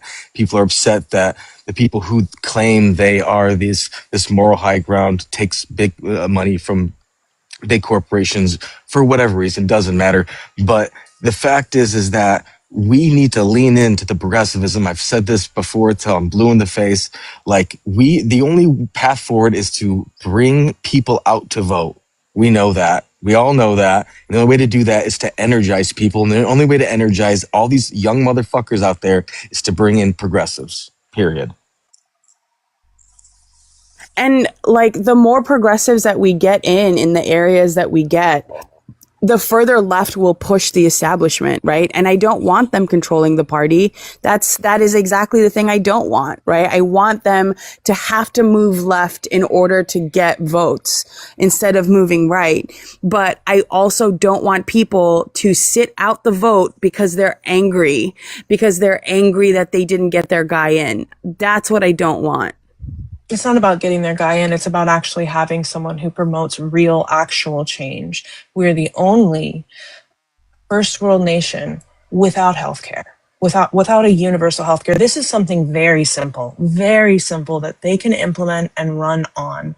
And yet even people like Pete Buttigieg, in the end up retracting that statement. Even Kamala Harris, who came out hard with it in the beginning, retracts that statement and talks about, I kind of like the ACA system. I kind of like the choice, the option to have private. So even then, even when they say it in the beginning, they end up switching in the end into what the establishment Dems want them to do. And people want change. They don't care about if their guy wins. They want actual substantial change. And if the Democrat Party refuses to deliver that, they will get another 4 years of fucking Trump or another 6 years of a Trump lookalike. And they will continue to get that until they can deliver something. That's my point though, right? I'm talking about the choice between Republican and Democrat in general, right? In a general election, you don't have the choice between a Democrat, a progressive, and a Republican, right? You have a Democrat who might not be running on like free education and ending foreign wars, but they are running on healthcare and something else, right? Because like, that's what I mean. Like it's just the only part I'm talking about is the general, right? I 100% primary wise, progressives all the way, 100%. I phone bank for progressives in places I don't even fucking live in, right? And that's important to me. But when it comes to the general election, you have to pick the lesser of the two evils. There is no sitting out. That's my only point. Yeah, and it's the lesser of two evils has been just pushing us farther and farther right. We have moved with the Overton window in this country has shifted to the right, to the point where I know that, you can't even really. So, but that's that. this is the voting of lesser of two evils. You think that you're pushing them to the left, but you're not. They're pushing you to the right because time and time again, the establishment Republican in a general election, time and time again, the Democrats are the ones who reach out across the aisle. The Republicans don't make concessions. They are stubborn and they look for ways in the system in which they can just throw their heels in the ground and get exactly what they want. But the Democrats do not do that. Mojo, let Christine up. She's in the box. But yeah, I'm not, but like, again, this is going to be location sensitive, right? Like I'm saying, like if there's a progressive, you vote for them, right? You vote for them in the primary and and if they win, you vote for them in the general. If they don't win, if they do not win, then you still want the Democrat in Congress so that that person can fight against horrible Republican shit. Will they? You don't. I can't. Look at the outliers who have ruined everything. Right. I can't do anything about that except hope that they do the right thing. I don't have control over that. We could do something about that. We could do something about that. We can hold their feet to the fire and force them to vote the way that we voted them in by making concessions. Can I tell you how many times I have this conversation a day? Guys, by the way, I totally understand both of your points. And I'm always like either the oldest in the room or the youngest in the room having this exact conversation 20 times a day. And let me tell you, you both are 100% right in my mind. Like, firstly, I can hear B's point as far as like, well, that's what we do every time. And look how it works out, right? Like, it never actually leads us to the results that we want. And then I hear like Heuristic's point and you're like, yeah, duh. Like, so we need to fucking have Dems in office or we're going to literally have fucking tyrannical authoritarian government, right? Like we can't, like, we have to pick the like lesser of evils or else we are going to end up with no options ever again. We might not have a right to vote again, So I completely understand. Options. People will get frustrated enough to do something all throughout history. It's happened. It'll happen again. I prefer that option. We'll see. It hasn't happened yet, right? Dying, so because right now it feels like we're just dying a slow death. This is death by, let me finish. Death by 1,000 cuts versus let's just get the shit over with and fucking slam our foot to the gas. Because at this point, I am just like, let's just slam our foot to the fucking gas because I don't want to die. I hear you. Death by 1,000 cuts. Do you hear the people sing? Time. Like, let me tell you, like, I worked on Mamdani's campaign. We just like got 11 out of 13 fucking like Demsocs like elected in New York City, right? We're seeing that happen around the country. And in the primaries, I have worked against every Democratic establishment on every race that I possibly could. When we get to the general elections, though, let me tell you, I'm not a vote blue no matter who. I don't give a fuck about parties. However, right now, I want us to be able to have a fucking chance at having another election.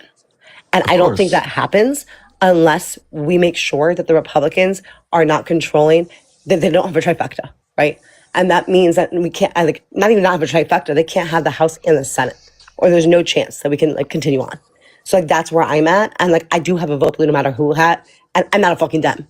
Like I'm a fucking socialist. I'm as far left as it fucking comes. I just think that like vote blue no matter who is all men till no men. Like it's just a stupid slogan. And it like is. I think it's really stupid. Agreed. So like that's my thing. Yeah, go ahead. But it's the slogan. Like you don't like same thing with like the slogan of like all men until no men. Like if you have to explain it so much, then you're wasting time explaining it. And so I agree. The slogan's not great, right? But it really is. We have to do harm reduction.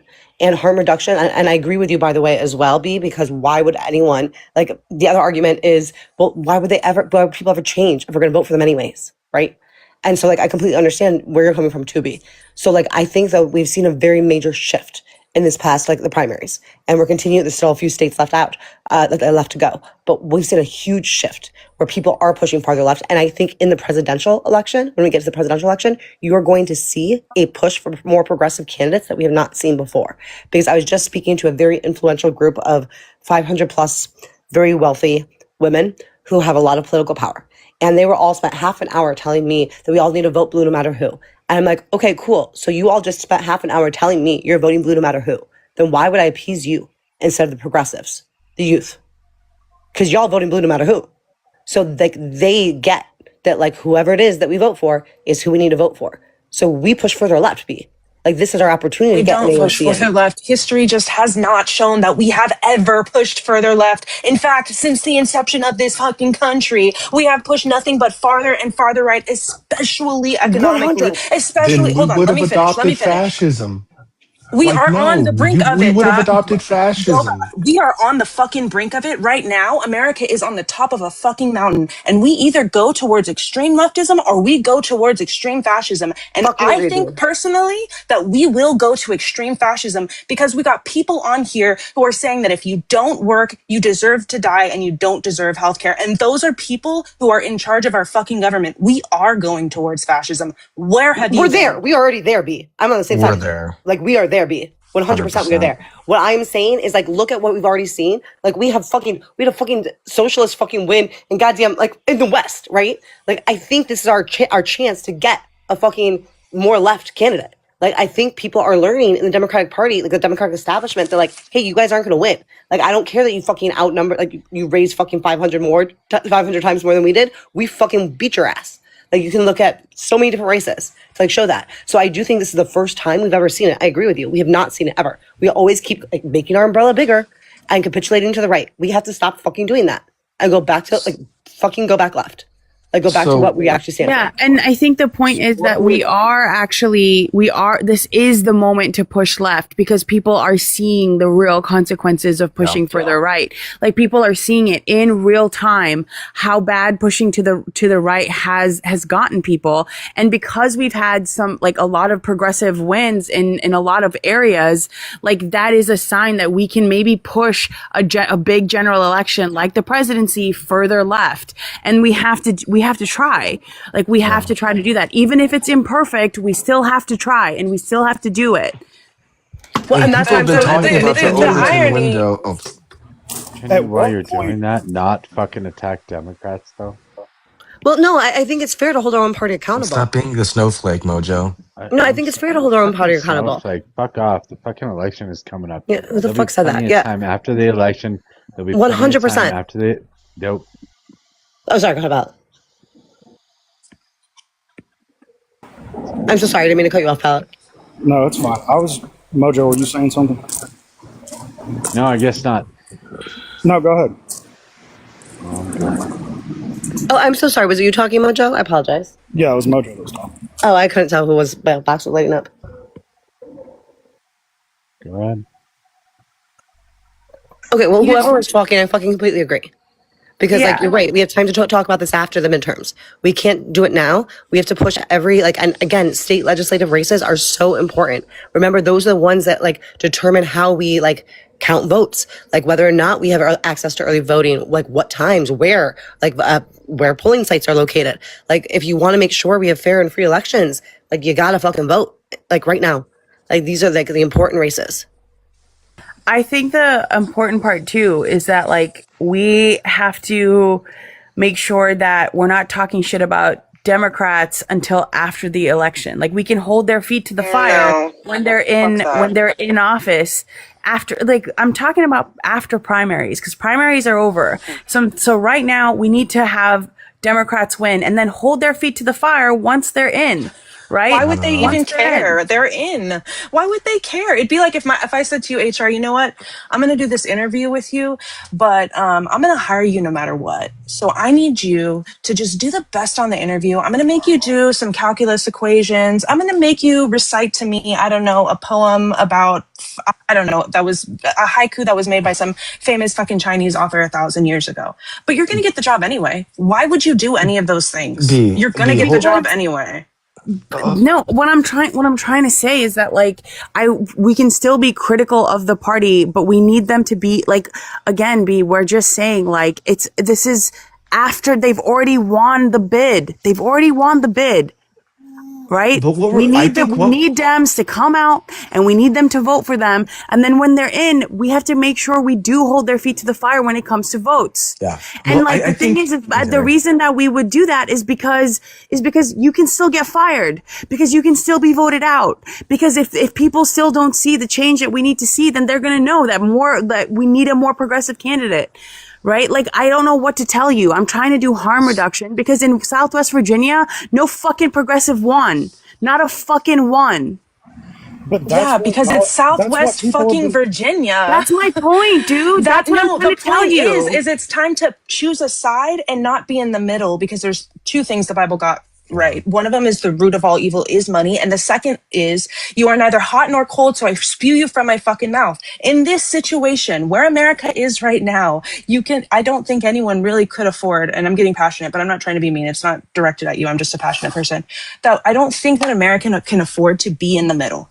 Because South Virginia is the way it is, because it has gone so crazily to the right that it's off in space, that you must meet that energy with the same exact amount of force, which means going to the left.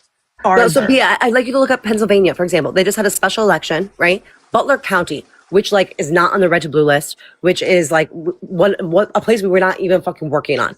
Like, we didn't even look at it as purple. We literally just had the Democrat win, and it was a leftist. It was not just Democrat, it was a leftist. We're seeing these shifts, and some of them are just small state seats that no one's paying attention to. But these shifts are important. So, like, we make sure, like, and I hear you, by the way, because I understand the thought of, like, well, why would they fucking change it up if they know they're going to get reelected no matter what, right? Because, like, that's how it feels. I get that. But for this midterm, we can kick them the fuck out. Like, they've already seen that we're pushing farther left. They've already seen that, like, what the people want. So, like, let's have them elected so that way we can, like, hold the House, we can hold the Senate, and then let's make sure that we primary the fuck out of them again. Because so many... Oh, they got her. Like, by the way, I'm in between both of you because I see both sides. I have half a mind to kick anybody.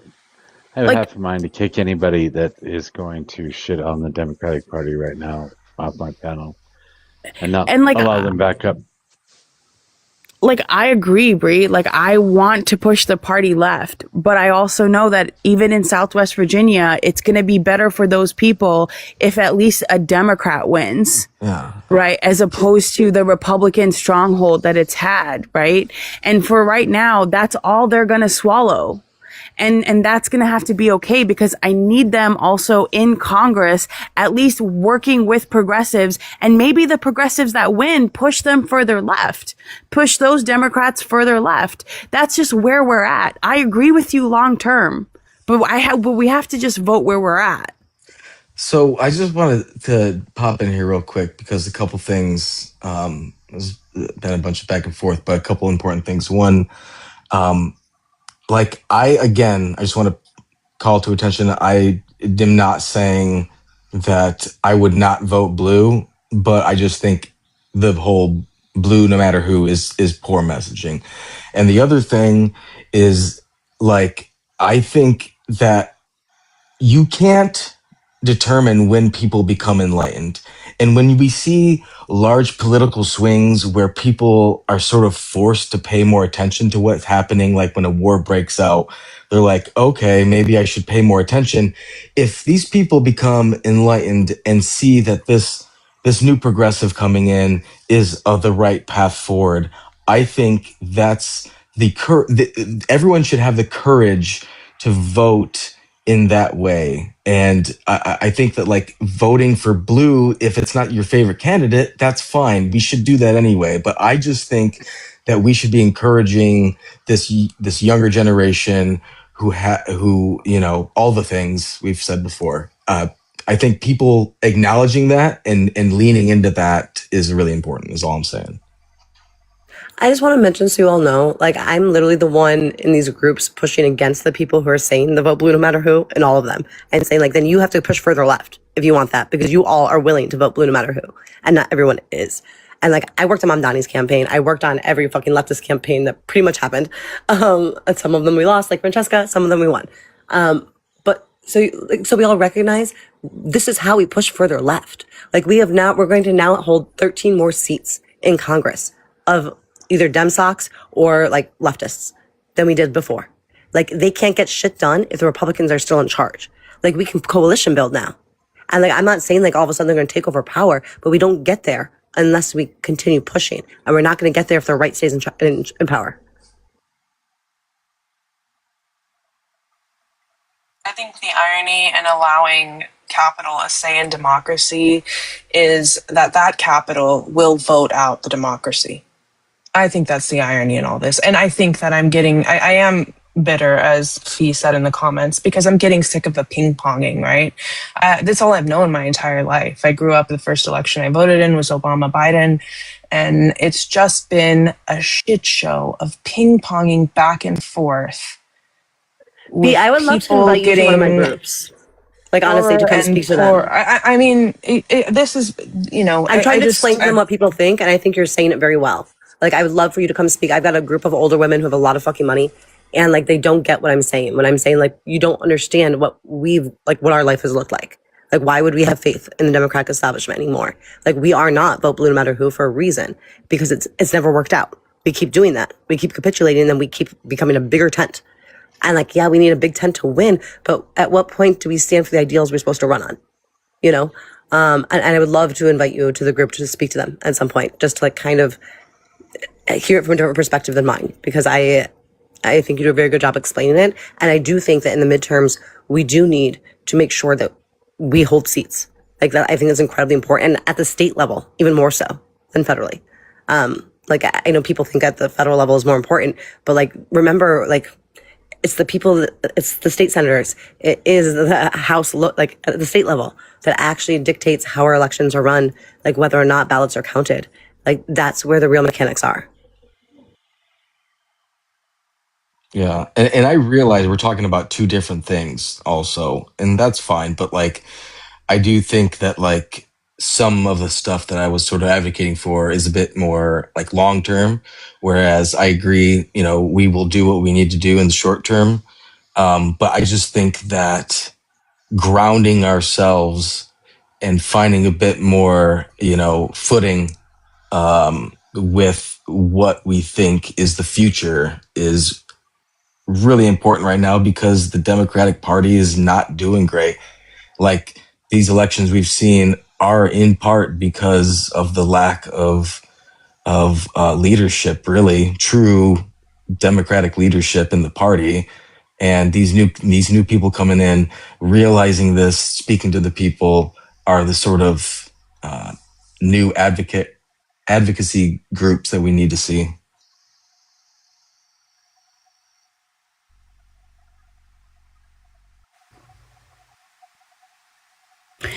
Yeah, and like, the unfortunate part too is that, like, even if we win in 2028, like, there's a big ass fucking mess to clean up, and the economy is a complicated machine, and the kinds of policies that are going to bring us out are going to be really fucking hard. Like it's just, there's no other way of explaining it. Like we are going to have to put on some significant guardrails, and we're going to have to do it in a way that doesn't stifle growth because of the amount of debt that we're in. And like all of this is like classical economics, like for sure. But like, again, like we need to understand where we're at and where we want to go. And I think those are different things right now because of the state of the nation and the state of the economy.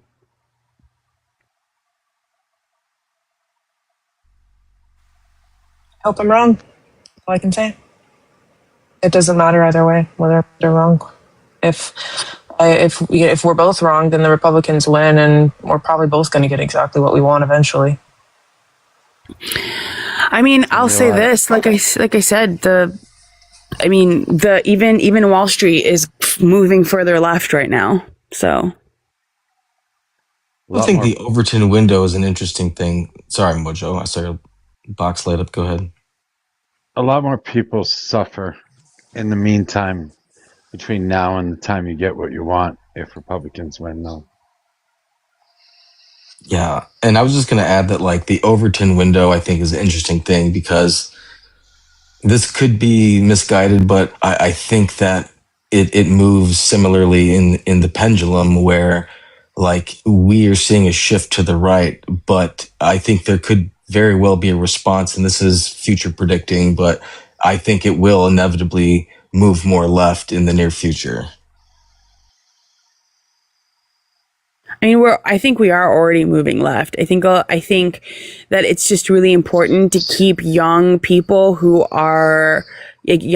interested in politics and getting them out to vote. Like that is the most important thing. People need to still vote and get out to vote, because the voting blots that are the most reliable are the ones that keep fucking us over, because young people just don't vote. And that's the problem. I don't want them to feel like, oh, if it's not a progressive, I don't want to vote. That's why I'm saying, like, I want to talk about holding their feet to the fire once we actually have a fire for the Democrats in the first place. Like, we just have no power right now. They already feel like that. There's nothing that you can say or do about it because they are already blackpilled before they even reached the voting booth, before they even reached the age of being able to vote. So it is upon the Democratic Party to provide a candidate that gives them hope. It is not upon the youth to feel obligated. It is upon the Democrats, because the youth, they look at their future and they're like, my mom and dad have a house. I'm not going to have that. My mom and dad have a 401k. That's shit, but I'm not even going to get that. Forget about a fucking pension. I'm not even going to have a job that's consistent. I'm going to be a gig worker. Even if I do have a career that pays well and that is, in tech, I may be a gig worker in tech. They do not look at the future with fond eyes, and that is not on them to hold that responsibility. Agreed. But when I'm strictly talking about the current vote for the midterms. That's what I'm talking about. When it comes to the general election in 2028, abso-fucking-lutely. It is on the Democratic Party and people who are progressives like us to push that shit left 100%. And we should fight for a candidate that is absolutely a fucking progressive beyond a shadow of a doubt. I don't disagree. I'm just talking about the fact that now that primaries are over, this coming midterm vote, it's really essential. Yeah, I think though, like keeping in mind political attitude is really important, because what we're seeing is, people have called it the blue wave, and you can talk about it as a wave or whatever, physical thing. But like, I think the wave is, it is what we're seeing because there are rippling effects happening within the party that has encouraged a lot more young people and a lot more left progressives to come out and feel encouraged to do that. And when we see that happen, you're going to see a lot more people having confidence in a system that is promoting people who they align with. And that is why it's so important that I think that the left needs to lean into progressivism, because if the attitude of the public is that the Democratic Party is leaning into what they think is important, they will win. That is, them not doing that is why they've been losing. Mojo, let Christine up again. She fell off. I like Christine. Love Christine. Christine is my fucking girl. I've let both up. I've let her up both times, just so you know. Yeah, What does that mean? I thought Mojo may have been out smoking or something. Well, I don't know. The first time I was like, he's probably out smoking. I'll let her up. Didn't say anything.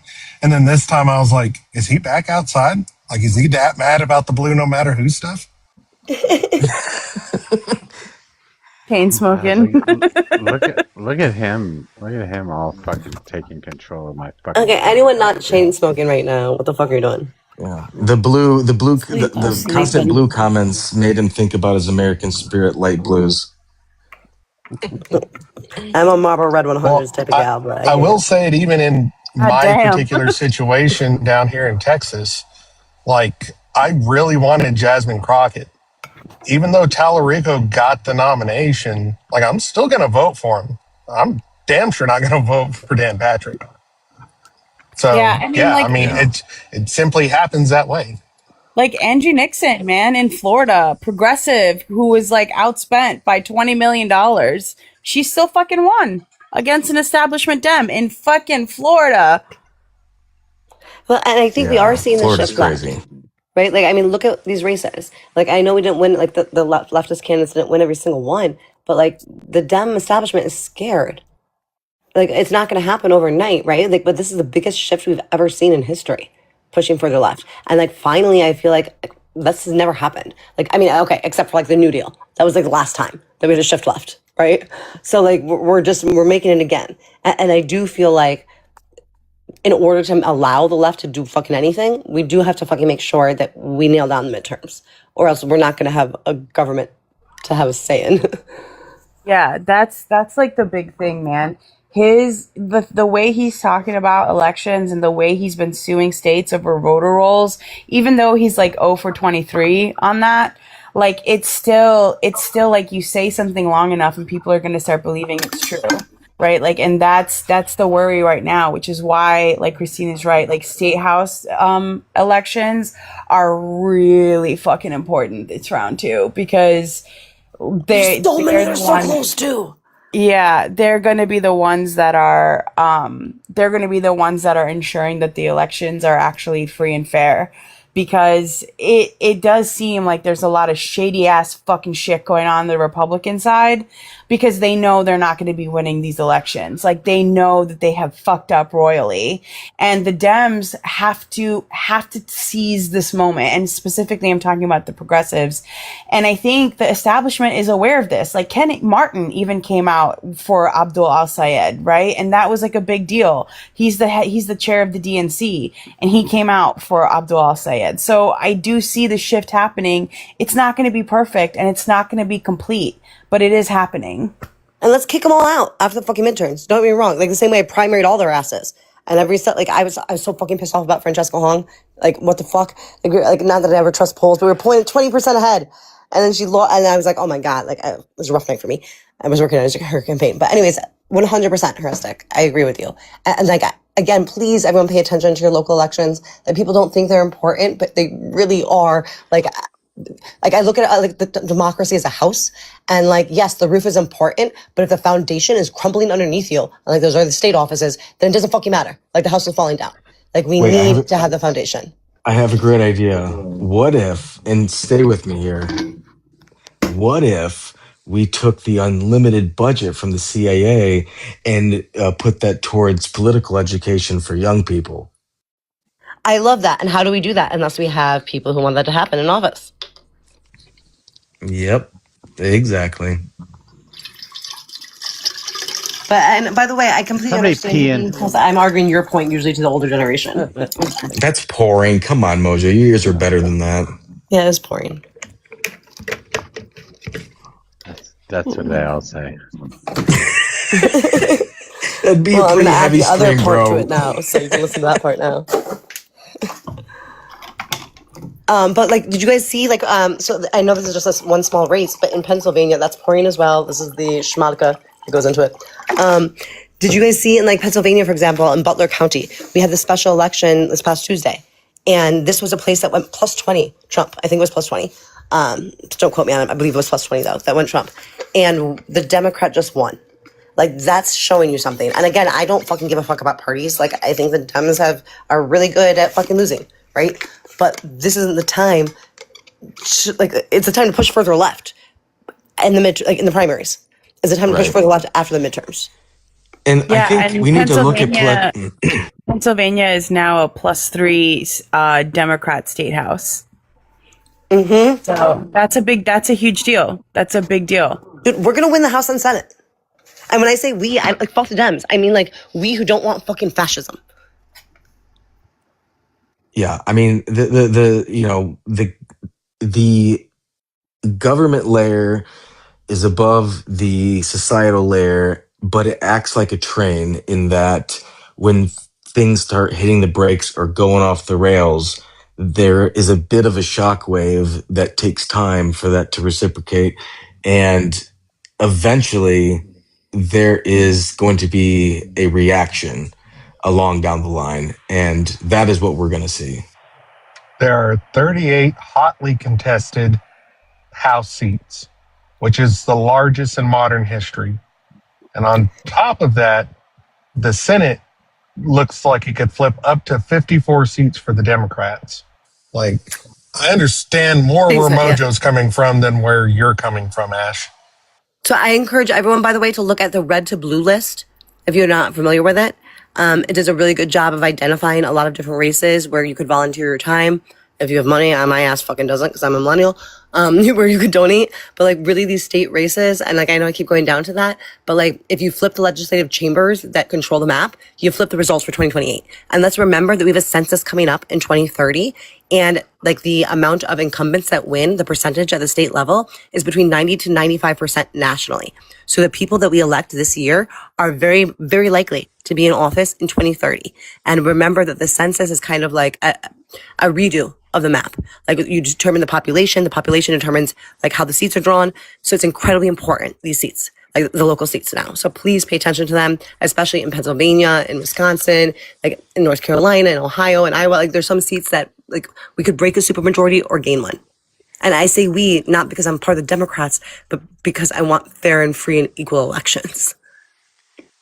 And this is the last time I'll say this tonight, but I promise this is the last time I'll say it tonight, not tomorrow. But the best way to get people to feel energized to get out, the best way to do that is to educate them so they understand what is happening. When people start to understand and get the wheels turning about what's happening in politics, they will get out the vote. That's why Charlie Kirk was so influential in the college campuses. He got people's wheels turning and influencing them towards his ideology. So I'm not saying that we need, a leftist Charlie Kirk. I'm saying we need to energize people's brains, young people's brains, to think about politics. And that is what's going to get the young people out to vote and be energized to do so.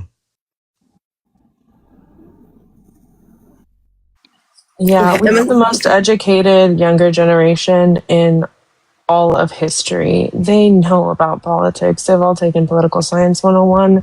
It is a requirement in undergrad. Like, they know about this stuff. You are think that severely, they don't have you're talking about education. I mean, I go to school with a whole bunch of 20-year-olds, bro. I go to school with a whole bunch of 20. Yeah. Well, I grew up with a 25-year-olds. bunch of people. I grew up with a bunch of people who didn't go to college. So yeah, we're not talking about your generation. I'm talking about the actual young generation that is the one that is coming up to vote. That the is current Gen Z, kids 18-year-old, who 20, can barely 25. afford to go to college because the fucking the amount that it costs is so high. That generation, you're saying? Yeah, we have the most educated generation in all of history is coming up right now.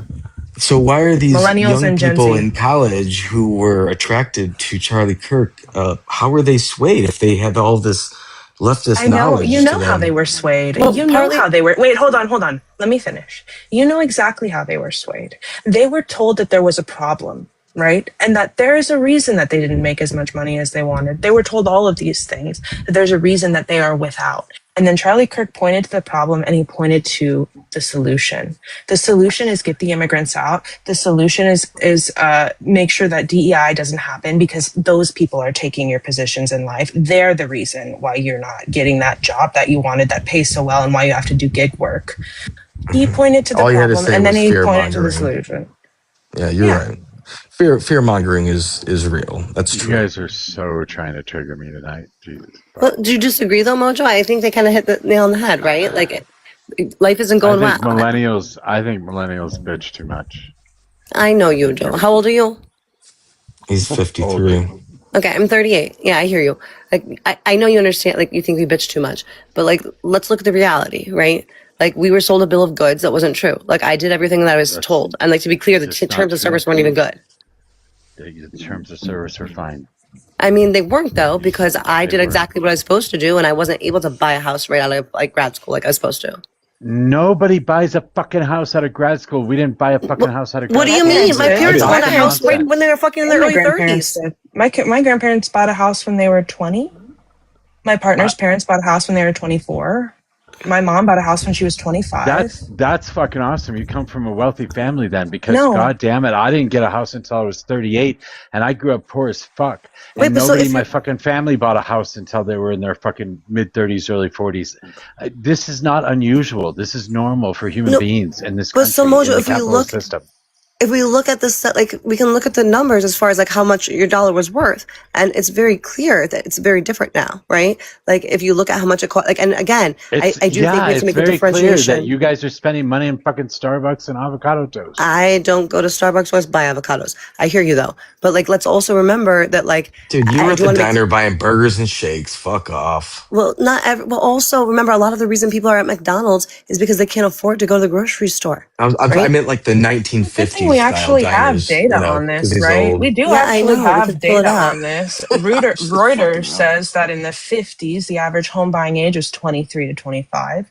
In the 60s, it was 24 to 26. And in the 80s, it was 29. So you're a little bit late to the game, I guess. That depends on when you buy your house. And in 2025, it's 40 years old. Yeah, I mean, when you look at the data, it just shows that like the ability based on people's median income and what the cost of living was based on the cost of the housing at the time, it was just fundamentally easier and more affordable than it is currently. And if you don't think that inflation has no, hold on, Mojo. If you don't think inflation has been rising at a greater extent than median wages, then you're just wrong. You know that that's true. Well, and it's not even just cost of housing. It's also the cost of like your goods. It's also the cost of like going to school. This It's is the so cost. fucking weird, because in my generation, it was the older people that were bitching about the price of bread. I remember when a loaf of bread was Yeah, you walked uphill both 25 ways. cents, and now fucking you guys are doing it. Jesus Christ, you are growing old way too fast. Well, no, like I remember my dad used to tell me how he like he walked uphill both ways. And that's exactly what you're doing right now. No, it's not. It's not. It is. I'm sorry, but like I was told, right, that you could get a full-time job and afford to live. That's not the reality anymore. I don't know. I think I'm just blackpilled. I'm blackpilled today because I did a blood pressure drive for the city of Oakland.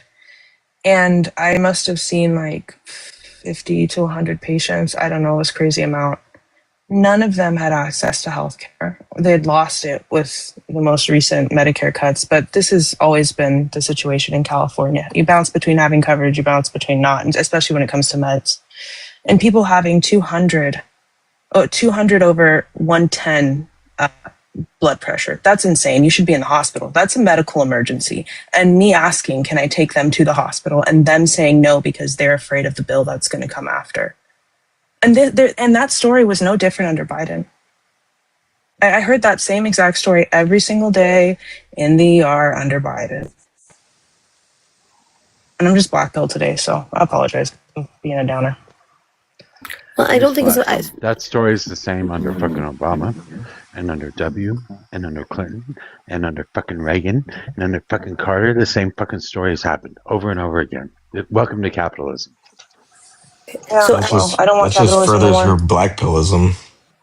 Okay, but so like if we look at it, the studies do prove it, right? Like college became dramatically more expensive. So like in like between adjusting for inflation between 1992 and 2022, and I hear you, Mojo. Absolutely not true. So it is absolutely not true because the vast I majority can pull up of the people, study right now. Because I don't care about your study. The vast majority of people when I was growing up actually went to community college first and got their fucking 2 years. Sure, so I'm talking about public schools. Well, Public 2 years and public 4 years. So back public in my 2-year day. tuition between 92 and 2022 rose 1.65%. I understand. I don't know why the fuck you're interrupting me. Okay, so I don't understand your point then.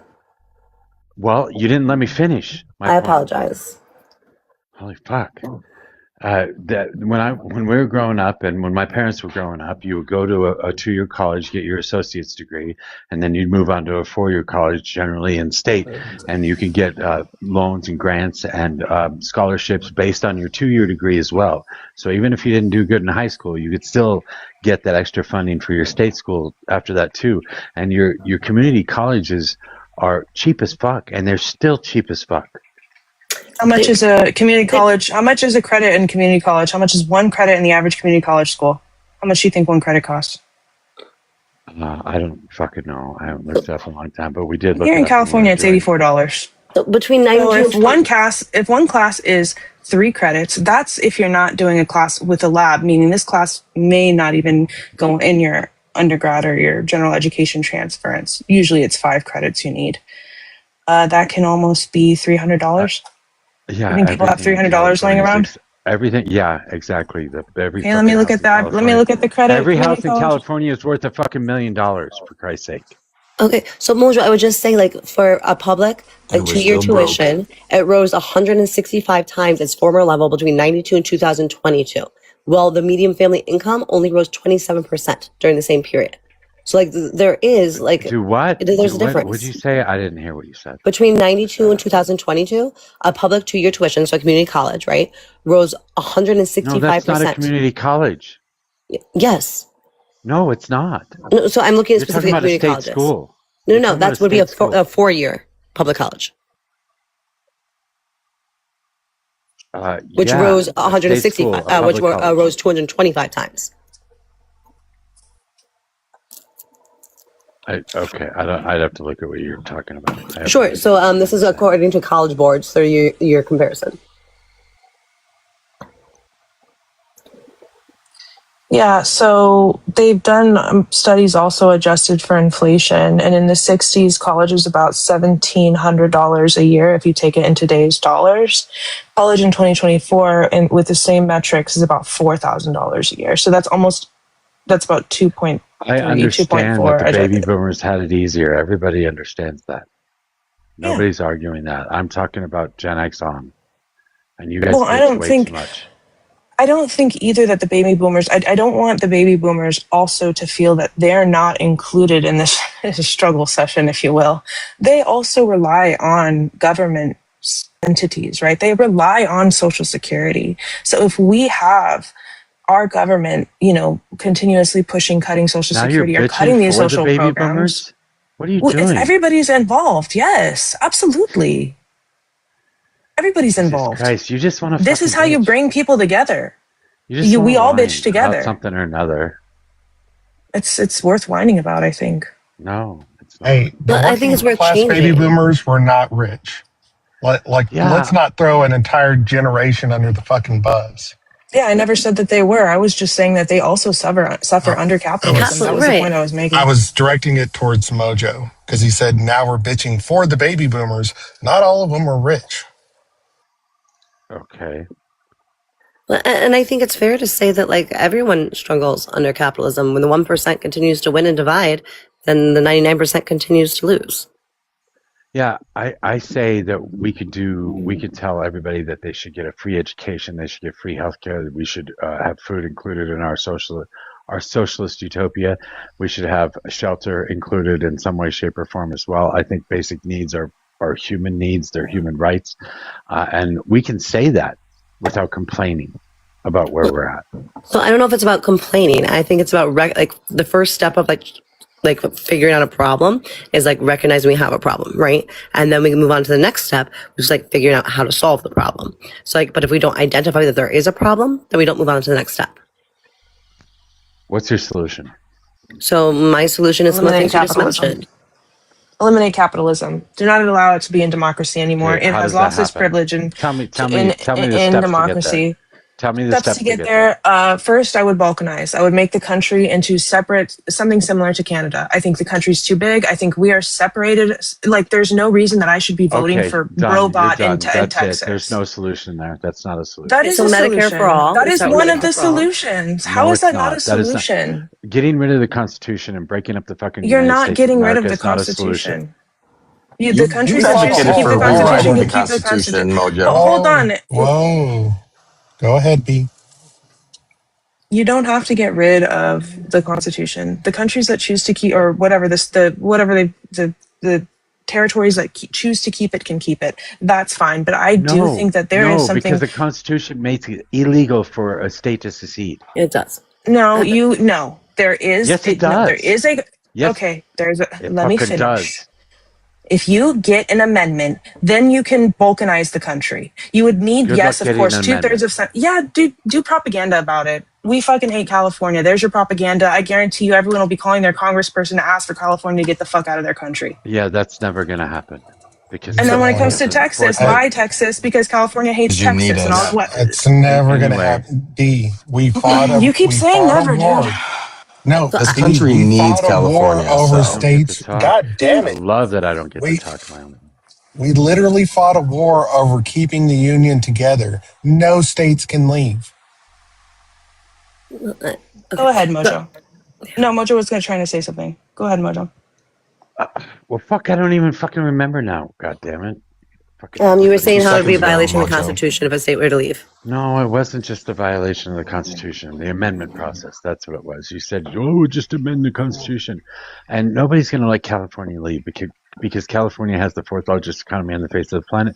Nobody's letting California leave the United States. You have advocated for rewriting parts of the Constitution, have you not? I said we need to rewrite the Second Amendment. That's the only one? That's the only thing you think should be rewritten is just the second. That's the only one that I've said that we should rewrite specifically.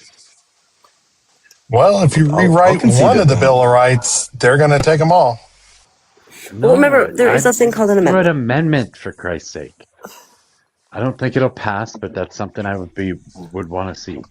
But I do think, Mojo, you just identified something that like states like California and New York that have these large GOPs, right? They do have intrinsically more say in some of these things because they don't want us to leave the union.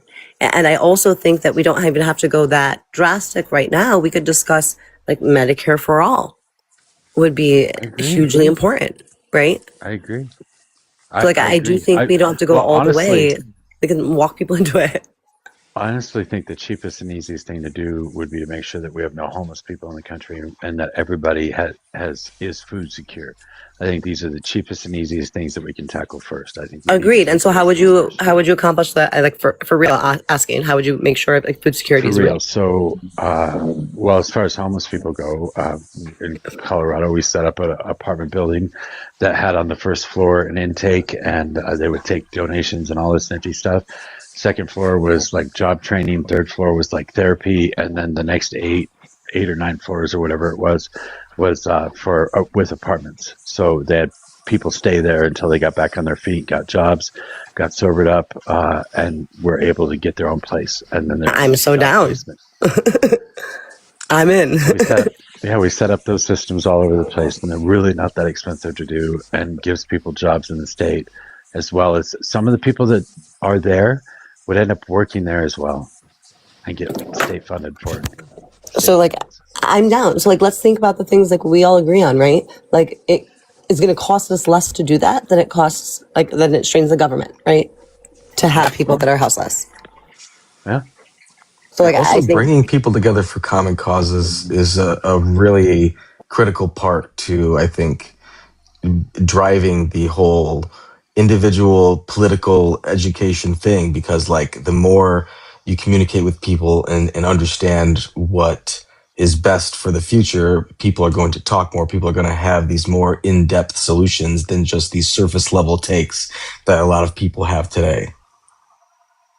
Well, and I think we're also talking about mutual aid, to be honest, right? Like when we're talking about these things, like I know here in New York City, which is obviously a very different area than a lot of different areas.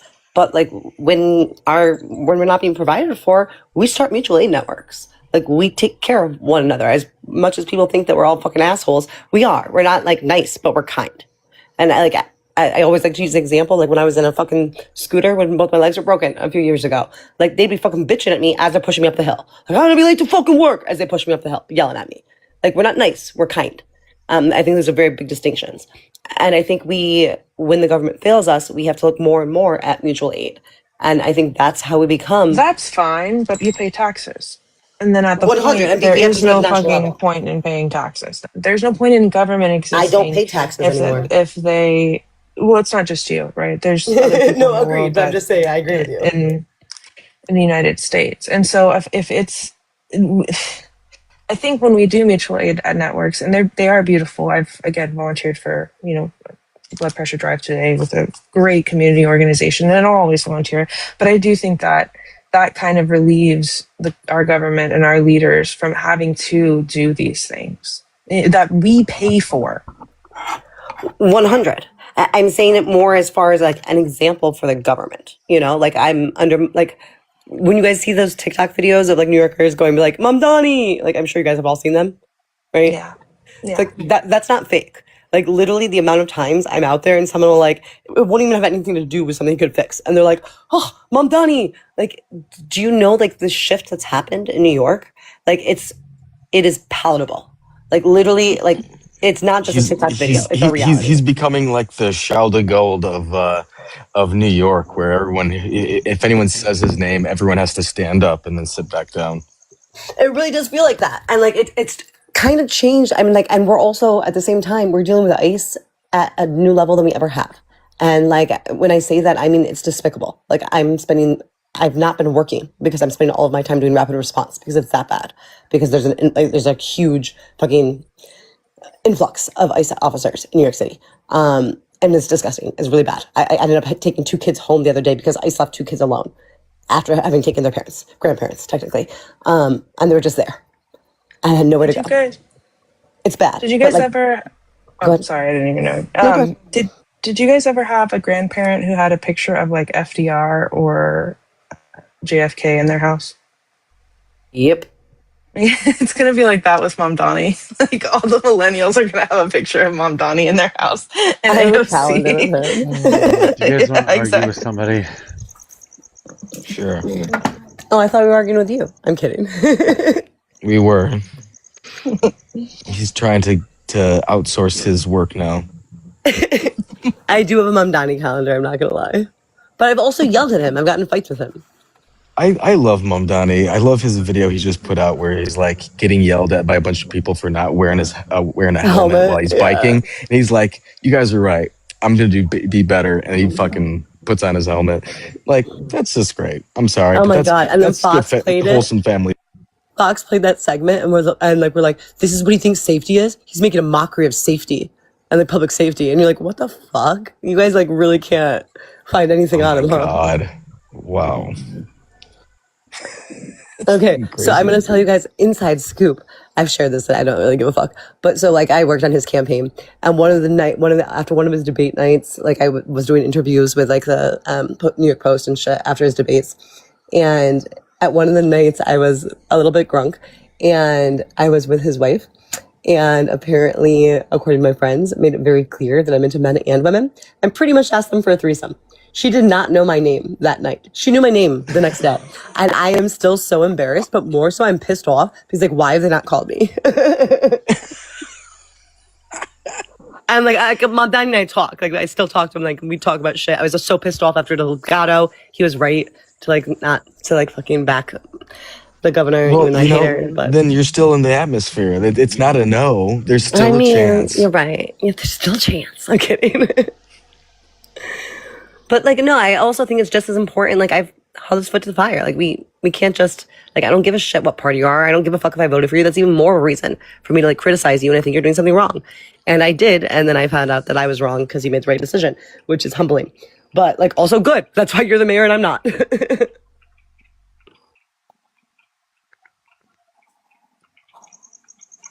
Yeah, it's just nice to hear people speak plainly and like, I don't know. It seems like he's does a better job. He's obviously charismatic, but like he does a better job of just like speaking plainly to people. And that's, I mean, I'll use the term Mojo hates so much, maybe a bit of populism, but but you know, there's something to that, and that's helpful. Well, he's solving the problems. Like having no problem too small really is a thing. Like, it is our actual life, and like people know that. Like, people recognize that. That's why it's like become like a Mom Donnie whenever anything happens.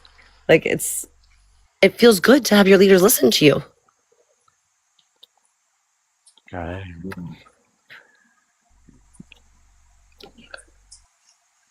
Mojo's like, fuck you. Where's this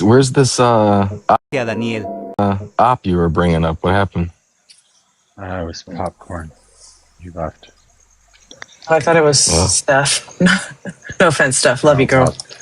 There was a stuff down there too, but left before I went back.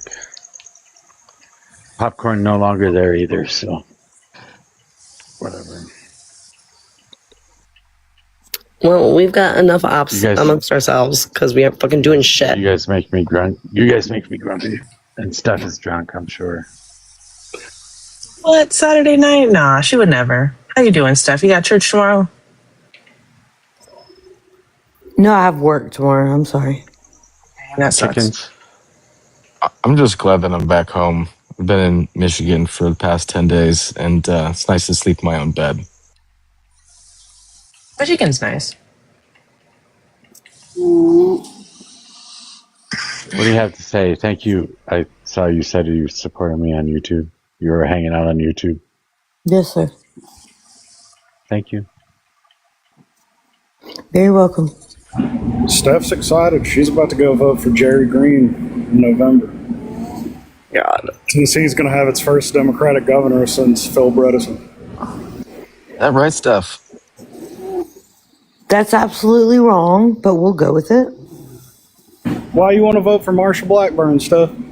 What's so good about Marsha Blackburn? Oh, God. Sir, I am not going to vote for Marsha Blackburn. I'm just not going to vote. Is that okay? Yeah, no, Steph, you're in Tennessee. No. You need to vote. I cannot vote in California. You gotta vote. Steph is a Republican, though.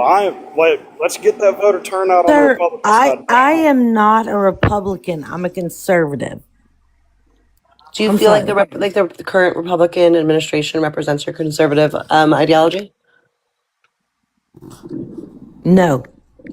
I don't think that the entire government, including Republicans and Democrats, I think they're one party, and I've been saying this, and I know people think I'm crazy, but it doesn't matter. I don't think you're crazy, Steph. I think you're right. I think we should just black pill it. You know what? Yes. Just don't vote. Don't vote. And this is where you and I strongly disagree. I think we should strongly encourage people on the right to not vote. This is part of our platform, I think. I don't think it is. And by the way, I actually semi agree with you, Steph, as far as it's not left versus right as much as it is the 1% versus the 99%. So I semi agree with you. But I don't think the solution is to not vote. Okay. I've heard more Republicans and/or conservatives. I've heard more Republicans and/or conservatives in Tennessee say that they are not going to vote versus vote for Marsha Blackburn. I am not going to vote. Yeah, that's why I think Jerry Green's going to win. I think the Republican turnout is going to be abysmal for Marsha Blackburn. Come midterms, I think it's going to be ugly just because we are not going to show up to vote. Well, good for you, Steph. You stand by your morals and your principles. Maybe vote Democrat or progressive. You got to have a progressive in Tennessee. You got to have one. Come on. I'm not going to do it. I just honestly think that both parties serve the same elites. Do you ever think of voting? Do you like look at a third party and think, oh, I kind of like the third party? Do you ever look at like a Green Party or like? Do you ever look at that? No, Independence? no, I don't, because I think every party, regardless, and let me tell you, I am a Tucker Carlson fan. I am, I'm sorry. Go ahead. I'm sorry. I know. Go ahead and laugh. I'm sorry. No. He's not too bad lately. He's had some good takes lately, but yeah, but they're looking at a third party, and guess what I think about it? They will be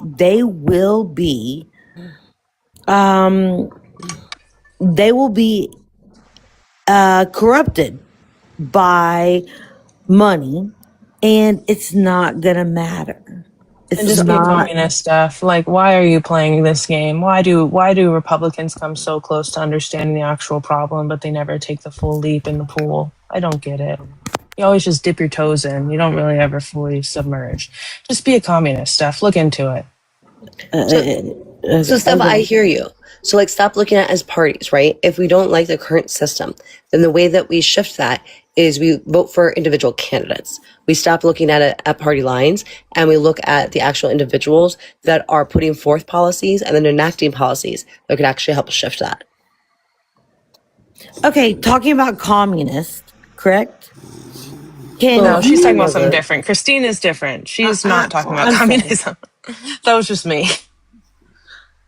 Can you go to like Beijing or a lot of the China, cities, and compare them to our cities and and I am not a communist, good grief, but they are living way better than we are.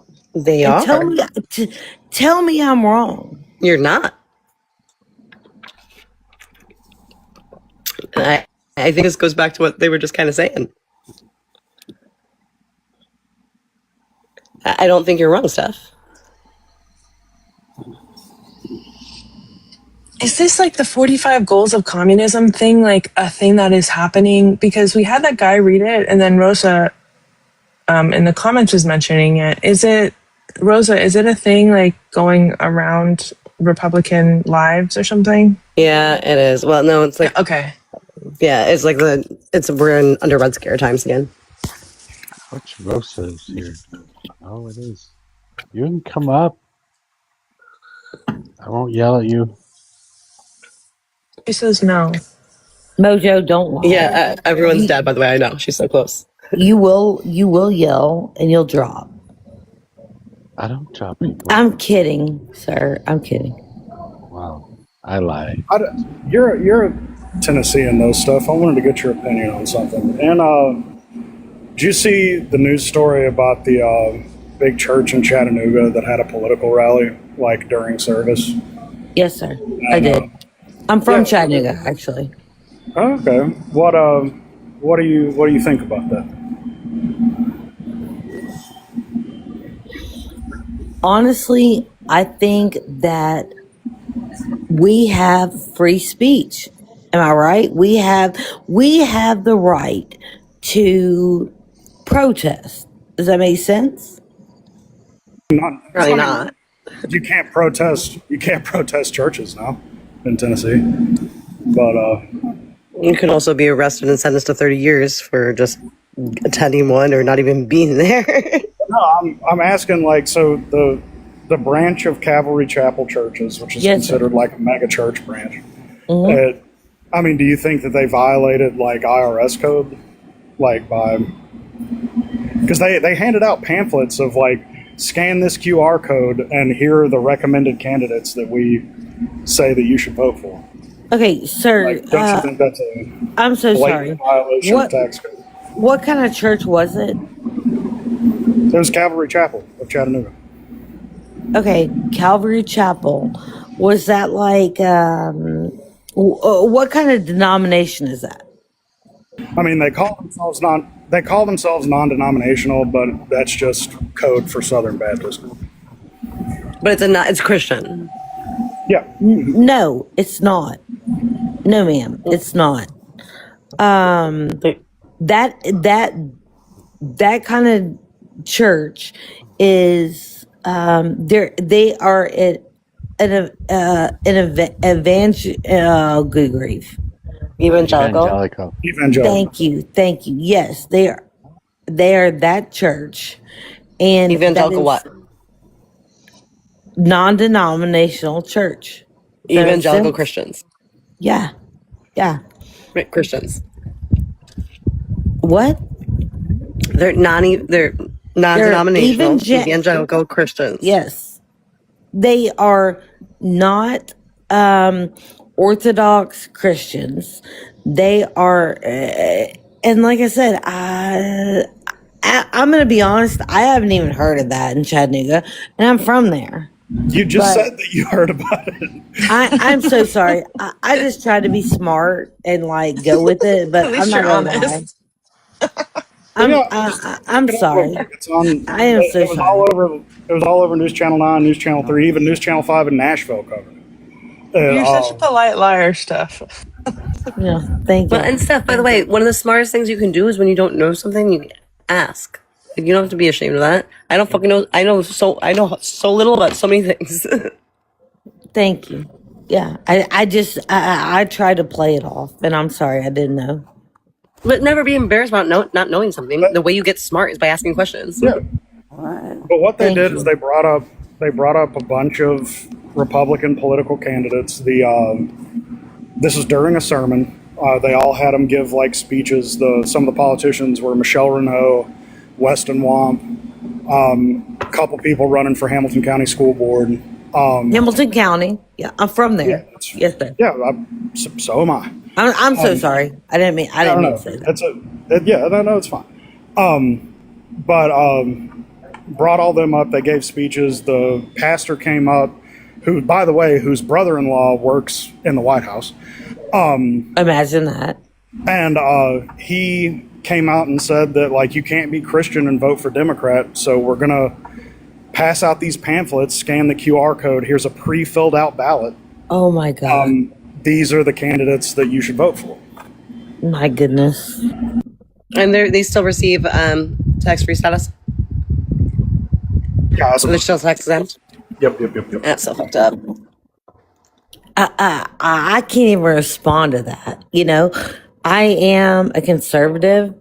I would not say I'm a Republican, and I am definitely not I am a Christian, but not you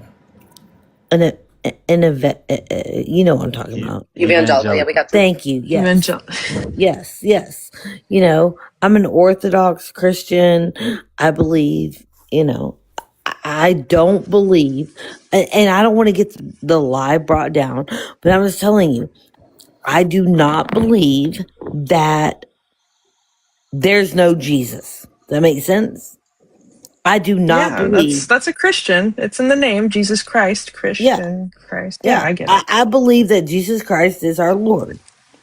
Yeah, and that may sound crazy to people. So am I a huge supporter of Israel or the Zionists? Fuck no. No. So that's all I'm going to say about it. Oh, I hear you. By the way, my name is Christine, which literally means daughter of Christ. So if you believe in Jesus, you're just talking about my daddy. Thanks, Dad. If you believe in God, then you're talking about my grandpa. What up, God? Hi, Grandpa. You guys call him God. I call him Grandpa. But I will just say, like, on a serious note, though, like, remember, if you're reading the Bible, like, it's, you know, love the foreigner, right? It's like, you know, like, the lessons that were actually taught in the Bible are lessons that are not being applied right now. Like what? Like loving the foreigner, like loving the poor, like, you know, treating your neighbors you'd want to be treated, like the real lessons of the Bible. Okay. Can you explain that with me with Gaza, with the West Bank? Sure. What about it? With Ukraine and Russia? What's your question? I mean, I'm just saying, you know, like I just do not believe that. Well, to be fair, Jesus this. was there more so Do than what? here. So, like, is your question like, how are they acting Christian? No, I'm asking, how in the world is this okay? It's not. Like, how in the world is it okay that we're literally sending ICE officers to separate families and send them to concentration camps? That's not Christian. I agree. Right? Yeah. But like, remember, we're not a Christian nation. We are a Christian nation. We do not have a religion. We literally were founded on the idea of separation of church and state. Okay. And hey, this is coming from Jesus' daughter himself. Like, Dad, you okay with this? Yeah, Dad said he's good. Okay, can you recite like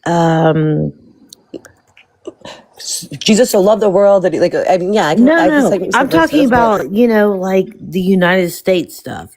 Can you recite like I remember going to school and reciting and saying we had Pledge of Allegiance. Pledge of Allegiance, yes. Mm-hmm. Do you know how many other countries do that? And what countries do that? Okay, with our Pledge of Allegiance. That's not a religious thing, by the way. It did not. It never said anything about the Pledge of Allegiance. It never said anything about God. Yeah, it does. Under God. It literally says under God. Okay. Who's God? But like, also remember, so the Pledge of Allegiance, right?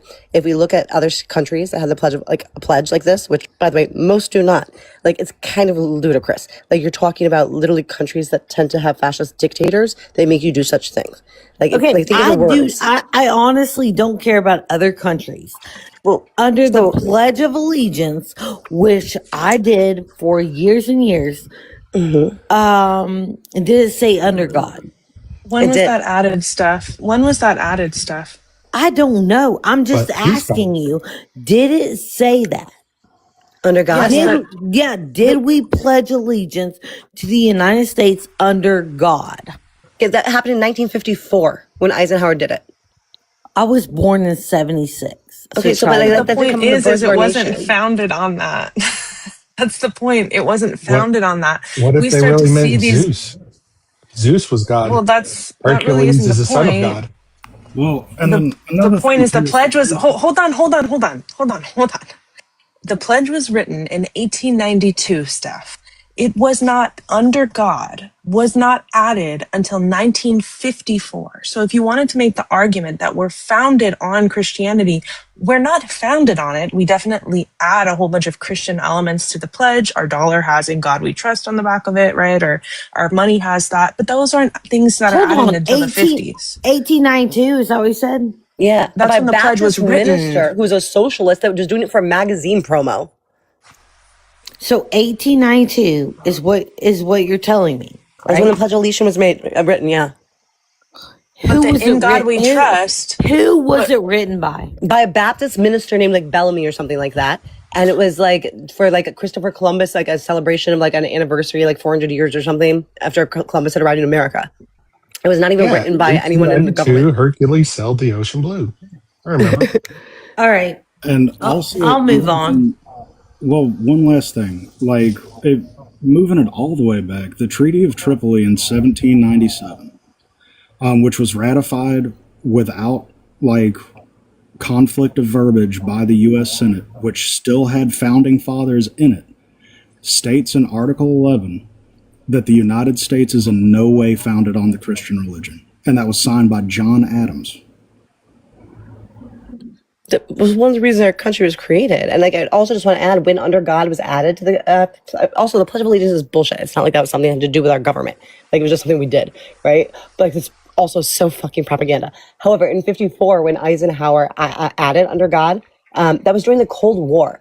And it was literally to like, it was literally Red Scare times. It was like he was trying to bring the country together against communism, like atheist communism. It was literally propaganda. So, do you not think that our entire country was not built on Christianity? I do not In, think our entire country is built on in Christianity. Yes. 1797, the government ratified verbiage in a treaty that said we were not. Okay, really? Yes. Is that what you're saying, that we were not built on Christianity? Correct. Because Yeah, why are we at war with Iran, who is, and the entire Middle East is built on their religion? And what are you saying we are? We don't have any kind of fundamentalism? No, so You again, said so that we're built on religion. You yeah, said and that was we're a it Christian Pallet or nation. Bro who just mentioned the Treaty of Tripoli? that was me. Okay, so what Pallet was just talking about, right? Like literally in 1797, right? With John Adams, right, who was the president, and ratified, it was ratified unanimously by the Senate. In Article 11, like explicitly stated, like something like as the government of the U.S. We are not in any sense founded on the Christian religion. Then we can look at the First Amendment, which explicitly states, like the Establishment Clause, that it prohibits the government from establishing a national religion, and it ensures a structural separation of church and state. We can look at that. Then we can look at the founders, so Thomas Jefferson, and some of them were Christian. Don't get me wrong, but we can look at Jefferson, we can look at Franklin, we can look at Thomas Paine, who were either deists or Unitarians, and they may have believed in a supreme creator, they may have not, but they rejected any sort of tie in with a divine nature of a dogma or Jesus or any sort of theological view. Just to give you some background, Steph, and probably everybody on the panel, back then in the 1700s, there were wars based on ideology going on. They weren't exactly sanctioned by the church, so they didn't call them crusades. But the Muslims and the Christians of Europe, they were fighting all over the place. Tripoli was a Muslim nation. The Barbary states were Muslim nations. That's particularly why the United States did not want to announce any one religion, because we'd be pulled into those wars immediately. And we even were. The Barbary states still continued to raid and pirate our vessels. Tripoli almost openly declared war on the United States for no other reason than we wouldn't declare a Muslim nation. And for that matter, France, Spain, and other countries that helped us during the Revolutionary War, they wouldn't if we were a Muslim nation.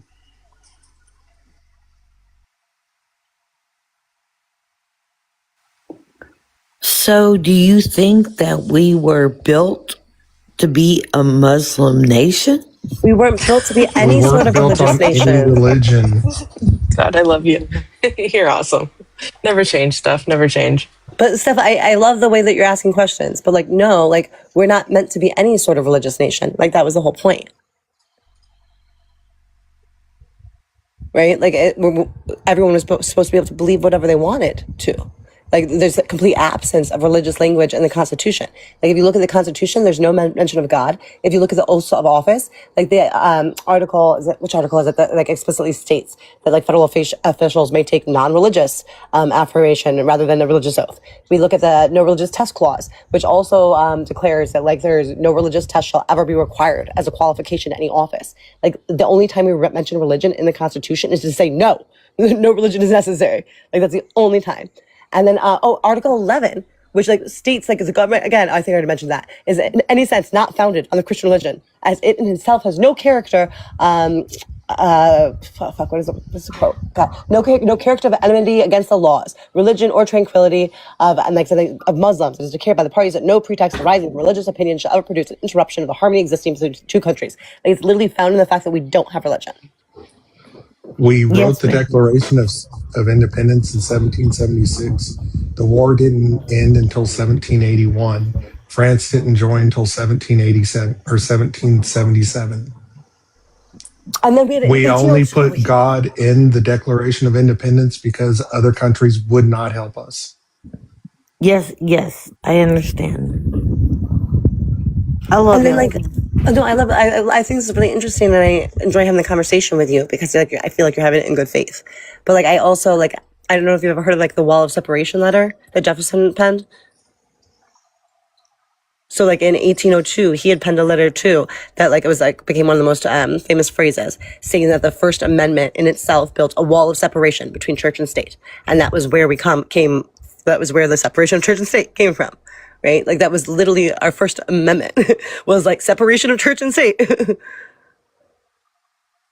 And like they tried. Some of the founders wanted it, but they rejected. Like the founders rejected any sort of amendments that would add Christianity into the Constitution, like as they were trying to ratify the Constitution.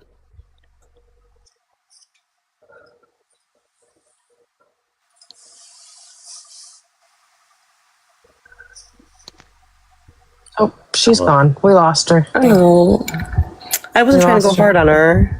No, she comes in and out. Was I being mean? No.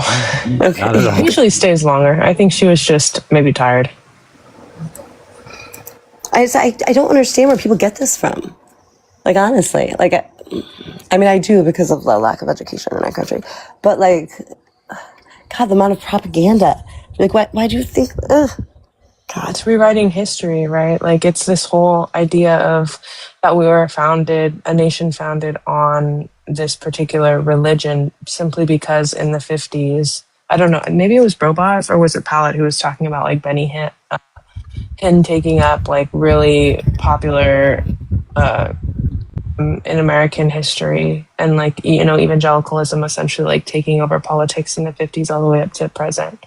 And so it kind of makes people think that we've always been this way when it's just not reality. I will say that they really love when I talk about how my name means daughter of Christ. And then I go, okay, well, don't you say that about my daddy. Dad, you guys know him as Jesus. That really pisses him off and I kind of like it. Oh, I bet, yeah. And I grew up in the Christian churches, so I can like quote shit, which is helpful. But also, God, it was so fucked up. I'm allowed to say God, that's my grandpa. You guys just know him as God. They say nobody else can say God. No, you guys can. I'm saying you know my grandpa like by his first name. I don't call him God. That'd be like calling your mom Linda. My mom Linda. She's mom. I call him grandpa. It'd been way better if your mom's name was Mary. Have you not read the Bible? Obviously her name was Mary, but we don't talk about that.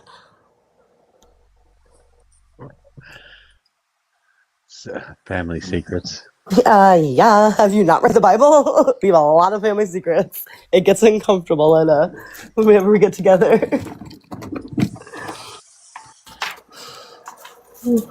That's wild.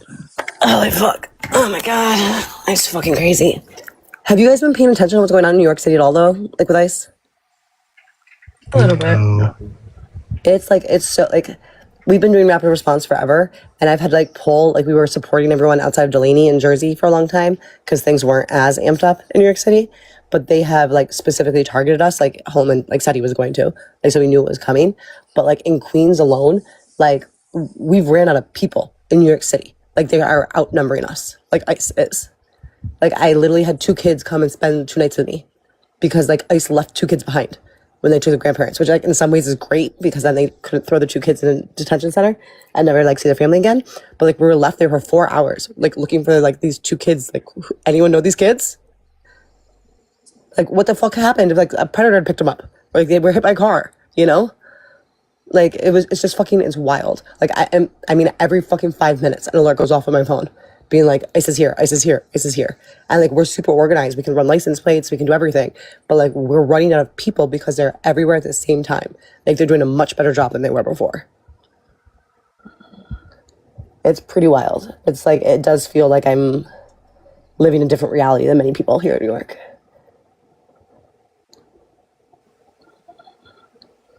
Like they camp outside of preschools. They camp outside of like childcare centers, like for pickup time and drop off time to pick people up. Like parents are like throwing their kids inside the fucking daycare center so they don't get grabbed. Like it's bad. And that's there was one I saw that they were like they asked this little boy who was walking on his way home if he could take him to his parents' house, and the boy, you know, doesn't know any better, and he knocked on the door and his dad to come outside, and ICE arrested him. Yep. They're also like wearing construction outfits now. Like they're fucking despicable. Who does this? I mean, who agrees to do this? What kind of person does it take? Oh, we know them. Like, but I hear what you're saying, but like honestly, like we need help in New York City. I hate to say it like this, but like I'm honestly like I'm begging people to help us because it's gone. You can join ICE. You can join ICE. Have you ever thought of doing that? I have thought of. No, I know. I hear what you're saying. Like there's this kid James. He's in ICE, and like he's the one I talk to. Like because like one of the jobs when you're doing rapid response is like to distract them, you know, and to like keep them their focus on you instead of on other people. And so like James is like this young kid who like I can tell is unsure of what he's doing. And like it's like I'm a fucking kid, like you know, you can change your mind at any time. Like get the fuck out of here. And so like James and I, like I'm like, James, bestie, all right, I'm gonna sing another song. This time it's like it's a duet, James. You better sing along. You know, and like they'll be like, wait, have you seen this? Oh my god, you have to watch Harry and the Hendersons, because like his partner is this asshole named Harry. And I'm like, Harry, I'm not talking to you, but like you end up like learning everything about them. And like, so like every time, like, it's like, you think you know shit about me? Oh, love, we have like fucking real hackers.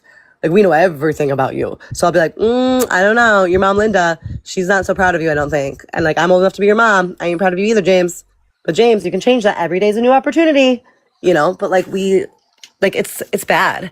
And like, you have to like sometimes not make it fun, but like be like, you have to do fucking everything. Like sometimes I'm screaming at them, like get the fuck out of our city, you know, whatever. But like, it's deplorable. Like you're watching kids watch their parents being shoved to the fucking ground, being pepper sprayed. I've had 5 stitches like in the last 2 weeks. I've been punched in the face. I've like have been pepper sprayed. But like, who gives a fuck about me? Like every time they're spending a second on me is a time they're not fucking kidnapping someone else who's probably gonna be killed, schmilled. Love your TikTok. But like honestly, for real, we could really use support in NYC and so could so many other locations. And if you guys do not have rapid response networks already set up in your area, please set them up now so they're organized before ICE gets there.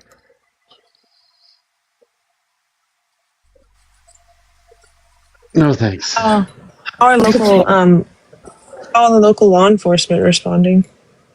So we are technically a sanctuary city. We just passed, I was working really hard on dignity not detention, which means that private companies can't come in and build more federal detention centers.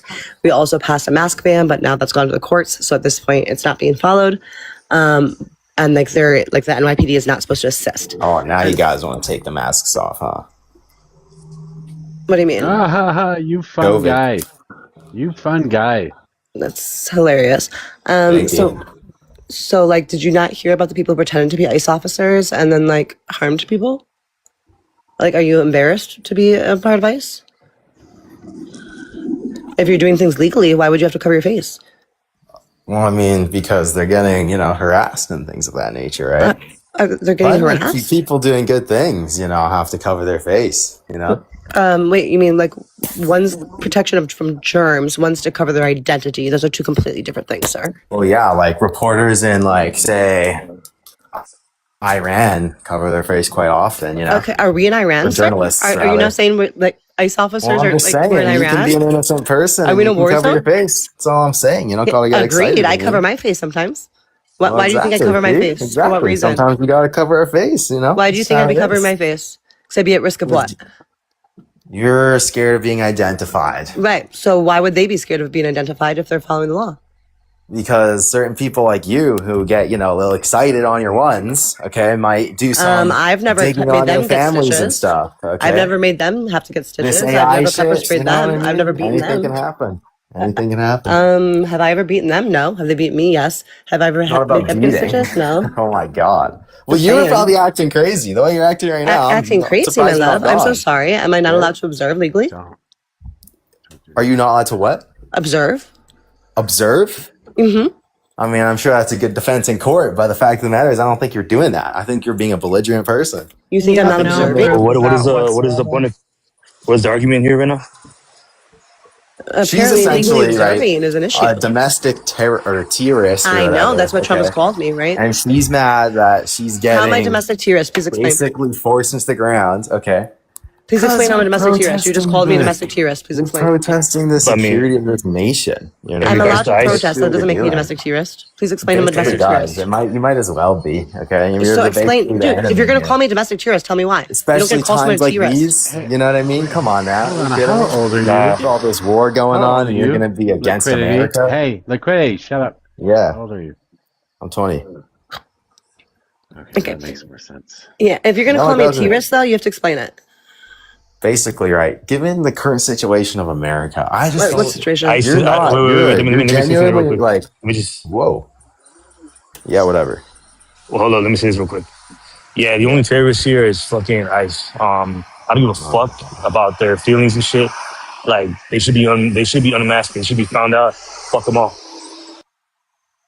Well, you should respect people who do jobs like that. You know, I'm so sorry. I don't give a fuck. So they're just following orders? Videos, Are they just following orders?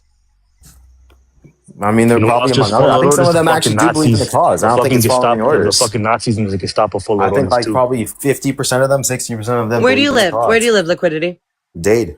What state? Okay. So how many interactions have you had with ICE officers? Like none, actually. Yeah, that's what I thought. Will it get your live taken down, Mojo, if I show pictures of like me bleeding? I'm black and blue. No, you can't. Because you're actively seeking them out, though. You're going around. You're right. I am actively seeking them out when they are kidnapping my neighbors. Sorry, man. That's just what happened. Okay. Wait, Jesus. I'm so sorry. So hey, bro, what? Jesus, you people are far gone. Where are you from, dude? Where's your family from? California. South Florida. Where's your family from? Miami-Dade County. Okay, so do you think that any sort of law enforcement should be allowed to beat like a woman, by the way, who's half the size of them for standing nearby? You mean, dude, like just because you're a little woman doesn't mean that you can't I don't give a shit if I'm a little woman or not. Should you be allowed to beat someone up as a member of law enforcement just for standing there? Depends on where you're standing and how you're acting when you're standing there. I am not interfering. I'm within 20 feet away. I don't know that's the fact, okay? Listen, I'm not the judge, okay? I know you're not, but you're judging me. You just called me a domestic terrorist. Because I don't think that someone's just going to throw you to the ground for nothing, Christine. Yo, Liquidity, where's your family from? They're from fucking here. They've been here for a while. Like, we have pensions from the Civil War. Like, where do they originate from? Like, we have pensions from the Civil War. Okay. From so here. Basically, do you think the Civil War makes you a foundational American?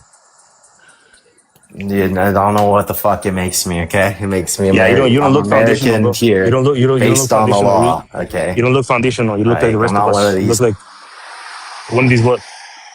So when your family came over on the Mayflower, what country did they come from? He's teacups. But we gotta let him respond. I think it's a little overwhelming on my end, I'm not gonna lie. I apologize, B. That just got me heated. Like, I hate talking about shit they have no idea about. It's all good. I do it too. Like, and like, also, like, you're not seeing these kids fucking, or these, you know, like, sorry, I deal with twin, like, there's not enough calls for me to go to because I can't get to every single one. So like these people that are not dealing with that on like the real world level, like it's fucking heartbreaking. Like it does feel like I'm looking around at people who are not paying attention at it, like to it. Like would you have been one of the people in schmatzy times that were just like, guess another person's being walked to the gas chamber? Like that's how it feels. Like it's really tough right now, especially in Queens, because that's where they put the most like agents right now. The majority of people that I work with, he's gone. The majority of people that I work with are undocumented. I used to work at a county hospital. It's so tough. It's like, it's really disgusting. And like, I'm getting, you know, the trauma, like that's not the real trauma. Like I'm getting bystander trauma, but like, it's fucking miserable to see. Like, it's so sad. And it's like, this is not what our country's supposed to be.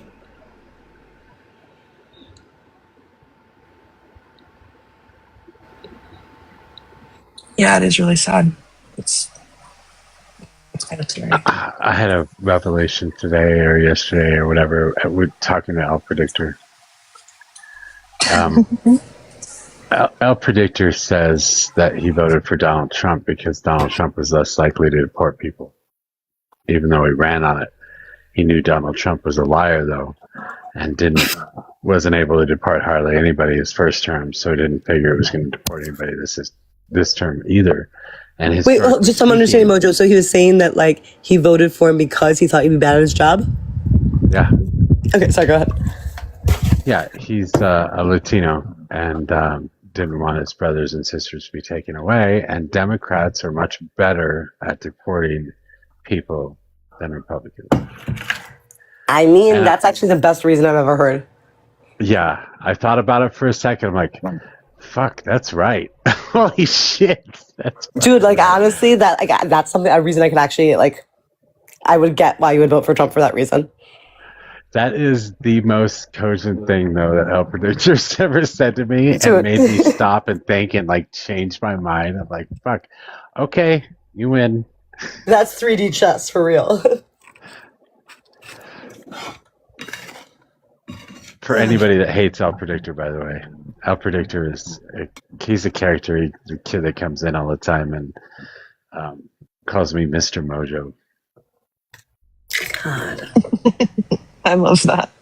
I still think he's a troll, dude. I still think he's a troll. I don't think so. He's been doing that since the first time I ever saw him, anyway.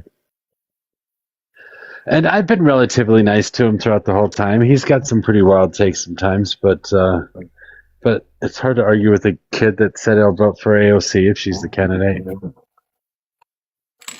He's respectful. He's not crazy. He's, doesn't go off the rails or anything like that. He doesn't get super. Well, actually, never. Maybe he is racist. I don't know. I don't want to take that. I don't want to say that, but I don't think I've heard him like crash out and say something racist. Well, he might be, but he's definitely pro-Latino.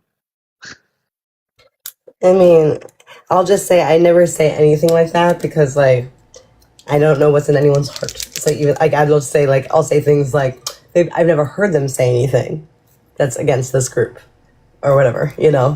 Like I even like about people. Just because it feels like that's a scary thing. Like even about like men. No offense, I'm not trying to make this about a men conversation, but just because like I have found a man to be safe around me, doesn't mean that man's safe against everyone. Around everyone. So like just because that's my friend, doesn't mean that he wouldn't necessarily say someone else. Like you can't say like he's a safe man just because he's been safe around you. I understand. Yeah, I get that actually because sometimes I'm nicer to the Republicans than I am the Democrats or the liberals. Mojo, no, I've never noticed that. So I have a lot of Republicans that are very nice on my panel when they're not so nice on other people's panels. Yeah, and it's kind of also gross. Yeah. I mean, everyone do their own thing. I'm just saying, like, those are the people that are gonna like nail me against the wall and like y'all hanging out with them. I'm like, what the fuck? Yeah, I guess I've been told time and time again that Donovan is kind of a different person on other people's panels than he is on mine, generally. Although he's coming to terms with himself right now on my panel too. I mean, he told me that if he has a chance, he'd unalive me. So he heard. Oh, see, he wouldn't do that. He wouldn't do that on this panel. Yeah, I know, but that's also because you're giving them a space to like think that they're like their opinions, which again, everyone has the right to an opinion, but like that doesn't mean that if your opinion is you should be unalived, it's a fair opinion, right? He's got plenty of spaces to have his opinion on. I mean, he can go anywhere he wants. It's not like I can cancel him. If I don't have him on my panel, he'll be on 100 other panels saying the same shit. I can't stop him from saying that. I would much rather talk about his opinions than to allow him to spew them unchecked. I kind of see both sides of it. Like I will say, like right now, I feel very isolated, and like I expected to feel like resentment and anger and even some hatred towards people who are continuing to perpetuate the harm that's currently going on in our country.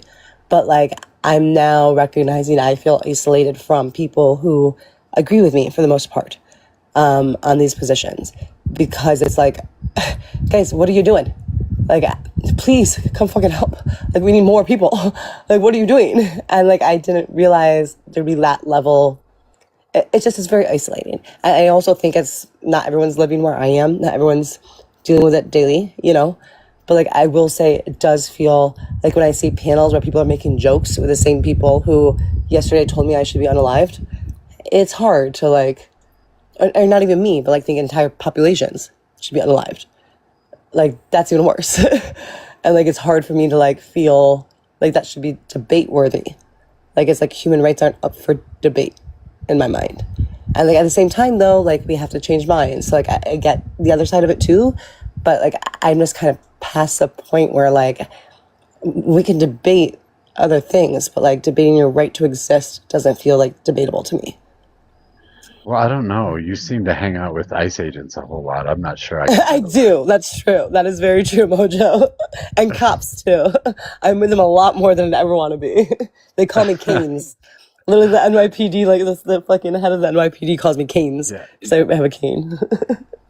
I'm not sure how I feel about that. Damn it. I fucking hate the asshole. But like he fucking keeps himself in check when I'm there because I got my legal observer vest on and I'm fucking watching every goddamn thing he does. And apparently I remind him of his niece, which is gross. No, I think it's needed. I think people serve different purposes. I did the whole protesting thing when I was younger. I got beat. I got arrested. Don't want to do it again. Don't want to spend time in jail again. I'm down still. I mean, as I get older, I hear what you're saying because it's not like I don't bounce back the same way I used to when I was like occupying places. So it's a little bit harder like these days because you're like, God damn it, I just like was just starting to work again. God damn, you know, like fuck. But at the same time, it's a whole lot easier when you're in your 20s. You heal up pretty quick, and right, and you're okay. But like also, I'm like a little white girl, and like I will literally like instead of wearing a mask, I go out in like my church dress, and like with my fucking walker or my cane, and it's like it's gonna look like sorry, but more white bodies are gonna have to unalive for things to change and people to pay attention, and like have it be me. I don't have kids. No, like, don't be one. No, don't. No, I'm not trying to be a martyr. I'm just saying like it doesn't look good. Like people don't give a fuck about black and brown bodies. That's what they've been trained to do. Like I'm not saying that like I don't. Obviously I do. But like that's why it's white bodies to the front and the sides to protect black and brown bodies, and like let it be me in my fucking church dress where it's like, oh, you take my cane from me and shove me down and beat me. Like that doesn't look good. People give a fuck about that. So like I literally I'm trying to look like church girl there. Yeah. And like I do think it takes us like sorry, but the privilege of like those of us that are privileged based on how much melanin we have in our fucking skin have to be the ones that are like in order to like end systemic racism, we got to get over our white privilege and give it the fuck up. Yeah, you're right. I get it. I mean, I agree. I don't disagree at all. And in all honesty, if I spend a lot of time out in the sun, they'd probably fucking pick me up and throw me in a fucking detention center too. So they try. It's adorable. I have on my door like safe place, like in every language, like feel free to come inside, my door is unlocked, like no ICE agents except for ICE, like we require judicial warrant, whatever. Like I've got like all these signs on my door that are like everyone come in, like I leave my door unlocked, so if anyone who needs to, because you can't open your door or else then like and like be like come inside because then you can be complicit, but as long as like the door's open and they come in, that's fine, and then you can go up, I require judicial warrant, you know. So like I have all of this different literature up on my door being like this is a safe refuge and like in every language. And then like FBI will come by or like whoever it is, whichever like governmental agency. And you're like, ooh, I bet it was hard to find which door I was at, you know? So you really are on a watch list. Oh, for sure. Oh, I always make fun of myself for being on the watch list. I am the enemy within. You really are the enemy within. Since 2006. Oh, hell yeah. Like I knew one of the names of the dudes that were watching me. That like were in my conversations. I joined one of our Signal chats and like broke in and like was outed on The Guardian, fucking reported on it, like in one of our court watch chats. And it was like, Steven, are you still there? Like sometimes I don't think Steven's still assigned to me, but Steven, if it's one of Steven's friends still listening to me, like Steven and I kept telling Steven like we could write a book together, like just go good and like think about like what a love story that would be. Like Steven like started falling in love with me while he was like following me. Like I used to do things. I'm like, Steven, cough twice if you're listening. Like Steven, isn't that hilarious? Wait, have you seen like this movie, Steven? And I'm like, okay, just go. if you've seen it, Steven. Like that's fucked up. I mean, what else are you supposed to do? I don't know. That's probably the best thing you can do, but make fun of it, especially if you know. Well, and I'm not doing anything illegal. So, like, okay, cool, you're watching me. I mean, marijuana is legal in New York State, so I ain't doing anything illegal.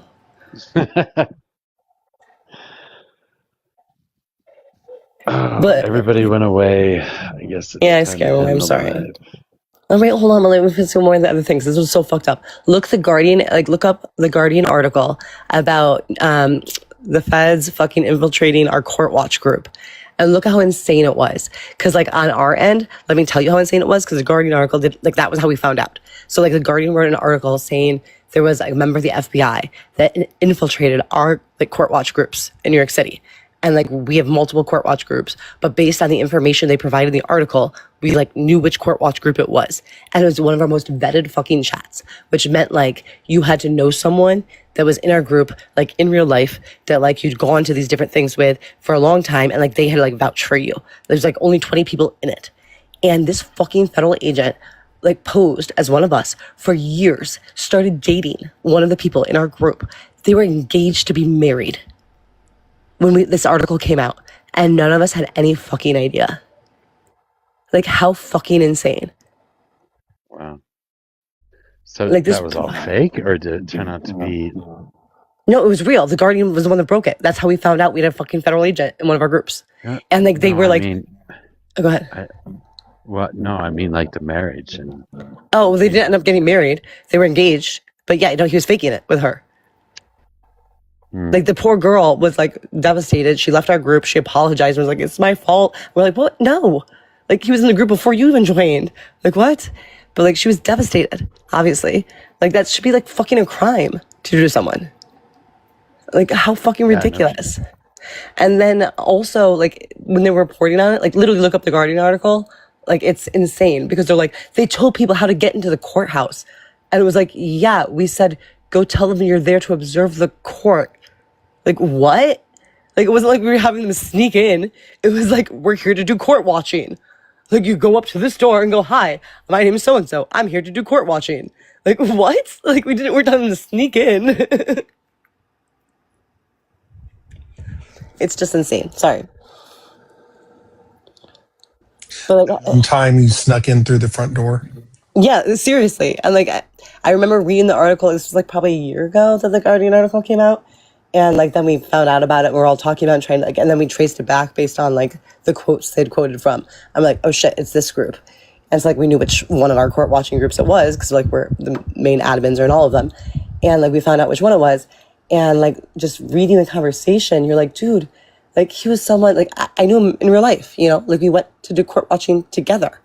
And, like, the way they framed, like, what we were doing, it was like we were T-rests. And you're like, dude, we literally, like, go to the door, like, go through security, tell them you're there to observe the court, and, like, make sure that constitutional rights aren't fucking being violated. Like, there's no, like, deception. It was, like, literally, like, these are, like, you are allowed, like, the public is allowed to view the court. Like, what? And they, like, made it sound like we were, like, fucking sneaking in. It's wild, man. I think everyone should come, like, do, like, a few duties, like a few shifts on, like, court watch and rapid response and, like, know your rights shit in New York City right now. And, like, I think you'd all have a much different perspective of what's going on right now. I'm definitely not going to New York City either. Well, fuck your ass.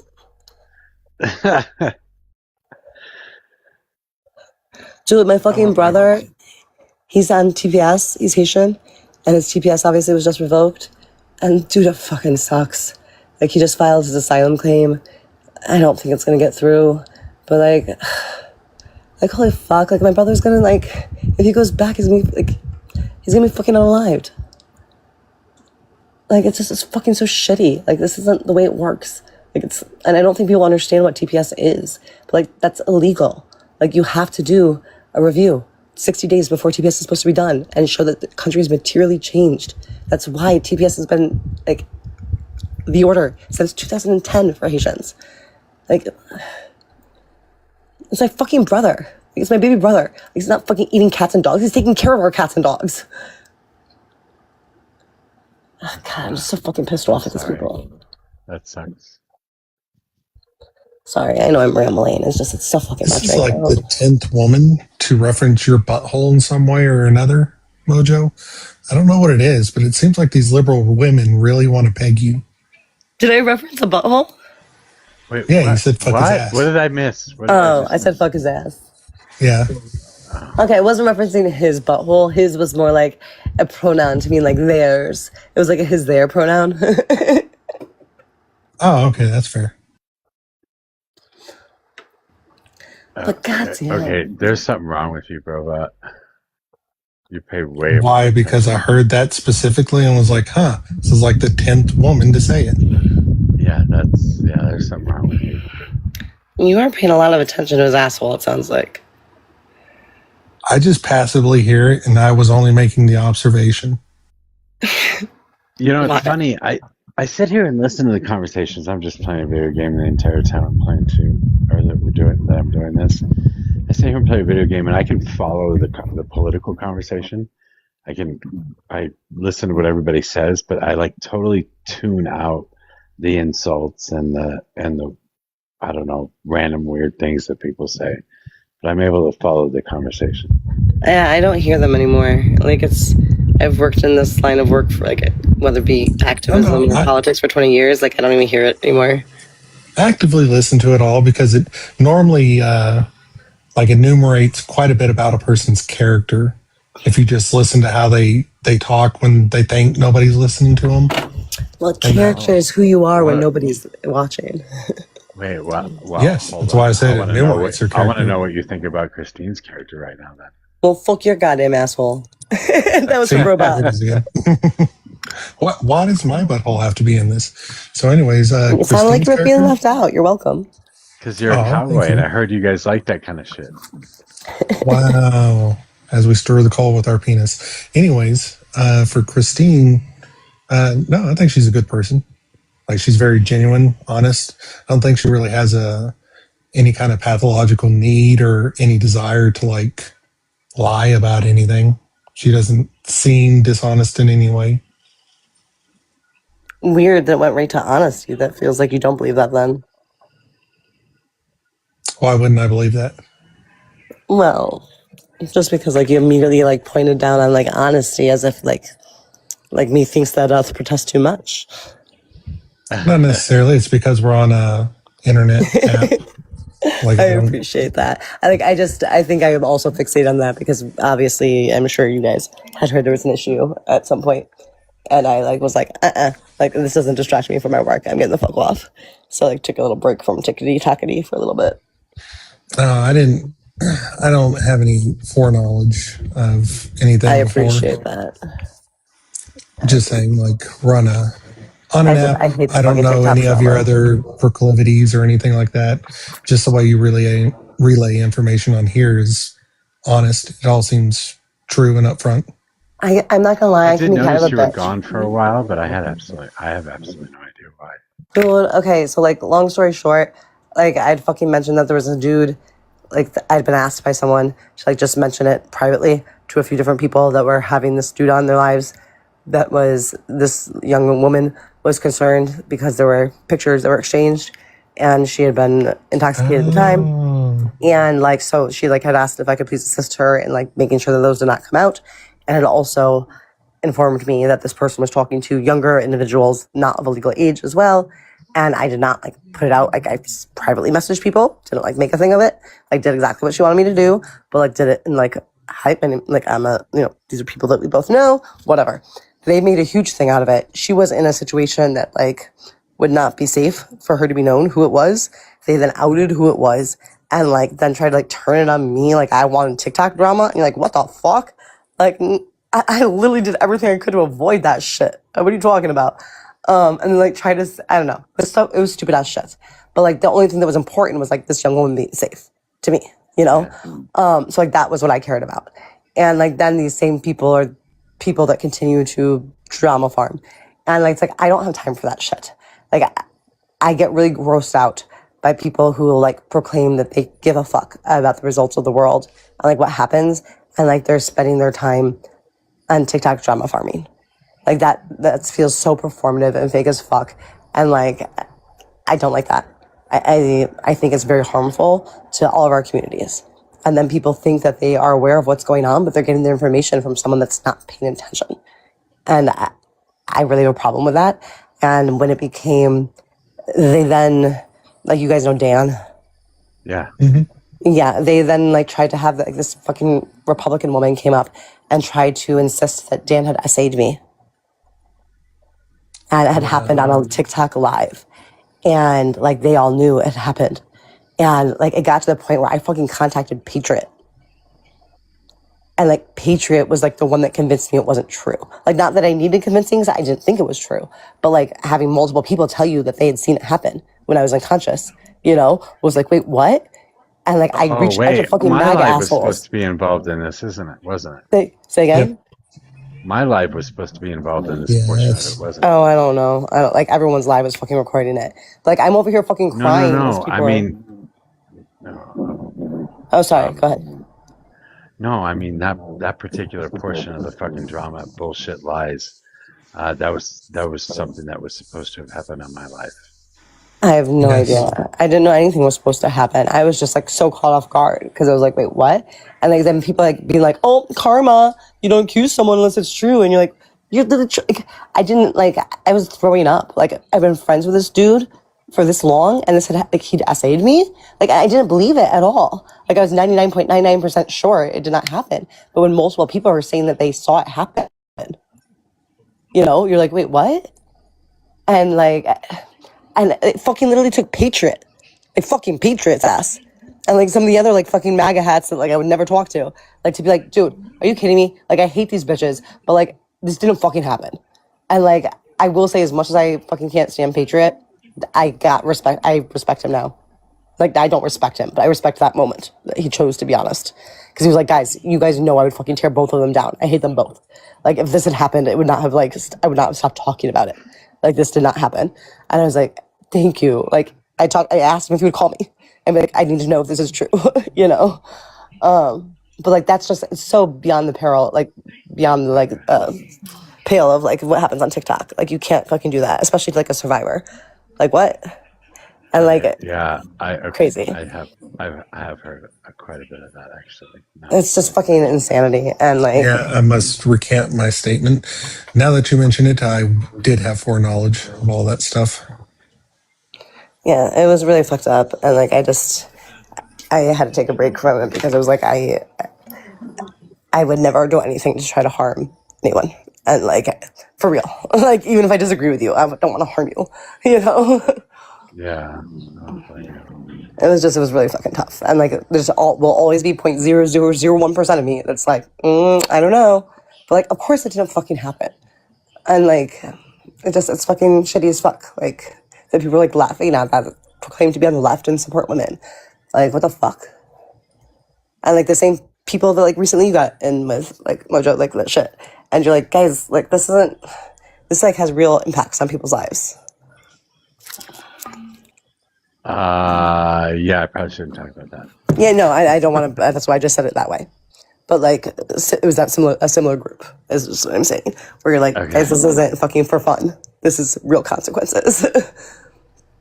Yeah, there are a lot of people on TikTok that are just here for drama and nothing else. That's serious.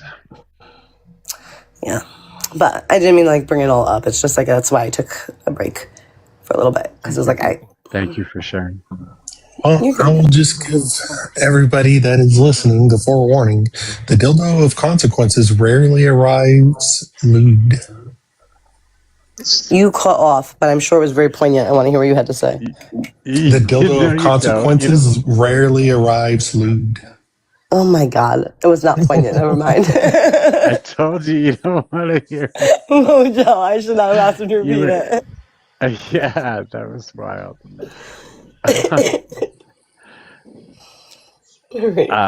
You know what? Never mind. If I said something like that, I'd be fucked, right? For like weeks. With the dildo of consequences, yes. Okay, my dildo of consequences is still lubed, so I don't know what kind of dildo you're buying. Well, it's Texas. You can't buy those there, can you? Ooh, no, they're outlawed. Yeah. Do you want me to mail you a few? I actually have an ongoing deal with women that, like, if they want to, I will send them a free dildo. I also get 100 plus Plan B pills delivered for me not for me, but for the community every month, and I give them out at different community events. And so, like, whenever, I say, if you agree to not have sex with me for the next month, I will send you a dildo and fucking free Plan B. I'm trying to start a movement. Yeah, half the shit you say, I don't know what to say. I got no response. I don't know what to say. Hey, I get it. I'm a lot. Yeah. Imagine dealing with me every day. I can't walk away. I'm just here. You're not used to it by now? Dude, unfortunately, I am used to it. And you're like, God damn, that bitch is still in the mirror. Holy shit. Did I not get 1 second away from her? I always say, if I'm too much, go find less. I can't say that to myself. I can't go find less. I'm still here. There's no option for me. All right. That's all right. I don't do that, but I do have this disease called foot and mouth. I tend to do that a lot. I don't have foot and mouth. I more have I stand by everything I fucking said. Go fuck yourself, mother. Disease. I kind of tend to do that too, which makes it even worse. Dude, you and I got into it at one point. I don't know if you even remember it, but I was standing for you. I literally was supporting you. Was it the all men thing? Yeah, but you were I don't know, I was dude, whoa, calm your fucking self. I'm trying to fucking squash this shit, and you were being such a dickhole, and I'm okay, well, sorry for trying to make fucking things better. That was my first real drama. Okay, well, it's not drama because it is all men until no men, and I don't think you just I still don't think you just don't fucking understand it. Okay, do you like venomous snakes, Moja? Do you want to be fucking bit by a venomous snake?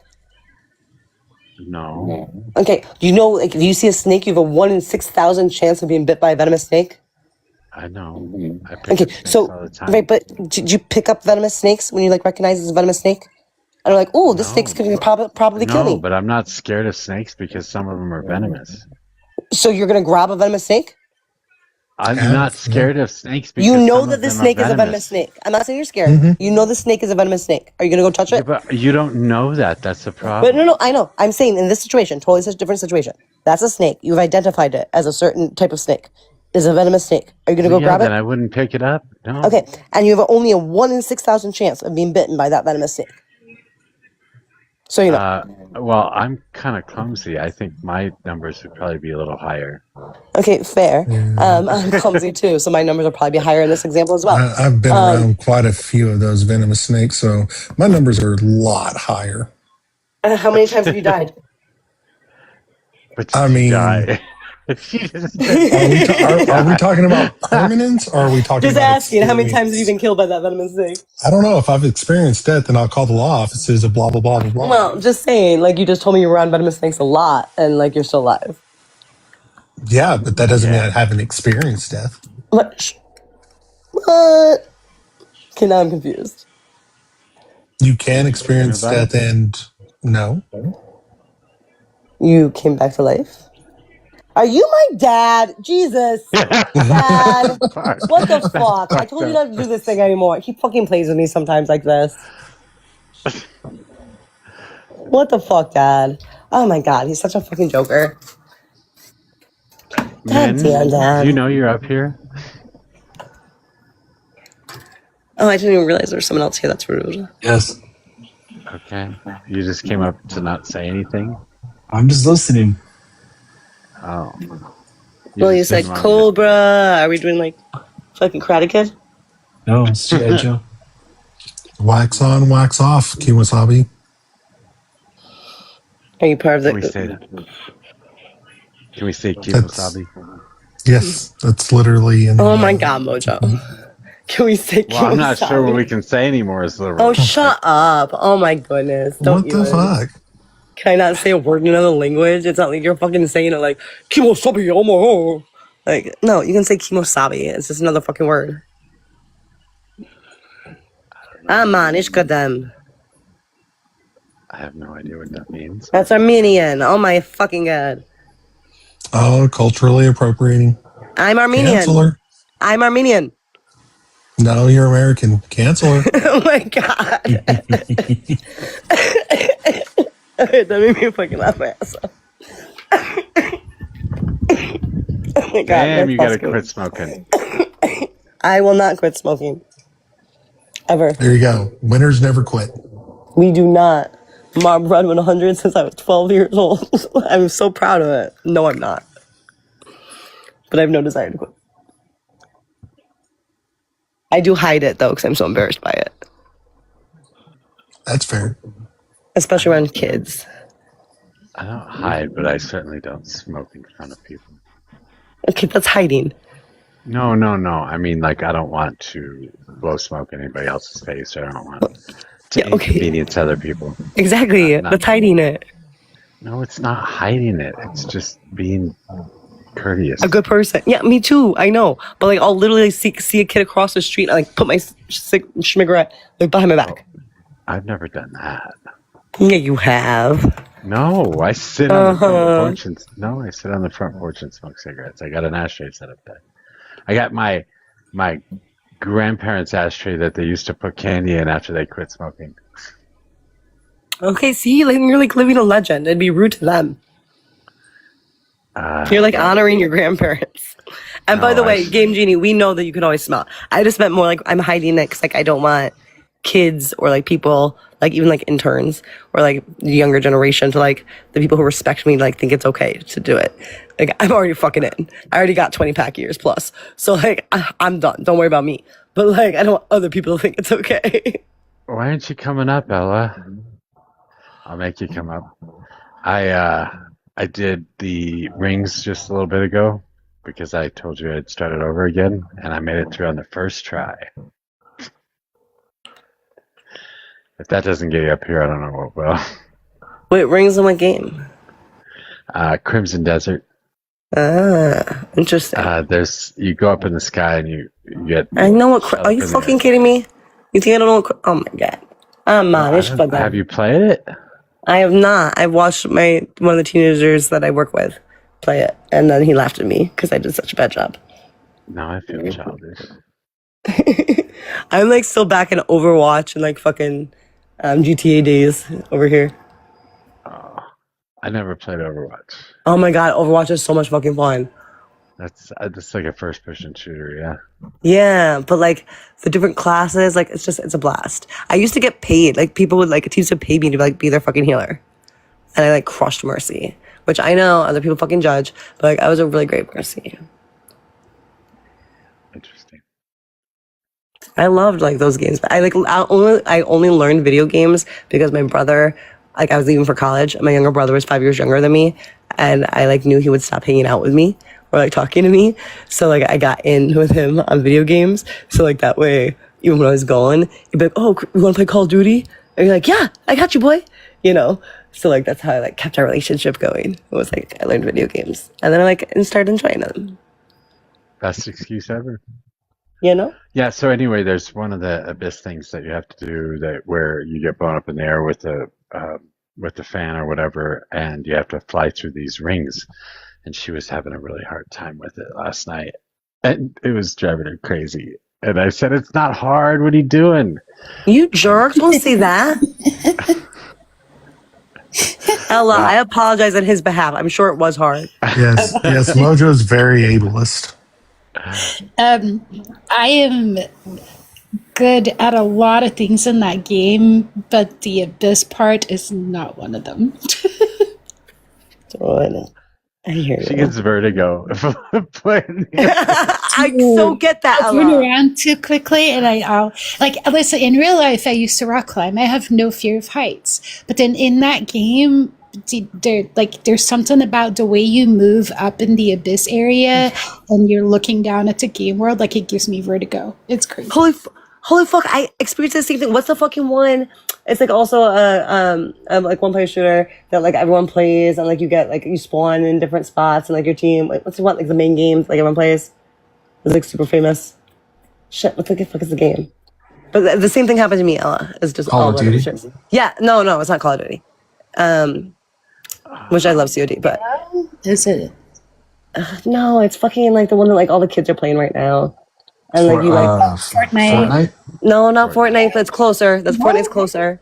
Shit, Call of that's closer. Fortnite. Fortnite's closer. Okay, whatever. It doesn't matter. But Ella, I so get that because I had the same thing happen, and then also like my brother would be like, "Christine, get the fuck out of the corner." And I'm like, "What?" And like I'm like turning around, like I That's didn't me realize. in the corner. Yeah, right. Okay, Ariam. I'm like, nobody puts Christine in the corner. I'm like, oh shit. Like, he's like, turn around. I'm like, there's no clowns over here, Ben. Like playing Call of Duty. And he's like, Christine, you're looking at the corner. He called me Chrissy. He's like, Chrissy, you're looking at the corner. I'm like, Ben, there's no clowns here. I don't know what you're talking about. Like the zombie clown one for COD. And like, I'm like, Ben, there's literally no clowns. And he's like, turn the fuck around. I'm like, oh shit. I was looking at the corner this whole time.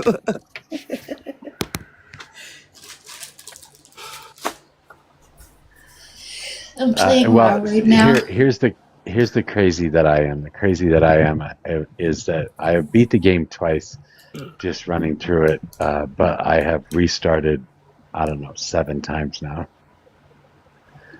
Wait, so what game is this that you guys are playing? Crimson Desert. Oh yeah, that's right. I've only watched people play it. I've tried it. Oh wait, no, that's not true. I played it one time with Adam, one of the kids I take care of, and he called me a loser.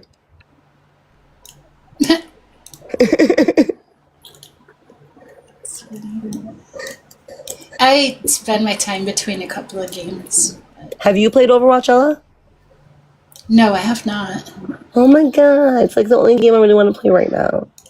I don't have time for it, but Do you play first-person shooters? No, Yeah. not really. I didn't think so. But Ella, this is like one that like it's like a gateway, one like first-person shooter game. Is it a gateway? That's what you need to tell her. It's a gateway, so you can get into Fort. Yeah, that's exactly. Well, no, because I'm really bad at gateway. Like to be honest, I'm really bad at first-person shooter. Like I was not great, as you just heard, as I was standing in the corner. But like there are different. There's so many. Like, there's so many different classes, and like people literally would hire me to be the healer because like you don't have to shoot. Like you don't have to be like spot on with every movement. But like I feel like it's a good one for people who are starting out with first-person shooters, like first-person shooter games. Yeah, you said it's a gateway, and It's a gateway, speaking, Grog. that's a bad word. Okay, well, I literally referred to one of my groups earlier today as a gateway grug. Like, it doesn't. Why does it have to be bad? Really? Like, no, Depends yeah. on what it is. Depends on what it is a gateway to, I guess. Well, we had a therapist on, so like I have one of my groups like meets with all the different candidates, and like we have like Telrico was on last week. Like we meet with everyone, and today we had for our second like guest speaker was this guy who like works in like making sure activists don't burn out and like organizers and like people who work in politics, and he was on and it was like, okay, you can stop calling me out. Like this feels really like fucking like inappropriate. Like wow, dude, rude. But when he was talking. Shit, where did I start the conversation? Fucking ADHD. Did I bring this up? Jesus Christ, you're at 100 miles an hour. It's so fucking wild. I'm packing. I have to leave in like a few hours. Shit, I was bringing this up. I was just talking about therapy. What I was talking about first person. Oh, gateway. Thank you. Because I said to the group, I was like, he was like, you have to set boundaries because like, obviously like, if you're not there, like people will potentially get harmed because like there's not enough people to like respond to these situations, but like, you do have to set a boundary. And I said, well, in this group, I feel like has become like my gateway to boundaries because like it still feels like I'm doing something. So I'm able to, you know, turn off my mind a little bit on what's going on outside my doors, but like it doesn't feel like I'm not doing anything where like then I'm only fixated on what's going on that I'm not helping with. And like so I called my group a gateway grug today. Yeah, that's what I said. It depends on where the gateway leads to, whether it's a good or a bad thing. Well, you should play Overwatch.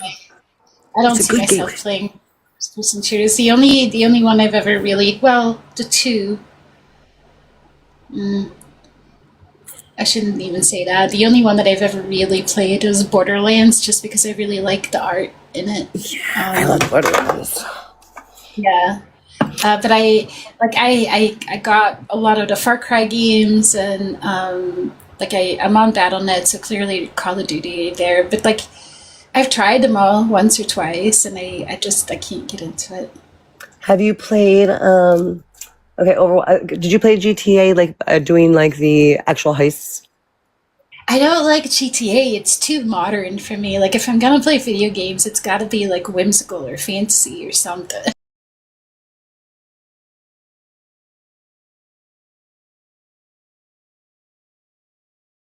You can lead that shit. It feels like cool as fuck. Were you gonna say something, Min, or was it Robot? I heard somebody. Oh, I just said I played the heists, different heists. Most of the older heists, I played them a lot, not the newer ones. I don't think I've played a newer fucking GTA. I'm like talking about the ones like where you're like breaking into the bank type of shit. Yep, those are the ones I played. Oh yeah, me too. I had groups of friends that we did it over and over and over, and then we would help people get money. We'd give like someone 20% of the cut and get a 80% of the cut, and then we would rotate over and over.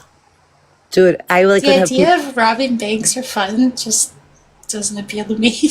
but it was like it was cool because like you had like figure out like you knew you had to like point your pew pew not at the people but like at the like chandelier to keep them so they're scared. But like, you know, like there was like different things. And like as a woman, I'm sure you know, Ella, like what it's like playing video games with other people. They're strangers. Oh gosh. Yeah. And so when you like are like you know the heists and like they haven't completed them, all of a sudden they go from like, oh, we've got a girl on our team. So like, wait, what are we supposed to do? Real quick. And like, really? Yeah, because like they realize real quickly, like, oh shit, we can't do this without her, and she knows what the fuck she's doing. So it's like one of those things that you can learn each of them really well, and like be like, I don't have to tell you if you guys don't want me to, because you've got a girl on your team. So like it was like also just kind of a way to like be able to play without being fucking degraded the entire time. Oh, I see. Yeah, I in World of Warcraft, it's interesting because when I played years ago, I was raiding a lot, and back then I think it was a lot more unusual still for girls to be into gaming, specifically in like hardcore raiding and stuff like that. But these days it does seem different, and I think that there are far more women in gaming, and even at like a higher level gaming. Yeah. Yeah, I think so. I haven't played in so long, so like it's probably been 5 years plus, maybe 10 even. Yeah. The guild I am in World of Warcraft, at least out of the people that are on consistently, it's more women than men. And I love that. At all. Yeah. I probably haven't played in like a decade with any regularity, so like that's awesome. I love that. Yeah. World of Warcraft specifically, I only picked back up like, I don't know, I want to say like November of last year, October of last year, something like that. After not having played for 15 years, probably.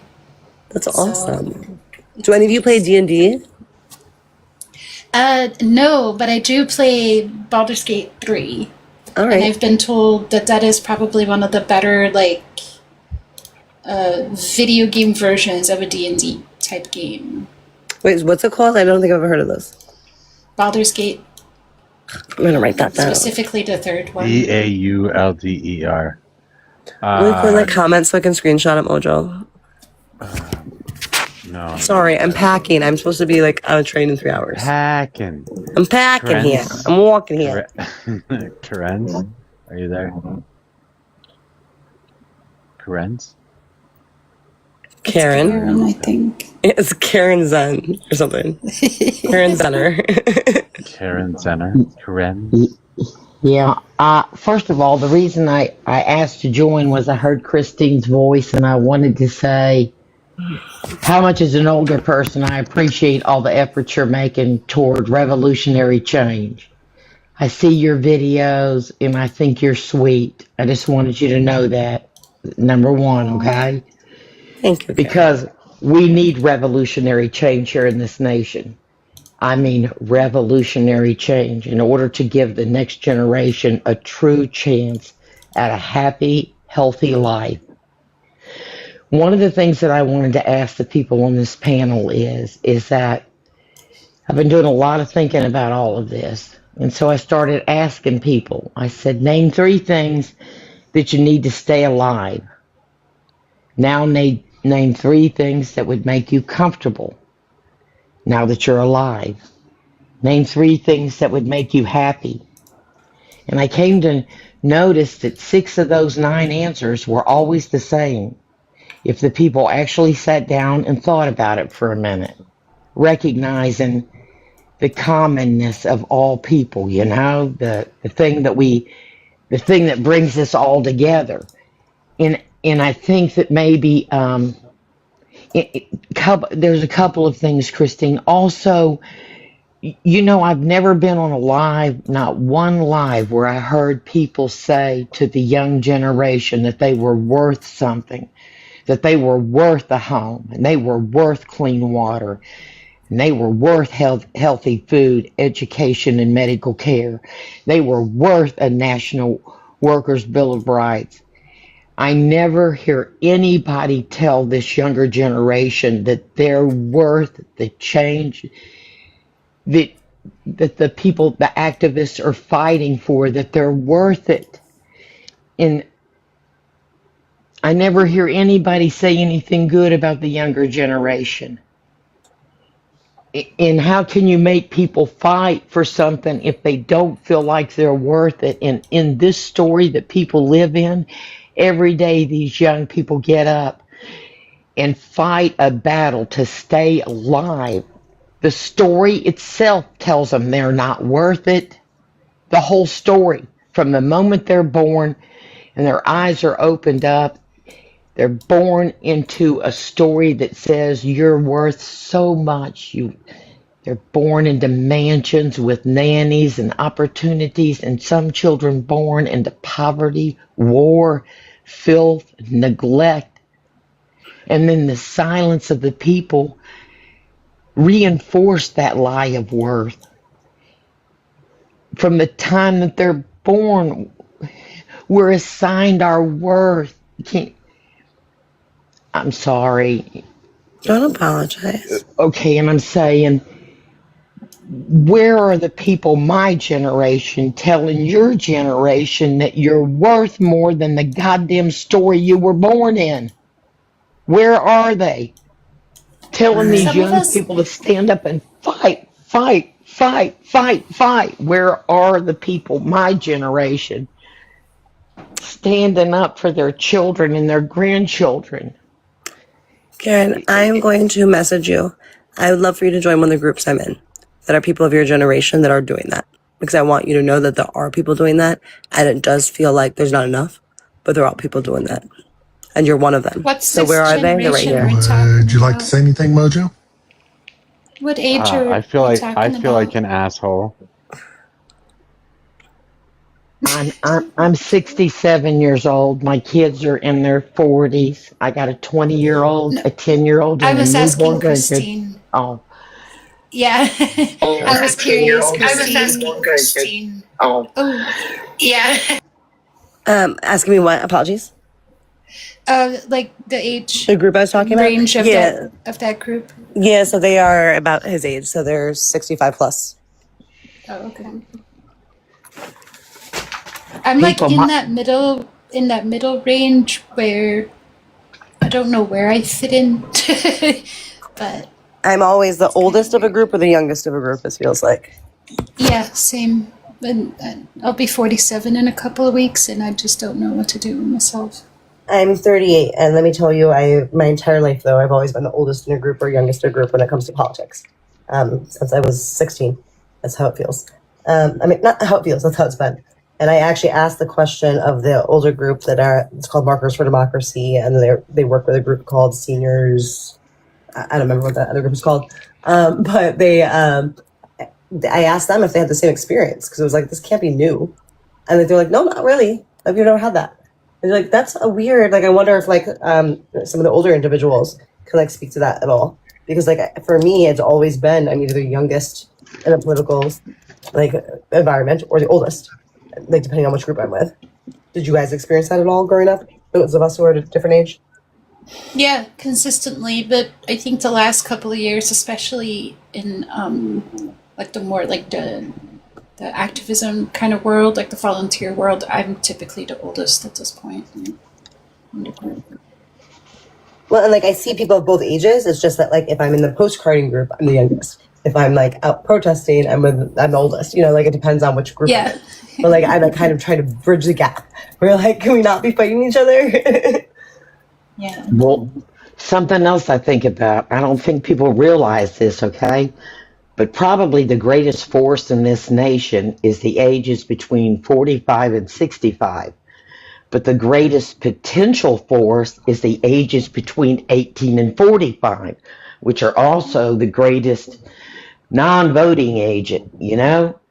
And I'm thinking to myself, if people my age could create a message great enough that the younger people would want to get behind, we need the young vote in this nation in order to get the kind of change that I'm talking about, which is huge. It's a whole new world. Go ahead, honey. I think a lot of that is apathy. Like, we on this panel specifically, like clearly we talk about politics all day, every day, but like out there, things like concern for the environment or policy and regulation around that to preserve our world, just that to begin with, right, kind of gets shrugged away. And I think the younger generation sees that. And I wonder if there's a sense of like, well, if they don't care, why would I? I'm fucked anyways. And so I think that there's a lot of apathy because they don't see a different example from the older generation. Well, I think we've also seen. Yeah, I think we also see though that like it's not even about youth vote, like the younger population vote. That's even as important. It's about they are the ones that tend, like when they do mobilize as volunteers, they're the ones actually knocking the doors, right? Those are the ones that are actually doing that work. And like we saw that with Mamdani. Like if you find someone who actually does mobilize, like it didn't matter how much fucking money Cuomo had behind him. Like we had 100,000 plus volunteers that were actually knocking doors, which is like why we fucking won. It was called the best field program in history in the United States.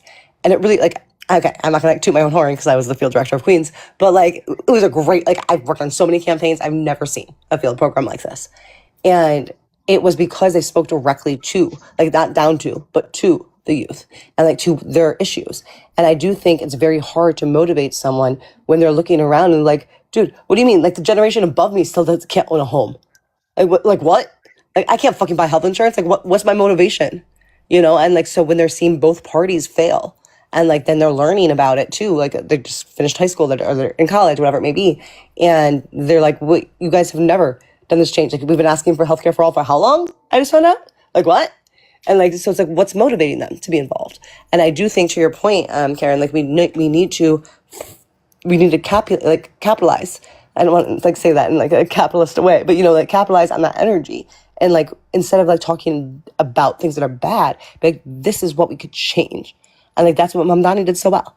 And like, I think he is a blueprint for all of us going forward as to how to mobilize that energy. And it's not just to like capitulate and get them as voters or get them as volunteers. It's to actually intrinsically change our system.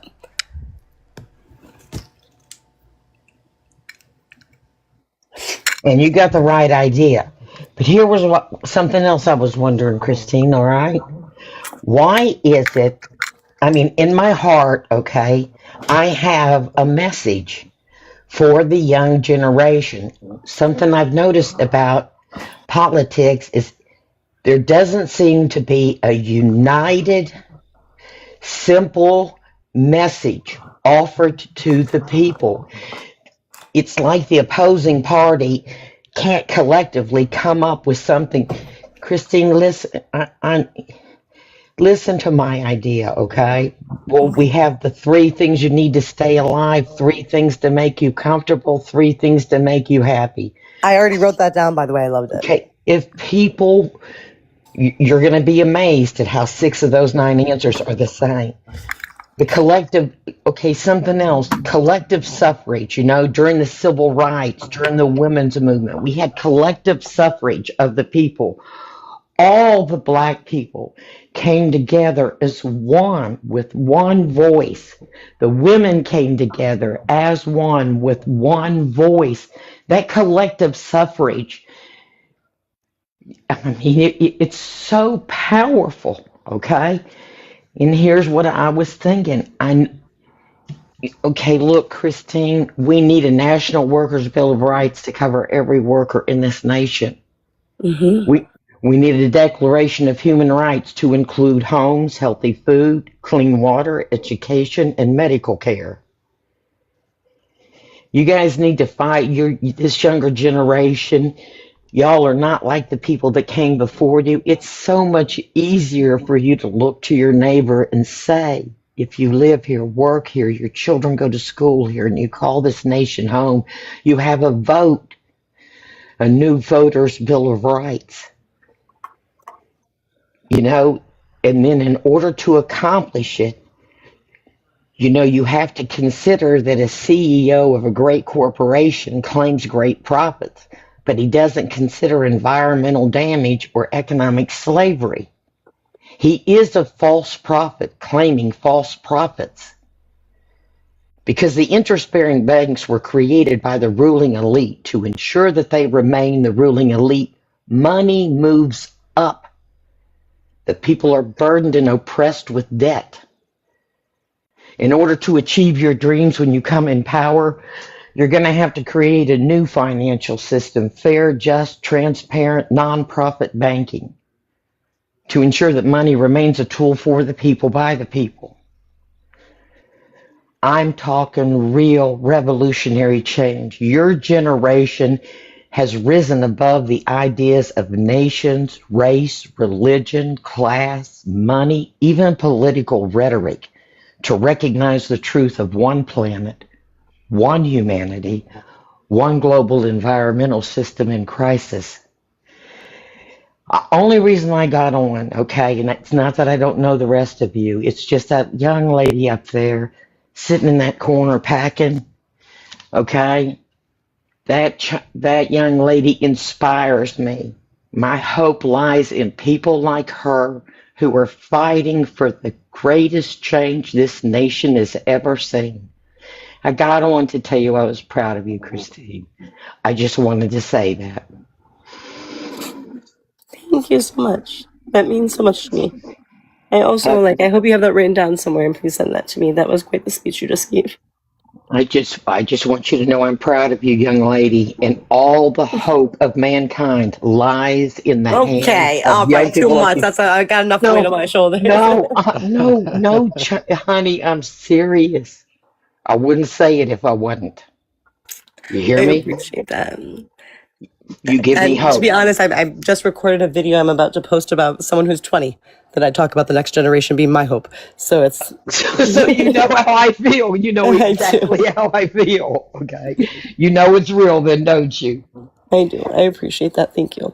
Okay. I just wanted you to know that I'm gonna go ahead, honey. I was just going to say, like, Christine's right. That was quite a speech you gave. You want to say to Christine that she's inspiring, but your words are too. I literally, I was taking notes and I'm like, shit, I can't write all this down.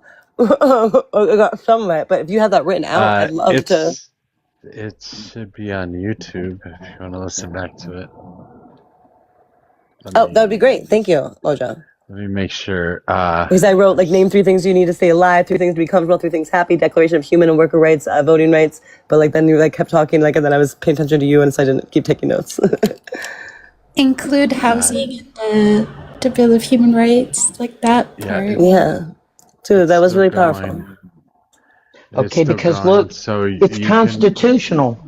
If you look at it from the perspective of me saying to you and your generation, form a more perfect union, establish justice, which means domestic tranquility. One law for all. Right, one law for all, though. To establish justice, there must be one law for all, and it must be all are worthy and equitable grace and human rights. I mean, that has to be what established justice is. There is no justice unless there is one law for all, and all are born free and equally worthy of grace and human rights. That's what established justice means. Ensure domestic tranquility is true democracy. Wait, Mojo, you're getting all of this, right? Yeah, it's all on YouTube. Okay, good. The video from tonight actually would be labeled as the 23rd. So I just want to make sure I can pay attention and not have to write. So you can clip it too, or if you don't know how to. I can click the YouTube video. No, I mean clip it. I don't actually know if I can. But I can let you know how you can steal it too if you're Thank you, not a Moj. member on YouTube. No, I want to be able to hear it back because Karen, I think I think you're also speaking to like why, like for example, Mom Danny was successful because that's what he did. Like he was like, how do I mobilize you? Oh yeah, here are the things you need to stay alive. Here are the things you need to be comfortable. Like that's literally what he did, right? Here are the things you need to be happy. Like that's why he got to the youth. It was like I'm actually addressing the things that matter to you. That's the thing, okay? When you like, I'm a full-time caregiver. I don't socialize very much until I found TikTok, and when I get a chance, I listen to it.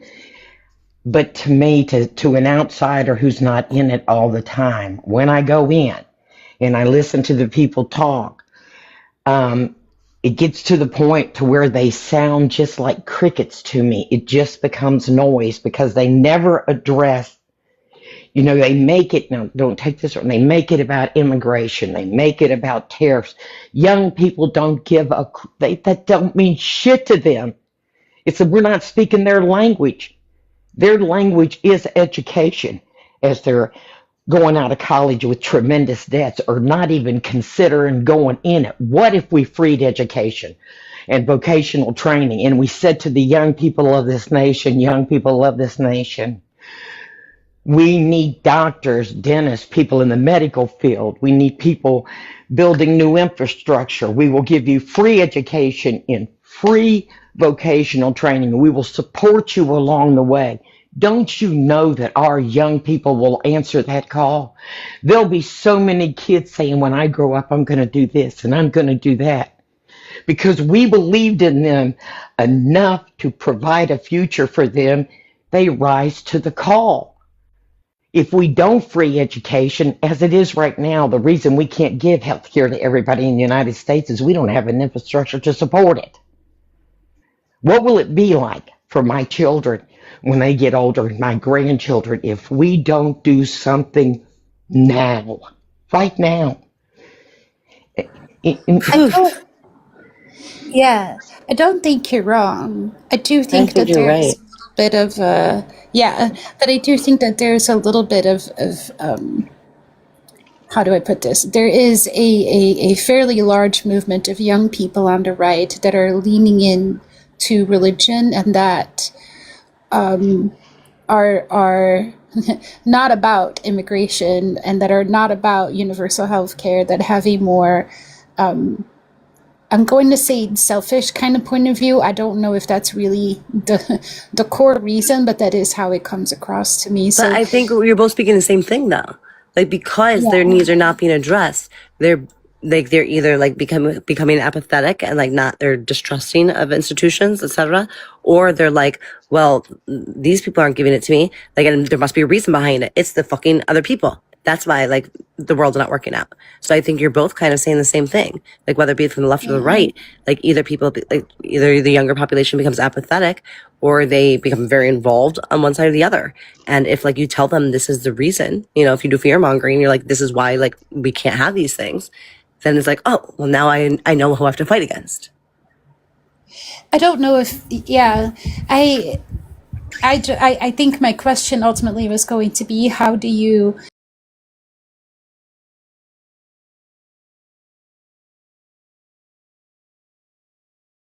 off more selfish oriented kind of Christian is everything right wing beliefs. So I think sorry, go ahead.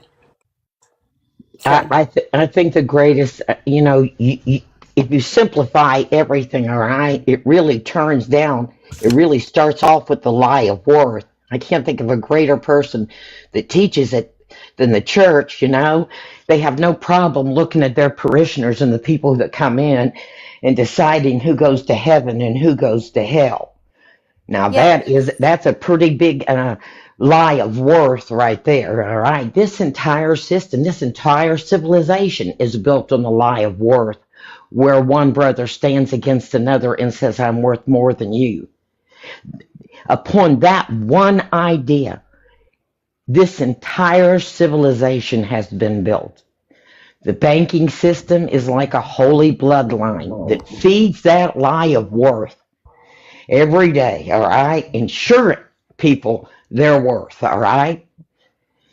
It boils down to that is it.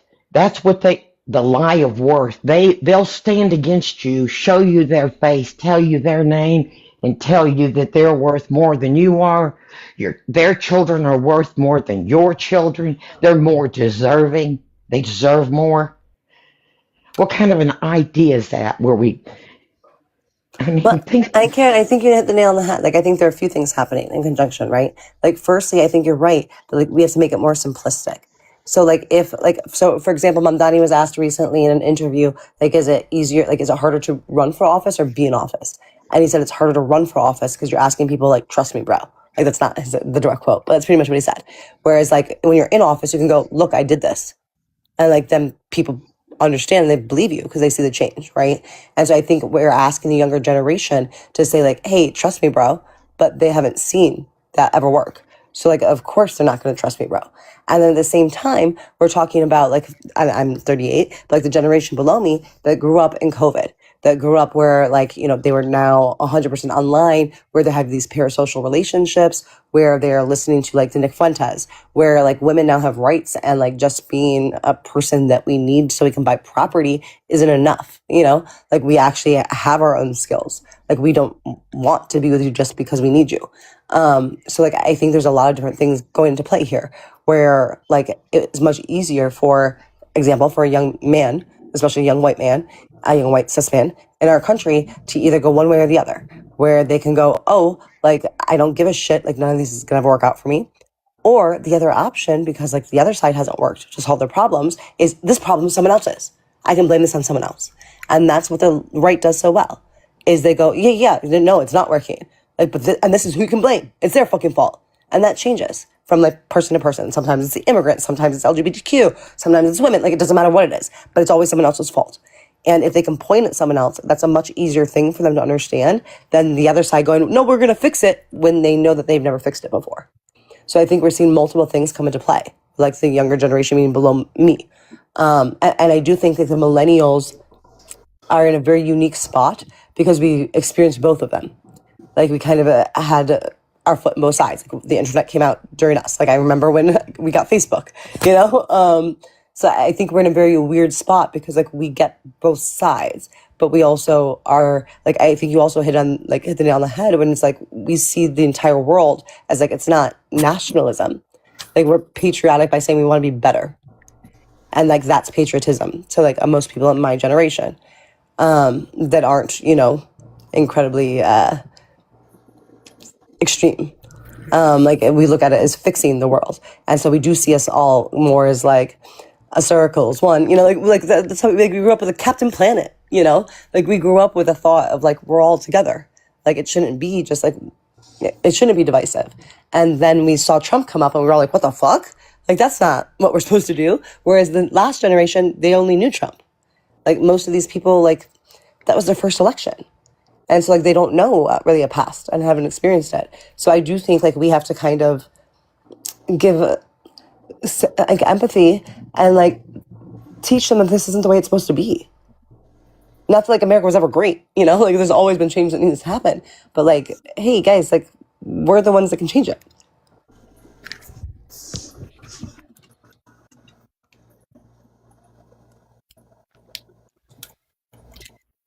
Rob D, are you there?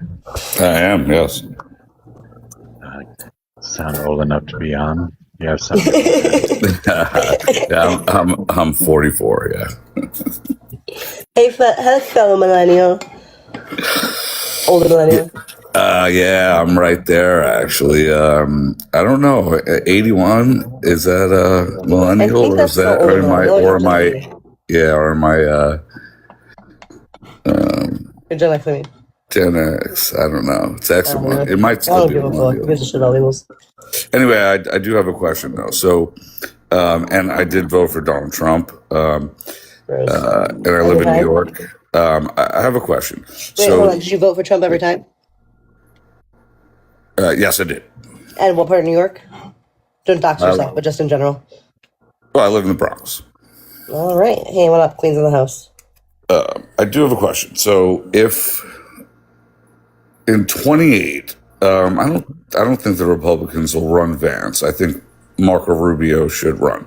In 28, if Marco Rubio is elected president, does MAGA go away? No. Or at least the Marco Rubio's you not said going to no. win. You said no? Marco Rubio's not going to win. Pete Hegseth is running. So what if Kamala runs against JD Vance and Kamala wins, but then in 32 a Republican wins, maybe Marco runs again and wins. Is MAGA ever going to die in anyone's eyes? I hear you. So like I think this is the part that's the worst about what's happened here. It's like Trump isn't the disease, he's the symptom, right? Like no matter what happens, we now know that so many of our neighbors feel this way. And they were keeping it quiet, and now we're just giving permission to say it out loud. That part you can't undo. Like we now know that like this is how people feel intrinsically, and they were just keeping it to themselves. And I don't think you can. Meaning what though? Meaning that like they want to overturn women's right to vote. Meaning that like they think that like I don't know, immigrants should just get the fuck out and shouldn't have rights. Meaning they don't give a fuck about the Constitution, even though they proclaim that they do, because they don't give a fuck about due process. Meaning that they have hatred in their hearts while they proclaim to be Christians. Meaning that like I can't count on them to be there for me at the end of the day. But now have the Trump presidency, the second term now, even the first, but have you now just aligned these types of quote unquote people with the I didn't align them, they aligned themselves. Okay. Like I hear what you're saying, and like I don't think that we'll just get over it. I don't think I will. Like, to be honest, anyone who still supports this administration and has any like, unless they are so ignorant, and like that's the reason, and it's not based on like them actually paying attention. There's no way for me to forgive you. Like, there's no coming back from this. Like, there's been a line drawn in the sand, and like that's not politics. That's basic values on human rights. Like I will fight to my dying day to make sure you have freedom of speech, to make sure like you have the right to do the fucking to do you, to like follow, like to have the rights that are guaranteed in our Constitution. I will do that even whether I disagree with you or not. That's not the same way on the other end. And like their basic values were like, I'm sorry, when you're unaliving people in our street, we're not the same people. Like I don't give a shit who you are. Like that's not the same thing. And there's no forgiving that. There's no coming back to that. There's no trusting you again. If you're still supporting that and you have any modicum of intelligence, like I will never be able to be friends with you again. I will never be able to trust you again as my neighbor. And like, I don't think there's any undoing that. And like, as far as when you were like saying like what happens, like I also think that if you look at the Democrat versus Republican Party, the Republicans are they're the ones in charge. And after the Republicans fuck up enough, the Democrats take over for a little bit, and then they go, oh, well, we fixed it a little bit, and then we go back to Republicans. And then the Republicans fuck it up again, and then they go, oh, we'll give the Democrats another chance. We fix it a little bit, and then we go back to Republicans. I think the Republicans are the status quo in our country. And until that changes, I don't see a shift at all in our country. And to be honest, I feel like I don't have much hope for our country unless there's a very big shift.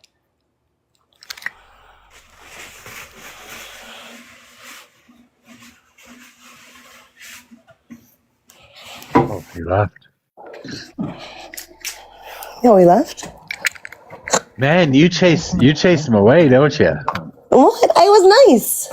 I know. It was so nice of me. I could have been so mean. It was so nice. I know. I didn't even call him out. It was fucking great, and yet somehow he disappeared. He's a runner. He's a Steph. You got off Steph earlier. Oh my God, you were terrible. I'm sorry. I'm even being kind. I'm not even like attacking them. I am totally giving you a hard time. I'm actually not fucking sorry. Like, what the fuck? Like, I have zero desire to share space with people who are okay with what's currently going on. Like, they should be ashamed of themselves. Like, I also think that we should start shaming people. Like, I think we should. Like, I'm a child behavior specialist. Like, that was my first job before I got into politics. Like, that's what I got my degree in.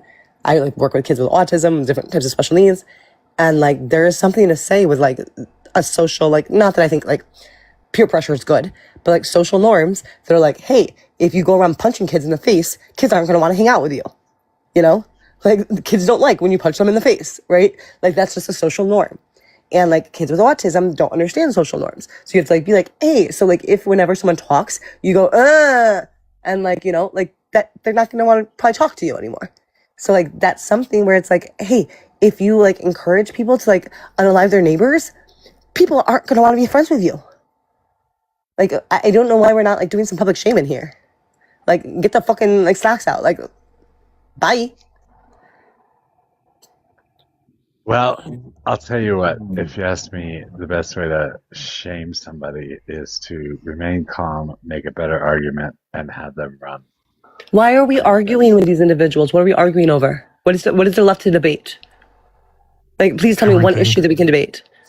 Everything. 3,000 issues. There's nothing left to debate in my mind. There's always something left to debate. Otherwise, why? we wouldn't be For what holding reason? elections. To change things? Yeah, we wouldn't be holding elections if everything was already settled.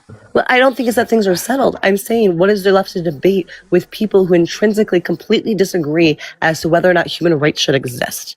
I think there's a lot for us to debate as far as like what's the best way to go about changing things.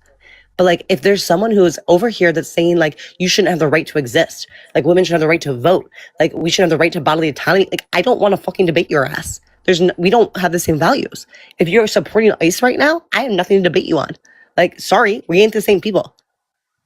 Like, there's nothing for us to debate. That's fair. And I'm not shaming you or anything for not wanting to talk to them.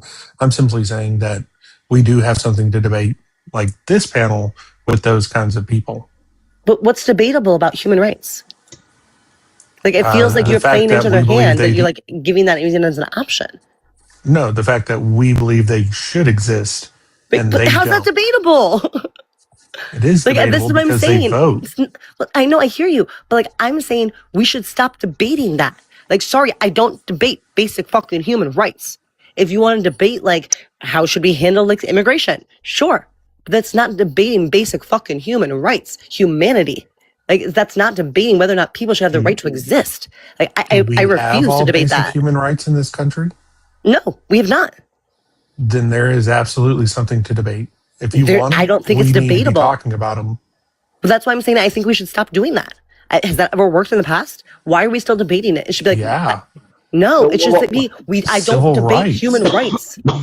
They were talking about civil rights for decades before they were able to get it passed. How'd that work out? We got it passed. So what is it? Has systemic racism gone away? No. Right, so like it doesn't get us anywhere. I think we should hold a fucking line as far as like I will about debate. It. That's how it stays around for another 100 years. No, I educate people, but I will not debate with someone whether or not someone has the right to exist. Like that's not a debate. That's just called fucking. That's everyone has the right to goddamn exist, and debate. Yes. Oh, that was a short debate. You're missing the point. Whenever we ended slavery, we stopped talking about all this, and we had Jim Crow for 100 years. We still have fucking Jim Crow. About it. Well, that's because the moment we got civil rights, lo and behold, we stopped talking about it, and now we're going to have the same shit for another 100 years. We kept talking about it. We still privatized prisons. We still fucking longer sentencing. We still fucking, like, we could point to so many different ways. Like, red districting still fucking occurs where, like, there's still systemic racism. I think we need to hold a line. Like, that's what I'm talking about when I'm saying public shaming. Like, no. Like, we can debate how we should best solve things. We can debate, like how do we solve, like, if you think there's, like, if we need to fix immigration, which we do. Like, we need immigration reform. How do we fix that? What we don't debate is basic fucking human rights. Like, no, we don't fucking just unalive people in the streets because we want to. That's not a fucking debate. That's just not something we fucking do. All right, but I can make you debate them. But no, I refuse to debate it. It's just the way it is, and you're wrong. I'm sorry, you're not born with rights. The only reason we have rights is because we have a government. We don't have rights without a government. So you have to make sure that government is in place to take care of the rights or what you consider to be rights. Well, that's your belief. You and I are going to differ on what human rights actually means. Agreed. So what are human rights to you? Oh, wow. This is going to be interesting. Because I don't think it's based off of your government. I don't think human rights stems from your constitution. Because if human rights stem from the Constitution, it does not. You don't think we've been? You have no rights. You have no rights in the state of nature. Okay, so I would think the philosophers disagree with you, sir. No, the philosophers all agree with me. That's not true at all, sir. I know it's not. Once I start calling you sir, by the way, you know I get into debate mode. However, Hobbes agreed with me, and I think only Hobbes. No, I'm sorry. In the state of nature, you don't have the right to life. You don't have the right to food. You don't have the right to shelter. You don't have the right to anything. You don't get to own property because I can take it from you. And as long as I can take it from you, then you don't have the right to it. Okay, so then sure. So then we don't have the right to defend ourselves. Only if you can succeed. If you don't succeed, you didn't So have then the right now to do it in you've the first completely place. gone across your point then, because we don't know if we're going to win or lose. But I believe in certain So you have no rights. natural You rights. don't even have the right to defend yourself. No. I disagree with you. That's what you were. That was your line. I believe in natural rights, that they exist by virtue of fucking being human, and it has nothing to do with governments. I believe in human dignity, that people cannot be treated merely as objects. My word, Mojo. You literally went for I chose the bear to I chose to let the bear eat me. Of course you have the right to defend yourself. Right, and human rights are inherent. Legal rights are granted by an institution. Those are two different things. Human rights belong to us because we're human, not because our government was generous enough to give them to us. Can you tell me where we got a document when we were born that said these are your rights? Again, you're talking about legal rights, not human rights. Human rights begin with human dignity. Rights. They belong to us because we exist, not because some government was generous enough to give them to us. Laws don't create our humanity. I am talking about definable rights. How do you define rights? Sure. So again, you're talking about the government. You're looking at this from a governmental perspective. I'm not talking about the government. I am talking about the rights that you think exist simply because we're human.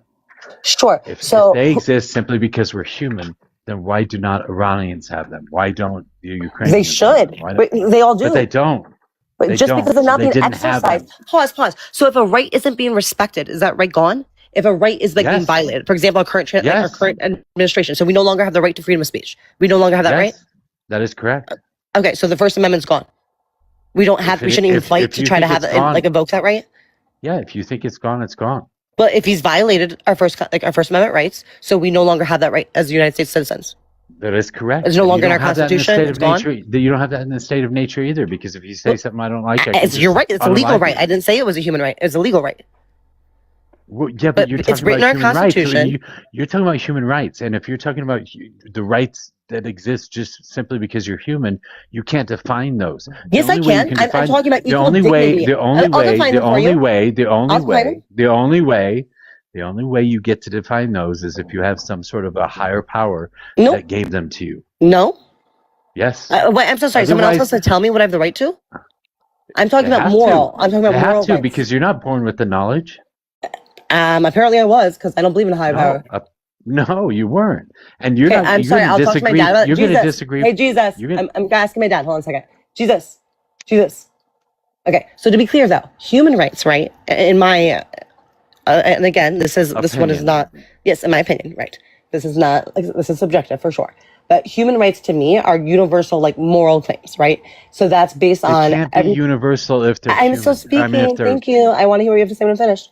But that arises from every person's equal dignity, and they're necessary for human survival, for freedom, for agency, for participation in society, right? They impose corresponding duties on other people and institutions. They're not coming from the government. Law can then recognize and enforce those rights, but it doesn't create their moral foundation. A government that legalizes slavery and changes the law, that doesn't mean that it's now morally a right is now that's not the same thing. Just because a law is made doesn't make it just. They've now eliminated that enslaved person's right to freedom. And I think people have the right to freedom. Subjective and universal are opposite terms. Fair. No, they're not. They're not. Yes, they are. Universal. No, I'm using universal to mean everyone. I'm not using Yes, you cannot have universal. In my opinion. You cannot have universal. I'm saying subjective in my opinion. Universal for everyone. Stop. You cannot you cannot have a set of universal rights if they are subjective. Okay, so no, to be clear, when I say universal, I mean these should apply to everyone, not everyone should believe this. I'm not like I understand it's subjective. I'm saying not everyone should agree with me, which is subjective, right?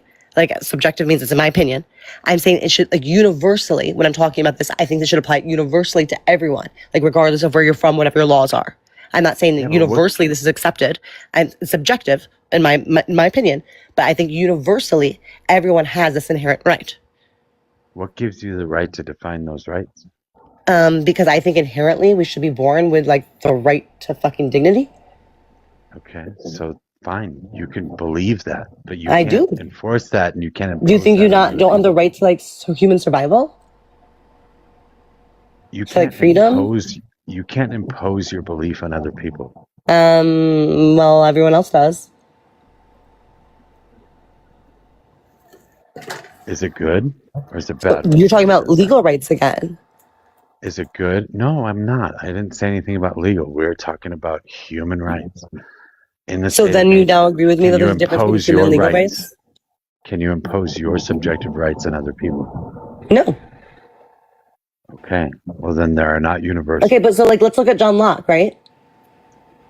Like we're talking about natural rights. Like the government's like he like literally fucking said like government's only legitimate because people authorize it to protect those pre-existing rights. So like we recognize that like people possess the right to life, to liberty, to prosperity. What was the fucking quote? Prosperity by nature. Like before government even existed, we can like talk about Life, liberty, and property. That's what John Locke said. Yeah, right, sure. And that we only legitimize government because we authorize them to protect those rights, right? Then we like talk about Kant. He was the one that talked about dignity and autonomy, right? Like humans are rational and capable of like directing their own lives, right? So because people have dignity, they have to be treated as individuals, not as like ends. Like they're not tools. So like rights protect their equal freedom and agency, not governments. It's interesting if we had a nature and we were born with a set of rights, everybody would agree to those. Everybody would essentially come to the same conclusion at all times. Yet we don't. Yet no philosopher did. Yet John Locke and Immanuel Kant had different ideas on what human rights were and had different idea of what human nature is.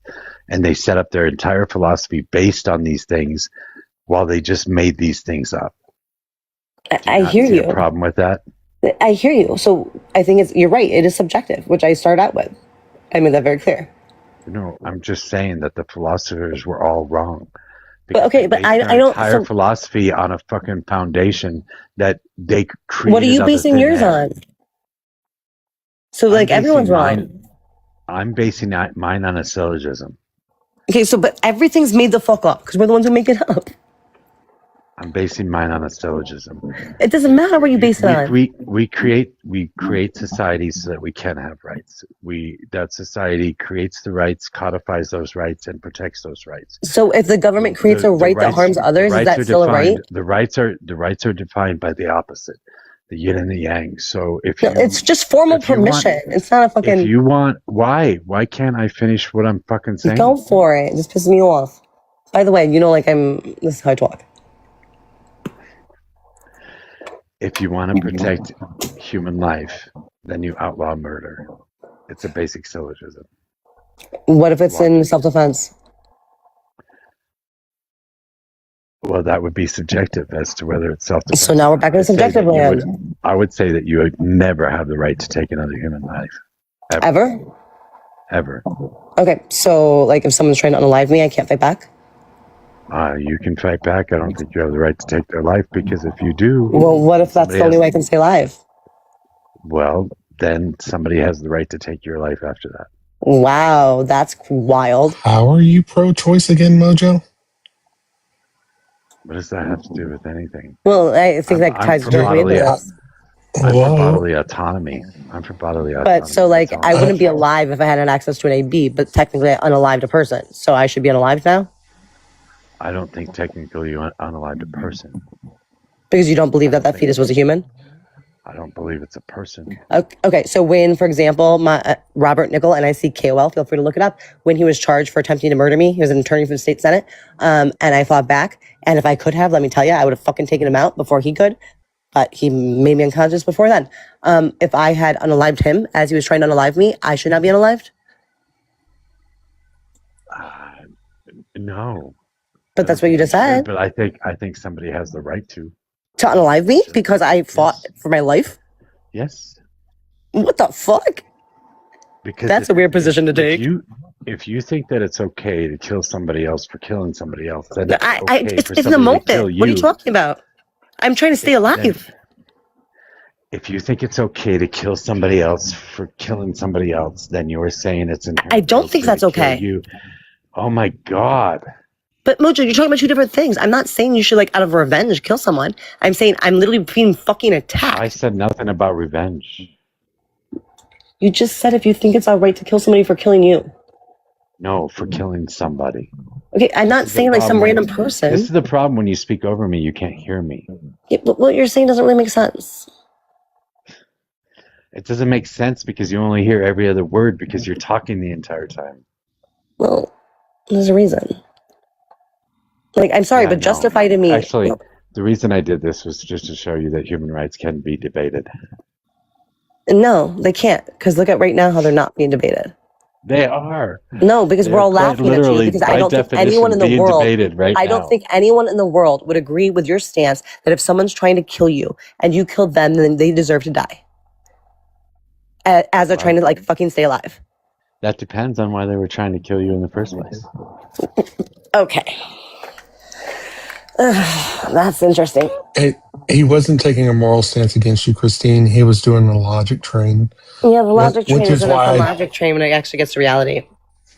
That's true. That's why I asked him, how are you pro-choice again?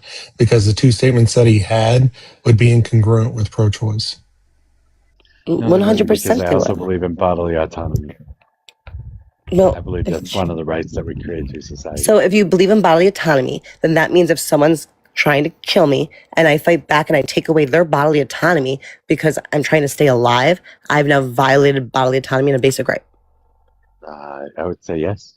So then I should be murdered if I had been able to succeed in like him not attacking me. And like, is that led to his death? I didn't say that you should be killed. I said, but like, isn't that against bodily autonomy? Like, wait, so the society now kills people for killing people? It's violating their bodily autonomy. I absolutely did not say that. Well, you just said like, then they deserve to die. Like, no, they I should. Didn't. You said that like if someone kills someone, then they should have to be. They can deserve to be killed too. Yes, you did. No, I didn't say. I didn't ever say deserve. No, you said that they should be. Yes, you did. I don't know if you used the word deserve, but you said then then it's the same thing. Deserve is a big fucking word. That's okay, wait. What did he say? What did he say? He said something pretty similar to that. I said that I don't think you deserve. Well, maybe I did say deserve. Yeah, I think you did. Okay, so I don't think you deserve to die. I think it's justifiable if somebody does kill you, though. But then you're taking away their bodily autonomy. I'm not doing it. But in your society, then, dude. Oh my God, do you just debate to debate? Sometimes. Okay, so I don't know if you know this, but I've got like 20 fucking trophies for my debate teams. Like, I love fucking impromptu debates. Like, when it's not a serious topic. Like, I love when they give us a fucking scenario and, like, I, like, had to like, prove that the tooth fairy was better than fucking Santa. And I was the fucking tooth fairy. Trust me, hard position. But it was at Stanford and I fucking won that shit. All right? So, like, I love, like, debates. Got a lot of trophies on it. I enjoy debate. But when it's, like, a topic like this, I don't feel like it's helpful. We have to codify what human rights are. I think that's an important part. But the governments fail, they come and go. We have to codify what human rights are. I think that's an important part of moving into the future and the way we set up our future societies. We have to write these things down and we have to chisel them in stone. So I semi-agree with you as far as like Roe v. Wade was not it should have been codified, right? At the same time, that means that whoever is in power gets to decide what rights are. Where I feel like there's an inherent moral claim that it's outside of an institution, right? That's it arises from a person's just being a person. It's their fundamental interests, their capacity for agency. You know that human dignity. So going on the stance that you have right now, if you see somebody else being harmed and possibly being killed, Yeah, and do you fucking take them think you out. should step? Fuck You yeah. think, yeah, you think you should step in and stop it? Fuck yeah. You just justified the war in Iran. I did not. I did not. Yeah, you did. No, I did not. Yeah, you did. I did They not. killed somewhere between 10 and 40,000 people for No, protesting. no. You see, this is what happens when you pervert a fucking debate. Those are two different things. If I see someone on the street who's being harmed, right, and like they're about to be unalived, I'm going to stop it. If I'm in Iran right now and I don't give a shit if it's a U.S. soldier, I don't give a fuck who it is, right? If I'm seeing a kid being unalived, I'm going to fucking stop it. That does not mean that I justify the war in Iran. You're not. Those are two different things. So you're stepping in to stop them from No, being you are killed bringing by a their own micro level government. to a macro level. It should You be can't the conflate the same two. philosophy. It should be the No. same philosophy. Yes. Why? Human life is human life. Oh, is I'm so human sorry. life I is thought human I life. thought the rights were only dictated by governments. So what I think philosophy? so. I think so. Right. So then, what philosophy? It shouldn't be the same philosophy. Then is what the government decides. Well, you think differently than I do, and I'm trying to prove that the way you think is wrong. I'm sure. Why? Why? Firstly, why are you trying to prove that?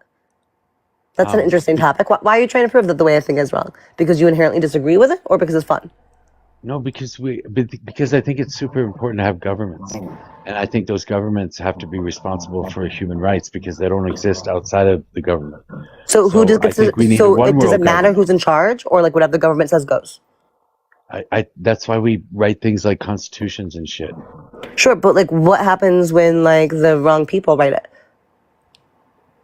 Then you end up with slavery. Sure. So like, was that just? Were those rights? No. So like those, then we agree that like rights aren't necessarily based on government. I don't agree with slavery, but it was legal. Sure. So what was that? Like, did everyone have, like, do you feel like that was morally, everyone had their same rights? Like that was how it's supposed to be? No, I think it So like, what's the difference? And the government did it. I think it violates bodily autonomy. So then there are inherent rights, like bodily autonomy. And I think we should fight to stop shit like that. Okay, so, but then you agree that it's not based on a government, it's based on some inherent right, like bodily autonomy. But, no, you do. But you just said that. No, I live in a world of societies with governments and laws. Right, and so you think slavery was right because it was based on the government and laws. No, I don't. No, me personally, no. Okay, but then you said that was the only way we get our rights. I can't impose my beliefs on other people, though. Okay, so again, our rights only come from the government, right? Is what you're saying? Yes. Okay, and the government said this is just, and these are the rights. So that was just, and those were the rights. I think maybe, wait a minute, you guys might be, I don't know, you might be saying the same thing. She says, this is what I think she's saying, that you reach a point in society when man comes to understand the greater truths, and that it comes with, these certain rights, and these inalienable rights. And I agree with her, but I think Mojo's saying that unless we have a legal set of laws to protect those laws, then they're of no value. So the value truly lies in the laws that we write to protect those rights. I agree with you on that, Karen, but that's not what he was saying. Oh, well, maybe that's what in my heart I hoped he was saying, okay? Fair. Okay, fair, Karen. Hello, Uncle Tony. Hey there, hon. I'm sorry, Christine. How are Did you? you come to yell at me for arguing with Christine? No, but I do believe she's making a good point. What point was that? What point? I mean, well, first off, government are people who make up these rights that you're saying that you believe in. It's just people. And she's a person, and she believes in what she believes in. I'm also an elected official, so I guess I'm the one that gets to make the laws. Yeah, that's right. She's got official capacity. Okay, then she can lock up half the men that exist in the country too. Well, no, I'm just going to say this is the way it is. I'm a fascist elected official now. I'm Trump. Well, I ain't voting for you. I'm already elected. Too bad. Well, not in my state, you're not. I'm not. You're right. I do truly believe that human rights don't exist in the state of nature. I think that all rights come from governments. I think that's why we should take very great care in creating societies and creating documents that form societies. How's that working out? I also think that we need a one world government, and I think that one world government needs to, at first, create a universal declaration of human rights that everybody can agree to. What about in the animal kingdom, then, Mojo? We're not animals. Yes, we are. No, we're not. We literally, by definition, are. What's the definition of an animal? I don't know. Okay, so we're both animals and mammals. Right. I would say we're not animals. We are. What are we if we're not animals? But don't they kind of live by the law of nature on their own, even though we don't understand them or speak with them or anything like that? They live by some law, and they don't have a government. They don't have a law either. They get to kill each other whenever they want. Right, but that's fine because we don't have any rights. Well, I think the fact that I think intelligence, the higher the intelligence, I believe they come to understand that morals and ethics are necessary in order to achieve healthy life. When we look at it from the perspective of the earth, because look what happened when we had capitalism, and the moral of the story was, I want, throw it in the dump, come children, drink our water. There's this connection between our philosophy and the consequences that we're facing, because I think that intelligence recognizes the need for morality and the need for ethics, because they recognize the interconnectedness of all things, one global environmental system, one humanity, one planet. I think that breeds morals and ethics, and I think that that's where the natural rights come from, Mojo. I think intelligence brings about an understanding that there is a divine set of rights a human is born with in order to ensure the survival of man, for one. But who gets to determine who's the intelligent? Right, and I think that's a good point, Tony. And also remember, we are fucking animals. Like, we're part of the kingdom Animalia. I disagree. What do you mean? That's literally the definition. Like, the definition of animals, like, we can look it up, but it's like we consume other organisms or organic material. We have specialized cells, but no, like, rigid cell walls like plants, right? We respond to our environment. We are capable of movement during at least one stage of life. We develop from an embryonic stage. Like, that's literally the definition of an animal. We are biologically, specifically mammals. Or Homo sapiens, a class of animal. We also go to space. Does any other animal do that? It doesn't matter. That's not the definition of an animal. Matter. It doesn't say you go to space or you don't. Well, it does matter. It does matter. Look up the definition of animal. It does matter. Can I fucking talk? This is just a definition, though. Can I fucking talk? Sure. Can you look up the definition of animal while you talk? It does matter. It does matter because maybe right now we have not split off the classification from human and animal, or human and mammal, or just a mammal, but we will in the future, I guarantee it. Humans are above the rest of the animal kingdom. Wow. We're the only living thing on the face of the planet that has the ability to leave the planet. That you know of. What about going to the bottom of the oceans like a whale? Or going to space doesn't change that classification. Agreed, Uncle Tony. It just demonstrates what that particular animal is learning to do. Yeah, and no other animal will ever learn to do that. How do you know that? You don't even know if there's like life on other planets. They may have already known how to do that. Are they animals? Okay, but we're talking about this planet. Right, but like then otherwise someone has to decide who counts as intelligent enough, right? We're talking about this planet and the things that we do know. Sure. Do we know everything on this planet? We're not this. If we have a drive to do something, we also have the capability of stopping ourselves from doing it. Animals don't. Animals don't have the ability to prevent themselves from doing something if they don't want to? No. Yes, they do. No, they're not all animals, by, but what are you talking about? There are animals that thrive in peace. They're driven by animal instincts. So are we. No, we are not. Okay. Have you ever taken biology courses? Yes. Okay, so like the type of monkeys, like the ones. Oh, fuck, what's his name? I'm gonna fucking get it wrong. What's the type of monkey? Does anyone remember that live in a matriarchal society? Does anyone know the type of monkey I'm talking about? Fuck, what's the name of that monkey? Holy shit! It's a fucking. I want to say ginkgo biloba. I know it's not. Bonobos. That's what it is. So like they are great apes, not monkeys, right? And they're like female dominant. They have impulse control. They use delayed gratification for schmecks. They cooperate. They work together. They have conflict. They mediate amongst themselves. They show empathy. There's never been one example in entire history of the world of one unaliving another one, ever. They use rule governed behavior. They protect vulnerable members of the group when they get old or when they're babies. They avoid unnecessary conflict. Humans we're driven by evolved instincts. But again, animalistic instincts like fear, like aggression, like sexuality, cooperation. So our capacity for self-control, yeah, we may have developed it in some ways, but that's not some magic dividing line between humans and animals.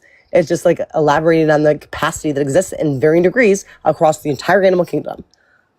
I also think that humans will act on their animal instincts the more rights that get taken away over time.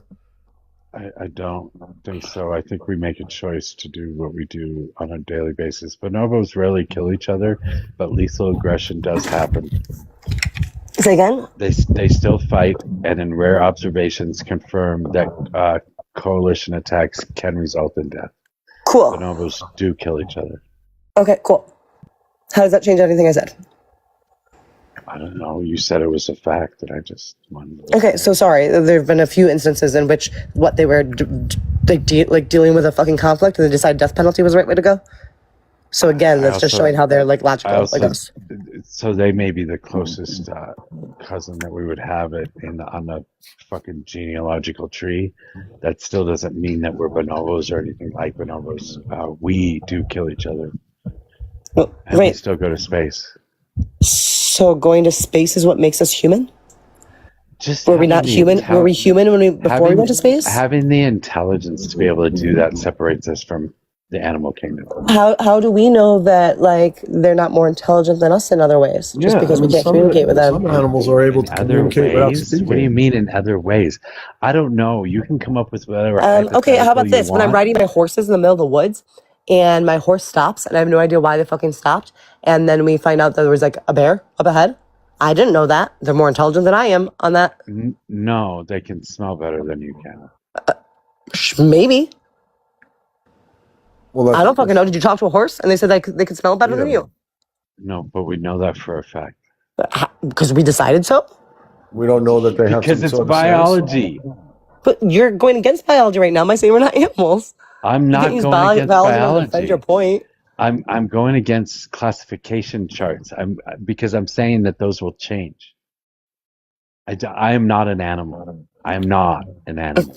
I mean, you're part of that class. I'm not. Okay, but so I'm just saying, before we went to space, were we humans? Yes. What made us humans? We hadn't gone to space. The intelligence of the capability of going to space and creating highways and creating automobiles. Wait, her example was how to fly. I'm sorry, but her example was before we went to space, before we had knew that intelligence. Yeah, I just said all the other things. But we were wrong. Creating the wagon, creating the road. What about when we didn't think gravity existed? Creating roads out of seashells so you can see them at night. So animals do those things? Intelligence. This is the intelligence that we have, and there's no other species. How wrong have we been? We didn't think gravity existed for the majority of human existence. We have existed on this planet for a very short period of time, much shorter than every other species that still exists today. Y'all are going to be really foolish if this is actually just strong nuclear force keeping us towards other bodies of masses like the Earth. Sorry, I'm so sorry. Say that again. But we're going to be really upset if this is just strong nuclear force keeping us close to other bodies and masses like the Earth. Like gravity? Yeah, I can argue against gravity too. I hear you. So, like, I think calling it like, well, a horse can smell it, that's like only instinct, but calling our own evolved abilities intelligence, that's an assumption. That's not an argument. No, I totally agree with you on that, because if he's going to use biology and science to say like they have quantitatively more smell receptors than us, that they can smell ahead of you, is completely asinine. Like, there are humans with more smell receptors than me. Like, they're in my same species and they can't smell shit. Or like when the birds all flee. Like, do they smell? Or do they communicate? And we're like, hey, something's up. We don't fucking know because we're not that intelligent. I just think it's think it's wild that we can have a conversation about human rights, and it always comes back to animals. I think it's wild that you think we can debate human rights. Animals do this, so we should be able to do this too. That's not what it was. Now you're completely misleading the direction. No, when we're that's talking the about only human reason rights. I brought up the fact that we're not animals. What? That is the only reason I brought up the fact that we're not animals. So you brought it up. Why? So now you're calling it stupid that animals were brought up in the conversation when you're the one who brought it up? Yeah, because you guys brought up animals. I brought up the fact that we're not animals because I was told that animals do it, so we should do it too. What? Animals do what? Whatever it was we were talking about. I think if you can't even remember it, how do you think I'm going to remember it? I think I brought up nature in the wild or something. Oh no, we were already talking about it. Yeah, Tony, you did. You said something about animals doing it. No, it was before Uncle Tony was on the panel. I'll take the heat. No, it was when Tony was on the panel. Tony actually said it. It's recorded. You can go back and watch it either way. I don't give a shit. Regardless, I think we all have the fucking right to goddamn dignity in this world. I don't give a shit if you're an animal, like no, okay, like or a plant. Honestly, but you don't in the state of nature without laws, without regulations, without people to enforce them. Wait, but so you don't have that right. So you're right. We may not be able to exercise that right. No, you don't have it. It doesn't exist. Okay, so again, so you believe that it was justified, that it was a right. It was a right for black people not to be humans. Because that was a law. Not for black people. Black people were not humans. They were not considered humans. They were considered property. A percentage of human or something. No, 2/3 was after that. They were considered property. They didn't have the same rights as everybody else. Right, so they did not have rights. And because you believe that the only thing that makes up a right is based on the government, then you think they did not have rights. They were not people. Which is weird because the government would be humans making up the right. Yes. We form societies to ensure that we protect what rights? Wait, protect what? We form societies to do what? If you would have let me finish my statement, I was going to say it. Why did you have to stop me and ask me? Because did you hear what you just said? Yes. Why did you have to stop me and ask me before I fucking finished and telling you exactly what I was going to say? Go ahead, finish it. You want to think about it again, though? I don't even fucking know what I was going to say. You were saying to protect rights. How do you protect a right if it doesn't exist before the government? It's fucking 1:00 in the morning. And you just said we form governments to protect rights. You interrupt me giving the fucking answer that you just asked the question to when you interrupted me. You finished. Do you understand how ridiculous that is? You just ended your own debate. You just said we form governments to protect rights. How do we form governments to protect rights that don't exist? I can't tell you how many conversations with Christine I've had. Okay, it's just, it's impossible. Uncle Tony, oh man. I love you, but I'm just saying. I love you too. You're thick. I'm fucking a lot. I hear you. I will just say, do you hear what you just said though? You said we form governments to protect rights. How does a government get formed to protect rights if the rights only exist because the government made them rights? I said we form governments to create rights that we agree upon. You said protect.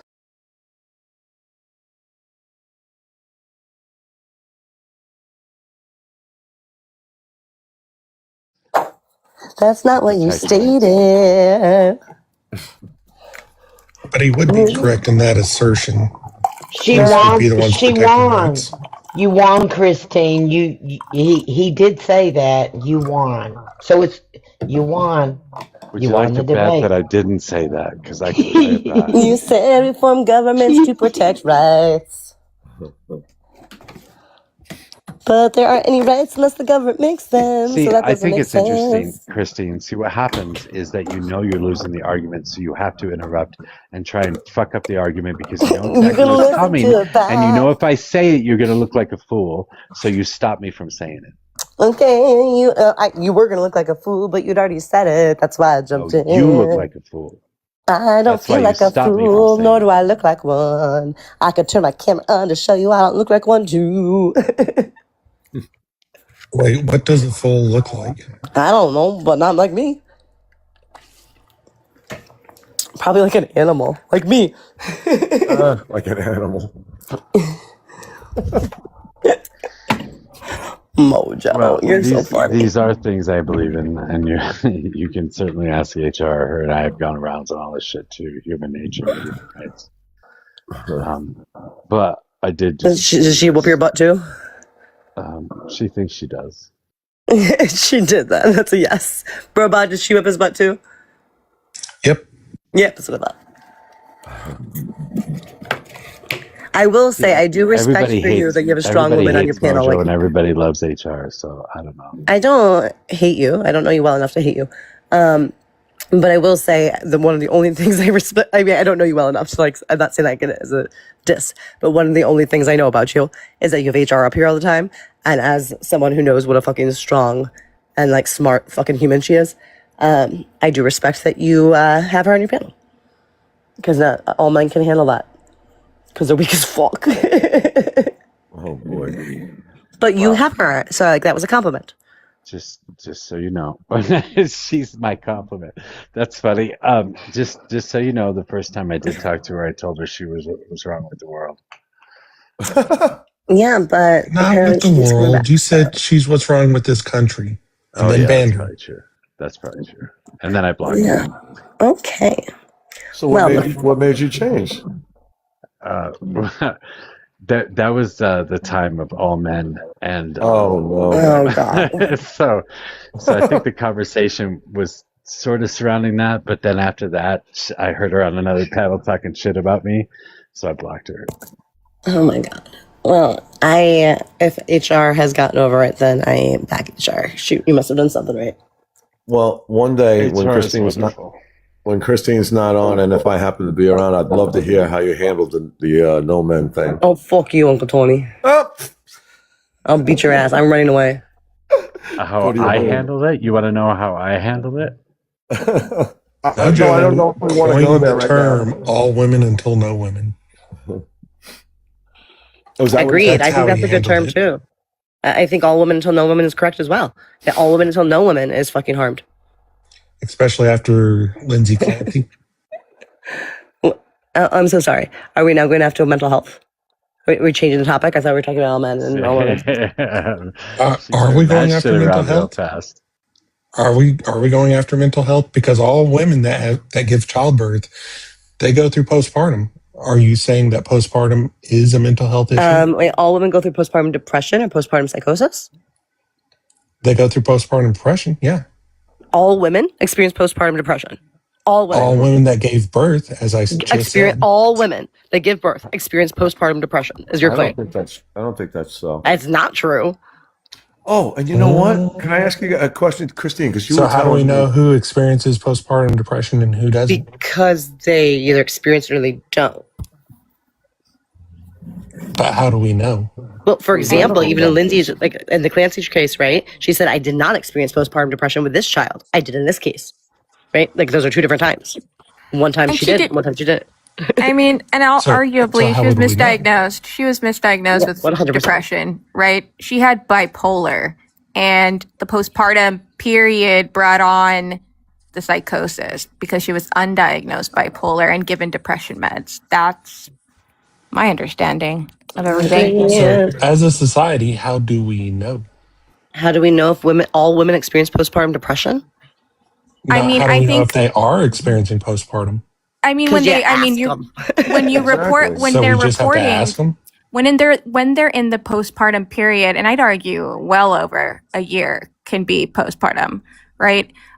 You take them extremely seriously, and it's actually just when the reading, right? And I think that it's just, I don't know, not mainstream within providers. I'm not done. You take them extremely seriously, and you intervene as a doctor. Have you been pregnant, Brabant?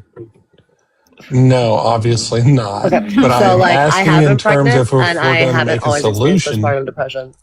Well, if we're And that's how going you to know make that a we don't all solution as experience society, The like solution, either there A, are you need to be able to solutions. test for this, or we're going to go with the tech girls' Well, apparently we're not assertion that we intelligent just need to enough. listen to them. I guess we're animals. Wow. That we need to listen to them self-diagnose and tell us what's wrong instead of actually having a doctor's diagnosis. Right, but a lot of diagnosis in psychiatry is via survey. We acknowledge that, right? So what is a survey? Someone filling out and telling you how they feel using a standardized scale. And what happens is you normalize those results across thousands and millions of people, right? And you get a consensus, a medical consensus on what the symptoms are, right? So yeah, you do ask them what they feel. Like, I have PTSD. They didn't test for it. They asked me questions, and they gave me the diagnosis. I mean, that's ultra fascinating. So what's the solution to this? If we're just simply asking them, how do we stop mothers from unaliving their children? Yeah. So again, it has nothing, it's postpartum depression. The trajectory to psychosis is actually, I think, a little bit more complicated than, again, she had bipolar. So she was misdiagnosed, period. Right. And I think it was a combination of things where, she telehealthed her with her doctors. This is systemic. It is not like that there isn't a solution in place. It's systemic. She telehealthed her doctors. They were 15-minute appointments. The doctors didn't wrong medications, misdiagnosis. Doctors didn't talk to each other. Doctors turned her away. She advocated for herself. The infrastructure is just not in place to create a single source of truth. So if it's a misdiagnosis and it is systemic, then are we then going to start throwing those doctors in jail for 99 So to be years? clear, it's systemic with women, right? So we see much more so. Firstly, men do not seek out medical care, mental health care the same way women do, because they're told that, by the patriarchy, that they have to be strong. So that's one of the reasons why men unalive themselves so much more, right? But when women go out, for example, when they're having a heart attack, because we have not studied women and their heart attack, because literally still in medical, as you're going through med school, you learn they literally don't do the same fucking tests on women that they do on men. So we don't know the same, for example, if you're having a heart attack as a woman, the symptoms are very, very different than as a man. So when they're being mistreated, that is a systemic issue as far as medical care for women. And I understand that, but I am asking, as a solution base, what ought we do? Should we start throwing the doctors in jail for 99 years for the misdiagnosis? No, we should start actually studying how women interact with these medications. We should start actually looking at not just for example, same thing with a car accident, right? If we only test it on male dummies, right, in a car accident, then we don't know if those seatbelts in that position work as well for women. So we should maybe, I don't know, study the impacts on all populations and not just white cis men. And I think that still doesn't answer the solution base. That was solution based. I think you're looking for something that's ultra simple, and it's not. It's not. This is a complex. Doesn't have to be simple. I'm asking you for a solution. I just said study women too. Yeah. So study for example, women. You can study women, sure, but how do we stop the unaliving of their children? Again, a single source of truth. I don't know what exactly that will look like, but doctors should have easier means of talking to each other if they share a patient, right? In this case, that's a great another solution. But that's against privacy. No. You want doctors to just randomly share patients' info? If you get consent from the patient, they didn't even ask her, right? If you have consent from the patient, I think it should be pretty straightforward, right? One doctor who made a critical referral and she was turned away didn't even know that she was turned away. And if you work in the same, like for example, if you work under the same umbrella of like a healthcare, like for example, like North Shore or Northwell, like a big umbrella, you don't even have to ask for them. It's already in their fucking file. So like that's not even violating HIPAA. And also, I think Of course, more. if it's in the same hospital system. Right. But So why don't we have a again, the universal one one? that you're speaking of specifically, that he didn't even know that there was a denial in that referral. That's because of It HIPAA. wasn't a denial. No, it wasn't because of HIPAA. It's just fragmented. Like she called the higher level of care, it was called mother and infant, called the referring doctor. She missed the call. She acted like, and I'm going to take her word for it, she didn't even know there was a call. And I think we're also obfuscating the point that, like, when you said we didn't have a solution, I think one of the solutions that is and foremost is, again, that we don't like what is the solution to make it so like women like in postpartum psychosis don't unalive? How about we study the impact of medications on women and not just on men? Okay, I mean, we can obviously do medical trials if we have enough volunteer There's one of women. your solutions. Why are you just like obfuscating that that's not one of the solutions I just gave you? I'm not obfuscating anything. I just asked for a solution, and Why I don't got you a give? Why don't history you on the case. suggest? Why don't you suggest a solution? If you're Why really, would I suggest a solution? Y'all are the ones coming up with all the issues in this case. We just gave you multiple solutions. She just told you we can make medical records more accessible between different That's between violating different doctors. HIPAA. oh my It's God, not violating HIPAA. not without consent. You can give consent. The idea that doctors can't talk to each other with a shared patient, especially if it's a referring doctor. I mean, what are you talking about? I just got a breast cancer, ultrasound referral or whatever. And yeah, they forwarded my shit to my primary care. Don't act like this doesn't happen. It happens. It's normal. And you just acknowledge that it happens under the same Because when you sign off on it, but y'all are again talking about a case, somebody that is going through psychosis, self-diagnosed, and it's not self-diagnosed. It's not self-diagnosed. The doctor diagnosed. No, it's just. Oh my God!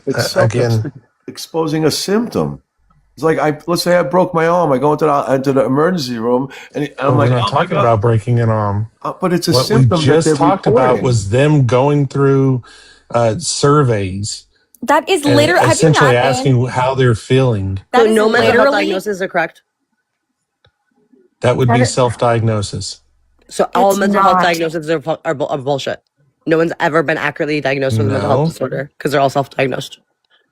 No, y'all are the ones that said it was a misdiagnosis. I never posited that at all. So yeah, because of mental health, it's because of bias from most likely from the practitioner and like fixed thinking, right? Because postpartum depression is way more common than bipolar, although bipolar is common, and even psychosis is even rarer, right? So the go-to is postpartum depression. And unfortunately, because of blinder thinking, right? And oh God, yeah. Blinder thinking. None of those things even exist because you're self-diagnosed. All right, I know. It's like, I mean, y'all I'm posited sorry. that it was a misdiagnosis. That's not. Are you just like rage baiting? Because like I am not. I am only asking I've never questions. seen you. Heard you talk. You understand though, like that, like matter of fact, the way practitioners in psychiatry determine, what disease you might be suffering from, it is through, basically, it's a survey. It can come off as an interview that you don't fill out yourself, but there's a standard set of questions that they ask, and they come up with these standard set of questions because they're comparing the answers and then appropriate diagnosis across millions of people. Like this is oh man. Yeah, no, this is a tough one. I hear you, girl. It's like I don't understand. Like also, like said we didn't give you any solutions, and we just did give you multiple. No, I understand what she's saying, but specifically, there was also Tech Girl that said this was a misdiagnosis. And so these two things are incongruent. Because they only spent a few minutes with her, and they didn't listen to her entire her symptoms. They didn't listen to her, so like they didn't actually have time to recognize what the diagnosis should be. Yeah, and it didn't fit the parameters of what that diagnosis is. Yeah, yeah. But you guys are spend both of you like therapists or something like that? What? Yeah, did you spend enough time with her to know? No, the other doctors did. I mean, the doctors. Everything is retrospective, but I mean, all of the forensic experts also agree that it's a bipolar disorder. And like, I mean, she showed clear signs of mania in all of her history. So, What does that mean? Clear I mean, why signs? are you arguing about this? I'm not. I joined I'm just this. asking Robot brought it questions. up. I don't care. I know. I'm talked out. I assume this is about the case, right? Whatever fucking stupid case is going on right now. Yes, Well, what they're talking about is about the case. It all stemmed I'm from talking my about in general. original positive. Whoa. When we were talking about home women till no women, and I said, yeah, like Lindsay Clancy. And that's when they kind of went off into the argument, and I was just asking questions. I did not hear that part. I was not present for that. That was not what occurred. So to What be do you clear, guys think should happen to her? I think she should get mental health treatment. She should go to a hospital And then, like, for how long? for the same way we do for anyone who's found not guilty by reason of mental defect. That they stay there. Like, for example, the other woman that we keep tying to, she's still in a mental health hospital. Okay, so she gets to take lives and get away with it, and she gets to take lives. Yeah. She gets to. Well, first of all, I mean, I have a whole. You're letting her. You're letting her. Letting All she has to do is go get.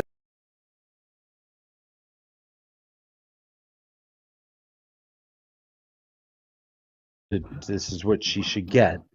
So What are you talking about? She gets to have this particular treatment after killing people. That doesn't mean she's ever going to ever get out. So much for bodily autonomy, right? Oh, honey, boo, you don't believe in basic inherent rights, so I don't know why you're bringing bodily autonomy Shit on my panel. I don't get what you like where you're going with this. She gets to do this. She gets to do No that. pet Like names, no honey boo boo, no none of that. Oh my goodness. I don't get where you're going with this. He Like, factually I mean, the has reality never is seen like Honey Boo Boo Child, so you can't use that. I don't know it from that. I said that way before Honey Boo Boo existed.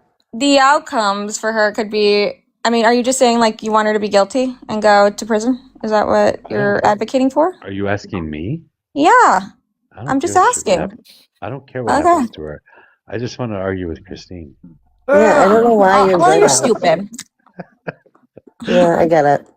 I also I don't find it fruitful at all or engaging. It's actually it just shows me your level of intellect. Really? That's funny. Oh God, guys, it's 4 a.m. I'll see y'all later. Bye. Bye, Tech. Bye, Tech Girl. I'm just wondering, case. I haven't watched any of it. I don't really care. I have followed some of it, just the legal aspect. I haven't actually watched any of the courtroom theatrics, which I always call them courtroom theatrics because it's always an appeal to emotion for the jury specifically. So I don't want that to give me any kind of bias. Just want to see the facts. Mm-hmm. And then you formed your opinion to be what? I haven't formed an opinion specifically. Okay. But I do find there's a lot missing from the case, in my opinion. What's missing? Sorry, go ahead, Mojo. I didn't say anything. What's missing? Oh, there's a lot, specifically in the timeline and locations. What in the timeline's missing? So, the husband's recount doesn't fit an order of events that you would expect. Wow. It doesn't fit in an order of events that you would expect because when he found her, apparently she was hanging out of a window. No, she was on the ground. She was on the ground. Yeah. Did she already make it all the way out of the window? She was on the ground. And actually, somehow she murmured I think the neighbor basement. reported that she was on the ground or something. That's what's always been the testimony is that she was on the ground. Interesting. That's not what was in the court filing, but anyways, then she murmured somehow basement for him to go find 2 of the kids. Yep. But that isn't the first place he went, was it? To the basement? At least not by his. Yeah, at least not by when he his first got home. original That wasn't testimony. where he first went. But no, after he found her, he went to the basement immediately after. Yes. Oh, okay. And her saying basement didn't necessarily as a husband or a spouse doesn't necessarily mean, oh my God, they're not alive in the basement. He said, "Where are the kids?" And she said, "Basement." Right. So he could have just thought like they were playing down there, right? Not sure. I'm sure that's why would you some assume emotionally that your charged children are- stuff. Why would Well, you I feel like assume you haven't paid enough attention to the case. Did he call No, 911? absolutely not. I have not Did he call watched 911 any of the courtroom theatrics. Yes, he did call 911. before he went to the basement? Yes, he called 911 as soon as he found his wife. That to me sounds rational. Yeah, it does. Mm-hmm. Especially because she's on the ground and apparently came out of a window. Yeah. I wouldn't even know if he assumed that actually occurred.